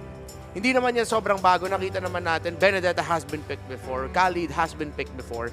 Pero paano mo siya lalaroin para mas malaki yung effectiveness nila, mas ramdam yung presensya nila. Now, AP Bren, nakita naman natin, tama yung mga movements and decision making that they were doing, na yung ginagawa nila. Isa lang yung questionable para sa akin na dito nag-umpisa yung pagka-onting snowball din ng Echo. Pagkatapos ng first turtle, nakita natin, pumasok dalawang miyembro ng AP Bren. I believe that was Flap Tizzy and Cal Tizzy or Ogwen and Flap Tizzy. Basta dalawang miyembro ng AP Bren pumasok sa bush. Kasi yung inisip ng AP Bren, okay, wala sa atin yung turtle, nakuha ng Echo, lalaban na lang tayo. Gagawin na lang natin yung sinasabi nating turn. Maghanap na lang tayo ng mga kills. Pero nangyari is nakapwesto si Sanford sa bush, nakatabi nun, nakita niya dalawang miyembro ng AP Bren pumasok doon. Nandun rin si Sanji. Tapos imbes na umalis si Carl Tizzy, sabi niya, ay meron pala dalawa dyan, nakatayo lang sila dyan, naghihintay sila, naghahanap sila ng kill. Sige, tatalunan ko sila. Pumasok siya sa Spatial Migration and again, the stun. Again, yung mini stun na nanggagaling sa Magic Thump ng Guinevere na dinagdag sa kanya sa latest patch natin right before the mini adjustment bago mag-MPLI. Di ba, mabilisan na patch adjustment para mabalansin ng konti. That's it. And over again, ginawang pang setup yung Guinevere. But of course, the setups were coming in as well galing kay JP on those final slashes. So, combo routine. You have 3 main setup tools. Final slash, Spatial Migration, Magic Thump ng Guinevere, at saka yung Petrify at anuman combo gusto ibitaw dito ni Sanford. By the way, look at that. Great Dragon Spear, binibuild. As one of the last items. I believe he's going for the extra movement speed na pwede mo kunin pagkatapos niya gumamit ng Alecto Final Blow para mas madali siya maka-reposition. Now, going back to the lineup of AP Bren, nilabas nila dito yung Leslie. Of course, with the Leslie, inisip dito ng AP Bren, they'd have a lot of time, number one, to be able to extend the laning phase. Alam naman natin, isa sa mga strengths ng Leslie, other than sobrang lakas niya mag-lane duel sa damage na nilalabas niya, with the true damage, increased basic attack that she can do with her ability kit, meron din siya pagbigay ng vision aspect ng laro niya. So, of course, habang nagle-lane ka, isipin mo, ay, nasan sila? Sige, try ko nga gamitin yung ultimate ko para makakita ako ng mga miyembro ng Echo na baka malapit na dito. But, Echo, again, playing the same game. Katulad ng nilaro nila nung game number 1, binilisan lang nila. They put AP Bren in an uncomfortable position. Yung APB, sanay sila, just play around the objective real quickly. Parang slow ramping. Yung AP Bren, they're finding their moments. Biglang pop off at the right time. Sabihin natin, build up, boom, action, turn around. Build up, boom, action, laban. Ganon. That's the usual tempo ng AP Bren. Yung ginawa ng Echo dito sa series na to is action, laban, action, laban. Walang bawi. Dire-diretso lang ang ginawa dito ng Echo.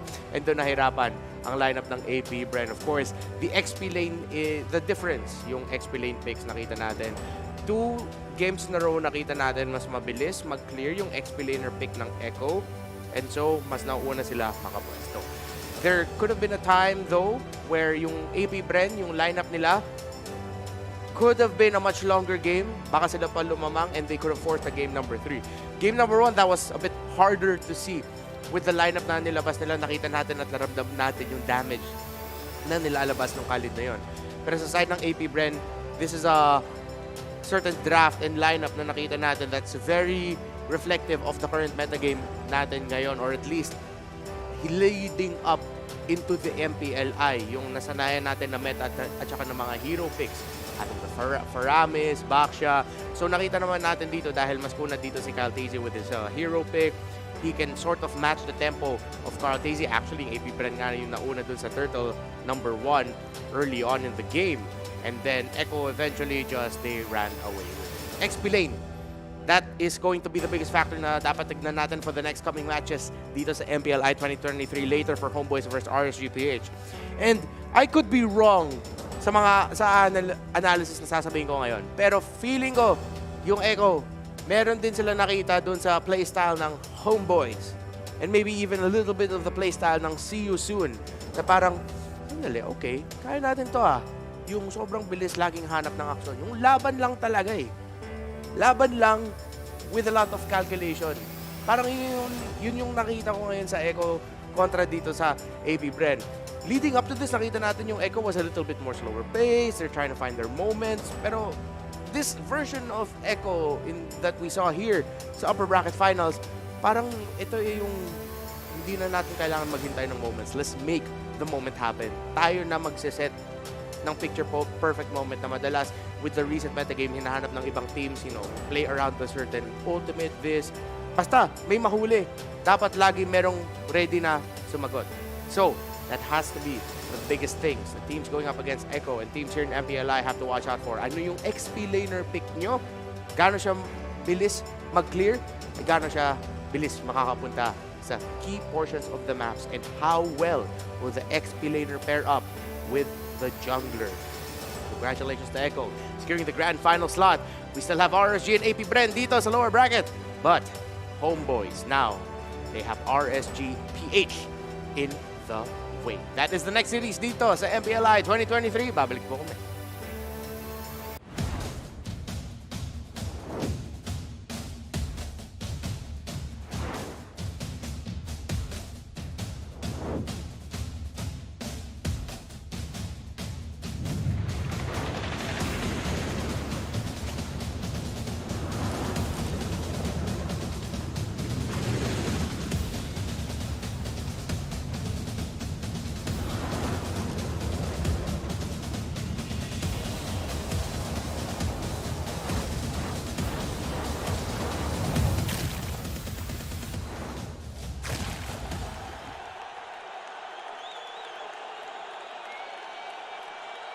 Sosok leader juga ada di dalam tubuh dia, yang mana di pikiran kita susah cari sosok seperti Vin. Ya ini kesempatan yang bagus buat Araki sama gue buat move on lah.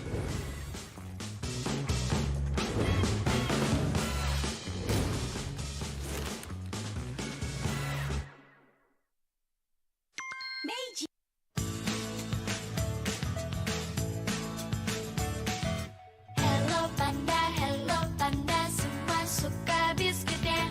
Biskuitnya enak, isinya lezat, rasa coklat dan strawberry. Hello panda, semua suka biskuitnya. Biskuitnya enak, isinya lezat, rasa coklat dan strawberry. Hello panda, biskuit isi yang enak.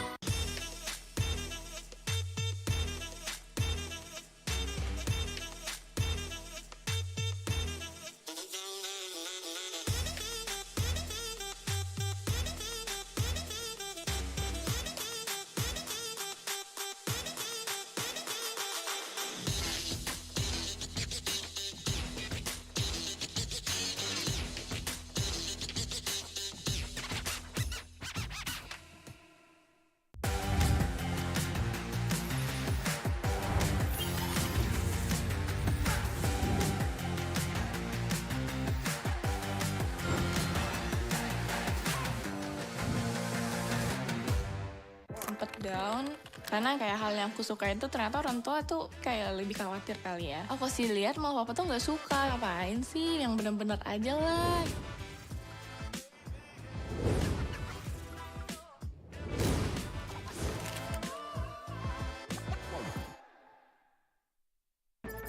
The Flying Swallow is here to clean up Marshall City.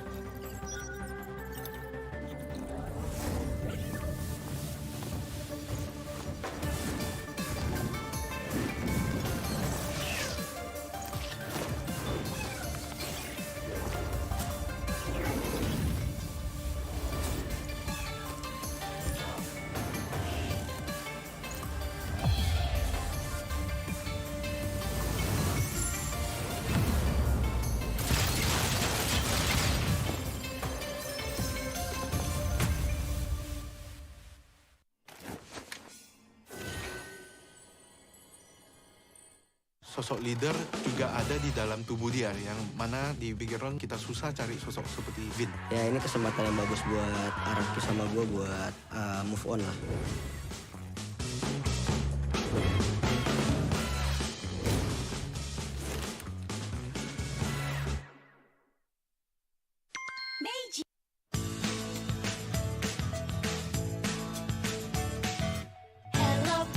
Hello panda, semua suka biskuitnya. Biskuitnya enak, isinya lezat, rasa coklat dan strawberry.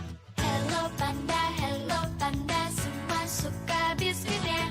Biskuitnya enak, isinya lezat, rasa coklat dan strawberry. Hello panda, biskuit isi yang enak.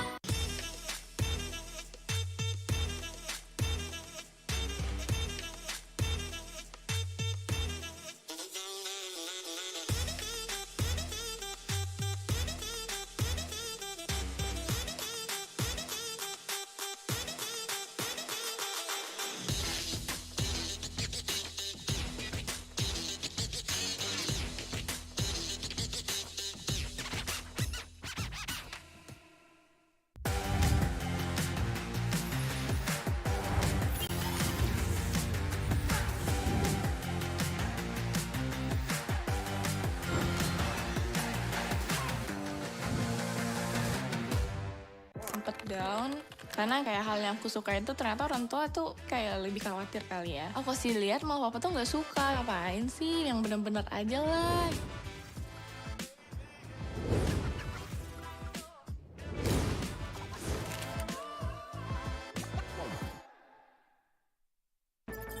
The Flying Swallow is here to clean up Marshall City.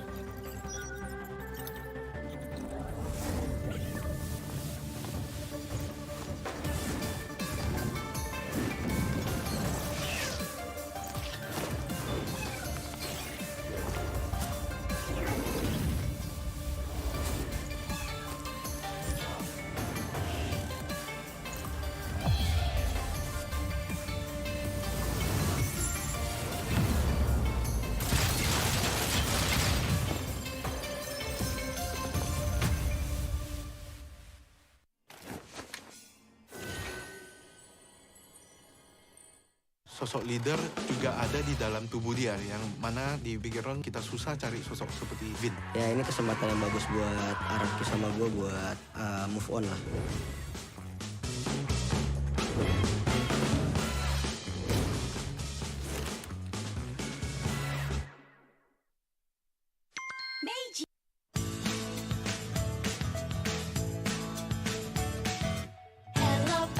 Hello panda, semua suka biskuitnya.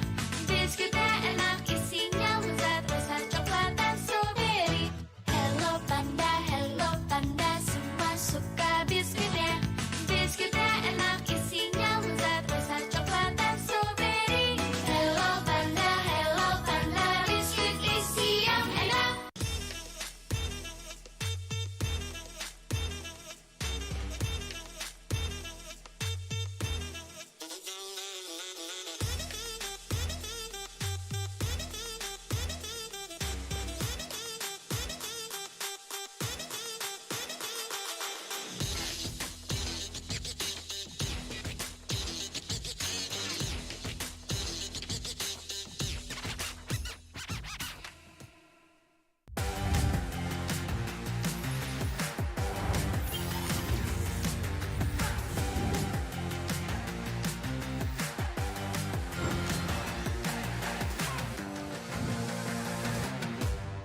Sempet down karena kayak hal yang aku suka itu ternyata orang tua tuh kayak lebih khawatir kali ya. Aku sih lihat mau papa tuh nggak suka, ngapain sih, yang bener-bener aja lah.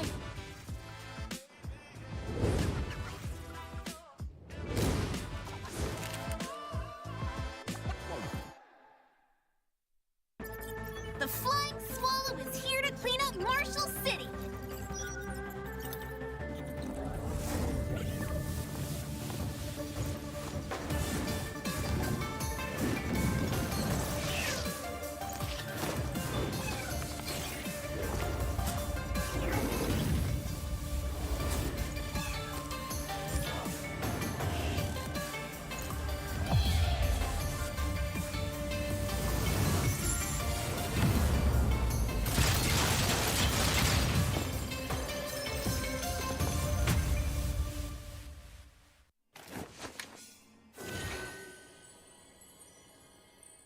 Sosok leader juga ada di dalam tubuh dia, yang mana di pikiran kita susah cari sosok seperti Vin. Ya ini kesempatan yang bagus buat Araki sama gue buat move on lah.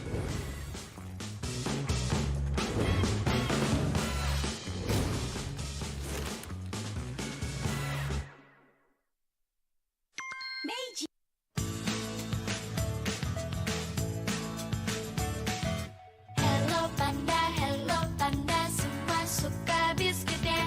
Biskuitnya enak, isinya lezat, rasa coklat dan strawberry. Hello panda, semua suka biskuitnya. Biskuitnya enak, isinya lezat, rasa coklat dan strawberry. Hello panda, biskuit isi yang enak.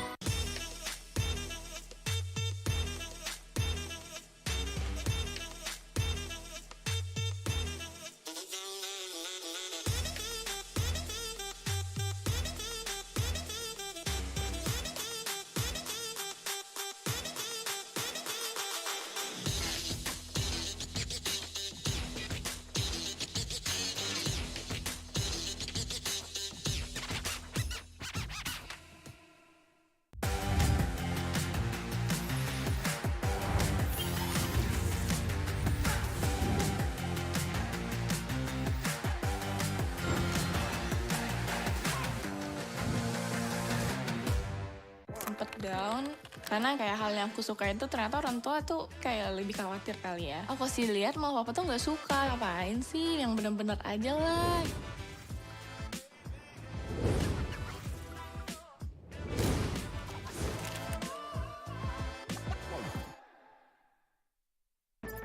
The Flying Swallow is here to clean up Marshall City.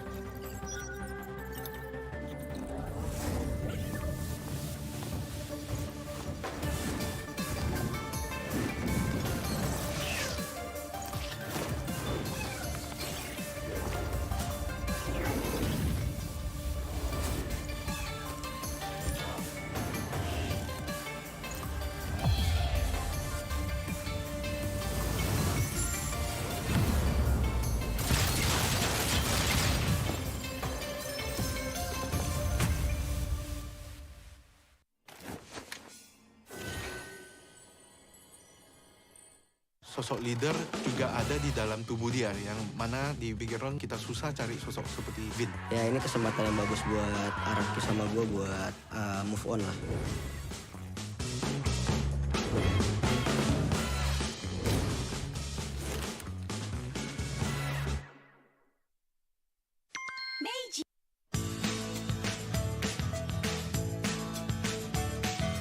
Hello panda, semua suka biskuitnya.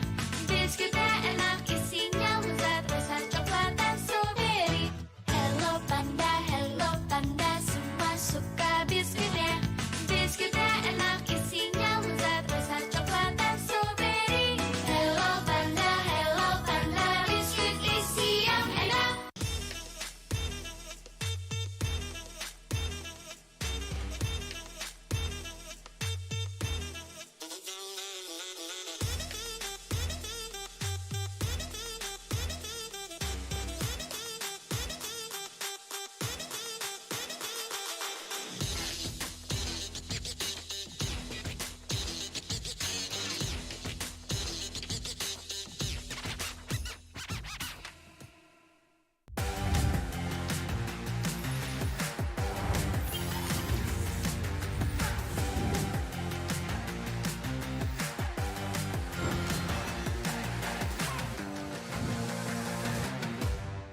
Sempet down karena kayak hal yang aku suka itu ternyata orang tua tuh kayak lebih khawatir kali ya. Aku sih lihat malah papa tuh nggak suka, ngapain sih, yang bener-bener aja lah.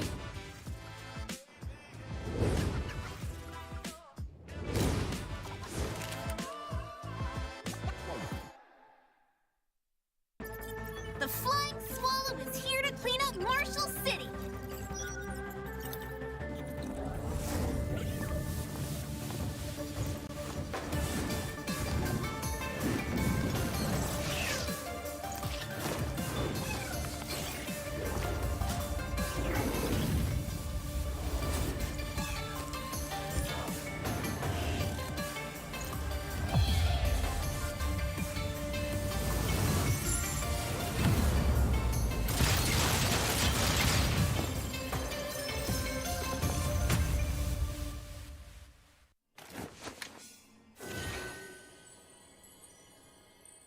Sosok leader juga ada di dalam tubuh dia, yang mana di pikiran kita susah cari sosok seperti Vin. Ya ini kesempatan yang bagus buat Araki sama gue buat move on lah.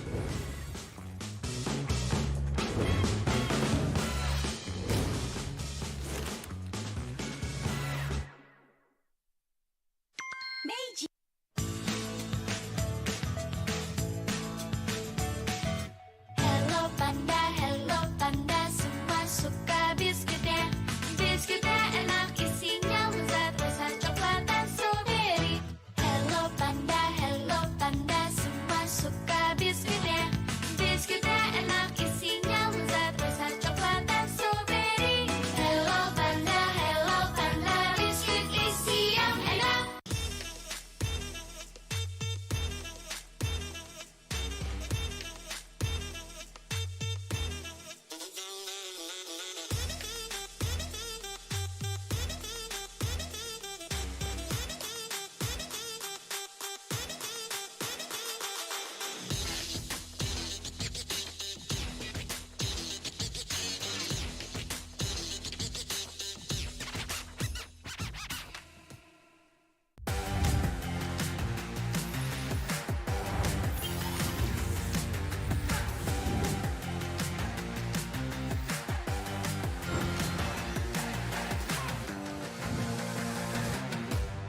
Sempet down karena kayak hal yang aku suka itu ternyata orang tua tuh kayak lebih khawatir kali ya. Aku sih lihat malah papa tuh nggak suka, ngapain sih, yang bener-bener aja lah.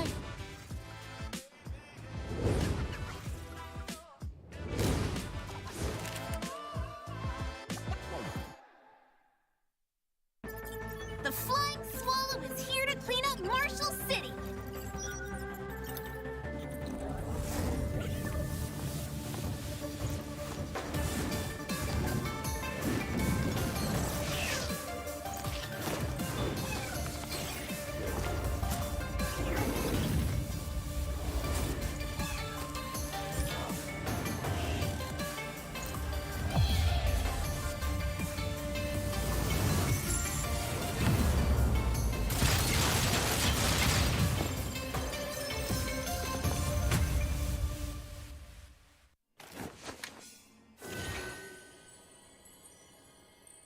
Sosok leader juga ada di dalam tubuh dia, yang mana di pikiran kita susah cari sosok seperti Vin. Ya ini kesempatan yang bagus buat Araki sama gue buat move on lah.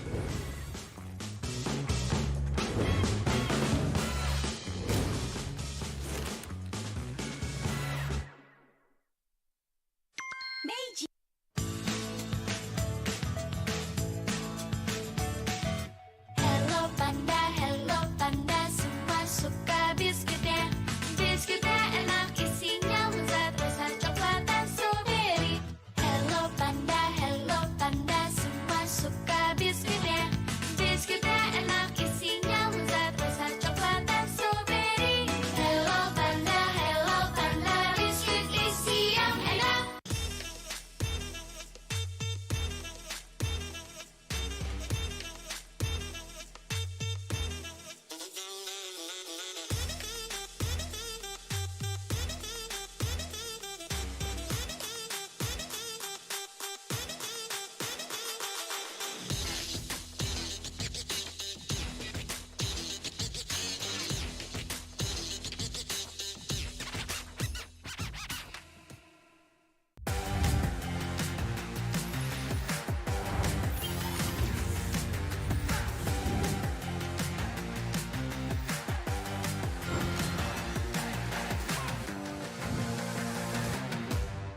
Sempet down karena kayak hal yang aku suka itu ternyata orang tua tuh kayak lebih khawatir kali ya. Aku sih lihat malah papa tuh nggak suka, ngapain sih, yang bener-bener aja lah.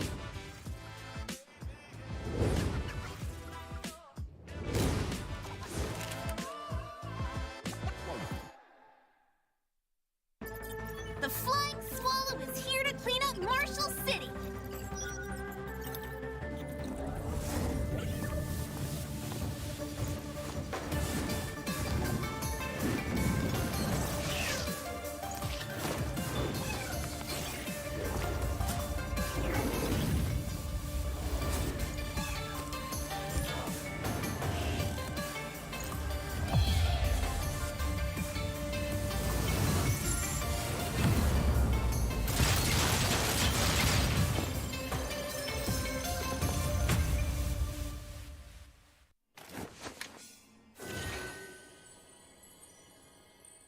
sosok leader juga ada di dalam tubuh dia, yang mana di background kita susah cari sosok seperti Vin. Ya ini kesempatan yang bagus buat Araki sama gue buat move on lah.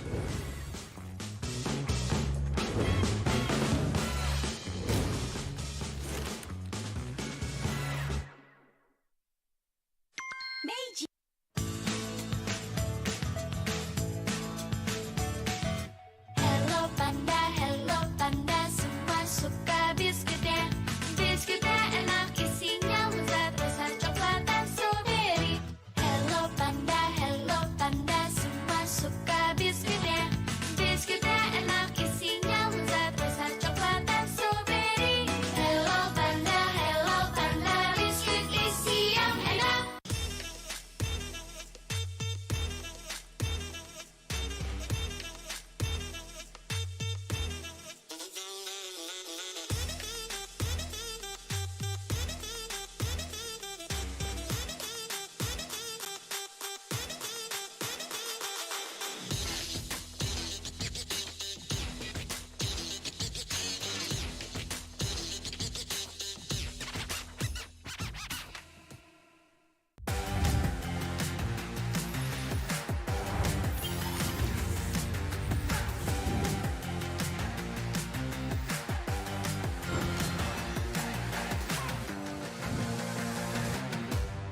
Sempet down karena kayak hal yang aku suka itu ternyata orang tua tuh kayak lebih khawatir kali ya. Aku sih lihat mau papa tuh nggak suka, ngapain sih, yang bener-bener aja lah.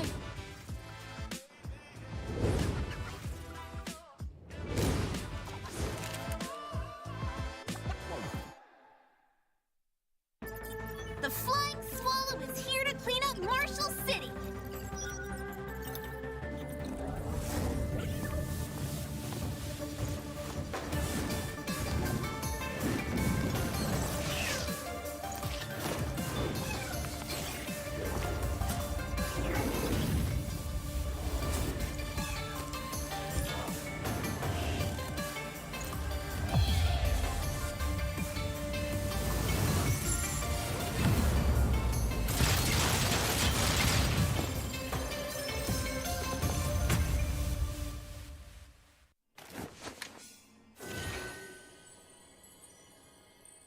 Sosok leader juga ada di dalam tubuh dia, yang mana di background kita susah cari sosok seperti Vin. Ya ini kesempatan yang bagus buat Araki sama gue buat move on lah.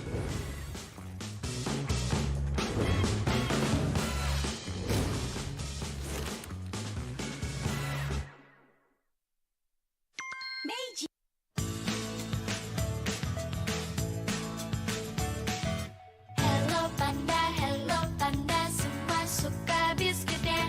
Biskuitnya enak, isinya lezat, rasa coklat dan strawberry.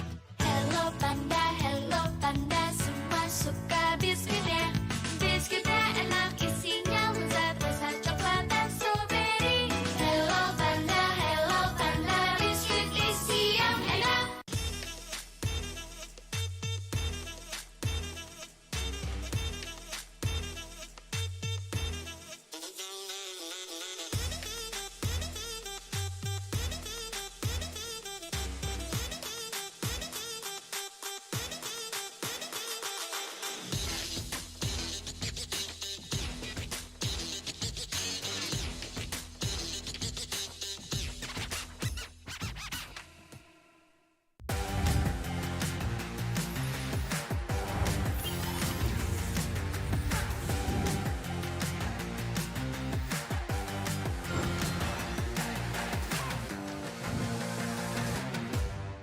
Sempet down karena kayak hal yang aku suka itu ternyata orang tua tuh kayak lebih khawatir kali ya. Aku sih lihat mau papa tuh nggak suka, ngapain sih, yang bener-bener aja lah.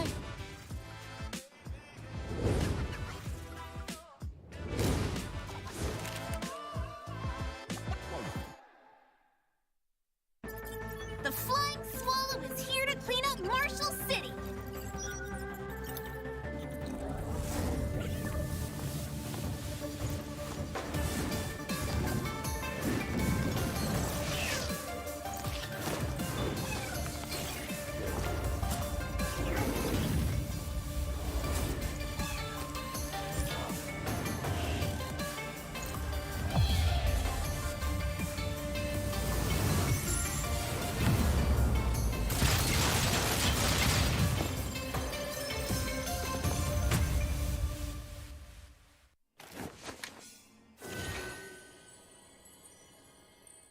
sosok leader juga ada di dalam tubuh dia, yang mana di background kita susah cari sosok seperti Vin. Ya ini kesempatan yang bagus buat Araki sama gue buat move on lah.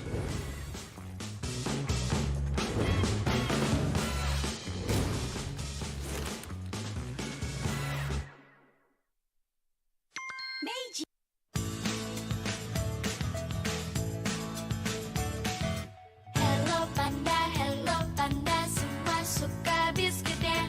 Biskuitnya enak, isinya lezat, rasa coklat dan strawberry.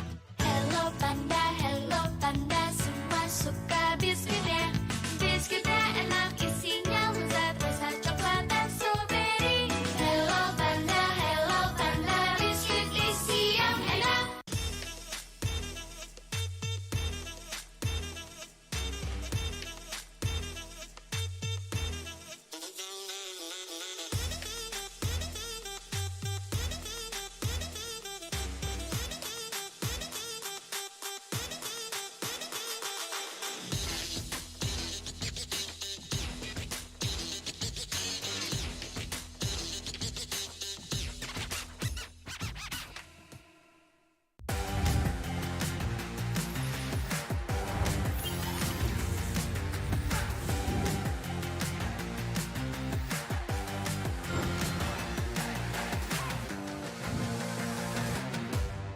Sempet down karena kayak hal yang aku suka itu ternyata orang tua tuh kayak lebih khawatir kali ya. Aku sih lihat malah papa tuh nggak suka, ngapain sih, yang bener-bener aja lah.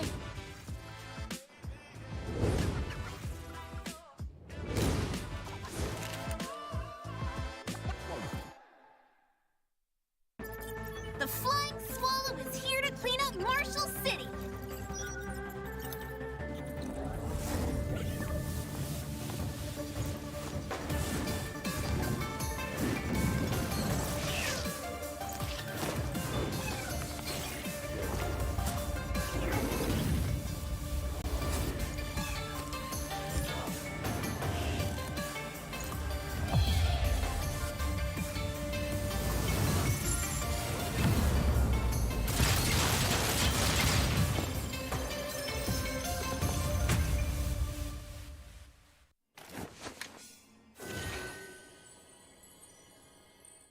Sosok leader juga ada di dalam tubuh dia, yang mana di background kita susah cari sosok seperti Vin. Ya ini kesempatan yang bagus buat Araki sama gue buat move on lah.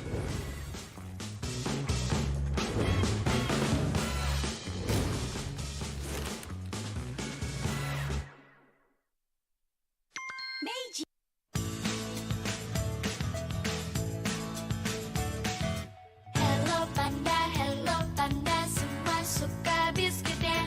Biskuitnya enak, isinya lezat, rasa coklat dan strawberry. Hello panda, semua suka biskuitnya. Biskuitnya enak, isinya lezat, rasa coklat dan strawberry. Hello panda, biskuit isi yang enak.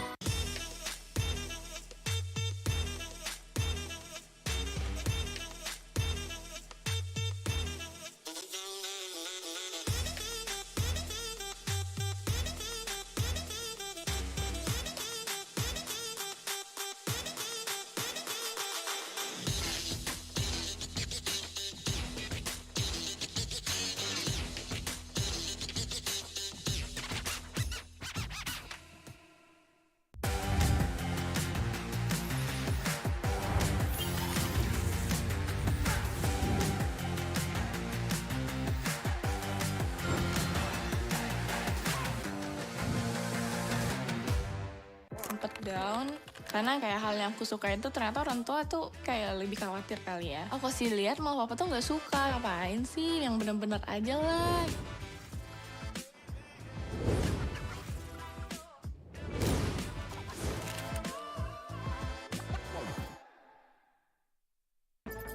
The Flying Swallow is here to clean up Marshall City.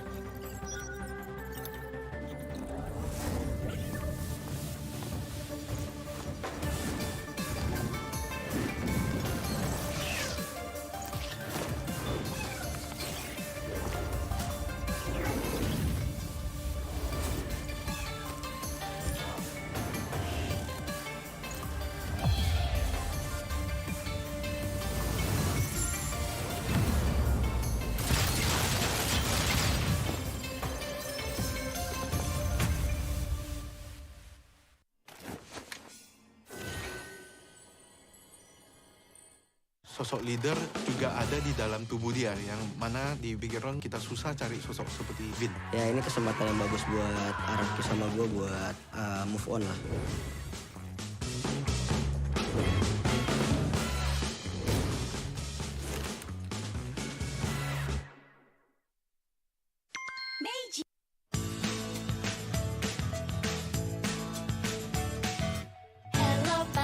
Hello panda, semua suka biskuitnya.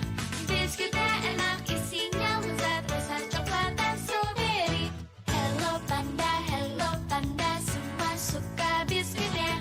Biskuitnya enak, isinya lezat, rasa coklat dan strawberry. Hello panda, biskuit isi yang enak.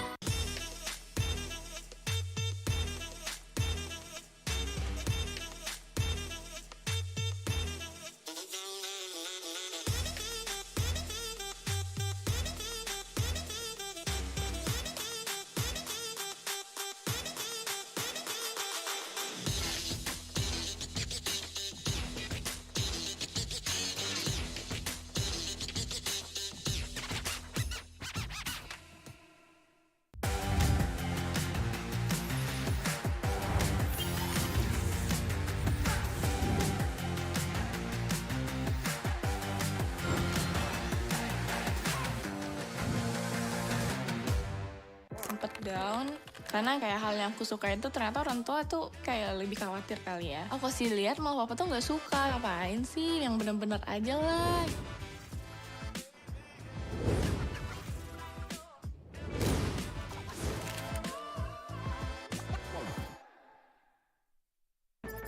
The Flying Swallow is here to clean up Marshall City.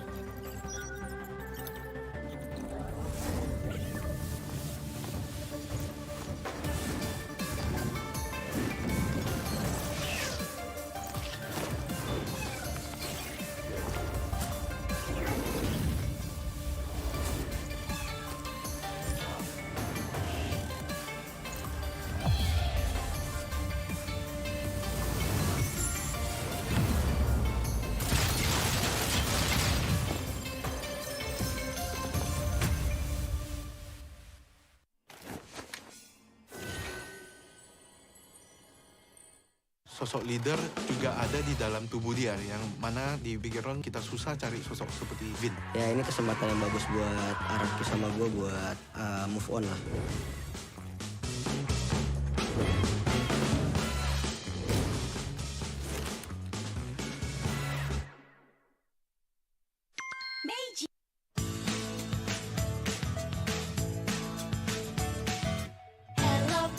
Hello panda, semua suka biskuitnya.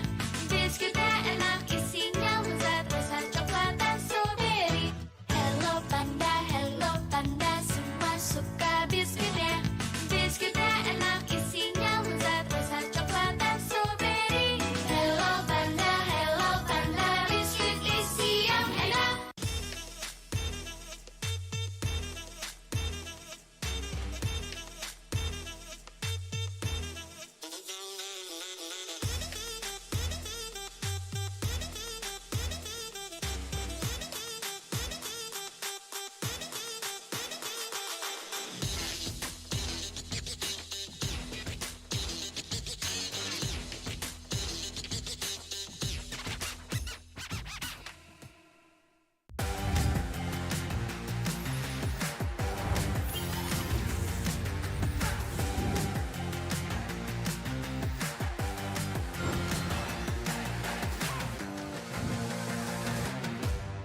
Sempet down karena kayak hal yang aku suka itu ternyata orang tua tuh kayak lebih khawatir kali ya. Aku sih lihat malah papa tuh nggak suka, ngapain sih, yang bener-bener aja lah.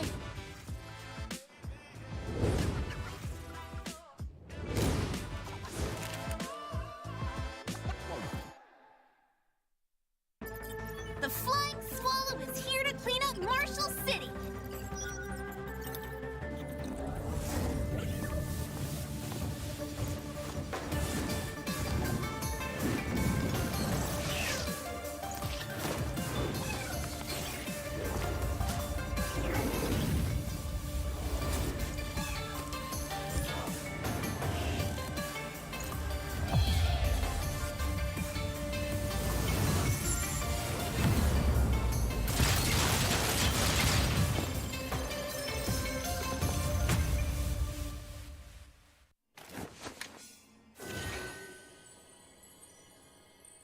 sosok leader juga ada di dalam tubuh dia, yang mana di pikiran kita susah cari sosok seperti Vin. Ya ini kesempatan yang bagus buat Araki sama gue buat move on lah.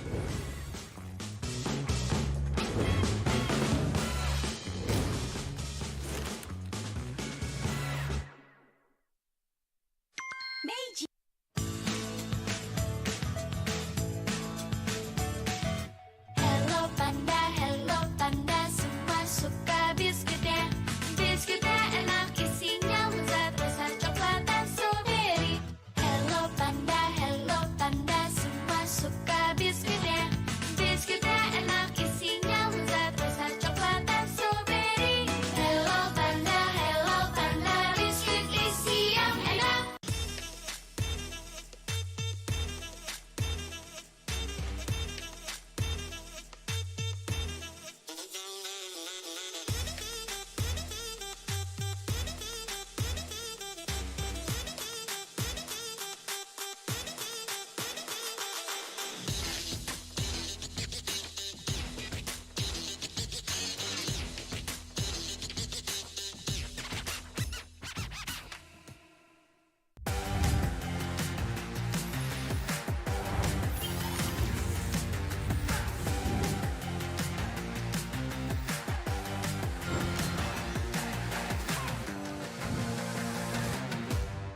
Sempet down karena kayak hal yang aku suka itu ternyata orang tua tuh kayak lebih khawatir kali ya. Aku sih lihat malah papa tuh nggak suka, ngapain sih, yang bener-bener aja lah.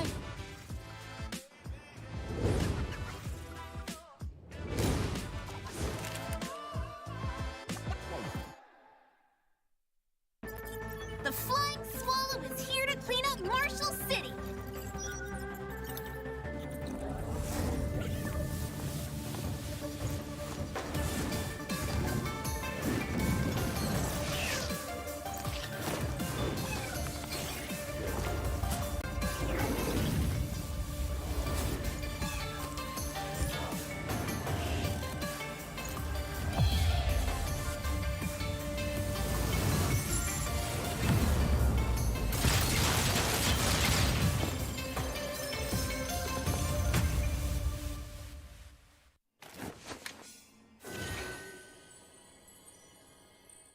Sosok leader juga ada di dalam tubuh dia, yang mana di pikiran kita susah cari sosok seperti Vin. Ya ini kesempatan yang bagus buat Araki sama gue buat move on lah.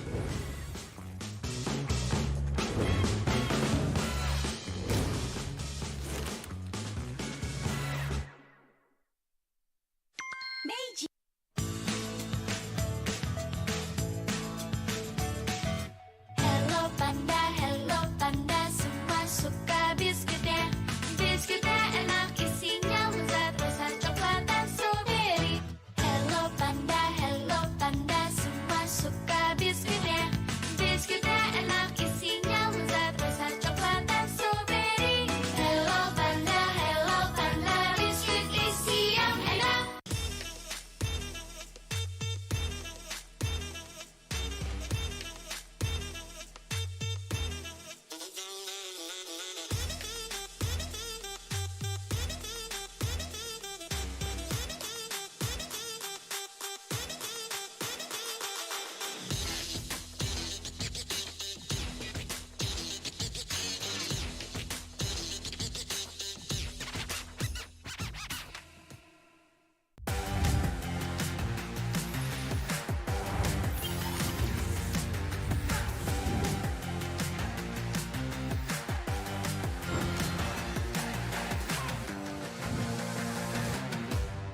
Sempet down karena kayak hal yang aku suka itu ternyata orang tua tuh kayak lebih khawatir kali ya. Aku sih lihat malah papa tuh nggak suka, ngapain sih, yang bener-bener aja lah.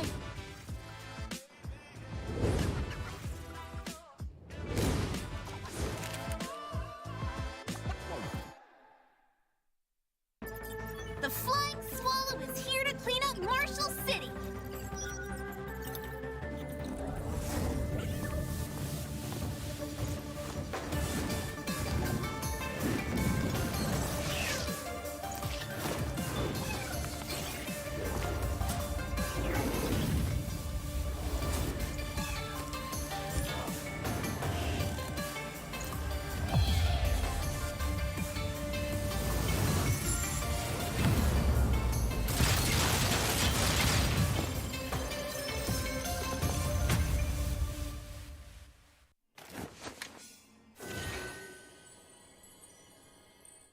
sosok leader juga ada di dalam tubuh dia, yang mana di background kita susah cari sosok seperti Vin.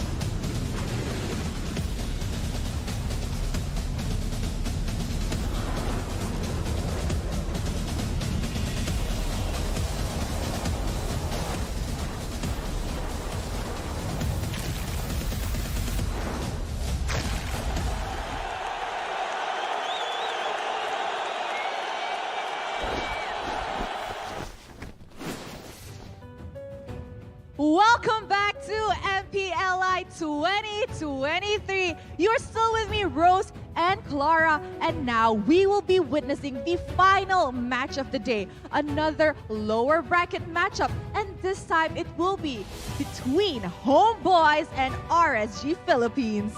Selamat datang kembali tentunya di MPLI 2023 di mana kita akan menuju ke match terakhir, match penutupan untuk knockout stage hari yang kedua di mana akan mempertemukan satu region selain Filipina yaitu Malaysian Pride, HomeBois dan juga tim RSGPA berasal dari Philippines.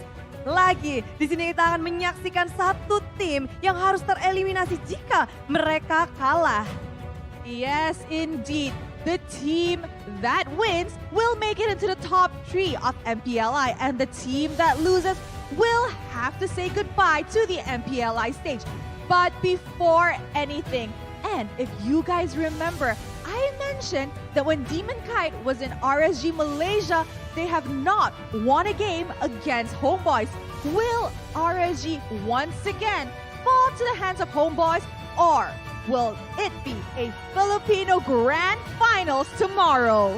Tentu semua akan bertanya-tanya, akankah ini akan menjadi tim Filipina melawan tim Filipina ataukah HomeBois bisa melangkah maju? Karena kita tahu sendiri histori dari kedua tim ini, dan bahkan kalau kita lihat dari histori dari babak MPLI sendiri, di babak group stage mereka berhasil menjuarai tiap grupnya, melaju dari upper bracket, namun sayangnya di match pertama, di match pembukaan mereka di babak playoff mereka harus turun ke lower bracket bersamaan. Namun sekarang mereka berhasil memenangkan dengan 2-1 di match pertama dan match kedua, memulangkan See You Soon dan juga Blacklist International. Dan pada akhirnya inilah dia match kedua untuk mereka kembali untuk mendapatkan kesempatan kembali. Yes, as what Clara has said, these two teams had a very similar start in the MPLI because in the group stage, they both started off at the top of their seedings. However, they lost and dropped to the lower bracket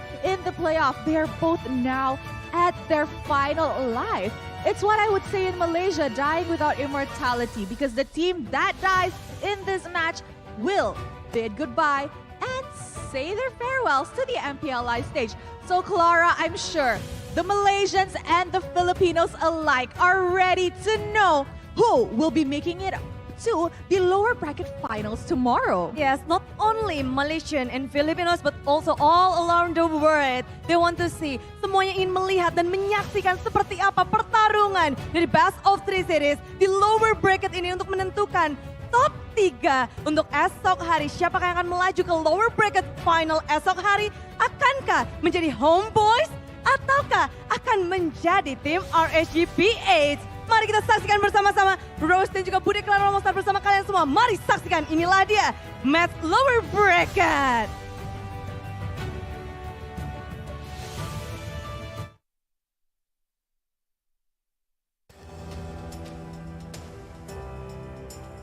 Magandang gabi Pilipinas, nagbabalik ulit tayo sa isa na namang laban kung saan maglalaglagan para sa huling araw ngayon ng lower bracket. Muli po, ako po yung likod OSX, kasama dito ngayon si Rockhart at matutukan natin ulit ang laban ng HomeBois versus RSG Philippines.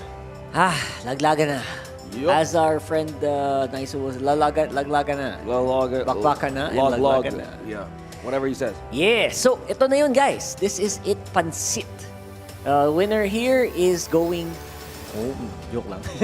Loser here is going home. And the winner here, of course, will be facing off against the very scary AP Bren. So good luck talaga. Yeah, it was a bit of a match recently.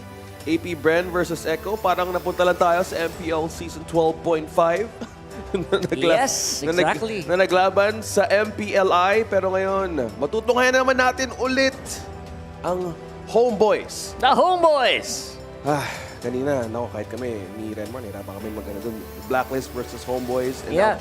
RSG Philippines versus HomeBois. The only, well, the last region still standing sa MPLI 2023. Well, the mere fact na nagawa nila yon, I think that's already an achievement, testament na kung anong kaya ng Malaysian region, especially for a team na halos kakagawa nga lang dito, kakabuo lang dito ng team na to, and it's their first like really big international tournament. So big props to HomeBois here.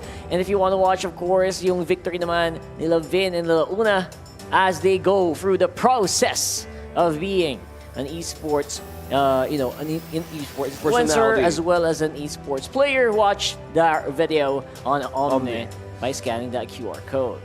Yup, dahil ngayong gabi, makikita natin kung ano ba yung magiging winning process ng RSG Philippines and HomeBois. A bit of an extra background on what our host there said on the stage na back in RSG MY, when Demon Kite was part of that team before. Ang Demon Kite na bago? Oh, yung ngayon, Demon Yes. Kite. They Dati. never, Demon Kite na dati, hindi pa nakapanalo kahit isa sa HomeBois. Interesting. So let's find out if that's gonna happen. Pero syempre, big thank you sa Hello Panda. Alam niyo na eh. The ultimate LSS theme song of MPLI. Yup, Hello Panda. Comment naman lang kung ilang nakain ni Hello Panda. Anong favorite mo na flavor at ilang Hello Panda na ang nasa iyong tiyan? Comment nyo sa baba. Meron pa tayo isang laban bukas. Dalawang laban pa pala bukas. So make sure na meron pa kayong Hello Panda. Lahat ng flavors kunin na dahil baka Sana may stocks pa mahaba kayo. ang araw natin bukas. Pero ngayong gabi matutukin natin ulit ang isa namang mainit na bakan. Pero ngayon, follow One Esports on all social media platforms to get you guys updated sa mga ganap sa MPLI, MLBB, and everything Yan. esports. Meron silang Discord, meron silang TikTok, meron silang Instagram, meron silang X, formerly known as Twitter, meron silang Facebook, meron silang YouTube, at meron silang Twitch. My goodness!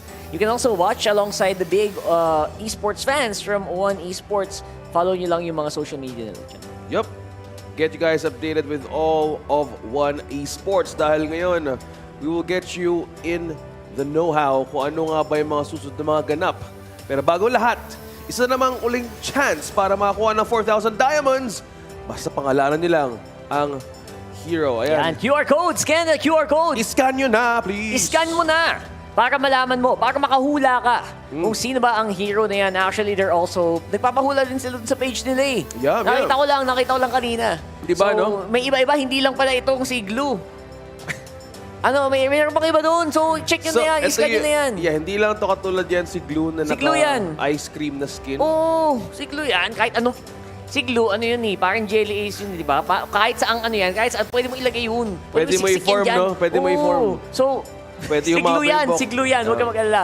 Pero, joke lang. Scan nyo na yung QR. Scan nyo yung QR code. Automatic, 4,000 diamonds. 4,000 diamonds! Grabe naman. Grabe ko. So, kung good luck at kung sino naman nalo, congrats. So, tawagin natin mga teams HomeBois and RSG Philippines on stage. Tara na! This is it, Pansit! HomeBois ang nag-iisang team mula sa Malaysiang naiiwan dito laban sa tatlong teams mula sa Pilipinas. Sila ngayon ay magdadala ng bandera ng Malaysia at papatunayan nila na hindi sila basta-basta. Ito ang HomeBois.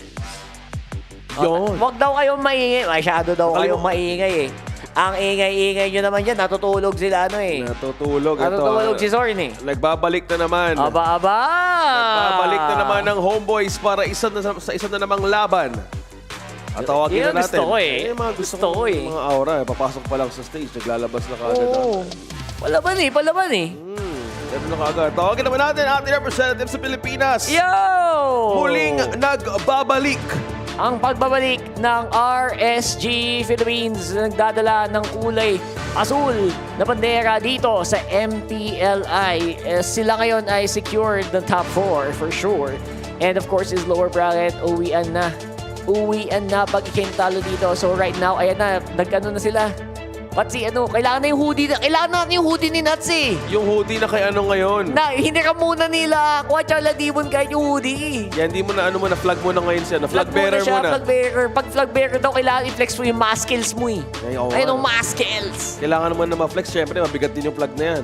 Oo. Kaya hindi mo na ng hoodie. Si Kuya Nuts, na ipinahira muna dun sa mga nangangailangan din sa gilid. Yan, malamig yata sa venue. Malamig yata sa venue. Tawagin na natin ang mga coaches from HomeBois and Coach Pabs from HomeBois and Coach Theo from RSG Philippines. Kasama si Kuya Marshall. This is it, Pansit. Kuya Fandi. Yun, Kuya Fandi. Magaling ba mag-cable yan? Pwede. Ay, sorry. Pwede. Funny pala yun. Ayan, mabait naman Mabait yung naman pala Feeling ko mga tropa yung mga homeboys na yan eh. Masyado naman. No, pero mukhang friendly Mukha naman. tropa eh. May naiwan pa sa gitna. Kanina to. may naiwan. Akala ko may special performance si Nats bago magsimula eh. Mag-ano dun eh. Mag-iikot-ikot dun eh. May ikot na ulit eh. Pero ito, balik na ulit sa pwesto. RSG Philippines and HomeBois muli maglalaban. Best of 3. Nasa lower bracket po tayo. At ito ang huling laban natin ngayong gabi. Ayan na. So far, so good. Para naman sa stats nitong RSG Philippines, I feel like the Guinevere is also a usable hero para naman dito kay Kuya Light. So I think very much still in contention dito. Demon Kite also can probably use that. Hindi ko alam kung nalabas na ba nila ng tuluyan ang kanilang 100% lakas. Pero syempre naman, nakita naman natin yung RSG kanina na palag-palag talaga, di ba? Ang ganda ng reverse sweep na ginawa nila in the earlier parts of the day where binigyan nila ang See You Soon, isa sa mga pinakakinakatakutan na team mula sa Cambodia ng isang malupit na isang mabilis. Yep. And going back from what went today, naging straight din na 3 games ang lahat ng mga kalaban ng Pilipinas today. Yes, sir! Except for the previous one. Palag-palag. Nag 2-0 kaagad. So medyo magiging challenge din ngayon for AP Bren. Kung sino man ang aabanse, sila ang mga kalaban. Ito, babantayan nyo talaga dito sa HomeBois naman. Itong sila Sorn, mamen. Ay, sila Sorn. Sorn Pag kanina. yung show niya kanina, napaka talagang talaga eh. Torn talaga. Sorn and torn among the garden. Oo. Matinik. Matinik yan si Kuya Sorn. Tumatawag. Yung show niya kanina, akala mo dudulas, akala mo dedo na. Yun pala, it's a trap. Grabe, ibang galawan and I think kailangan din respetuhin yung Bruno nitong si Rizel. So far, I think pag nag-Bruno yan, basta isang malupit na free hit lang dun sa kanyang mga marksman, talaga namang nabibigyan ang kalaban. Alam din, ibang klase din puwesto si Sorn kanina. In the most crucial points ng laban against Blacklist International, finding the right openings. Sorn, ibang klase itong ibang klase talaga ang nabibigay sa laban with this show, especially with his gift. Now going back on our debut match, RSG Philippines and HomeBois. This is gonna be interesting, no? I like it kasi so far the HomeBois, kung stats-wise, talagang through the roof yan. Sa dami ng pinatumba niyang malulupit na mga teams. Pero feeling ko, palag-palag pa rin ng RSG dyan eh. Hindi mo matatawakan yung killer instinct. Hindi mawawala. Hindi mawawala. Lalo yung mga salo-salo ni Aqua pag siya. Pag, on the flow. Naku! Sasakto lagi yung yung mga save niya sa Netherrealm, ganun. Pag naglilia yan, medyo flow na flow din. Parang lahat ata ng pwede magawa ni Aqua sa gitna. He's just so good. Sobrang underrated. Tahimik lang yan si Aqua. Laging tahimik lang yan. Tandaan mo yan. Pero si Light tahimik isa din ding matinik yan. Akala ko si Light gagawin na nga sa MPLI yung stare down. Yung kaso, yung staring contest, di yata natuloy dito. Di, game face muna. Uy, OS6 naman. Nakikipag-stare down ka mo. Nami-miss ko na yung mga ganun mga tingin ni Light sa screen. Oo, yan. Siyempre. Yan ang mga yan yung mga identity. Yan ang mga galawan. Pero iba klase yung focus na nabibigay nila dito in this tournament and iba talaga yung yung nagiging pressure, especially with MPLI. Alam mo, ang pressure, okay lang yan. Diyan nanggagaling ang mga diamante. Yan, pag ang uling, pinressure mo ng sangkatutak, magiging diamante yan. Alam mo ba yun, OS6? Wow, parang alam ko ata yung shorts na nakikita mo sa Oo, yun. Sa Sokmed. Ayan, happy birthday. Ay, di natin, namanggit ba natin to It was RSG Aqua's birthday yesterday. Aboy! November 17. Happy birthday, Aqua! Happy birthday! Oh, ang ganda na, grabe namang birthday yan sa ibang bansa pa, talaga naman. Hindi kami lalabas na cake eh. Wag naman siguro muna ngayon kasi nag-ready na yung mga laban natin. Kung may biglang mascot dyan na lalabas ng Hello Panda, okay lang kasi Hello Panda yan, pero wag naman cake. Okay. Habang nagda-draft nag-umiiwa ka ng cake dun eh. Pinapaulanan siya ng Hello Panda, mamin. Yun yung maganda. Lahat ng flavors ata, nabigay na ata kay Kuya Aqua. Gulat ka, bigyan lang magbato ng madaming Hello Panda dyan, no? Yung Hello Panda, baka may cake size. Happy birthday, Aqua. Galing Happy mo. birthday, Aqua. May birthday buff pala tayo ngayon eh.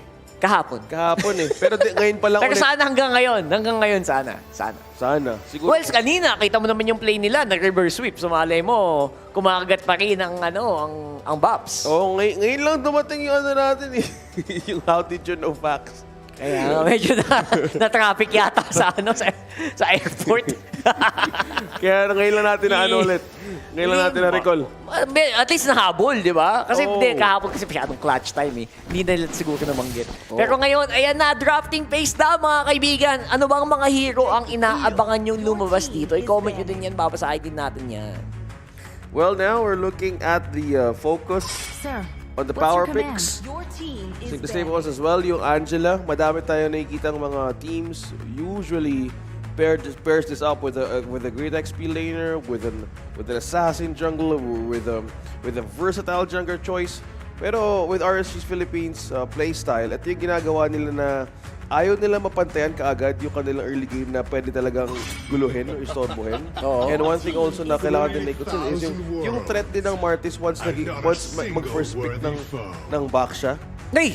Yung mga dapat na nating iwasan. So I think the bans right now is purely on the focus sa mga mix sa jungler and also sa marksman ng HomeBois. Si Rizel, feeling ko, basta iban mo yung Bruno, palag-palag eh. Feeling ko lang palag-palag yan eh. So titignan natin kung magiging effective ba yung ban na yan. Kasi it really is, it deserves it. Pero at the same time, feeling ko, agawan mo, Kuya Light, agawan mo kaya ng Cho, bigyan mo kaya ng malupit to. Ay, Kuya Light. Parang pwede, no? Gusto ko, I really like yung Cho ni, yung gameplay ng Cho ni Light. It's something na hindi natin masyadong napansin nung MPL Philippines Season 12. Pero it's always there eh. Isa sa mga signature talaga niya yun eh. And to think also, yung RSG Philippines, madami na rin nagawang experiments also with shows since Season 9. Even sa EXP, sa jungler. So parang it's also good to know na baka mamaya prior ngayon ng RSG Philippines is the show dahil pwede nila nakawan yun kay Zorn. Kung may naitatago man ng RSG Philippines na drafting, feeling ko ilabas nyo na dyan. Pero syempre hindi pwedeng first pick yung Cho. Wala na. Tapos na tayo sa era na yon. Hindi pwede first pickable yun. Pero sa ngayon, I like the Faramis pick here mula sa RSG Philippines. Nakita natin kanina nung Matilda Faramis yung sumasabay sa kanya yung angulo. Wow! Okay, isa pa. Isa pa, Patil. Sige na, bigyan mo na. Kuya Patil. One more. Come on. Ang ganda ng sync nyo eh. Si Rizel, wala. Bigyan mo ng Hello Panda.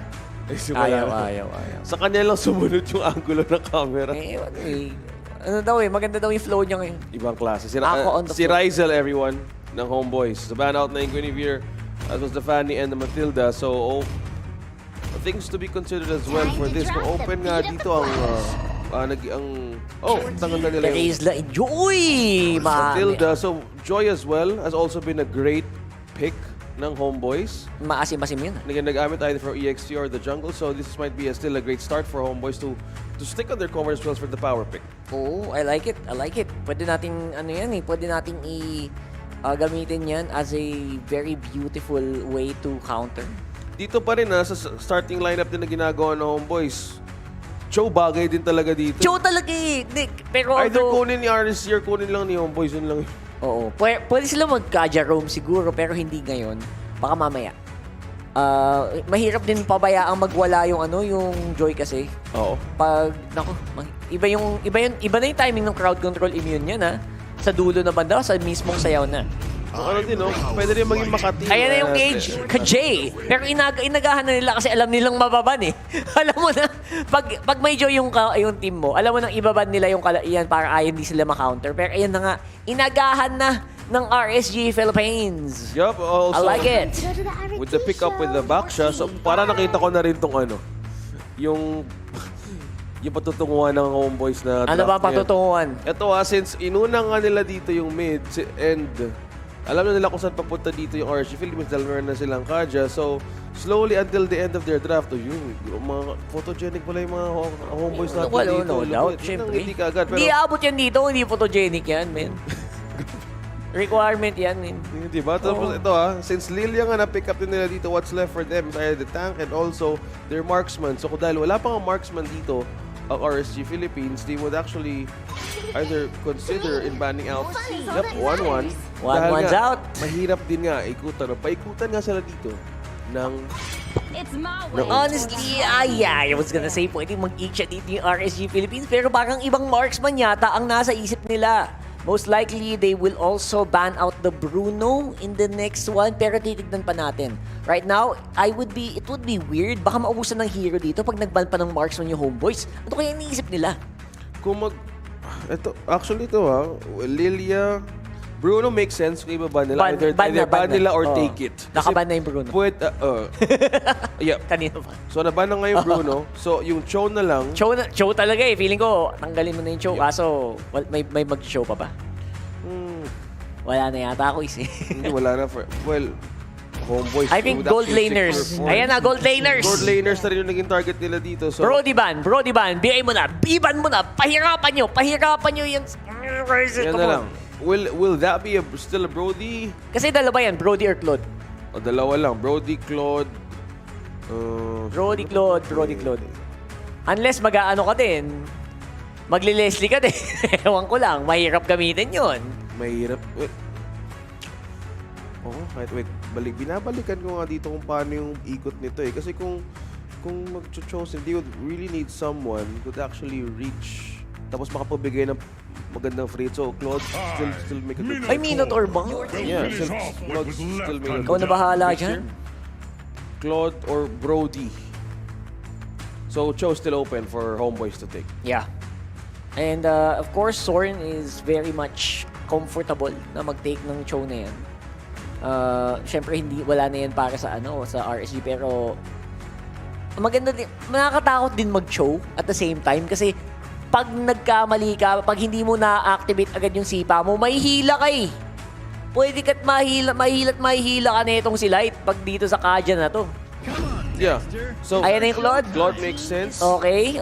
Mas better. Dahan-dahan. Solution than... Nabubuo. Yep, so with that, Marksman, Beatrix, either... Iritel kaya? Iritel, Beatrix... Iritel, sino pa bang ni Brody. Pwede rin Brody. Pwede. Feeling ko Brody pwede rin eh. Pakitos down. Nats is a very specialty hero. Yep, XP lane special by Nats. So, with this, habang they're still hovering through it. So, naka-hover pa rin yung Claude. Habang nag-iisip. Available yung Claude. Yeah.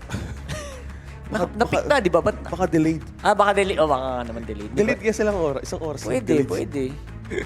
So baka naglo-load pa ata. Nakikita ko naka-highlight yung Claude. Naka-pick na. Anyway. Baka check lang niya yung mga available hero. Grabe ka naman, kuya. Ayan na yung Bea. Ayan na yung shotgun ni Eman. Classic na classic. Okay, na muli nagbabalik. Ito na yung Cho. Ito na yung Franco. Huwag ka na mahiya. Cho mo na. Ano ba? Pili isa. Go for it. Ayaw. Pero, Franco.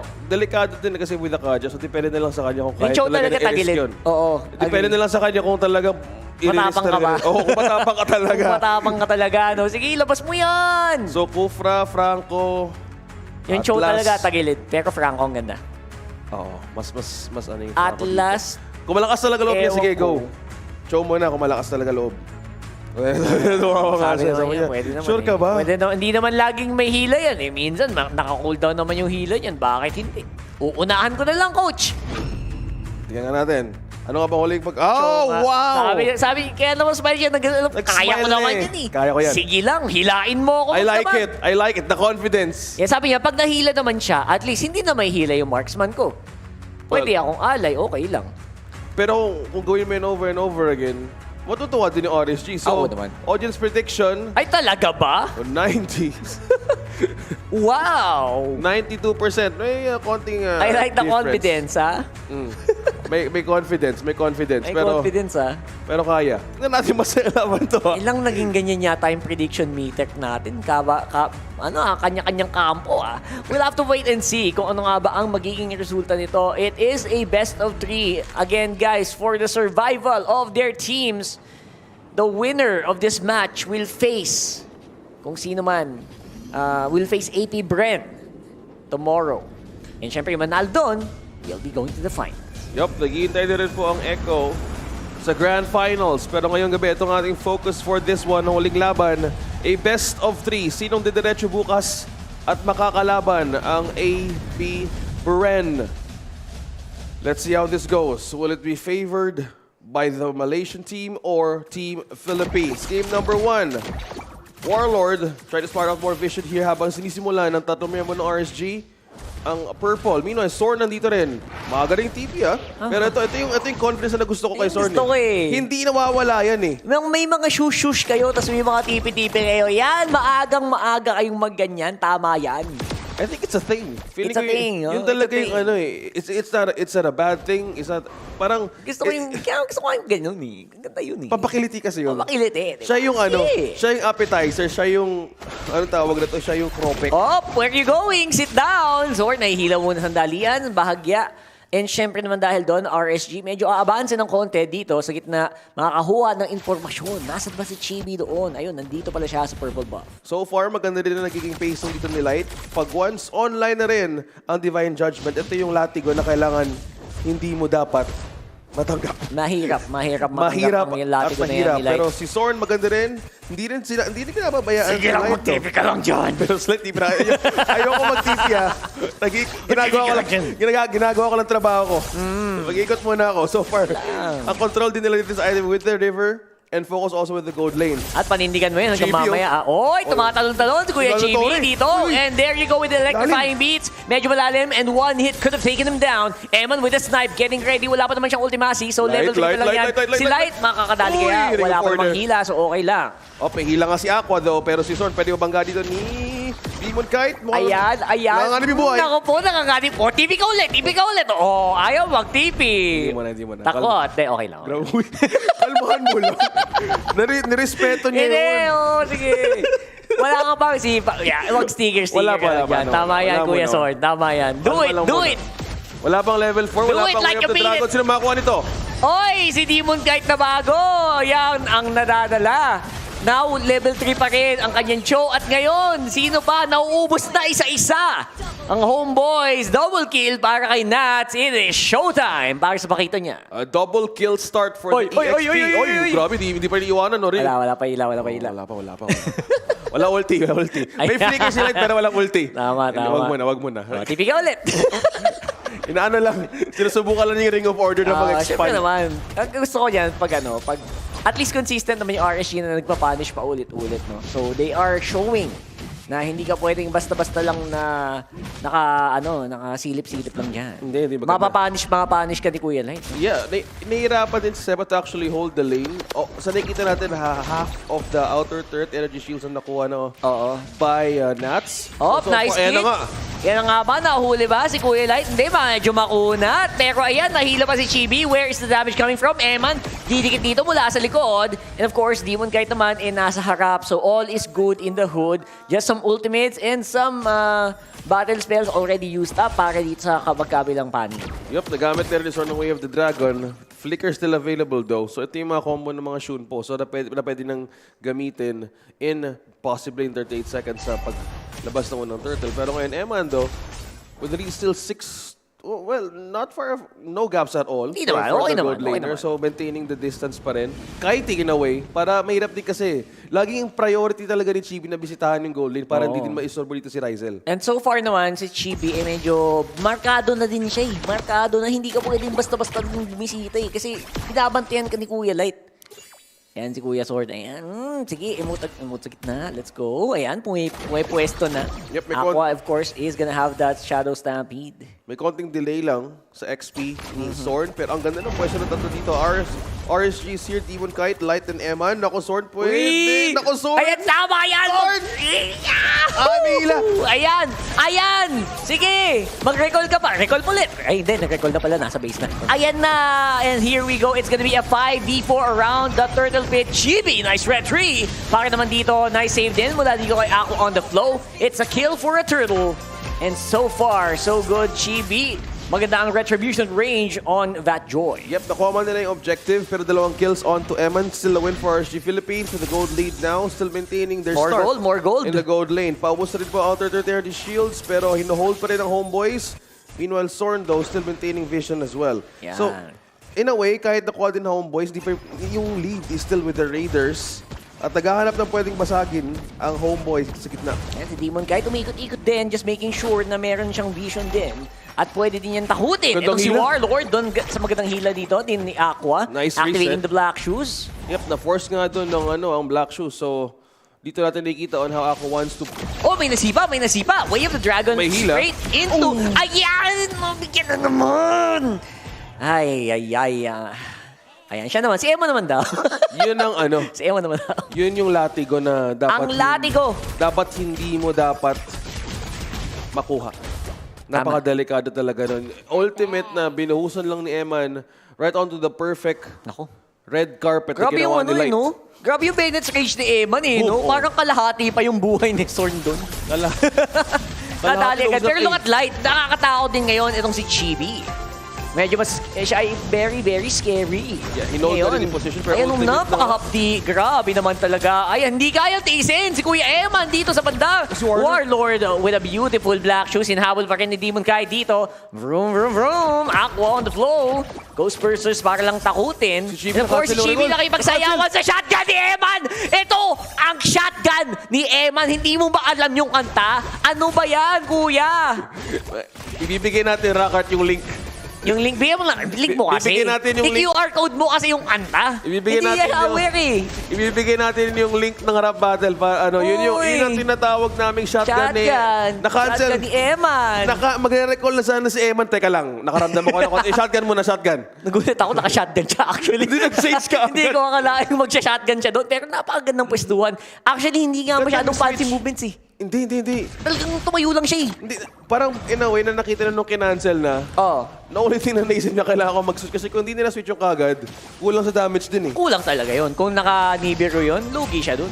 Ayan si Demon Kite though, playing around. And Warlord, siya muna ang makakuha dito lang.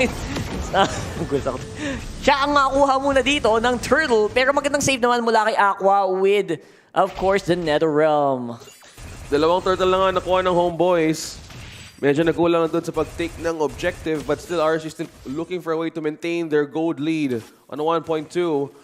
In a way, kailangan nila bumasag as they have entered the mid-game. Eman! Ay, may kick! Isang magandang flickeran. Medyo na-delay doon si Eman. Wala siya ng information doon sa mapa. Kakarating lang ni Light. Medyo na late si Kuya Light. Yun muna, kaibantay mo dito sa baba. So, meanwhile, RSG is looking for a way to push forward with the push up top. So, ang ginagawa lang ni Sor dito, ang ganda na binibigay nila vision. Pero isang hit na lang yung Toro na to.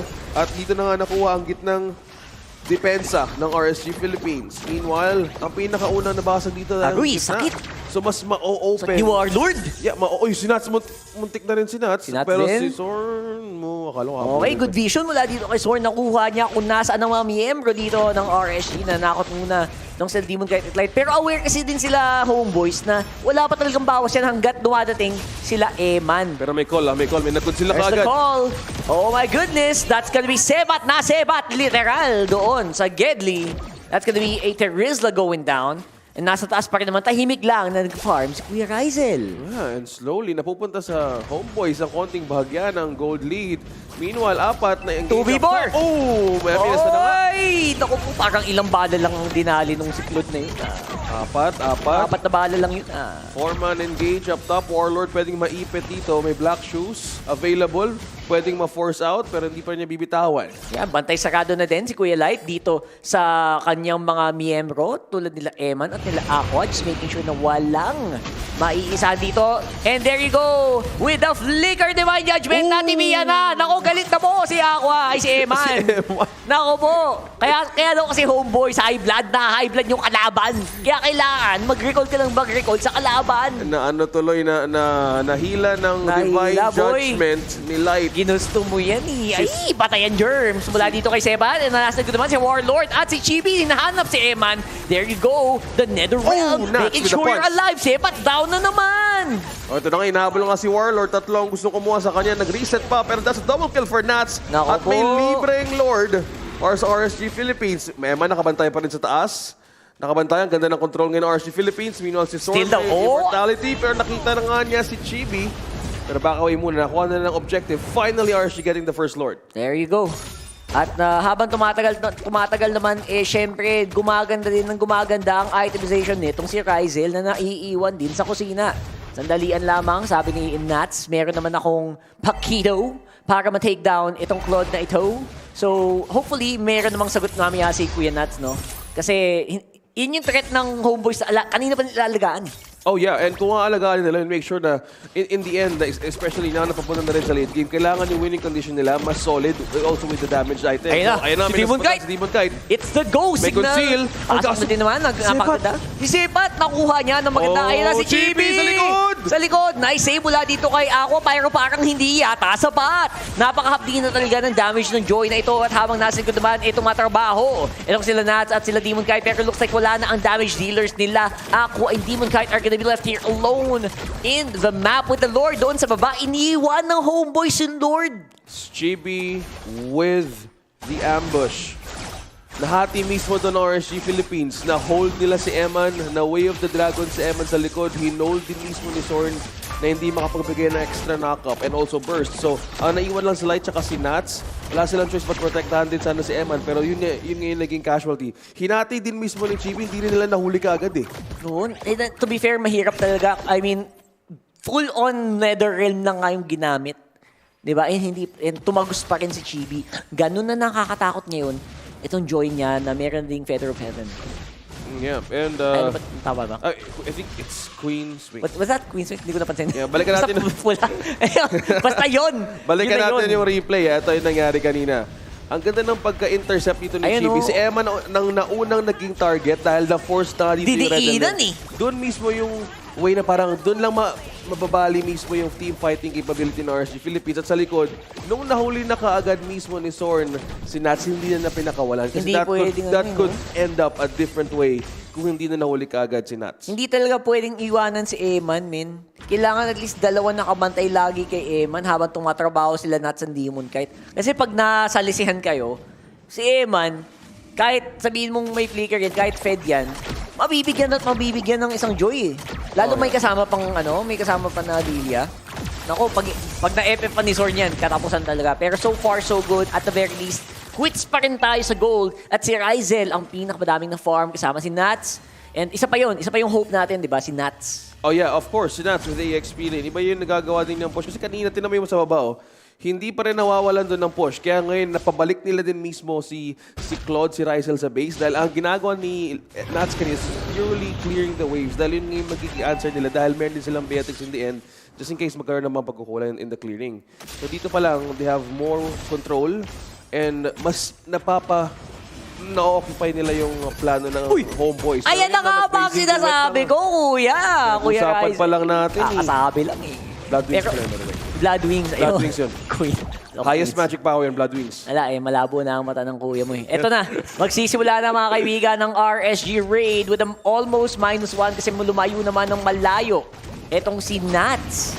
Naku, it's a 4v5 yata dito, kuya OS6. Good force out with that black shoes. Pero si Demon Kite medyo malayo pa din para makakuha ng retribution though. Good hold for HomeBois. Oh, the retribution! It's gonna be Ryzel with the clear though, as they do get the Lord. And now, si Warlord, medyo hapdi na din, activating the Divine Glaives. It's the push, it's the PvP happening for RSG, pero hindi yata sapat. Tore muna ang gagawin nilang kapalit nung Lord na yon. Yeah, masyado malayo din because just now, Demon Kite just reached level 15. Hindi rin siya makalapit to use retribution. Ang ganda na naging hold ng HomeBois just by having a great amount of defense on the front line. Kasi kung nakaabot talaga dun mismo, kahit naikutan mo lang ni Demon Kite ng konti, pwede sana manako. Pero he was also aware na pwede siya maging casualty.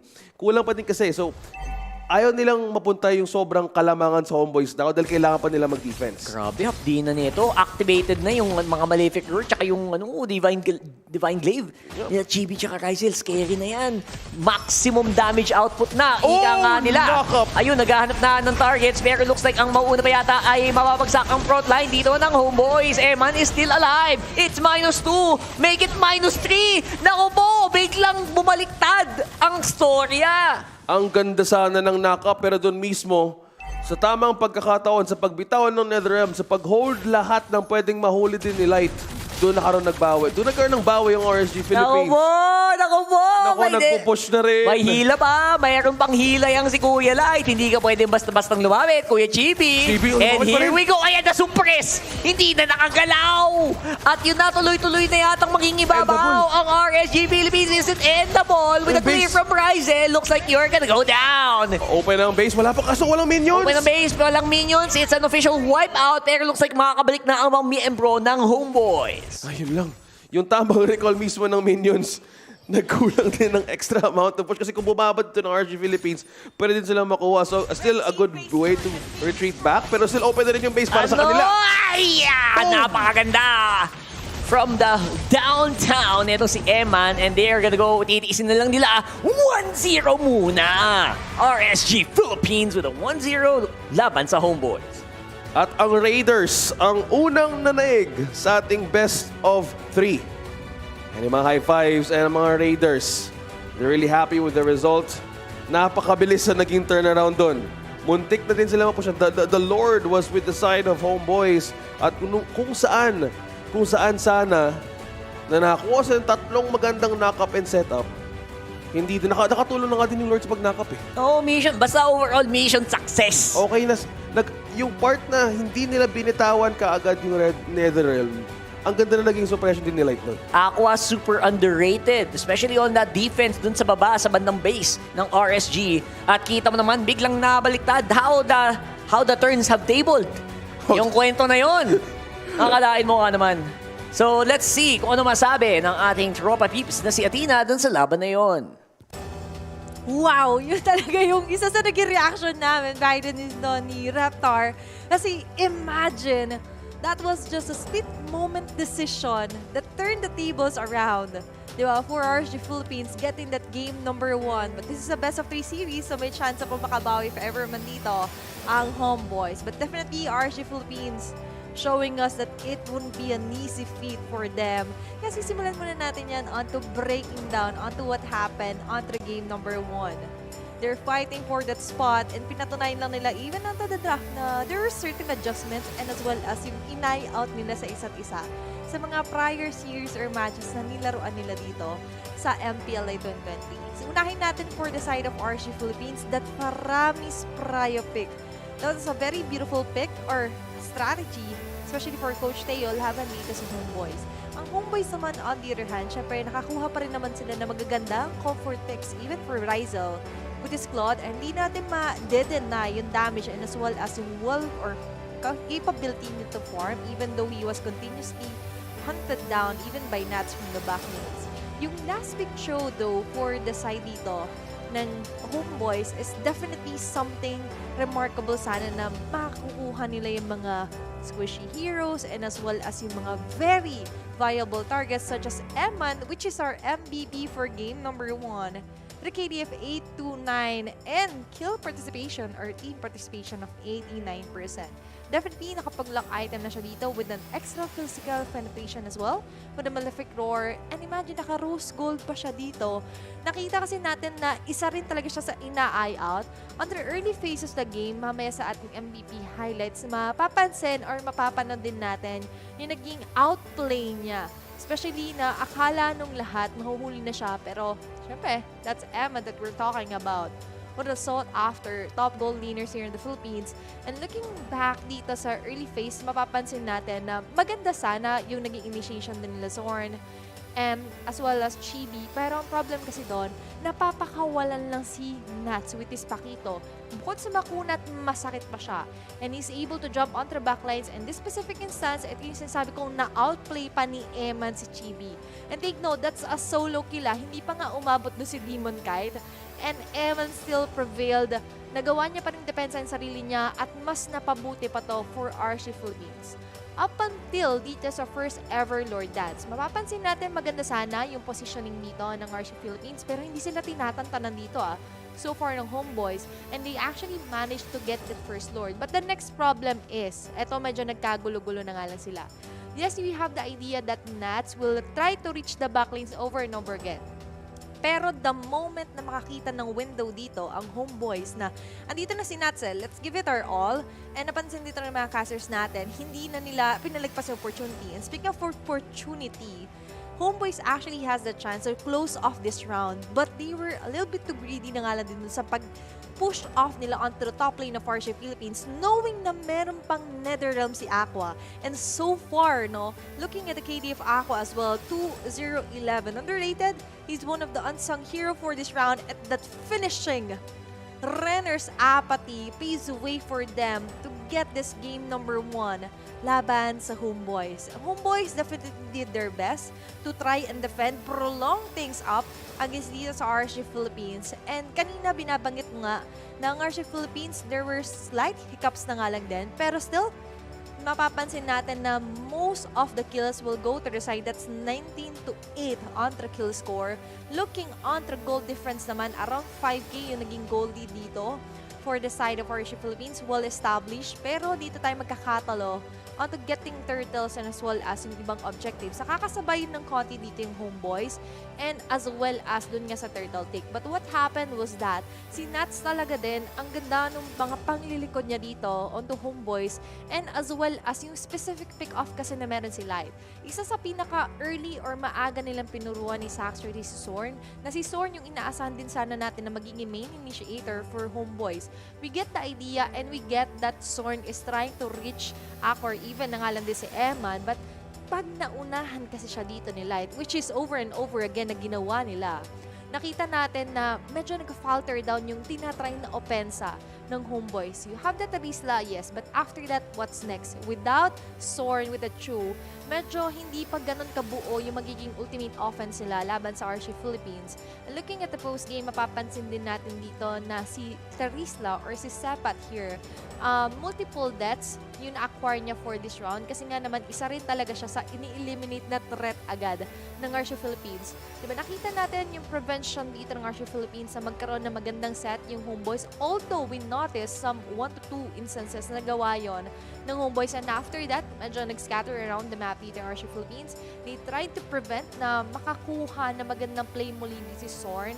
And even dito si Warlord nahirapan na with the Lilia. May kalikutan dito si Warlord, especially with the black shoes. But what really caused the headache as well is Nats as well. Babalik ulit tayo sa main point natin na talaga namang ginagawa yung best niya na ma-poke out agad din yung kanyang ultimate dito ni Warlord. And aside from that, the rich guy and the carry is both Eman or MVP for this match na nakita natin na nag-shine through talaga.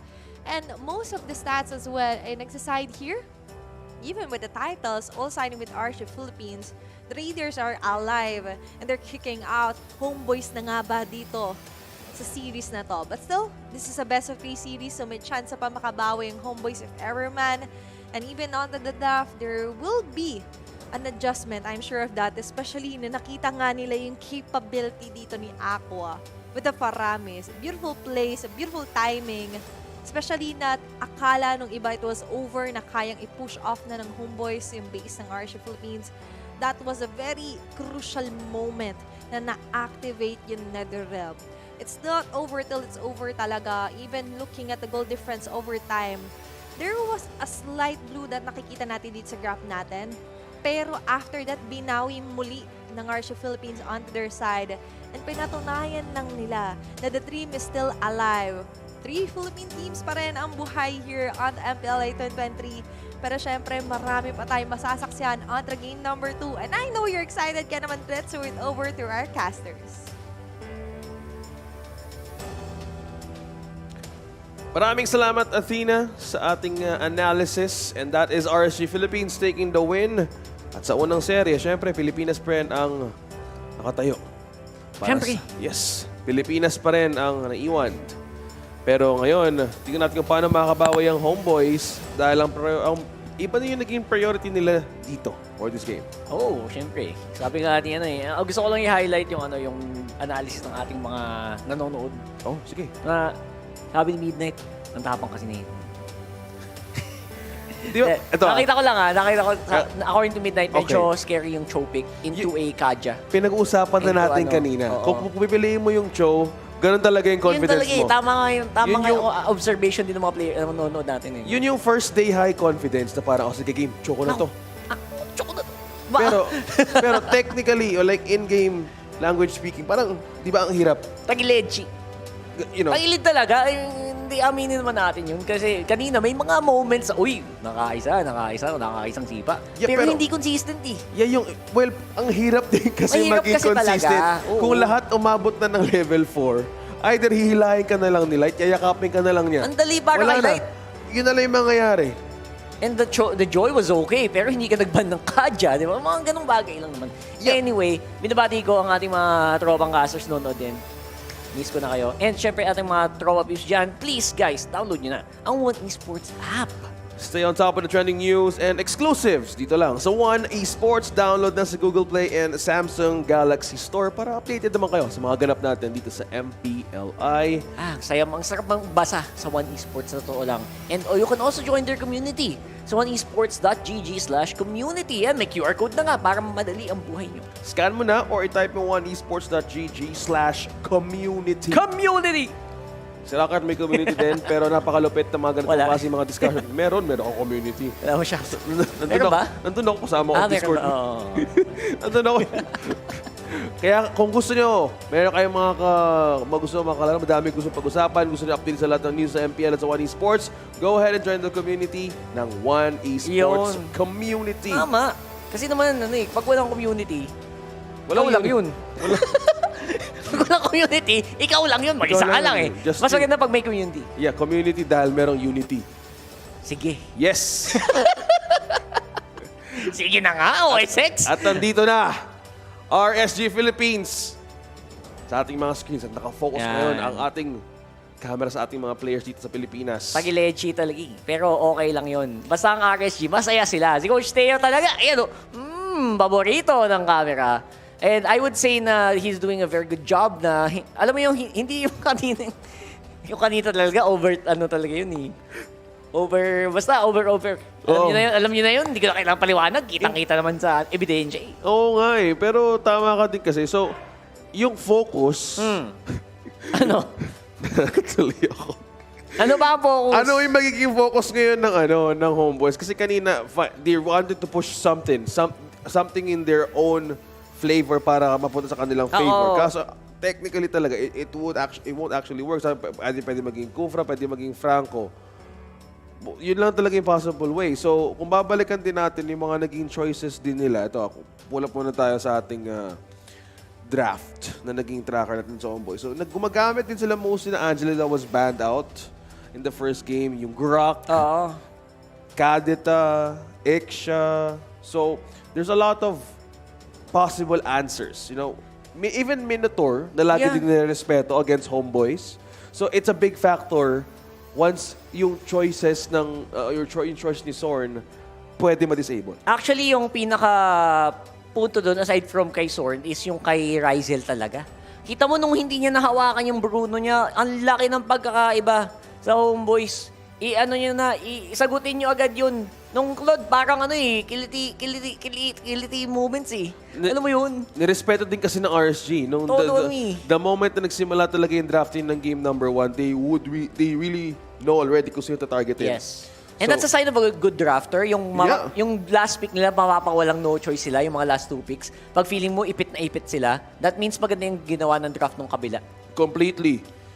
The mind tricks, even by just in this draft alone, magaling na yung direction din ng RSG towards HomeBois. So let's see how will they prioritize this once again. Kasi if minsan, either pinaprior nila din yung Baksha, kaso nung na-ban out nga yung cadet na wala din sa picture, dahil ban out din yung Martis, so tinanggal mo na lang yung sustain. So if, ito kasi yung mga gusto ni HomeBois, minsan na napupunta to sa mga Terizla, Dairoth, yung mga XP-lane. Tapos, even yung naging favorite nila mostly is yung Martis.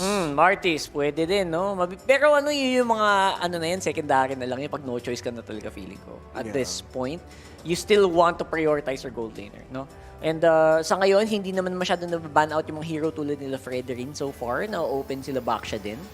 Maybe you can go to that so that you can better protect si Rizel, especially pag na-ban out yung favorite picks niya. No? Yeah, kaya na-ban out din kasi si Brody. So, naging option lang either...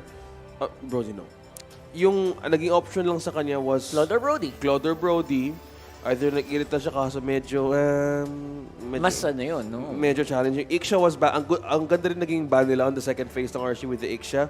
Either you're left with 1-1, Brody, Claude, or 1-1 na ban din yata eh. O, di ba? Pati 1-1 na wala. So, yung Beatrix, syempre, matik na yun. Actually, nakuha na rin ni Eman. So, Tama ka. Yun yung no choice na Nagulat talaga. ako kay Beatrix sa totoo lang. Akala ko hindi.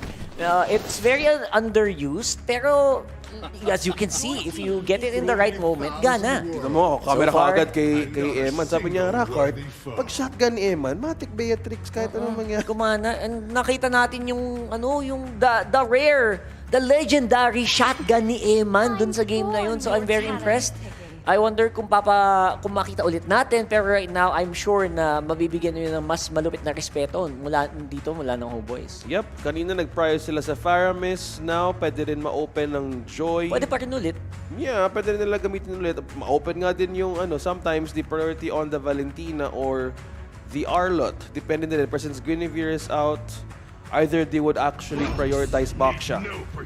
Oh! Baksha! It's a Baksha. So, alright. With this kind of route, mas magiging sustainable yung kanila early game. Mas mabilis makakuha ng camp. So if HomeBois here would actually have a way to start their drafting first. So since the Baksha na open, since Martis nga naman, it was a good pick-up kagad ng RSG Philippines. So for HomeBois, they might be either left with... favorite talaga nila yung Martis eh. Pero yung Martis Joy, feeling ko, pwede sila mag-Joy ulit. Joy to the world. Yeah. Sige, okay lang yan. Ako okay ako sa Joy, and I would say Valentina in case mag-Faramis din tong RSG. Which I think pwede din lang agawin kung sakali. I think the Faramis being very pivotal. Faramis Joy, Faramis It's Valentina. game-changing, man. Oh, tama. It's the joy and the when. So meron na tayong Joy. So 1-1. Ayan, parang hindi na daw maubusan ng hero si Rizel. Kunin ko na ngayon. Kunin mo natin, okay lang yan. Faramis babagsak ni Aqua. Ngumiti sa kagad eh. Coach, kailangan ko na ata kunin. Para hindi tayo magkulang. Binaban ako, coach eh. So nung di nila kinuha yung Valentina, you're right about the Faramis. So they have sustained two of the great sustains, especially Kadya kaya? Let's go! Ganda. Hindi, perfect kasi talaga eh. Perfect talaga. I like it. Okay, since ako na lang yung Kadya, sana wag na lang ulit. Pwedeng wag na lang yung Cho. Pwedeng wag ka nang maasim eh. Wag na lang, wag na lang talaga yung Cho. Valentina mo na siguro, no? Valentina still wag na kayong magpatumpik-tumpik pa. Pwede Valentina for the mid lane. Gumagamit din sila ng Lilia. Terizla still open. Yung Lilia kanina, sakto lang eh. Sakto lang. Pero kung gusto nila, pwede sila mag-XP. Gusto nila eh. Pwede nga. So, Terizla. Pero physical talaga eh. Alam yung naging surprise ngayon, yung mid lane Grok. Ginawa nila kanina. Pwede din, yung trip mo. Lilia pa rin talaga. Ano ba yun? Okay lang. Hindi, kanina, in fairness naman, hindi sobrang big impact, pero consistent yung damage output nila nung may Lilia sila. So at least, all throughout the game, from early, mid to late, meron silang sumasabog na bawas. So I guess that's why you also pick Lilia talaga. Kasi may mga teams na parang kinakapos ng damage, no? Bandang gitna ng laro, ganun. Oh yeah. So kung meron kang ganung klaseng calculation, dapat sumalo. So kung ang gusto nila i-shorten down ng marksman ng RSG Philippines dahil inunahan na kaagad ni Rizel. Teka, check na natin ulit. Kung ang pwede pang option. Pwede nga bumalik ulit sa Beatrix. Bakit hindi? Pwede mag-Beatrix nga ulit. Kaso lalambotso nung gamit ngayon ng... Good band with the Phobius. Dahil ang daming kang dash. Ang daming sidestep na pwedeng gawin ng HomeBois. So ayaw nilang kunin yun. Kasi madami pang pwedeng gawing XP. Or pwedeng kumuha ng XP ng RSG. They can even take the Phobius for themselves. So medyo nirespeto na rin yung fact na pwedeng ma-shutdown yung kanilang comp. Kahit yung tatlo agad. Pwede ma-activate ka agad yun. Kaya nga, inisip ko kung Yuzhong lalabas ba dito sa matchup na to kasi maganda din yun siguro for HomeBois panggulo. Ganun. Kasi so far, pag na-focusan yung mga squishy heroes na to, tagilechi. So, kung ang alam mo, Lockhart, pwede. Kung Yuzhong ang pag-uusapan, tapos dahil mas magiging backline, ang magiging defense ng RSG mostly like sa early game. Kaso mas nuts yata Benedetta, ganun. Mas gusto niya yung mga flashy, mas action Jackson yung gusto niya yung parang gusto niya yung mga either naiiwasan siya, nakapag-split po siya, nakakuha siya ng mga magandang yung mga namamicro niya. Namamicro. So, kasama na rin si Mr. Khalid sa listahan ng HomeBois kasi nga EXP nga. Yep. Yeah, tama. EXP naman yung nagiging target nila dito. So, for RSG Philippines, they would actually just let the Cho be open. Kaya naman tayo sa show na yun eh. Feeling ko, pinagbabawal na technique ngayon yan eh. Kasi kung... Pag sobrang asim mo na lang na nun eh. Either mag-control sila, mag-grok, or... I think rock is okay. It's just Minotaur okay. is out, yeah. Kaso pinag-uusapan pa lang natin. Sorry. Okay. Ayan It's a no. Okay, so Sorry, alam na friend. ni na Coach Tay. Alam na ng Alam RSG. ni Coach Tay. Wag na. Into Glock is Wag na yung Glock. O Glock. Yung Glock na fina-force na like. Si Glock 9. Si Glock. Si Glock. Si Glock. Wag na. Fina-force nila ngayon si Sor na maging simpleng tao. Yung baka mame, no choice na naman siya. Pero dapat hindi yung dapat yung maging answer. Ito. So, right now, hinahanap ng HomeBois is XP laner nila and of course, their roamer. Roam options, Kufra is also kind of viable, pero hindi pa rin talaga. Edith is a good So, roam. Edith, That's a yeah, good fair roam. enough. That's a good roam. Fair enough. It can win you yung lanes. Pwede ka makapanalo ng lanes with a roam mula sa isang Edith. So, it's actually really good. Yeah, so a lot of knock-ups, a lot of onward. So I think this is still a good answer with the Edith. So naging award din yung HomeBois sa possible na, okay, wag na muna yung Chong ngayon, maybe some other time. So pero ngayon RSG Philippines now will secure their marksman. Oh, ang XP to, XP. Tas gold. Ayan. Wait, Iksha is open good. ha? Iksha's Open na good. Iksha? Iksha's very, very, very good. Eman, alam mo na. I like the Iksha here. Pwede na Eman. Although, syempre, magkakaroon ka ng problema pag naiwan ka sa Either ano. Beatrix. Ayan na yung Sige Bea. na, okay na. Sige, long rangers. Maintain tayo sa shotgun. Maintain tayo sa strike. Maintain din tayo sa Pakito. Ang dami natin sinabi, hindi naman sila nagpalit ng lineup. Yun na yun din naman ang ginamit nila eh. Naging analytical pa tayo. Dami nating sinabi eh. Napangiti siya tuloy. Sabi ko sa'yo, it's the same thing eh. Sabi ni Alam Sorn, mo talaga eh. it's the same thing. XP. It's the same thing, coach. Ano maganda mapalit? Ito, Bene, pwede ka mag-Bene siguro dito or medyo mas makunat na XP. Pero parang Benedetta eh. Arlot, Benedetta, Arlot. Dairoth. Dairoth parang tagilechi tayo. Mahihila yun eh. Bene, baka risky din kasi, again, because of the Kaja pick, may mga picks na hindi mo magugustuhan eh. May Terizla. Yuzhong, Terizla. Yuzhong, Terizla. Oh, pwede mga ganun. Either Yuzhong, Terizla, Arlot Ben. Fred. Interesting. Wait. Is this XP or jungle Fred? Ayan, never mind. Ayan na. Wait. So, it is gonna be a jungle Fred rin. Tapos, okay. XP lane, XP Joy. It's been a while, bro. So, ito yung Joy na merong Vengeance. Oh, yeah. In case you guys forgot, kasi lahat ng Joy ngayon nag-jungle. Halos. Pero si Joy, kahit saan mo ilagay, minsan Kahit naman saan masakit talaga yan. Pwede nga mid eh. Contract po talaga eh. Depende na lang sa team eh. Sila actually nakadepende sa kanila eh. Talaga eh. Nag-analyze. Bakit hindi? Inanap pa natin yung Paris. Dami nating sinabi. Lumalim pa tayo Pwedeng ganito, pwedeng ganyan. Hindi. Same lang. So here we go for game number 2, mga kaibigan. What is your prediction? Sabihan nyo naman kami dyan sa comment section as we load up into what is possibly the last game for the series. Match point, Pilipinas. Sino ang aabante? Sino ang aabante bukas para makalaban ang Bren? At bukas natin matutungayan ng Grand Finals ng MPLI 2023. Makabawi ba ang Team Malaysia? Or diretso na ba ng RSG Philippines? Yung maganda, pag may kadya sa ano, sagutan mo ng mga maayos na sagot tulad ng isang ano, yan. Tulad ng malupit. Bantay sarado rin kaagad yung ano, yung HomeBois. Diba? Sa taplo kaagad yung umikot kay ano eh. Matik. Teka lang. Paano muna? Kailangan ko muna ng konting munang bantay dito. Kasi ito yung naging advantage lang with the Baksha. On its own, mas mabilis yung mga pag-clear. And with the rotation na ginagawa ngayon ng HomeBois, kita mo, how are they maintaining control dito mismo sa river and sa elbow? Spotted si Aqua. Hindi pa dapat lumalim si Aqua. Kasi with this kind of scenario ginagawa ng HomeBois, they're really trying to possibly think of securing a first blood right away kung ganito ka bilis yung ikot nila. So, ito na yun. So, what is going to be the biggest weakness of this lineup, tingin mo? Sa RSG. RSG. Tingin mo, si Eman ba talaga? Kasi 1-1 yung kalaban niya. Mahirap yan. In terms of laning, yes, medyo may hirapan siya sa galawan, mostly on the mic. Kaya nga nakikita natin mostly nagiging si Light nagiging present even on just by Eman side. Dahil ito yung magiging problem. Once yung 1-1, ma-activate nila mas maaga. Pag magiging nakalipad. problem. Pag nakalipad. Pero that's what we notice. Yung focus talaga ng HomeBois is to always activate the marksman. Kaya ayun, laban ka agad. Sobrang lalim naman agad ng pasok doon ni Kuya Chibi. Bumagsak naman ngayon ang kanyang appraiser strat. Munti ka si Sorn, no? Munti ka nang mamatay sa minions. Naku, baka maring of Munti order. kang mamatay sa jungle. Baka maring- Ay! Ayan na nga ba sinasabi ko, Kuya Sorn? Masyado ka kasing matipid. Gumalaw ka muna. At nabigyan ng first blood nitong si Life. Iniisip ko na yung Ring of Order. Available Alin naman po, yung inuuna flicker. kasi talaga. Imagine mo kung nagtipin na lang siya agad. Hindi na siya ito dyan. Masasayang, buti ngayon hindi nga siya nag-TP nun.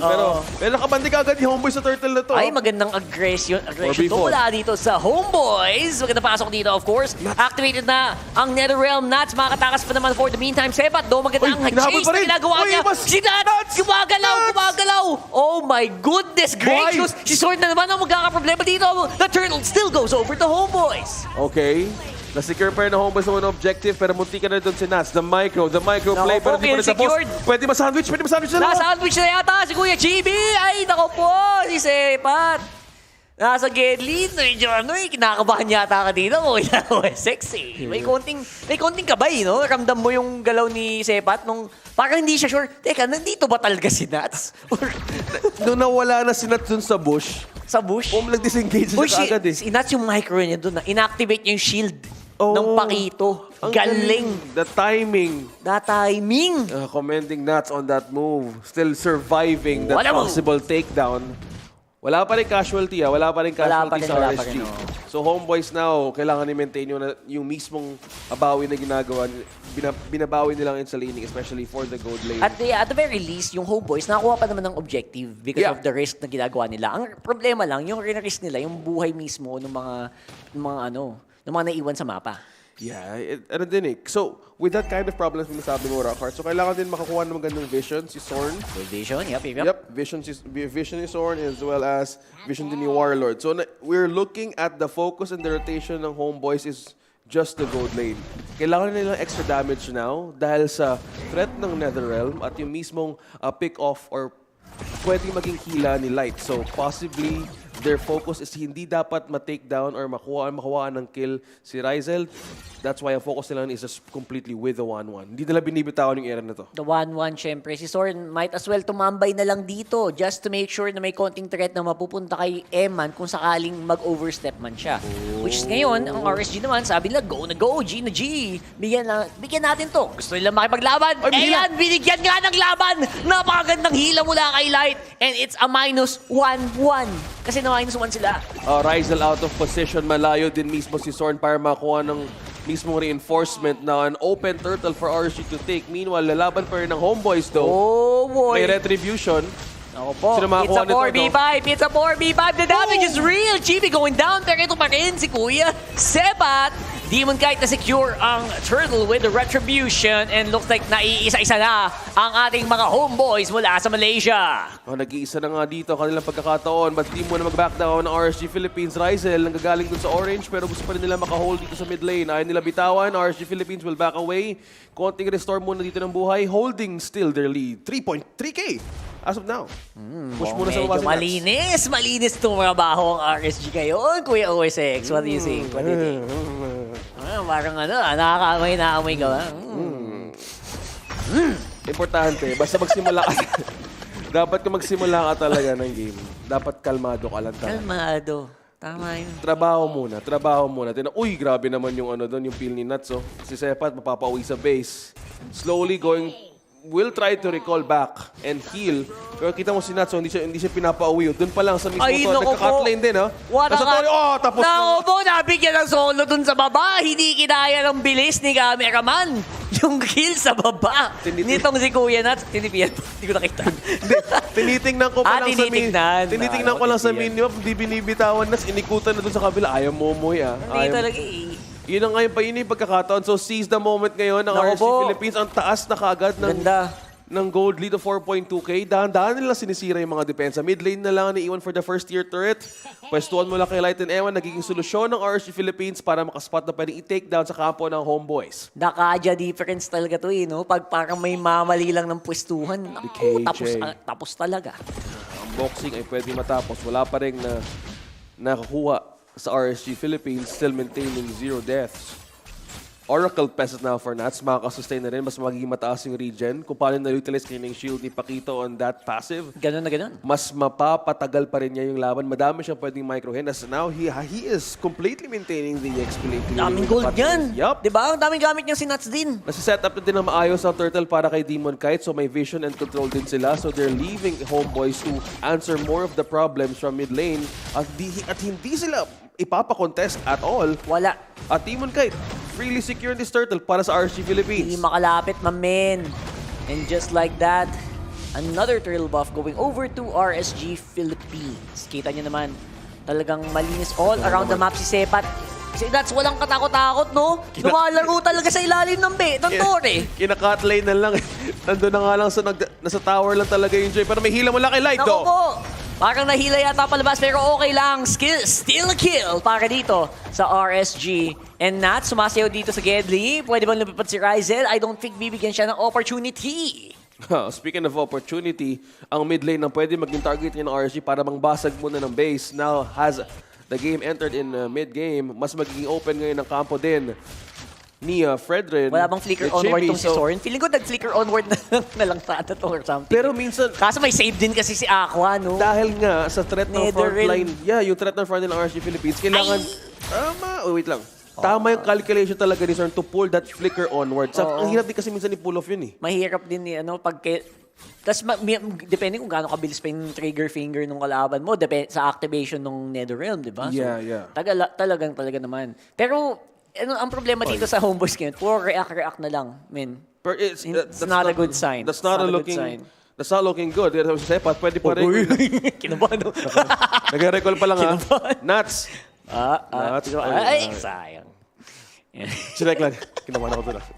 Muntik na eh. Ako din eh. Kung ako doon, mapapagalaw din ako doon. Para Sepat. Ay, naku, nag-flicker, tas nahila.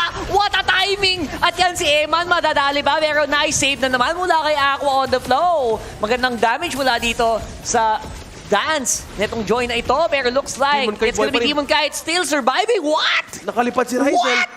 Si Demon Kite buhay pa rin! Ang Junat! Ay, nabigyan! At naubo! Si Sepat lang ang naiwan. Wala pa rin nakuha sa team ng RSG Philippines at dito pa rin makikita kung gaano kagaling ang pagkuha din at paglapag ng Netherrealm.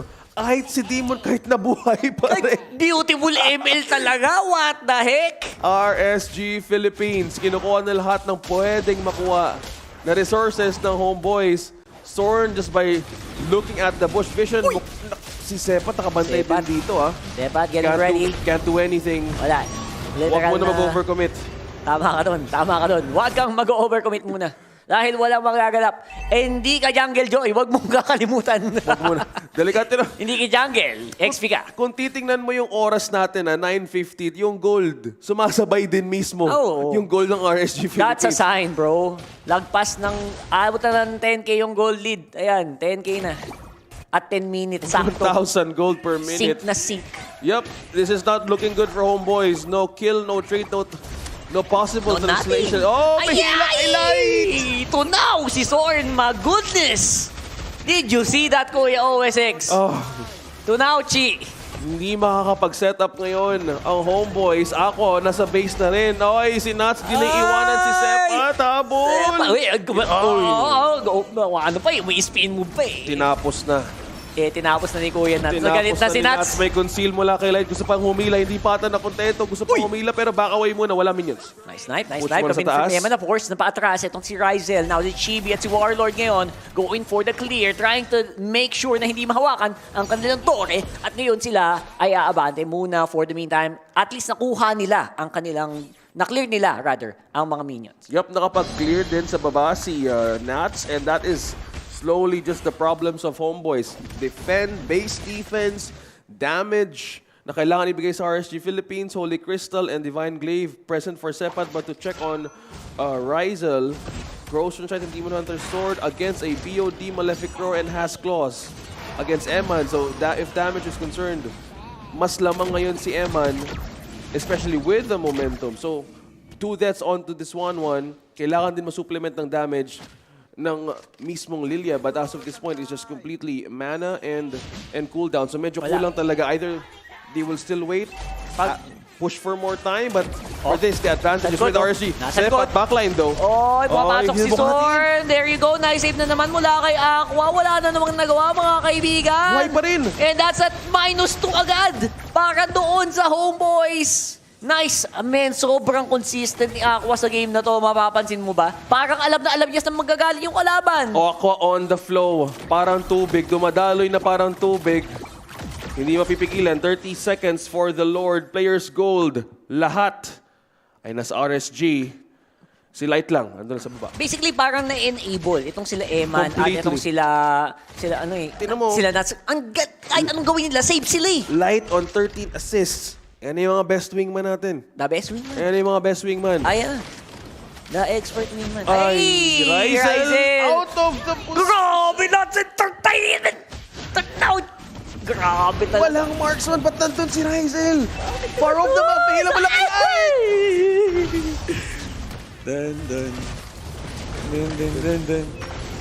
Ito na ba? Ay! At hindi na natin At yun na nga. pwedeng i-deny kung paano naging dominating ang simula ng Raiders. The lead, the gold lead, the kill score, the advantage ay nasa Raiders. Will this be a successful raid? Slowly closing in the base. Rizel na lang naiwan. Sheepy na lang naiwan to defend. Queen of Nature Minions na! pushing. Ayan na! Mabibigyan na ang Frederick XP nyo! Ang Frederick Jungle nyo, rather. Oh my God, munti ka na. Si Rizel at sila Warlord kumakapit pa. Dalilia, advantage naman yan. Pwede kang mag-base clear ng magdamagan. Grabe naman sa pagdamagan. Oo naman eh. Hindi, pag sa late game kasi, pag high level na, yung Lilia, yung cooldown ng Bloom, halos ano na eh. Pwede mo na, parang normal attack na. Kahit ulit-ulitin mo na lang. Tama ka naman. Kahit na hindi na-reset yung stacks ng ulti, pero yung cooldown niya sobrang clean. Yeah, wave clear. Kaya you can clear all day. Kahit pa ulit-ulit. I can do this all day. Yeah. Can do this all day, all night. Pero damage still. Tinan mo, Emma, no? Ba't all day? All day lang. Ayan na. Okay. See this clear that they're getting from the Lilia. Kahit na pumalpak na lahat na, bulilyaso na lahat ng plano, basta buhay yung Lilia, Ayan na. kaya nila. Ayan na mga i-depensa. tipis. Online na ngayon ng Raiders. Yan. 20-0. Oy. Completely a dominating game. A dominating start. Malinis. Is based na lang ang naiiwan sa Disiplina HomeBois. talaga. Eto, Kuya OSX, pag ganyan yung estado ng mapa, ayusin mo, wag ka na lang magkakamali. Literal na tatapusin mo na lang yan. Tignan natin. Lanes pushing. May Lord sa gitna. Nag-conceal ang HomeBois. Looking for a way to strike. Pero may knock-up mula kay Zorn though. And but ano ba? Ano magagawa niyan? Laban sa napakalupit na death friend nitong si Aqua. Nasa likod pa. Etong si Kuya Sebatero. Mawawala din siya. Pinagsak na ni Chibi. Ang Appraiser's Rat. And here we go. Si Kuya Nats. They still have the minions. They still have the firepower. And looks like just like that, Pilipinas na lang ang naiwan sa MPLI. Victory for RSG. A perfect raid. A successful game. At ang Raiders ang nanaeg. Itaas din ang bansang Pilipinas. Dahil tayo na lang ang naiwan sa Indonesia. Welcome to MPL Philippines Season 12.5. Talaga nagkatotoo na, mga kaibigan. It is only Philippine teams remaining in MPLI 2023. What a perfect game for RSG Philippines. No deaths. Lahat completely worked in their favor. Ayan ha? Wala pa namatay doon? Wala. Namatay doon? Wala nga. Tignan mo, ito-double check niya. Ito-double check niya. Tingnan mamaya. Alam ko wala eh. Beautiful. Double check natin. Wala talaga na. Sabi sa'yo eh. Oh my G! And there you have it, folks. Just like that, the Philippine domination continues dito sa MPLI. And of course, a show of sportsmanship. Kahit pinagtitipihan sa mukha magdamag. Neto, HomeBois. RSG Philippines. AP Bren. And Echo. Ang tatlong team natin ang nanaigat na iwan sa MPLI 2023 with this we can still need to count in at i-acknowledge ang HomeBois na nirepresent ang Malaysia na naging lason din ng tournament na ito. They went as far as they could go with what they had and they showed us na kayang-kaya pa rin namang umariba ng mga teams mula sa Malaysia. Balik na natin sa Indonesia. Kamusta dyan ang celebration, MPLI? HomeBois ends their journey in MPLI as the top 4. However, they are still the second last region to go home. Mereka adalah region kedua terakhir yang pulang. Dan dengan demikian, Filipina top 3 semua tim. Namun, mereka membawa nama besar Malaysia. Dan sampai pada titik ini dengan sangat luar biasa. Inilah dia, tim HomeBois dari Malaysia. And with that, let us give HomeBois the final bow on the MPLI 2023 stage. Boys, in 3, 2, 1. Thank you very much. We all know you guys did your best. And, you know, Malaysia did really, really well. And if I'm not mistaken, this is the highest achievement Malaysia ever had in MPLI. Ya, dan kita semua tahu betul bahwa mereka sudah memberikan yang terbaik. Dan ini adalah achievement terbaik mereka sepanjang MLI. Jadi kita melihat bahwa mereka step up. Namun ada tim yang begitu menggelora, begitu luar biasa. Dan mereka menggemparkan panggung di lower bracket ini dengan 2-0. A clean sweep. Not only a 2-0 clean sweep, that last game was a what, 24-0 if I'm not mistaken? Or possibly even more. Give it up for RSGPH, our official top 3 team in MPLI 2023. Yeah, everyone is so hyped up. Mereka semuanya bersemangat banget. But guys, how did you guys manage to make it 2-0? I thought it's gonna be 2-1, especially for the game 1. Dito, talo kasi namin sa Bren, dami naming natutunan. Saka mas pinagbutihan talaga namin na talunin yung mga natitira pa sa lower bracket. Alright, so he said their loss against Bren, they really learned a lot of things which motivated them to beat whoever it is in the lower bracket, which means they're getting ready for that match against AP Bren. Oh, begitu mengerikan ya. Setelah kekalahan mereka belajar banyak. Dan setelah itu mereka hanya siap untuk melawan siapapun. Dari pelajaran itu, hasil yang mereka hasilkan begitu mengerikan. Bros, I'm getting scared of RGBH Wait, now. you're getting scared of them? Yeah. I have a question. Di man kahit ano na, nakascore ka na kalaban ng HomeBois ah. Parang in-expect ko mas magandang laban kasi gawa nga ng malakas na team kasi sila. All right, I asked him how is he feeling because he finally managed to win a game against HomeBois, and he said he actually expected more because he knows that HomeBois is a very strong contender, a very strong opponent. Ya, dan mereka melihat kalau HomeBois itu lawan yang sangat kuat. But what you guys have this match that maybe you prepare more or you have more with the HomeBois? What is the difference in this stage? Siguro yung gigil kasi halos lahat ng team noon gigil po sa kanila. Parang gustong-gusto silang talon. So, I'm pretty sure you heard the word gigil just now from Echo. Gigil is gram. So, just like Echo against AP Bren, they are also very, very much gram with HomeBois because as we all know, HomeBois is the underdog of MPLI. So, everybody wants to beat either AP Bren or HomeBois, and they just met HomeBois. So, that's what they did. They won because of the gram, you know? Geram? Yeah, geram. Emosi? Emosi. Geram is like... Pembawa gemas. I don't know what it is in bahasa Indo. Oke, mereka sepertinya terbawa juga dari perasaan ingin membuktikan diri dengan ingin melawan siapapun. Karena biasanya orang-orang kalau menyebut tim adalah HomeBois atau AP Bren. Tapi mereka juga ingin menunjukkan kemampuan dari tim RSGPH. Alright guys, last question. Maybe second to the last question. Anong pakiramdam na ang MPLI 2023, top 3, puro mga Pinoy. Ano masasabi nyo doon? Para sa akin po masaya kasi page versus page po. Like, yung ibang past tournaments po, Indo versus page, tatapat. okay po sa akin. Alright, so I asked For my him, country din. what does he have to say? Because now, top 3 teams are all from the Philippines. How are they feeling? And he said he's so much happier because usually in international tournaments, it's going to be a Indo versus Philippine Grand Finals. And they all prefer a Philippine versus Philippine Grand Finals. Isn't it gonna be hard because you guys can reach each other? Or how do you manage? Or what is the biggest challenge that all Filipinos on the top 3? Di ba kayo mahihirapan? Kasi puro Pinoy ang maglalaban? Or masaya na kayo kung sino mananalo kasi basta dala-dala yung flag ng Philippines?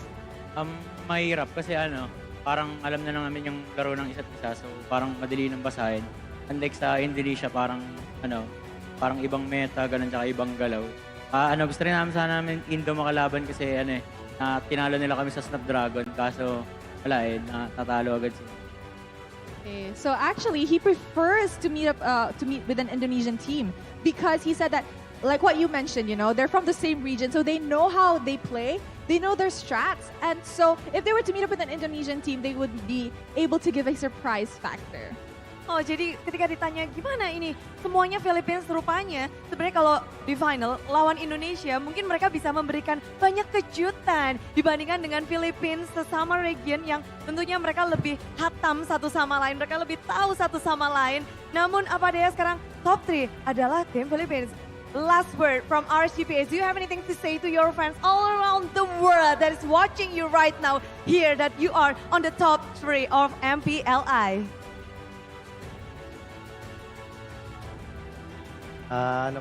Maraming salamat po sa lahat ng sumuporta sa amin. Tsaka dito. Good luck sa lahat ng natitirang, lahat ng team na maglalaro sa semifinals and grand final. Alright, he said good luck to all the teams that will be playing in the semifinals and in the grand finals, as well as thank you to everybody who has been supporting their journey here in MPLI. Terima kasih untuk semuanya yang sudah mendukung mereka sampai titik ini. Perjalanan mereka tentu masih berlanjut dan tentu saja mereka menginginkan yang terbaik untuk semuanya esok hari. Lower bracket final and grand final. Alright, it's been a long day. So, with this 2-0 match, let us show it over to the casters to find out what RSGPH did right to secure that 2-0 game. Casters, take it away.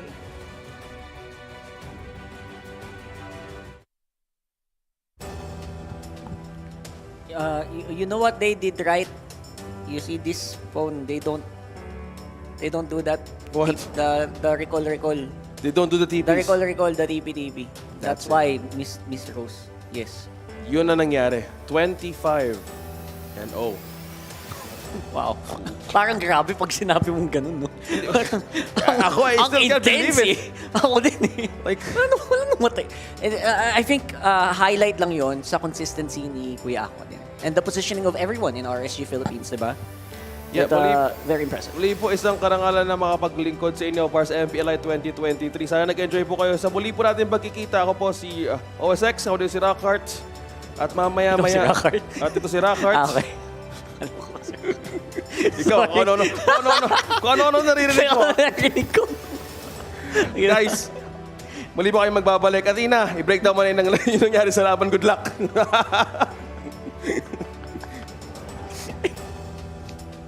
Good luck talaga. Yung sabi ni Sorndo that he's the next Filipino Slayer met the King Slayers, RSG Philippines, climbing on to the ranks with the top 3 secured ng Philippines. And this time around, nakita na nga natin na pinanarayan lang na Pinas pa rin ang malakas. Ngayon, on to the game number 3 na nakita natin, or game number 2 rather, closing it off with a 2-0 sweep, RSG Philippines. We have our MVP light with Iskaja, a 1-0-18 KDA. And imagine, that was a 25-0 kill score game. He was untouchable, pero siya ang laging nag-hold back ng mga members and nanghahatak ng mga members ng HomeBois. Looking at the game highlights, mapapansin natin yung numerous attempts naman dito ng HomeBois to try and equate the score or try and contest big objectives laban dito kala Demon Kite, but they were just on fire.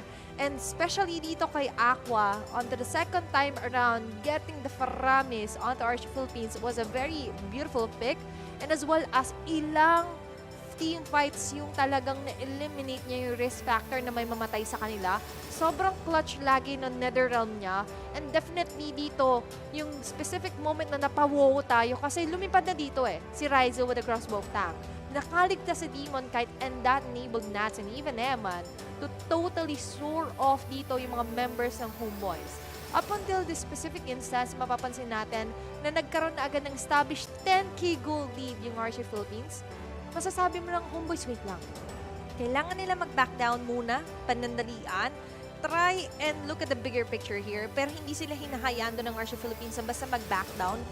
Time and time again, sila laging may initiate ng fights and as well as numerous attempts of even Ryzel here na makapag-split push man lang na ma-relieve yung tension or stress sa ibang lanes is napipigilan din dito ni Nats. That's a 3-0-7 ending kill score. And dito yung bilang na natin, magkakaroon ba ng death sa side ng RC Philippines? But no, in-end pa nila with a double kill for Eman and Aqua, closing off the series with a 25-0 dito sa pinakahuling araw pa ng playoffs, the day number 2, which ended with a 14 minutes and 56 seconds, almost 15-minute game for the Philippines laban sa HomeBois, the last Malaysian team standing, na ngayon puro Pilipinas na maglalaban-laban para sa titulo. Looking at the post-game stats, look at that gold. That's 53,000 laban sa 35,000 lamang na hawak dito ng HomeBois. And even with the sweep onto the turrets, that is 9 turrets destroyed ng RC Philippines, which means sa control nila yung mapa and as well as na control nila on where to punish HomeBois. Numerous attempts dito, even for Zorn with his Edit, na magkaroon na maganda sana mga Earthshatter even onward as a prevent din not only ni Aqua but also ni Light. Lagi rin siyang nauunahan dito as well as sa positioning, doon talaga medyo nadadali yung HomeBois. Warlord with his Lilia, hindi siya masyadong makapwesto ng maayos kasi nga naman nandyan pa rin yung Makunats na talaga namang nanggugulo talaga. Nats Entertainment giving us that very entertaining game which ended with quite a victory for RC Philippines and even on to the kill score, KDAs. That's a perfect deathless RC Philippines right now. Sobrang linis nung naging galaw nila ngayon laban sa HomeBois. And to be fair, no, mapapansin din naman natin yung attempt din dito ni Sepat and even Chibi na maka-catch up para ma-enable nila si Ryzen na makahabol man lang against Eman. But that didn't happen kasi si Ryzen nahihirapan din ng gusto. Hindi nakapag-snowball, hindi nakapag-scale up dito yung isang 1-1. And as we all know, even the Fredrin here didn't get the space that he needs to try and contest big objectives laban dito sa RC Philippines. And looking at the titles here right now, all of the monikers is going to the side of RC Philippines. Demon Kite with 84% kill participation right now. Habang for the side of HomeBois, dun sila medyo nag-falter down. Kasi hindi sila tinantanan talaga dito literally ng RC Philippines. And this might be a revenge then for Demon Kite. Kasi as we all remember, on the MPL Malaysia, HomeBois din na naglaglag sa kanya doon. But remember, this time around, diba, bilog ang mundo. Diba, parang gulong lang yan. Minsan nasa baba, pero ngayon nasa taas ang RC Philippines. At pinatunayan lang nila na kayang-kaya nilang sumabay even on the international stage. And happy smiles on their faces clearly said na parang ito na yun. Papatunayan lang nila na they are still here fighting for their lives, rising above all the challenges that life throws at them. Even with his members, kanina nakita nga natin na sobrang lively, sobrang gaan na naging vibes nila. Whilst onto this game, talagang nag-reflect yon. Even their mood, their tempo, all sided by RC Philippines, hawak na hawak nila dito yung buong laro onto game number 2, sweeping off HomeBois off their feet. Meanwhile, syempre, good game well played pa rin naman sa HomeBois. Still a good run. Pinakita pa rin nila yung napakagandang playstyle and as well as mechanics nila here on the MPLI 2023. And it was an honor to cast your games as well. But still, it's going to be the top 3 Philippine teams na ating mapapanood bukas. Ito yung sinasabi ng ating mga casters, it's going to be MPL S12.5. Diba? Kasi ito, on the international stage, sila muli ang magsasama-sama at maglalaban-laban. Nakita naman natin yung mga ibang mga flavor na nahiain, mga heroes na nailabas dito sa MPLI. This might be a sneak peek na nga lang din sa M5 kasi nakakita rin tayo ng mga quite surprising picks and switching off ng mga roles sa mga players or heroes na ating nakasanayan. Nandiyan na nga lang din even yung Guinevere na nag-shine through and even yung kanina nga yung lumabas muli, nagpakilala muli. Although hindi gumana pero the possibility is endless na nga lang din. Napakarami nating nakita na mga bago at pwede rin nating i-apply onto RG or sa mga classic, sa mga naglalaro dyan. And of course, yung nakaka-LSS at talaga namang nakakasayaw din. Nagka-create naman yung dance craze with the Hello Panda song as well. Na kanina pa even backstage, guys. Alam kong kayo, pati kayong mga nanonood, na-LSS na kayo. And sa mga nanonood even on YouTube and TikTok, guys, I know na masaya din ang mga kapwa nating Pilipino. Lahat tayo matutulog na may ngiti sa mga labi. Kasi, biruin mo, nakita nyo, di ba? 3 Filipino teams po maglalaban-laban tomorrow. At lahat ng yan, syempre, masasaksihan natin live here. Lahat po ng bumubuo, syempre, na MPLI and as well as ng iba pa. Good game well played pa rin sa Blacklist International for showing us their best. And of course, nakita rin natin Echo, EP Bren, and RG Philippines trying their best to raise our flag, to raise the morale of our fellow Filipinos. At nakita rin natin na hanggang ngayon talaga, this is a start, this is a strong era for the Philippines. And right now, sa pagbabalik natin onto our host, makikita rin natin ano pa nga bang dapat nating abangan for tomorrow's matches. Tim berjuang dari 6 tim menjadi 3 tim saja. We end our playoffs technically. Second day of our playoffs from 16 teams in this MPLI, and we are down to the final 3, and they are all from the same region, which is the Philippines. Palangkas.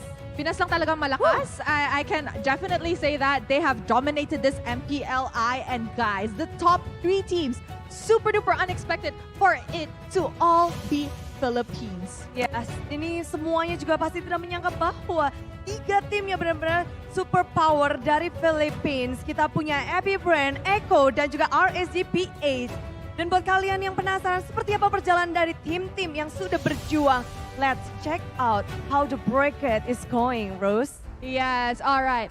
So, for the games tomorrow, I'm actually really excited because we are going to be seeing, there we go. We will be seeing RSG Philippines and AP Bren. And the winner of that match will be meeting Echo in the grand finals. Oh, it's going to be a long day for the lower bracket because they have to play 2 times in a row. Yes. Best of 3 and then best of 5 series. Yes. Now, honestly, it's like a sigh of relief that they are only playing a best of 5 in the grand finals because the more games, the more chances the other team gets. Yeah, that's quite right. But unfortunately, HomeBois, the only one from Malaysia and the other region except Philippines is down.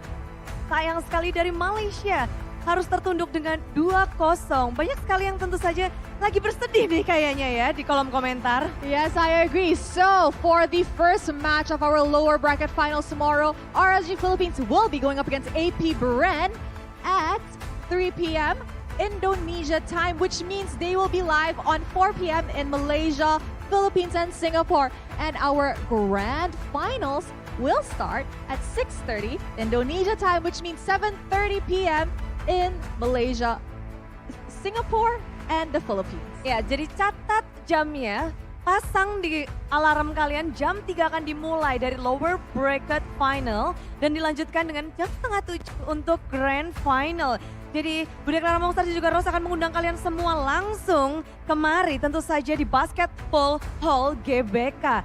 Kita akan menyaksikan siapakah yang akan mengangkat piala dari MPLI 2023. This MPLI has been breaking history after histories. For the first time ever, there will be no Indonesian teams in contend for the trophy. But for the first time ever as well, 3 Filipino teams will be fighting for that grand champion title.